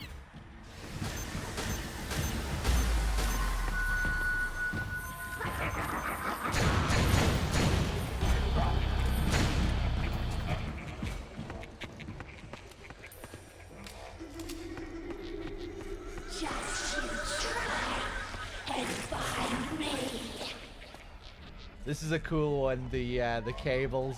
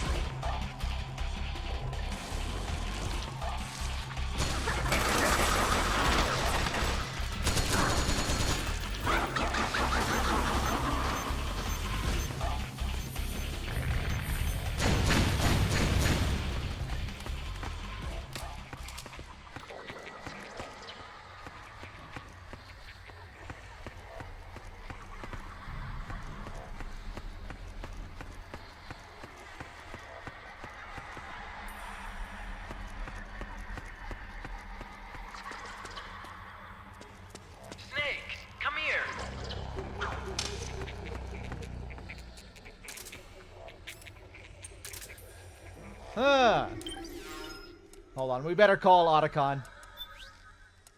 Make sure this is safe. Otacon, what's wrong? Why are you calling me over there? Huh? What are you talking about? I didn't say anything. It was you. I'm telling you, I didn't call you. This is no time for jokes. You're supposed to be fighting Octopus. Come on. Hey, Otacon. Man, he really sounds senile in this call.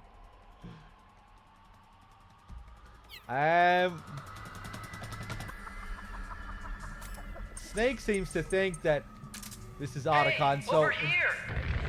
I'm gonna trust Snake here. This way, Snake. I think Snake knows what he's doing here. I'm gonna let him guide me.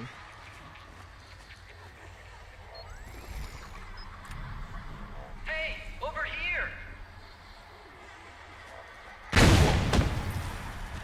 Not very smart, are we?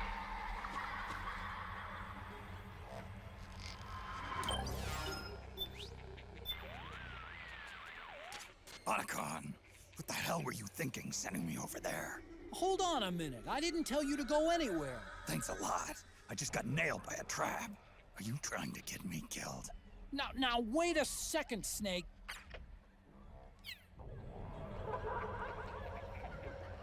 Does she have any special reaction if you hit her with psych bullets? No, I mean, you can trank her and deplete her psych gauge, and that's one way of killing her here. That's how you collect the doll item in this game. Each B&B has a doll, and to get that doll, you need to deplete their psych gauge. If you collect all of the dolls, you unlock the solar gun, which is what I have right here. Here, this way.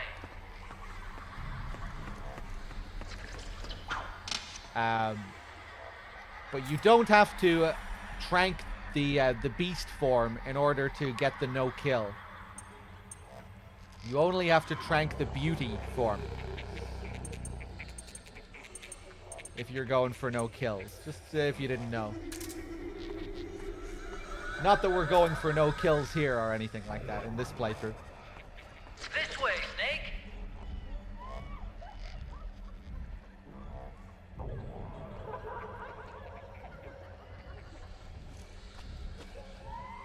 Here, this way.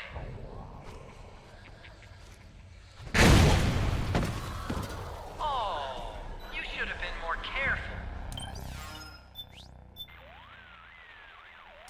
Something's fishy here. Someone keeps calling you, but it's not me. Octopus. Think about what she can do. It's a fake. It sure is possible. Watch out, Snake. Still a little bit mysterious, though, isn't it? Sure is possible.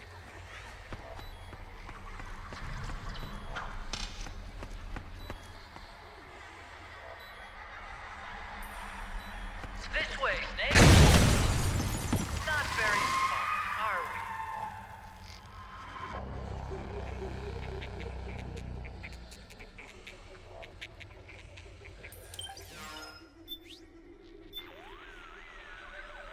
Snake, you've got to be more careful. Those are traps laid by Octopus. Use your head, man.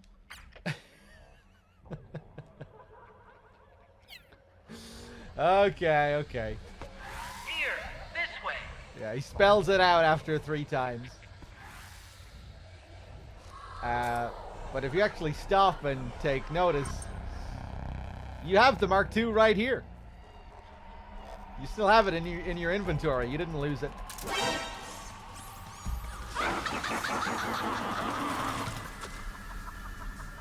And it's way smaller.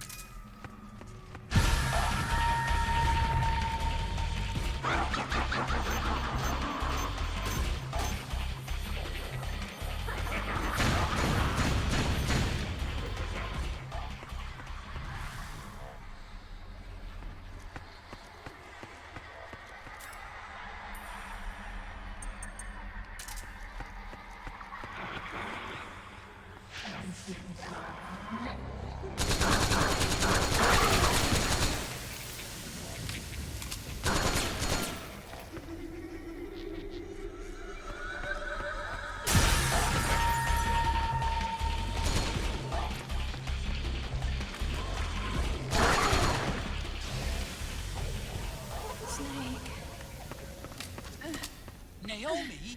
But why? Help me. It hurts. It's another mimic. Watch out, Snake.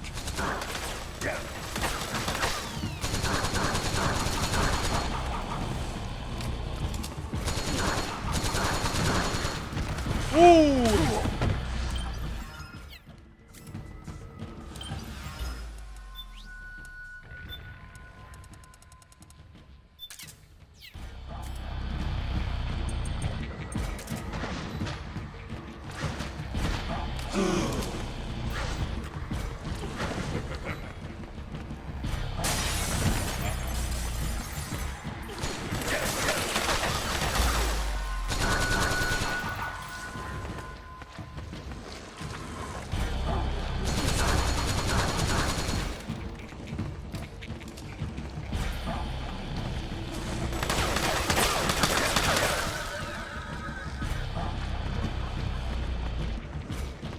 Oh, I didn't get more ammo.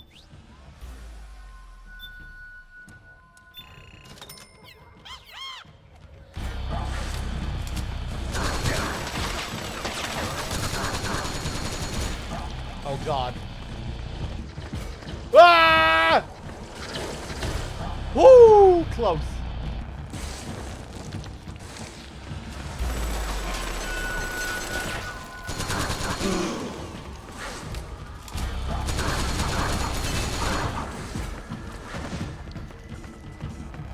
Stay away from the windows.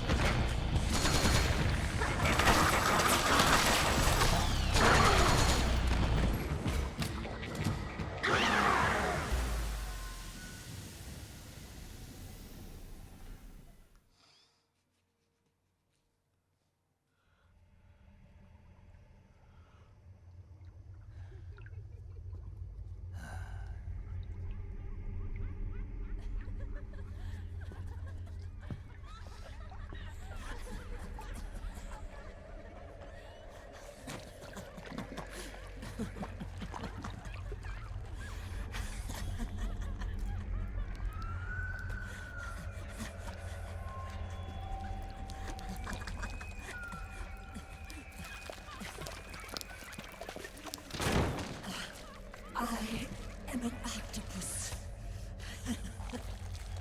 An 8-legged beast. These tentacles are beyond my control. Their will is the will of the battlefield.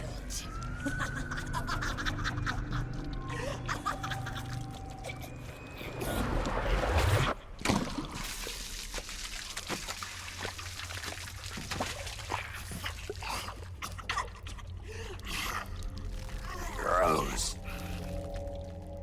Funny. So funny. It's all so funny. No. It's not funny. It's not funny.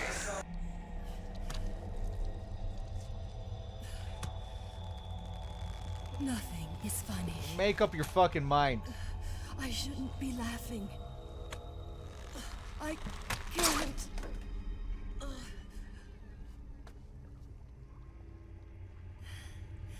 The truth is, I'm not laughing. Not laughing at all.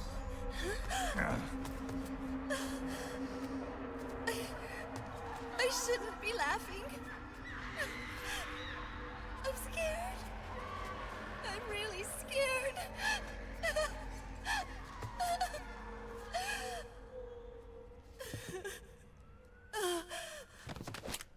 I'm sorry. I'm sorry. So sorry I laughed. I'm sorry. I won't laugh anymore. I can't. I don't want to.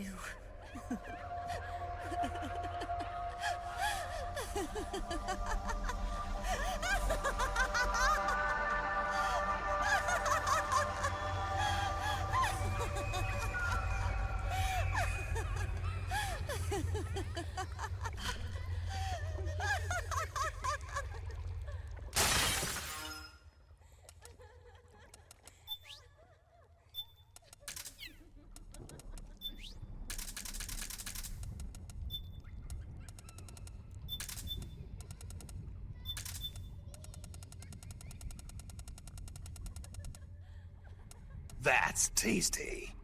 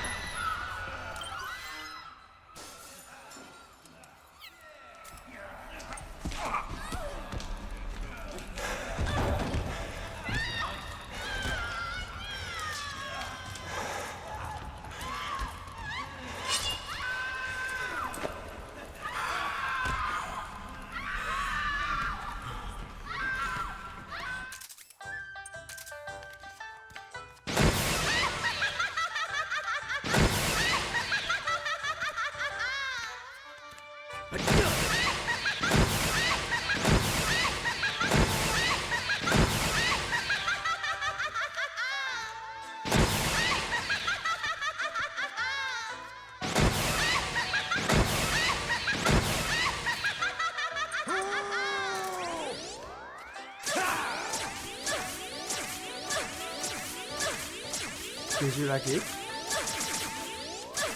Did you like it?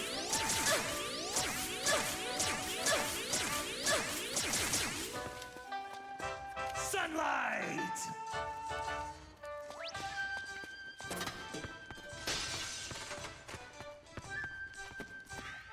Sunlight!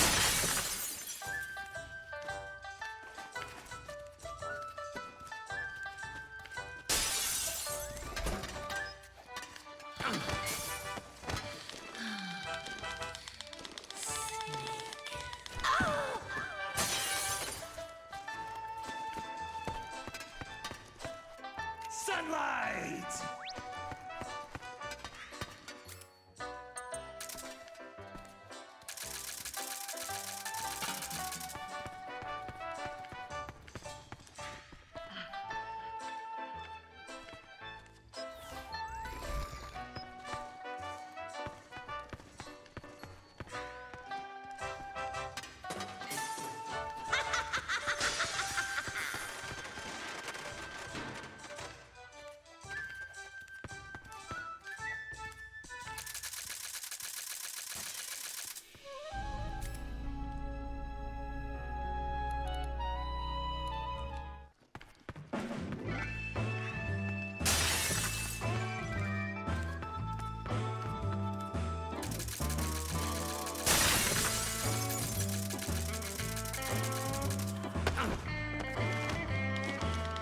I might be dead! Come in, Snake! What happened? Snake? Snake!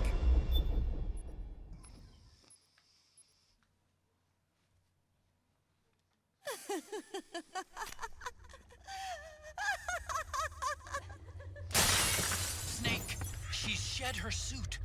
Who knows what she'll throw at you next? Watch out!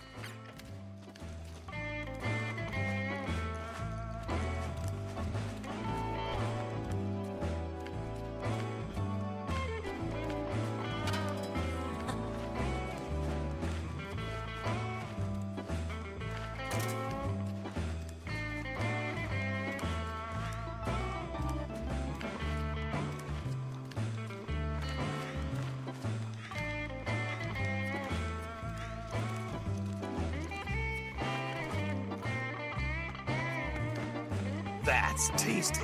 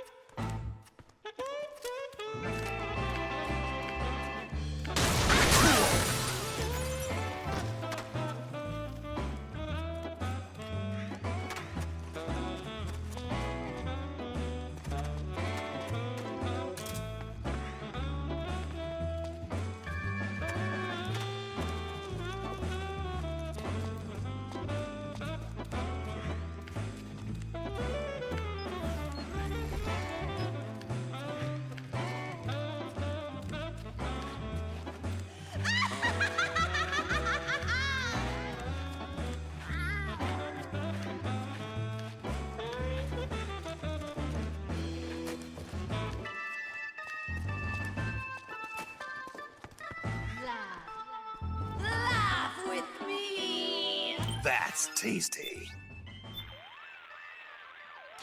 From the looks of it, she's unarmed. And yet, she's coming closer. I don't know what she's up to, but watch out, Snake. Watch out for her when she comes at you, Snake. She's deadly at close range, just like those enhanced soldiers.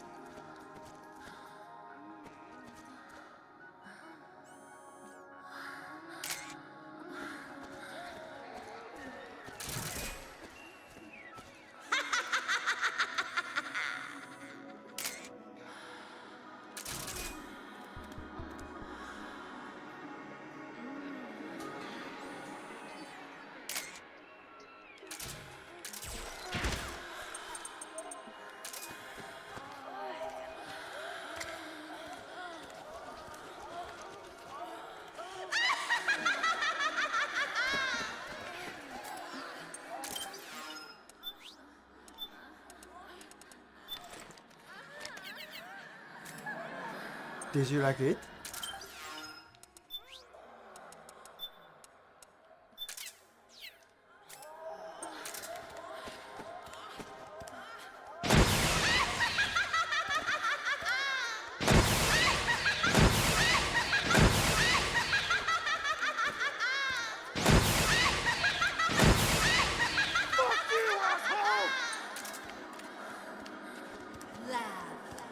Laugh with me!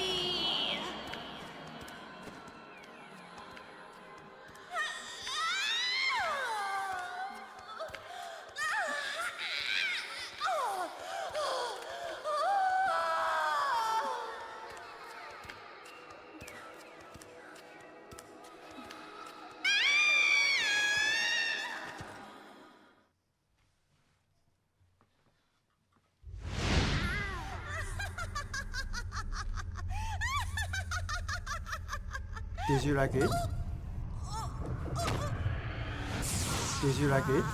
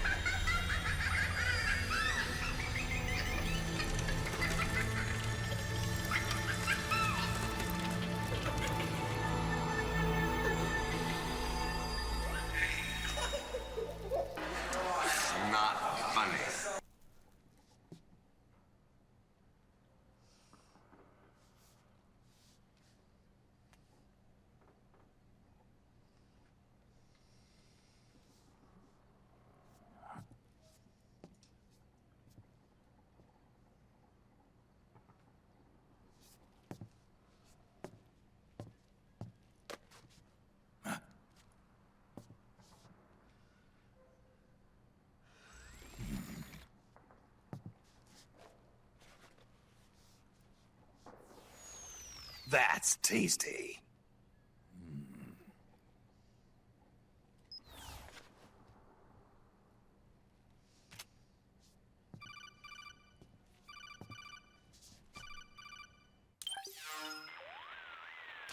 Yo, Snake, looking good today.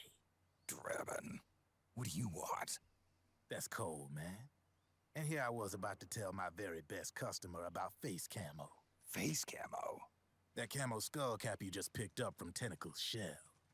It utilizes the same kind of technology as your Octo camo suit. Using the two together can get you even better results. I'd hang on to it if I was you. Doesn't fit. It's not my size or shape. Yeah, looks like it could use a bit of tailoring before you can sport it. Not my line of work, but... Ain't you got a buddy who specializes in that kind of thing? Somebody's done their homework. Hey, it's my job. Is that the real reason you injected me with those nanomachines? To spy on me? I prefer the term customer data management myself.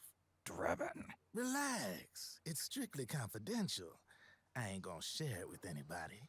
Then what did you mix a virus in with the nanomachines for? Virus? A certain virus was detected in my body. Are you saying it wasn't in the nanomachines you injected? Look, you do know there are other folks who could have done this to you. And besides, what would I gain from infecting you? Better for me that you're out there kicking ass on the battlefield. I was watching you, Snake. You're a real piece of work. Never thought I'd meet the man who could take down Laughing Octopus single-handedly. She just kept on laughing. Now why do you suppose that is? Something in her past. You got it. She's from a village in Scandinavia. Little seaside hamlet known to all the locals as the Devil's Village. Place wasn't known for devils, though. It was known for octopus. See, this was one of the few places in Europe where they ate octopus customarily. Anyway, there's this cult of crazies who for some reason hate the village with a passion. Then, when she was just a teenager, things get bad. These nutcases get their hands on some weapons and attack the village. Overnight, her sleepy little fishing town becomes a war zone. They round up all the villagers and execute them one by one. Except for that girl. They had something else planned for her. Something a whole lot worse than dying. Calling her the Devil's Child, they forced her to do the kind of thing you'd expect from one of Lucifer's own. After they made her torture her family and friends, they made her kill them. The whole time they were forcing her to laugh, howl like some sort of demon. Like she was enjoying it. What was she gonna do? Say no? They'd kill her too. So she let fear take control and did exactly as they told her. She butchered the bodies of the ones she loved and laughed while she did it. And as she bathed in their blood, it gradually turned from deep red to jet black. To her, it looked like the ink of an octopus. The experience scarred her deep. Ever since then, she hasn't stopped laughing. Only, that ain't really laughter. Why are you telling me this? You expect me to feel sorry for her? Nah. I know you got no room for that stuff in your world. And besides, this is war. Right? In a way, though, I guess it was the right thing to do. What was? Fighting you cleansed her mind. All right, enough chit-chat. There's other beasts out there in them woods. Watch your back.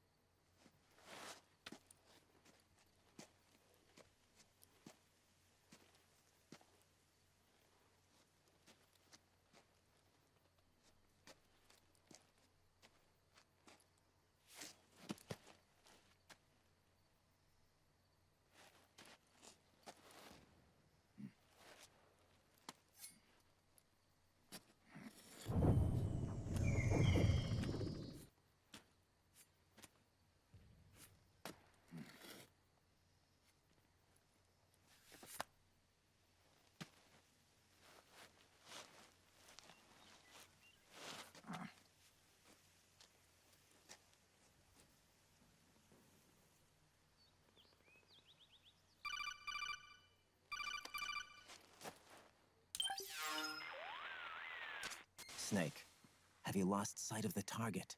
Whenever something moves, it leaves a trail behind. Track and find Naomi's trail. I'm not like Big Boss. Tracking isn't my strongest suit. When did you get so good at it? After saving Sonny, I drifted around the globe. In Alaska, a tribal elder taught me some scouting techniques. Drifted? You never went back to see Rose? Rose? She doesn't exist. No. Rose and I live in different worlds, different times. Her world has no place for someone like me. My place is here on the battlefield. Huh. Listen, Snake. Scouting is based on the principles Listen, of hunting. idiot. There are two fundamentals: awareness and tracking. Awareness? Awareness refers to locating a trail by paying careful attention to your surroundings. Tracking means to follow that trail. Your target's trail could be footprints, a branch they broke along the way, bent grass trampled underfoot. You need to feel for clues using all your senses: sound, smell, touch, the direction of the wind. Watch how the animals move. Listen for unusual bird calls. These are signs that someone may be disrupting the environment nearby. You sound like a ninja. Exactly. Ninja are the ultimate scouts. If your enemy is a skilled scout, they'll be doing the same thing. You may be the hunter, but you are also the hunted. To avoid enemy detection, move slowly, little by little. Don't disturb the air around you. Try to make as little noise as possible. Your pursuers will be doing the same, trying to sneak up on you without a sound. If you can't pick up the trail with your naked eye, switch the solid eye to infrared mode. That will enable you to see Naomi's footprints and any enemies lying in ambush. Switch the solid eye to infrared. Got it. But the sound it makes while engaged could end up giving your position away. So don't leave it on for too long. All right. Listen to your heart. Trust your senses as much as you can. And you will find Naomi's trail. I'll give it a shot. Snake, follow Naomi's trail and find out where they took her. Watch out, though. You might run into a few holdups along the way. Raiden is like that one cousin who's visiting for holidays after having one semester of philosophy. That sounds a bit quite specific, Bad Humans. Do you have a cousin like that? Have you lived through that experience? I find Raiden's first words about Rose to be interesting. Rose, she doesn't exist. We live in different worlds, different times. You know, it makes me think of the ending of MGS2 and how that was one of the big questions at the end of MGS2. Was Rose even real? Did she exist? Of course I do, Jack. You have to believe me. And now here, the first words he has to say about her. She doesn't exist. I'd imagine that's to play off of the MGS2 ending, possibly. We live in different worlds.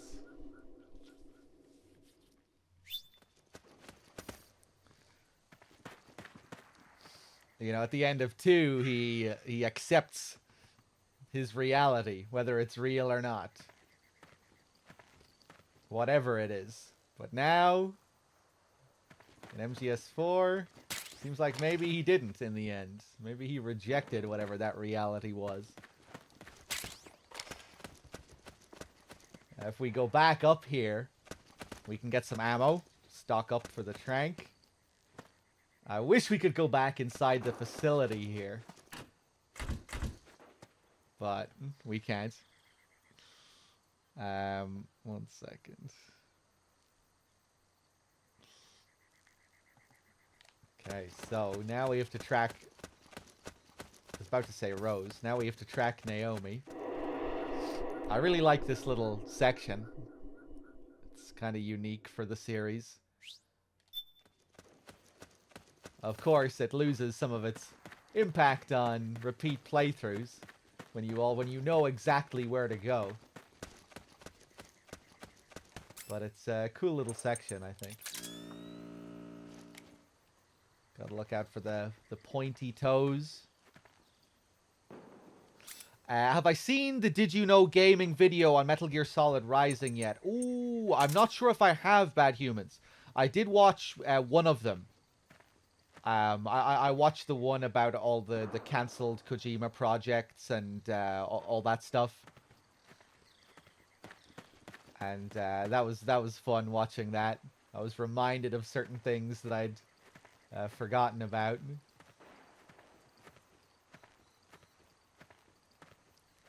But I don't think I did watch the Rising one. Why? Is there a specific detail? Bad Humans worked on those videos, by the way. For anyone that doesn't know in chat, he helped them with those videos.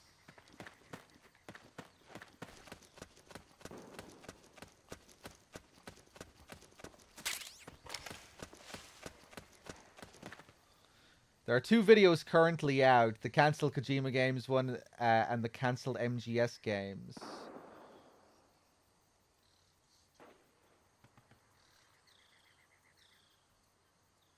But what about the one on Rising?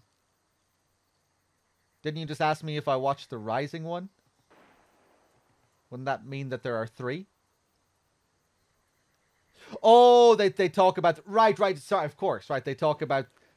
I thought you meant that there was one video specifically dedicated to Rising, not the... Yeah, okay. Right, well then I must have seen it. And or maybe I didn't watch the whole video. I think I did, though.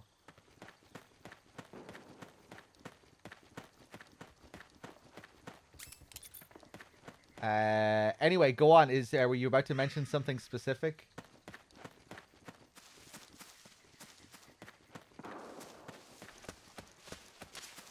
Snake, the trail splits up into multiple directions. Look closely at the footprints. Was there a reason you asked? Is there something in there that's relevant to what we're saying here? What we're talking about?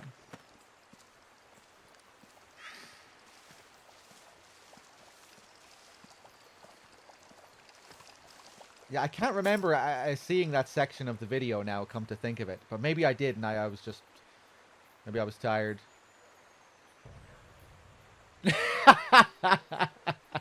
No, just making small talk. Lovely weather we're having.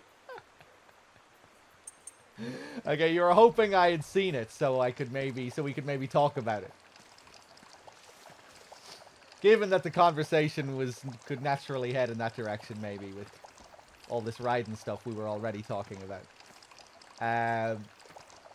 Yeah, no, I can't remember anything if I did see it. I'll have to watch it again.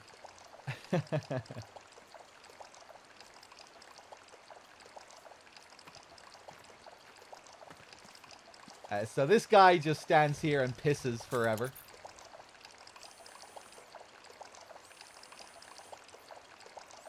With his very thick, syrupy stream of piss here.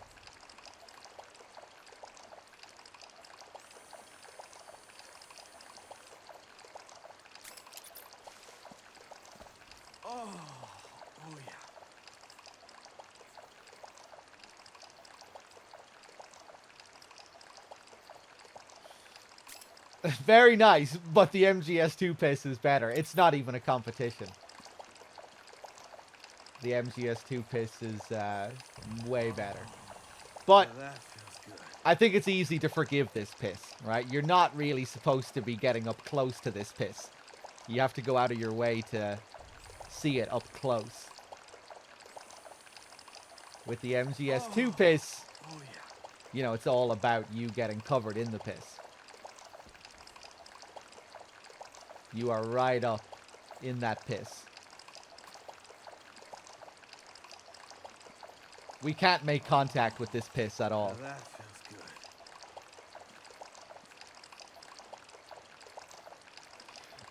good. Great idea, Bad Humans. We're getting lots of really good con ideas. Oh yeah. I really like my idea of bringing people up to do the Solidus torture in MGS2 on PS2, but you also have to survive being tortured in real life at the same time. Now that feels good. Didn't we add something onto that too? Oh yeah, the blind date idea. Yeah, where you and a partner of your choice, or maybe a random partner, you both have to go through the Emma section. Hold hands in the game and also hold hands in real life. And if the date doesn't go well, you go and do the torture section and strangle your partner.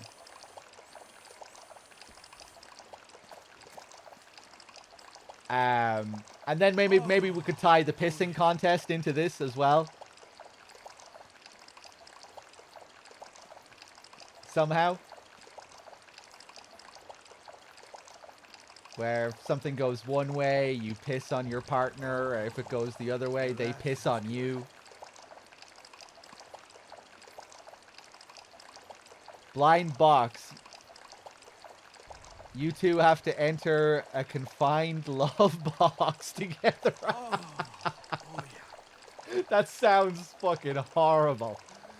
Jesus Christ. Now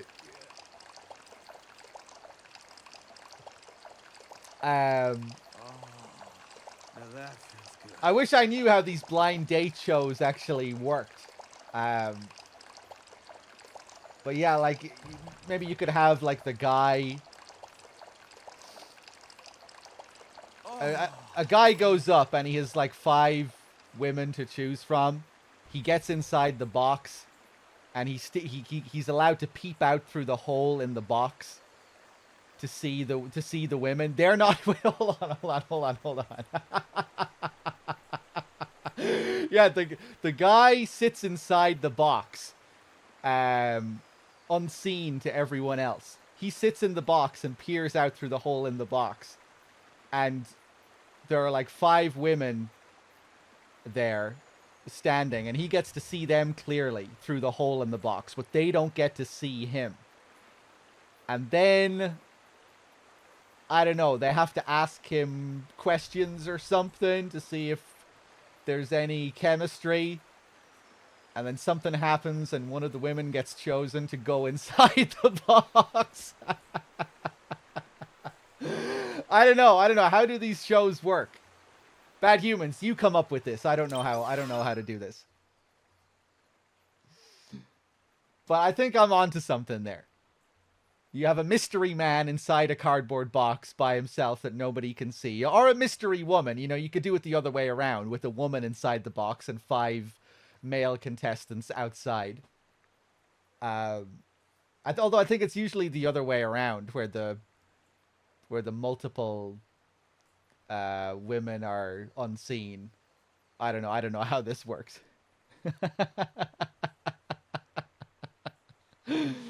And then he Fultons away the rejected ones. Nah, that's a bit extravagant. You wouldn't be able to Fulton people at MGS Con. You might be able to get a person inside a cardboard box, though, to play a blind date game.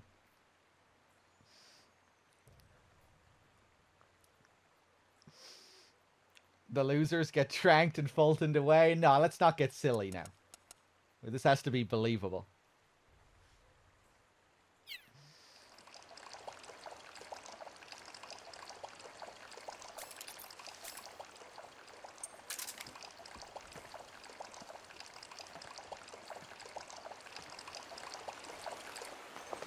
He does actually stop taking his piss here if you get close to him.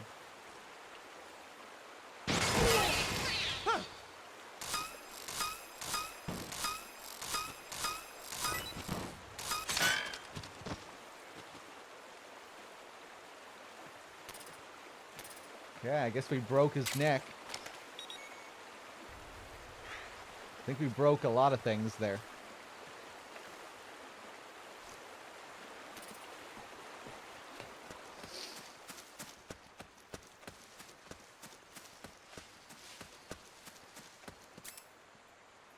They would need to be very small. Maybe children fits the Outer Heaven theme.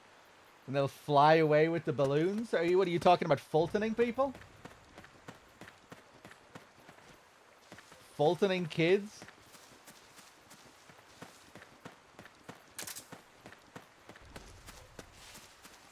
Okay, I need to be careful here.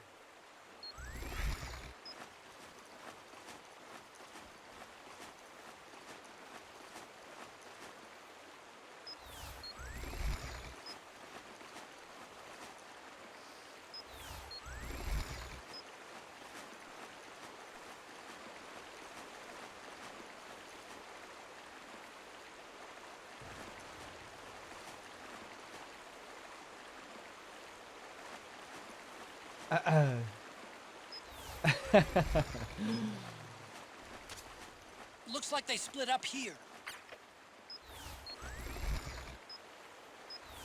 Are there any silly games planned for the con? Are there any real-life mini-games planned? What?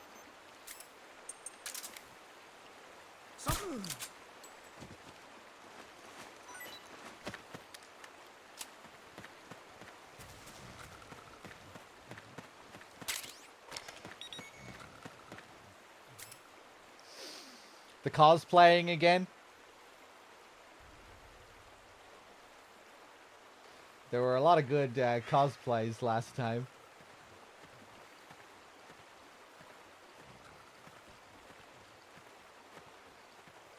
Did you see anyone in a cardboard box last year, Bad Humans? I think I remember someone saying that they were disappointed by the lack of cardboard boxes. There was a terrific rose, yeah.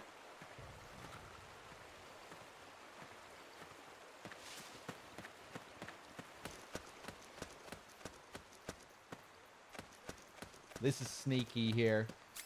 If we go up this way, we'll see that there is no Rose or Naomi footprint here.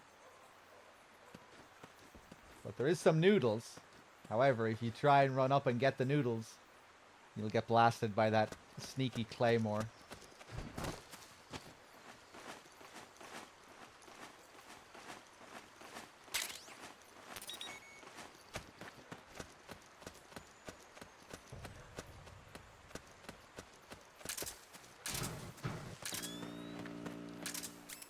Let me unequip this. Also here.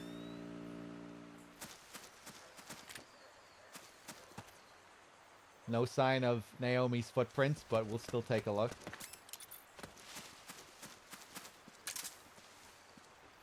Down here we have a random eye test.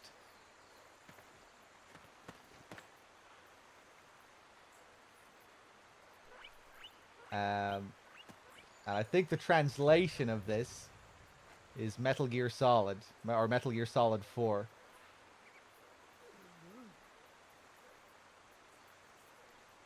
This is a Japanese eye test. Yeah, for an old man, just like Snake. Yeah, and I think the Japanese reads out MGS.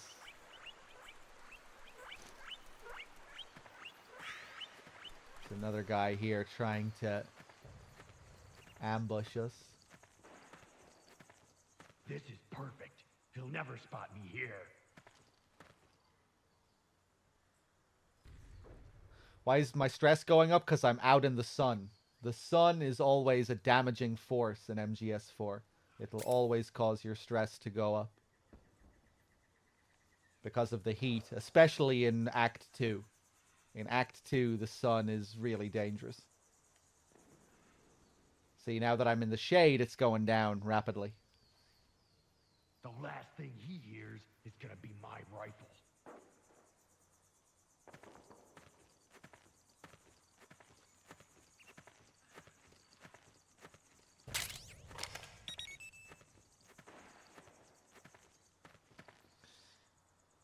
Just like real life. Yeah, and especially when you're old. This is perfect. He'll never spot me here.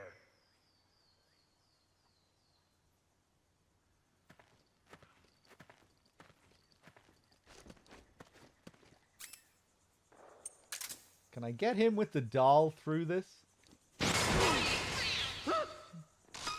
Nice.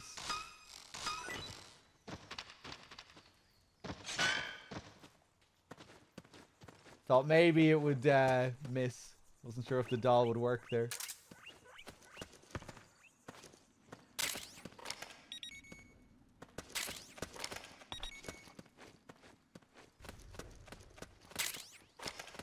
Playboy.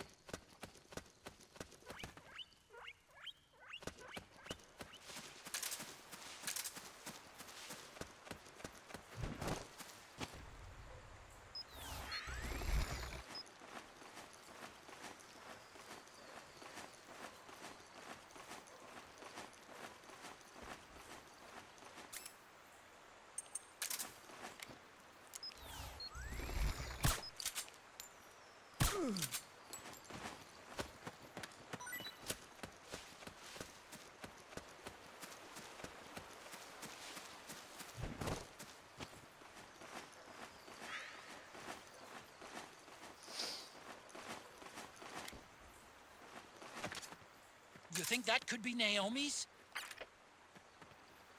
Maybe. Kind of looks like something that she wears in Act 1. You know that scarf? She kind of has a dark purple thing on, doesn't she? Darker than this purple, but it kind of reminds me of something that she wears. Maybe it's supposed to be hers. It is right on her footprints here.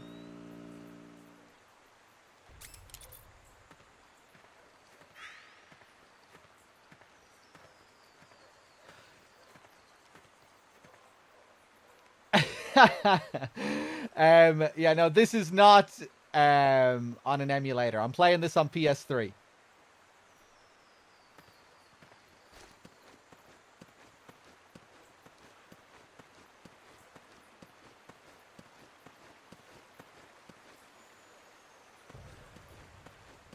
He's here. I can smell him. He's about 50 meters dead ahead. Oh, yeah? Weird thing about this guy as well is that I can just run around right beside him. And he doesn't hear.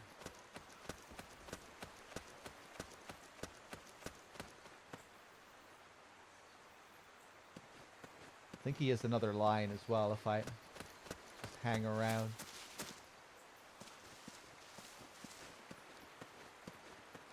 Where is he?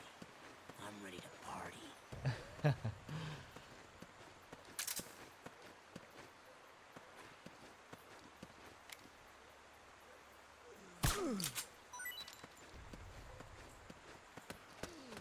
Can you knock on the wall? I can't remember. I think I tried it before. But yeah, no, you can lean up against it. But it's just an invisible wall that you're leaning up against. Maybe here? Is there anywhere you can knock? Oh, I guess I could try it here.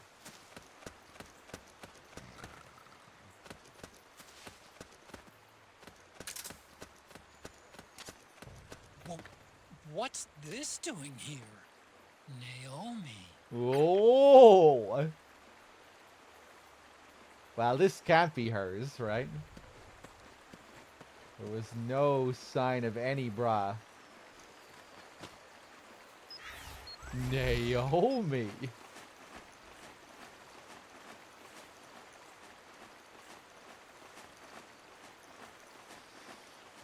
Bad Humans, are you still there? Was the Rose cosplay MGS4 or MGS2?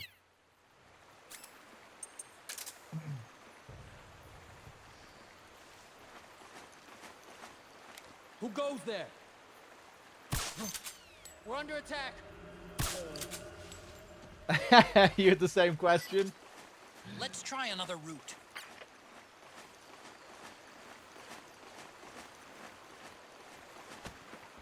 I always get spotted by the guy down here. There he is. This son of a bitch. Not today. Again, this is another path off the beaten track. She's nowhere around here.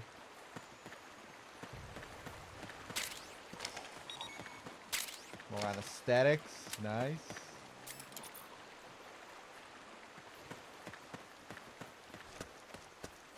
He's gone. Bad Humans is gone. This guy's waking back up. I want to test the knocking here. He's probably going to see me.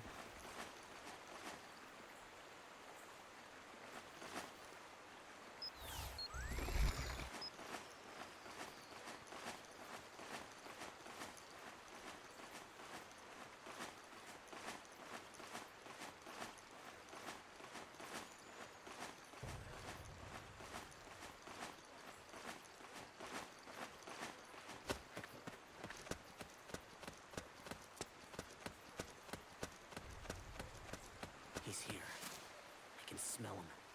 He's about 50 meters dead ahead.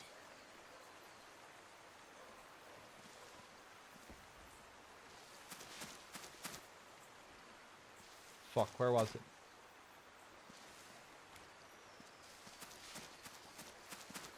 What? Hey, okay, he reacts to What was knocking. that sound? I swear I saw something.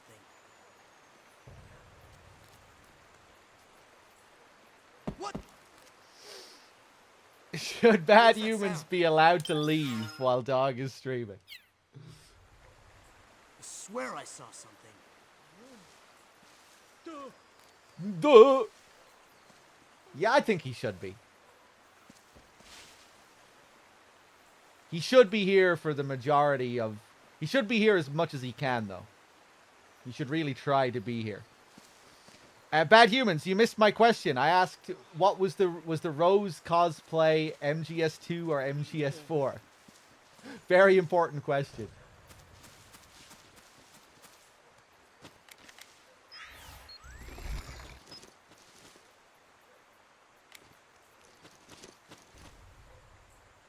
MGS2?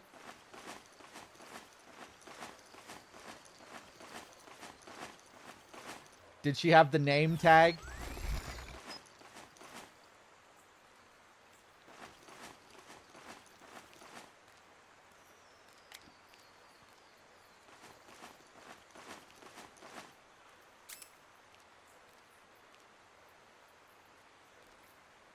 Someone should cosplay as cut content Fortune.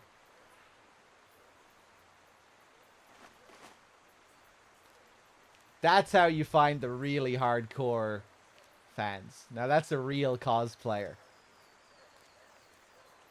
People need to start cosplaying cut characters. Where's the Chinaman cosplay?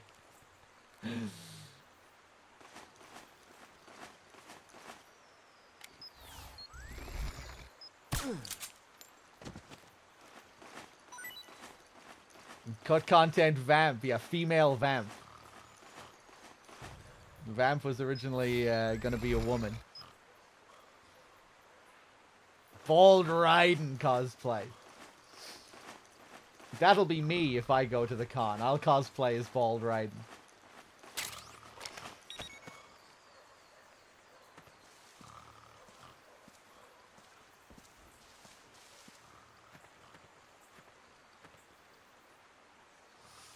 I'll set my hair on fire at the con and become Bald Raiden at the con. You'll see me transform into Bald Raiden. That'll be my first appearance on cam.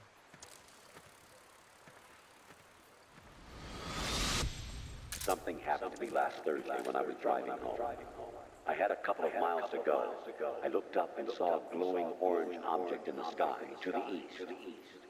It was moving very irregularly. Suddenly, there was intense light all around me. When I came to, I was home. What do you think happened to me? Yeah, when you come down here, you are naturally facing the east. The little crop circle here. But you can't see anything in the sky. If you ever wondered, if you were missing something here up in the sky, there's nothing there. Cosplay is the pain. That would be another funny idea. I'm not much of an acrobat though. I can't do flips like the pain can.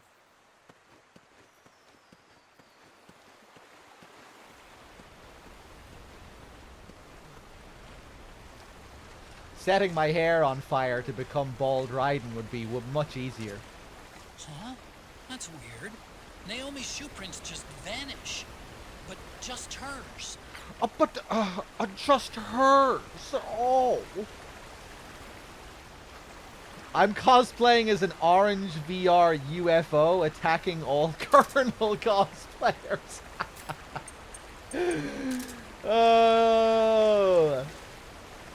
Amazing. Do it.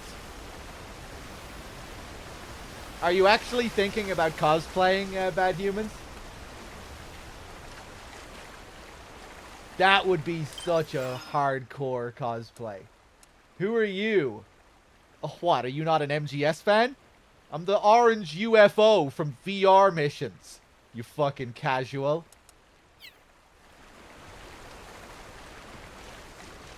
And you're just dressed up in this fucking shitty looking orange cardboard mess.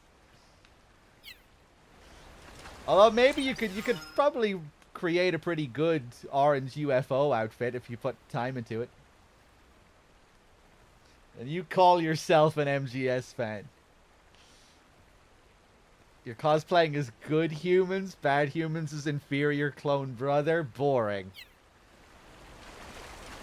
Don't do that.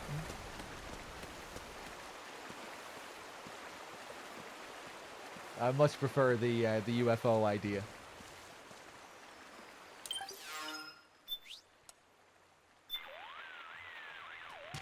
Don't panic if you lose track of Naomi's footprints. Remember what Raiden told you. When a man walks through the woods, he leaves all kinds of traces behind him without even knowing it.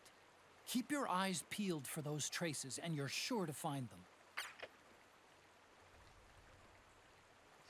Isn't that the one who adds stuff to the wiki? Yeah, it is, actually. Snake, you remember what Raiden was saying about scouting? Well, I did a little research of my own. The scouting he was talking about has a slightly different nuance than the reconnaissance scouting commonly referred to in the military. Makes sense. I kinda got that feeling from the way he was talking. The word scout, as he used it, originally referred to Native American warriors. I, on the other hand, prefer to see the concept as being rooted in their attitudes towards nature. To know nature, study it, fear it, love it, to be one with it. As I understand it, the true essence of scouting lies in that way of life. The basis of scouting is awareness. Take, for example, a hunter tracking an animal. The hunter is surrounded by clues that tell him about his prey. Footprints, bent grass, broken branches, shifts in the air, things that are out of place. But they only speak to the tracker if he notices them. Some Native American tribes have long been able to detect even the most minute details because they develop those senses from early childhood by living in nature. They use all 5 of their senses, placing great importance on sensing through the skin, and sometimes go shirtless even in winter. It's said there are many different ways to feel the same wind. These things may seem foreign to you and I, but for them it's a way of life. Little too abstract for me. Yeah, me too. Maybe Raiden's reached a level of enlightenment we haven't. Maybe. Something to ask him next time our paths cross.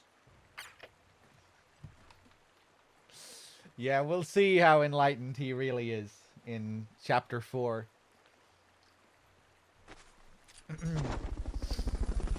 When he's crying on the ground, holding on to Snake's leg.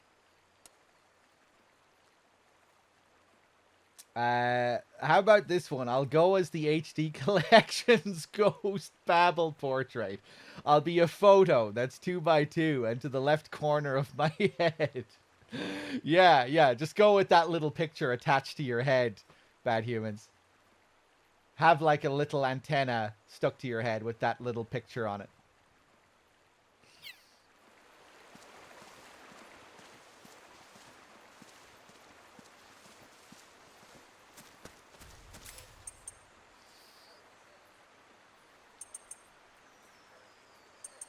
That'll be for all the hardcore fans. Let's see.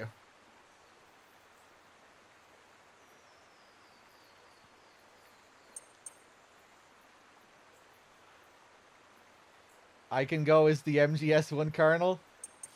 I don't know. I might take your orange UFO idea if you don't use it.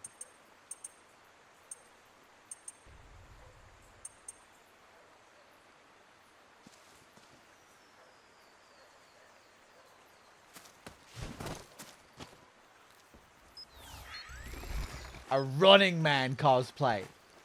Yeah, someone needs to go as Running Man, and they just spend every day at the con sprinting around. They'd probably get in trouble doing that. That probably wouldn't be allowed.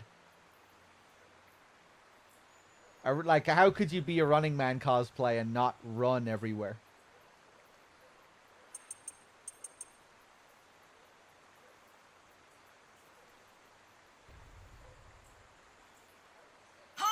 Ah! Who's that?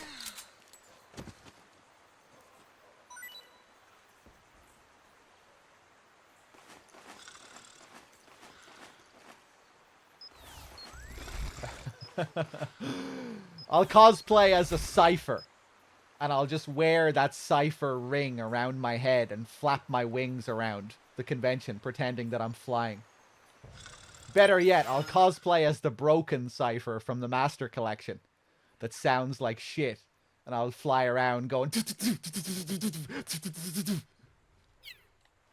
That's what I'll do. Okay, I have my cosplay sorted out. I'm the Broken Cypher from the Master Collection.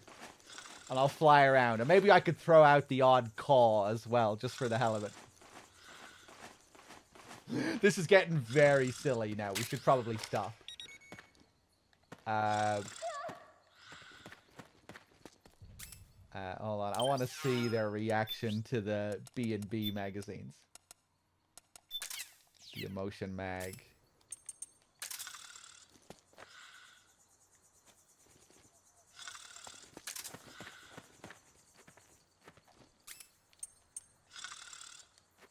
Get up. Get up.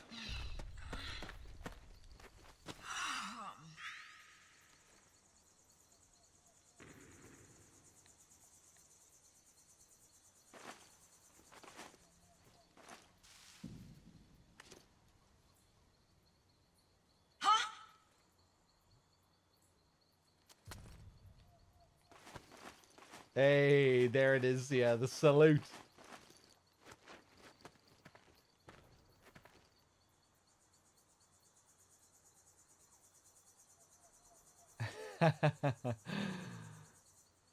I think that's all you get out of them, isn't it?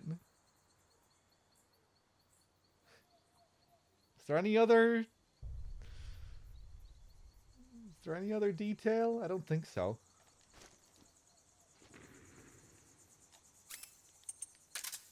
Freeze. You'll get nothing from me.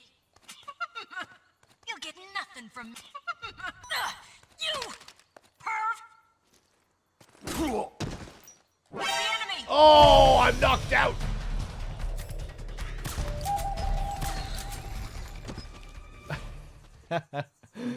Yes, of course. You go for the nutcracker, like you do with all the other guys. But there's no nuts to crack. He just grabs the air, and you get called a perv.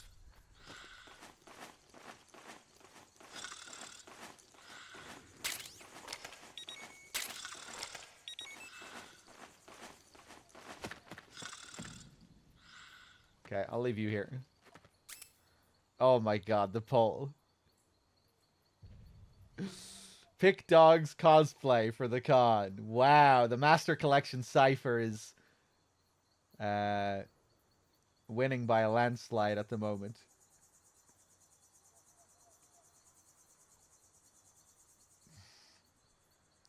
Come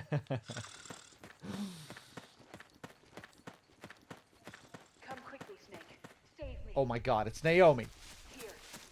Oh my god, we found her. Oh, I was so worried. Oh, thank god. Oh. Hurry. Oh, Naomi. Are you okay? This is Naomi. Here. I'm over here. Save me. Save me. Save me. Save me. This is Naomi. Here. I'm over here. Save me. Save me. Damn, they went to a lot of trouble with that.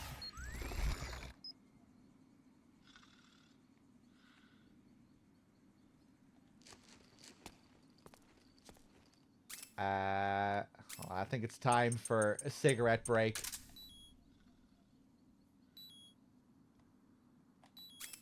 Actually, no, let's go for a Playboy again.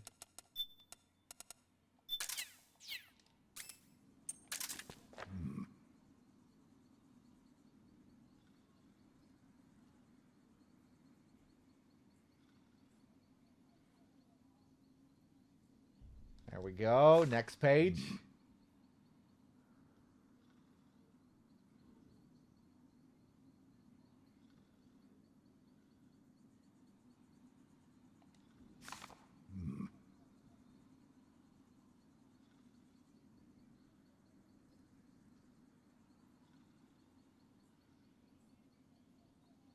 I think the Playboys are probably the fastest legit way of doing this, or, you know, like outside of using the syringe.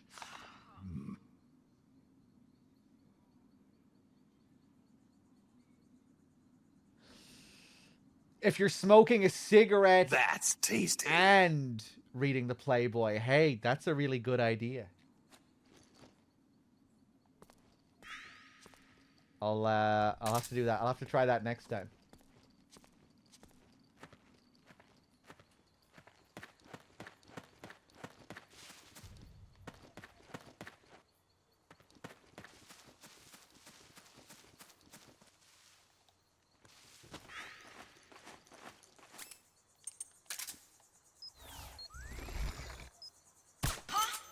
Where is he hiding?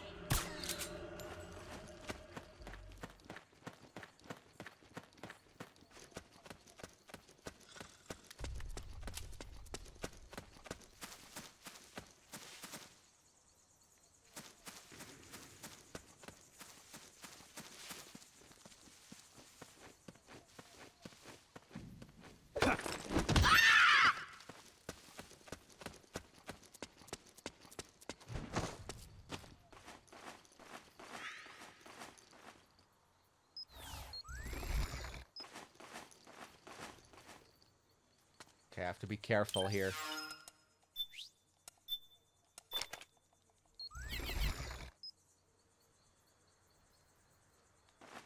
Oh.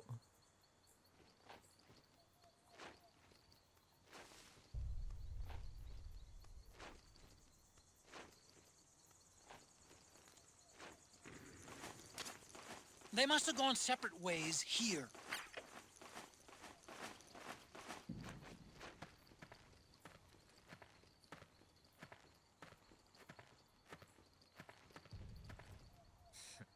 I can just see the look on his face.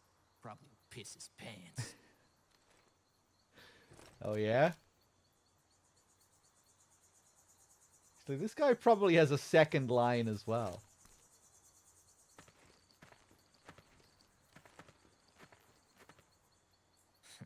6 seconds, it'll all be over. Oh, yeah, I remember that now. 6 seconds.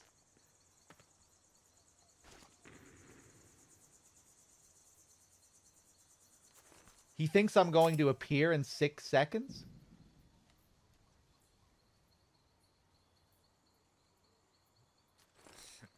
I can just see the look on his face. Probably would piss his pants.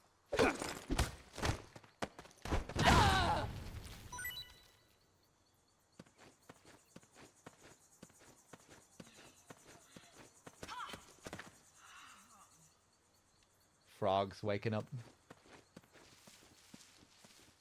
Yes, give me that lovely shade. Bring that stress down.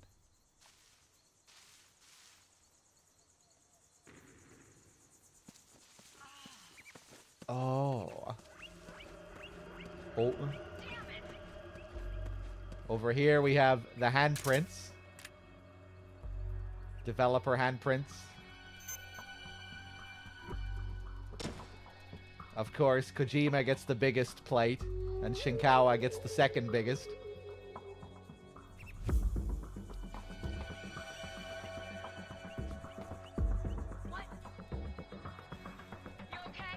Sasaki, Murata.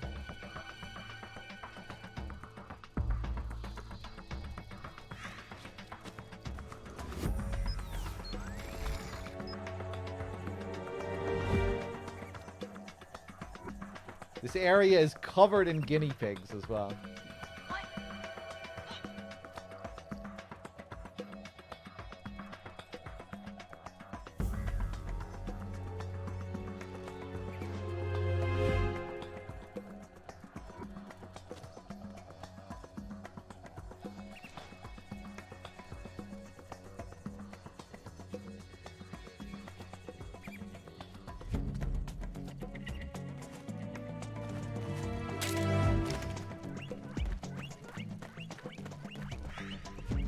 Cool looking camo.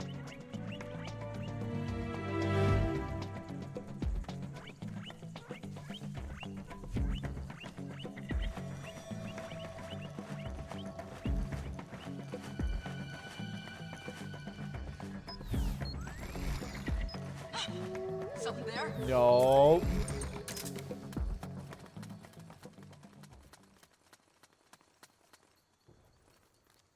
Is someone there? Stay on your toes. Hey!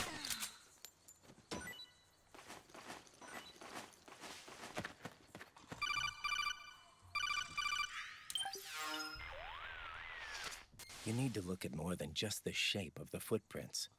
Don't assume you're on the right track just because the print matches the target's shoes. Take a closer look. Imagine the target actually on top of the print. Think. Is the depth of the print consistent with Naomi's weight? Does the stride, straddle, and pitch match her walk? Pay attention. Don't let the hunted fool the hunter. Irish Pawn Star with the 6. Thank you.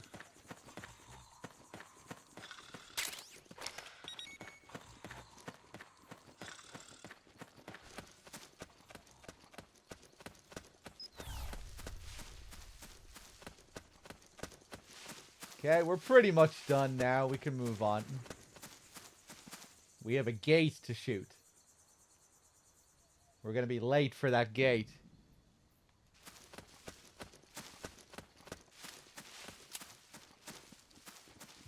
Oof.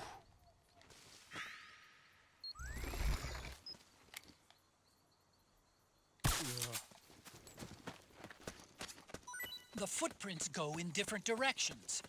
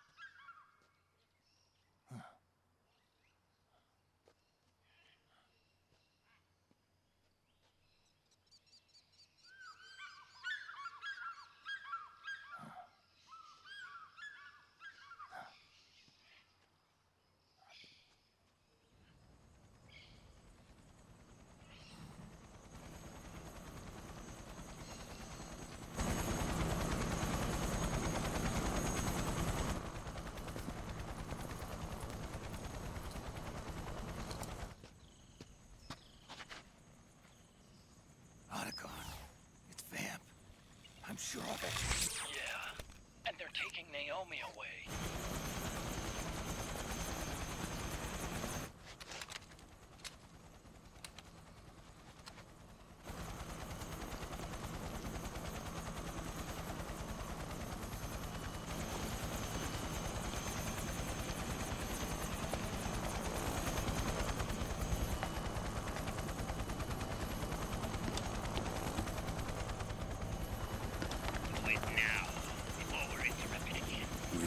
what will happen.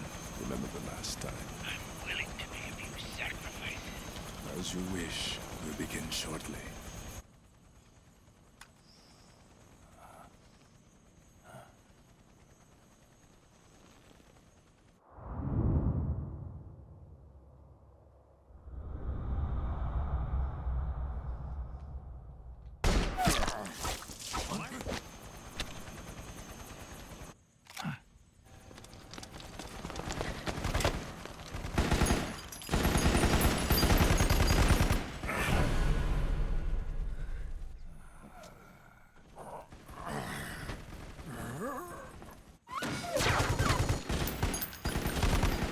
The go-ahead.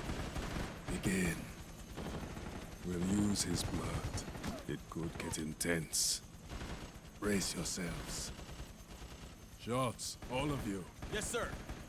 I'll be taking in.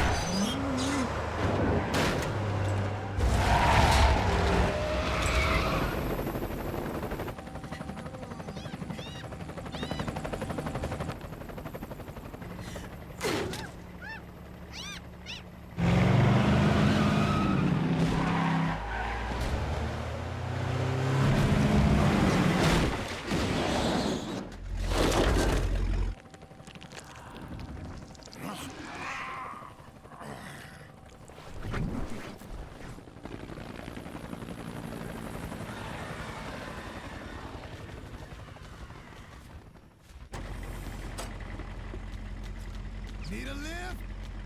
Grabbing. Get in already!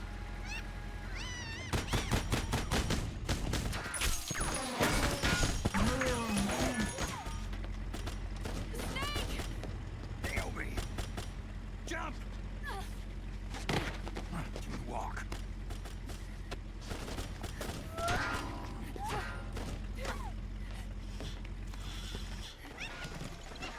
It's gonna be a bumpy ride!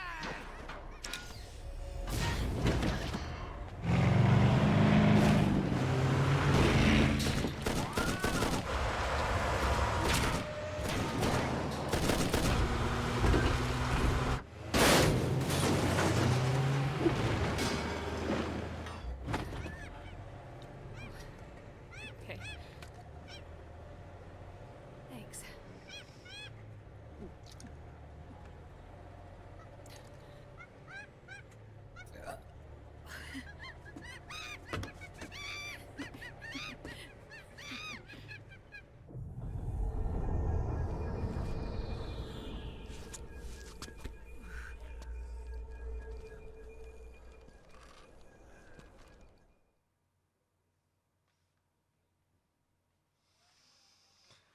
All right, let's do it.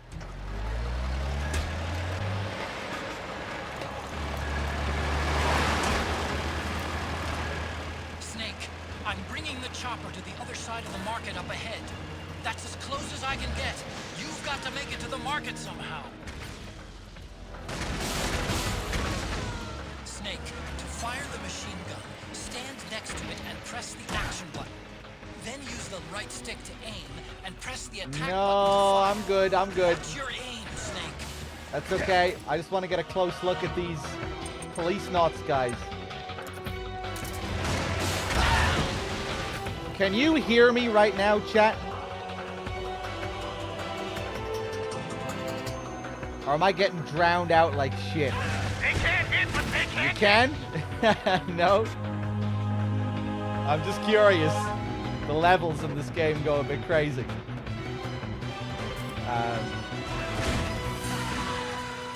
Powered suits are... But yeah, I think these powered suits, this is the only screen in the game where I think they appear. They're quite reminiscent of the EMPS from Police Knots. But yeah, very unique enemy type that you'll only see here.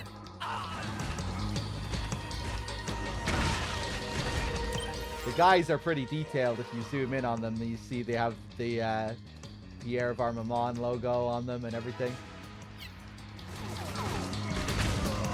They have some pretty fancy... blocking the way. Get rid of those guys. They're in the Act 2 cutscene with Vamp as well. Yes, they are at the start of Act 2 as well. This is the only time we get to interact with them in a gameplay sequence.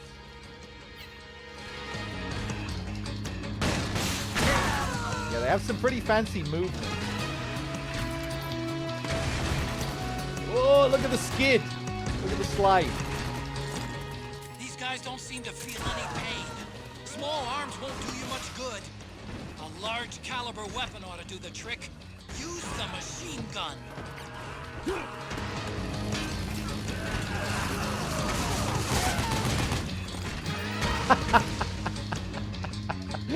Okay, they're not up to much, really, it seems.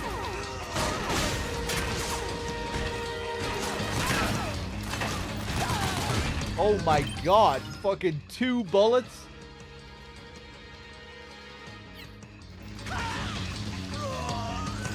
The thing explodes. Out of my way! All right, we're good to go.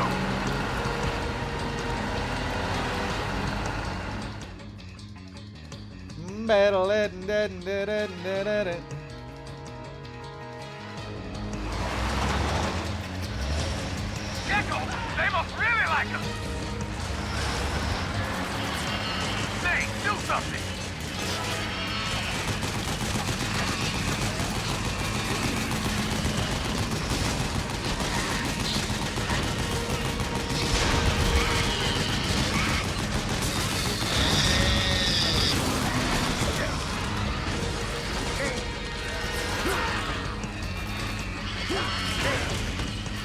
I'm not doing very well here. Oh my god. Those Gecko will try to ram you. Don't let them get too close.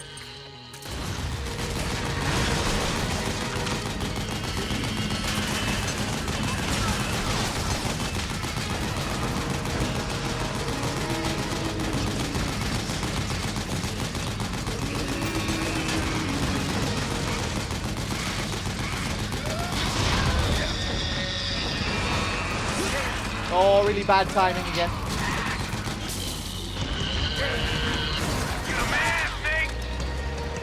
That was terrible.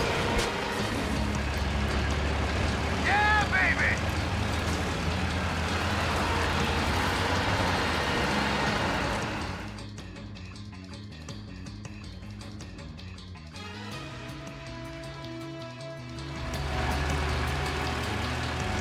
Oh, shit!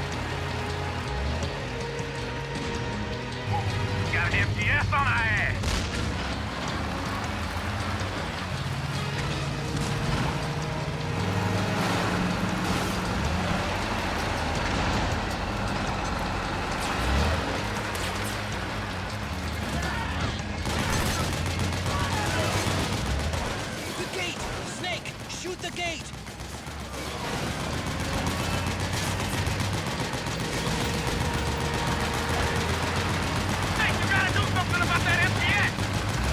No, I don't.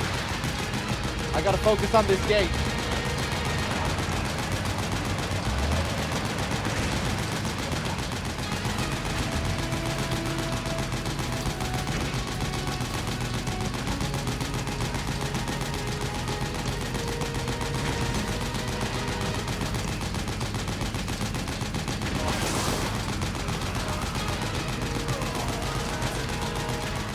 The gate! Snake, shoot the gate!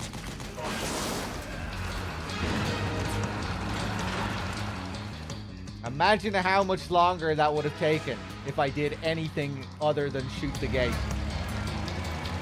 Get ready for some speed! Remember that time we got the guy T-posing above the gate? That clip's still out there somewhere.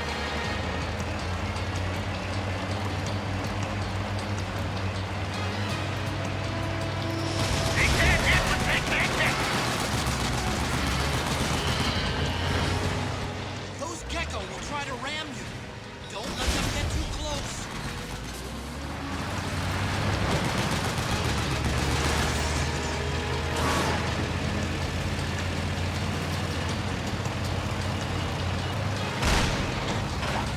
Out of my way!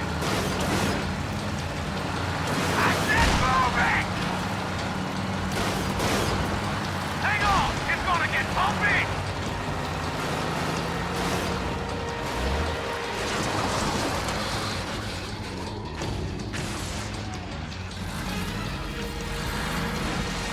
Up front! Here they come!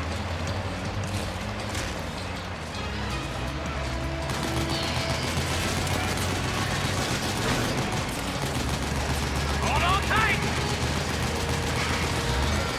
Almost there.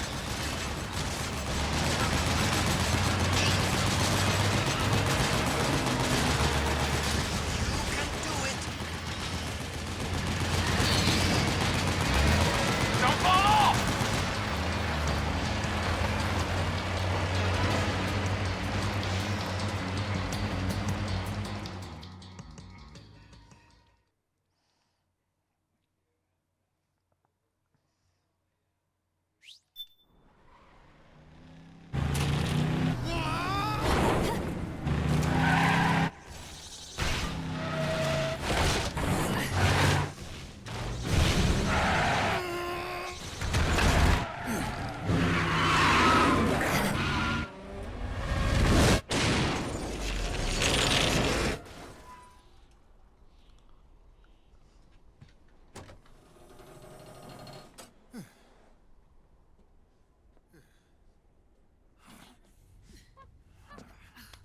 Come on, Naomi.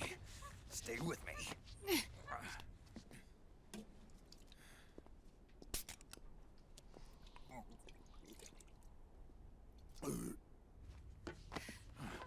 Up you go.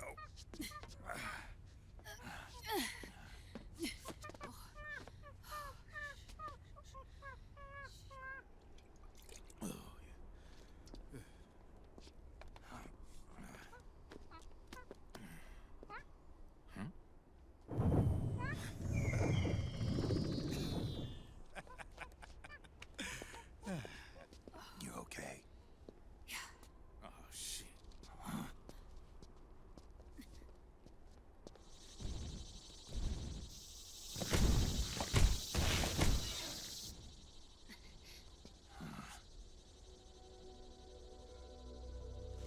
We're hiding.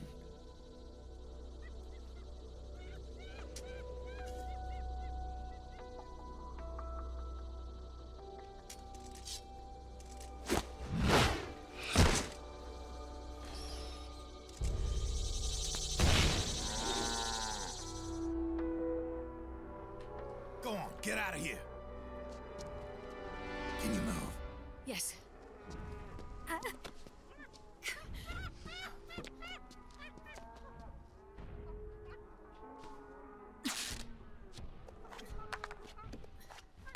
Let's go. Here they come!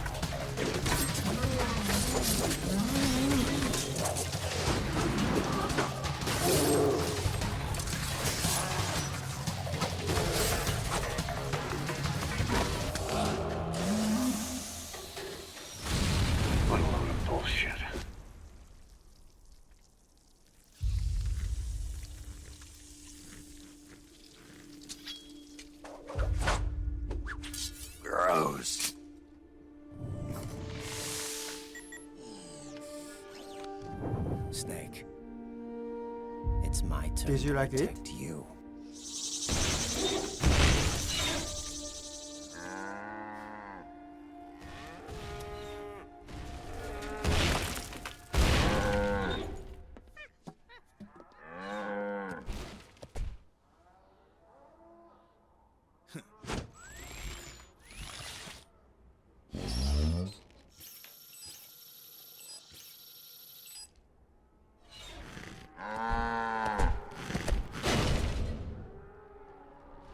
Snake, I'm setting the chopper down at the market square. Hurry! Naomi, go on ahead.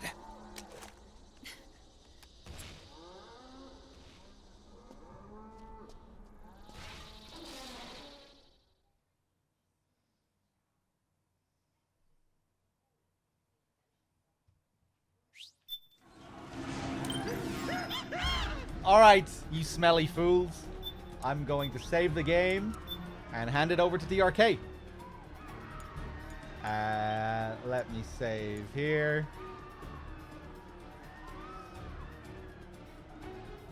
Marketplace. Alright. Yeah, just bear with me while I get this save sent over to DRK. You know the drill. I'll play some tunes while you wait, and then I'll come back to sign off fully. So yeah, just bear with me for a few minutes here, and I'll be right back.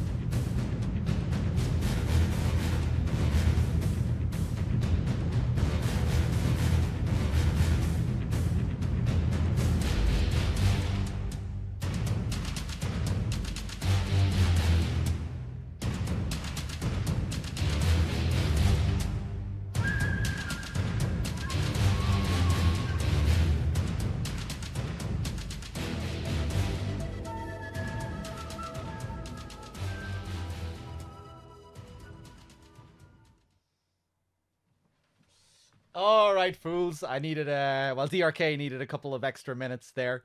But we're ready to switch. The stream is going to go down for like 10 seconds. You know the drill. And then DRK will be back up, picking up where we left off with the same save. And I'll see you guys later for some Peace Walker. Let me just check something here. Yeah, I think I'm up to date with everyone on my dashboard. Yeah, guys, thanks for watching. Hope you enjoyed my session. And I'll be back later. Don't go anywhere. DRK will be right back. Picking up where we left off. I'll see you soon.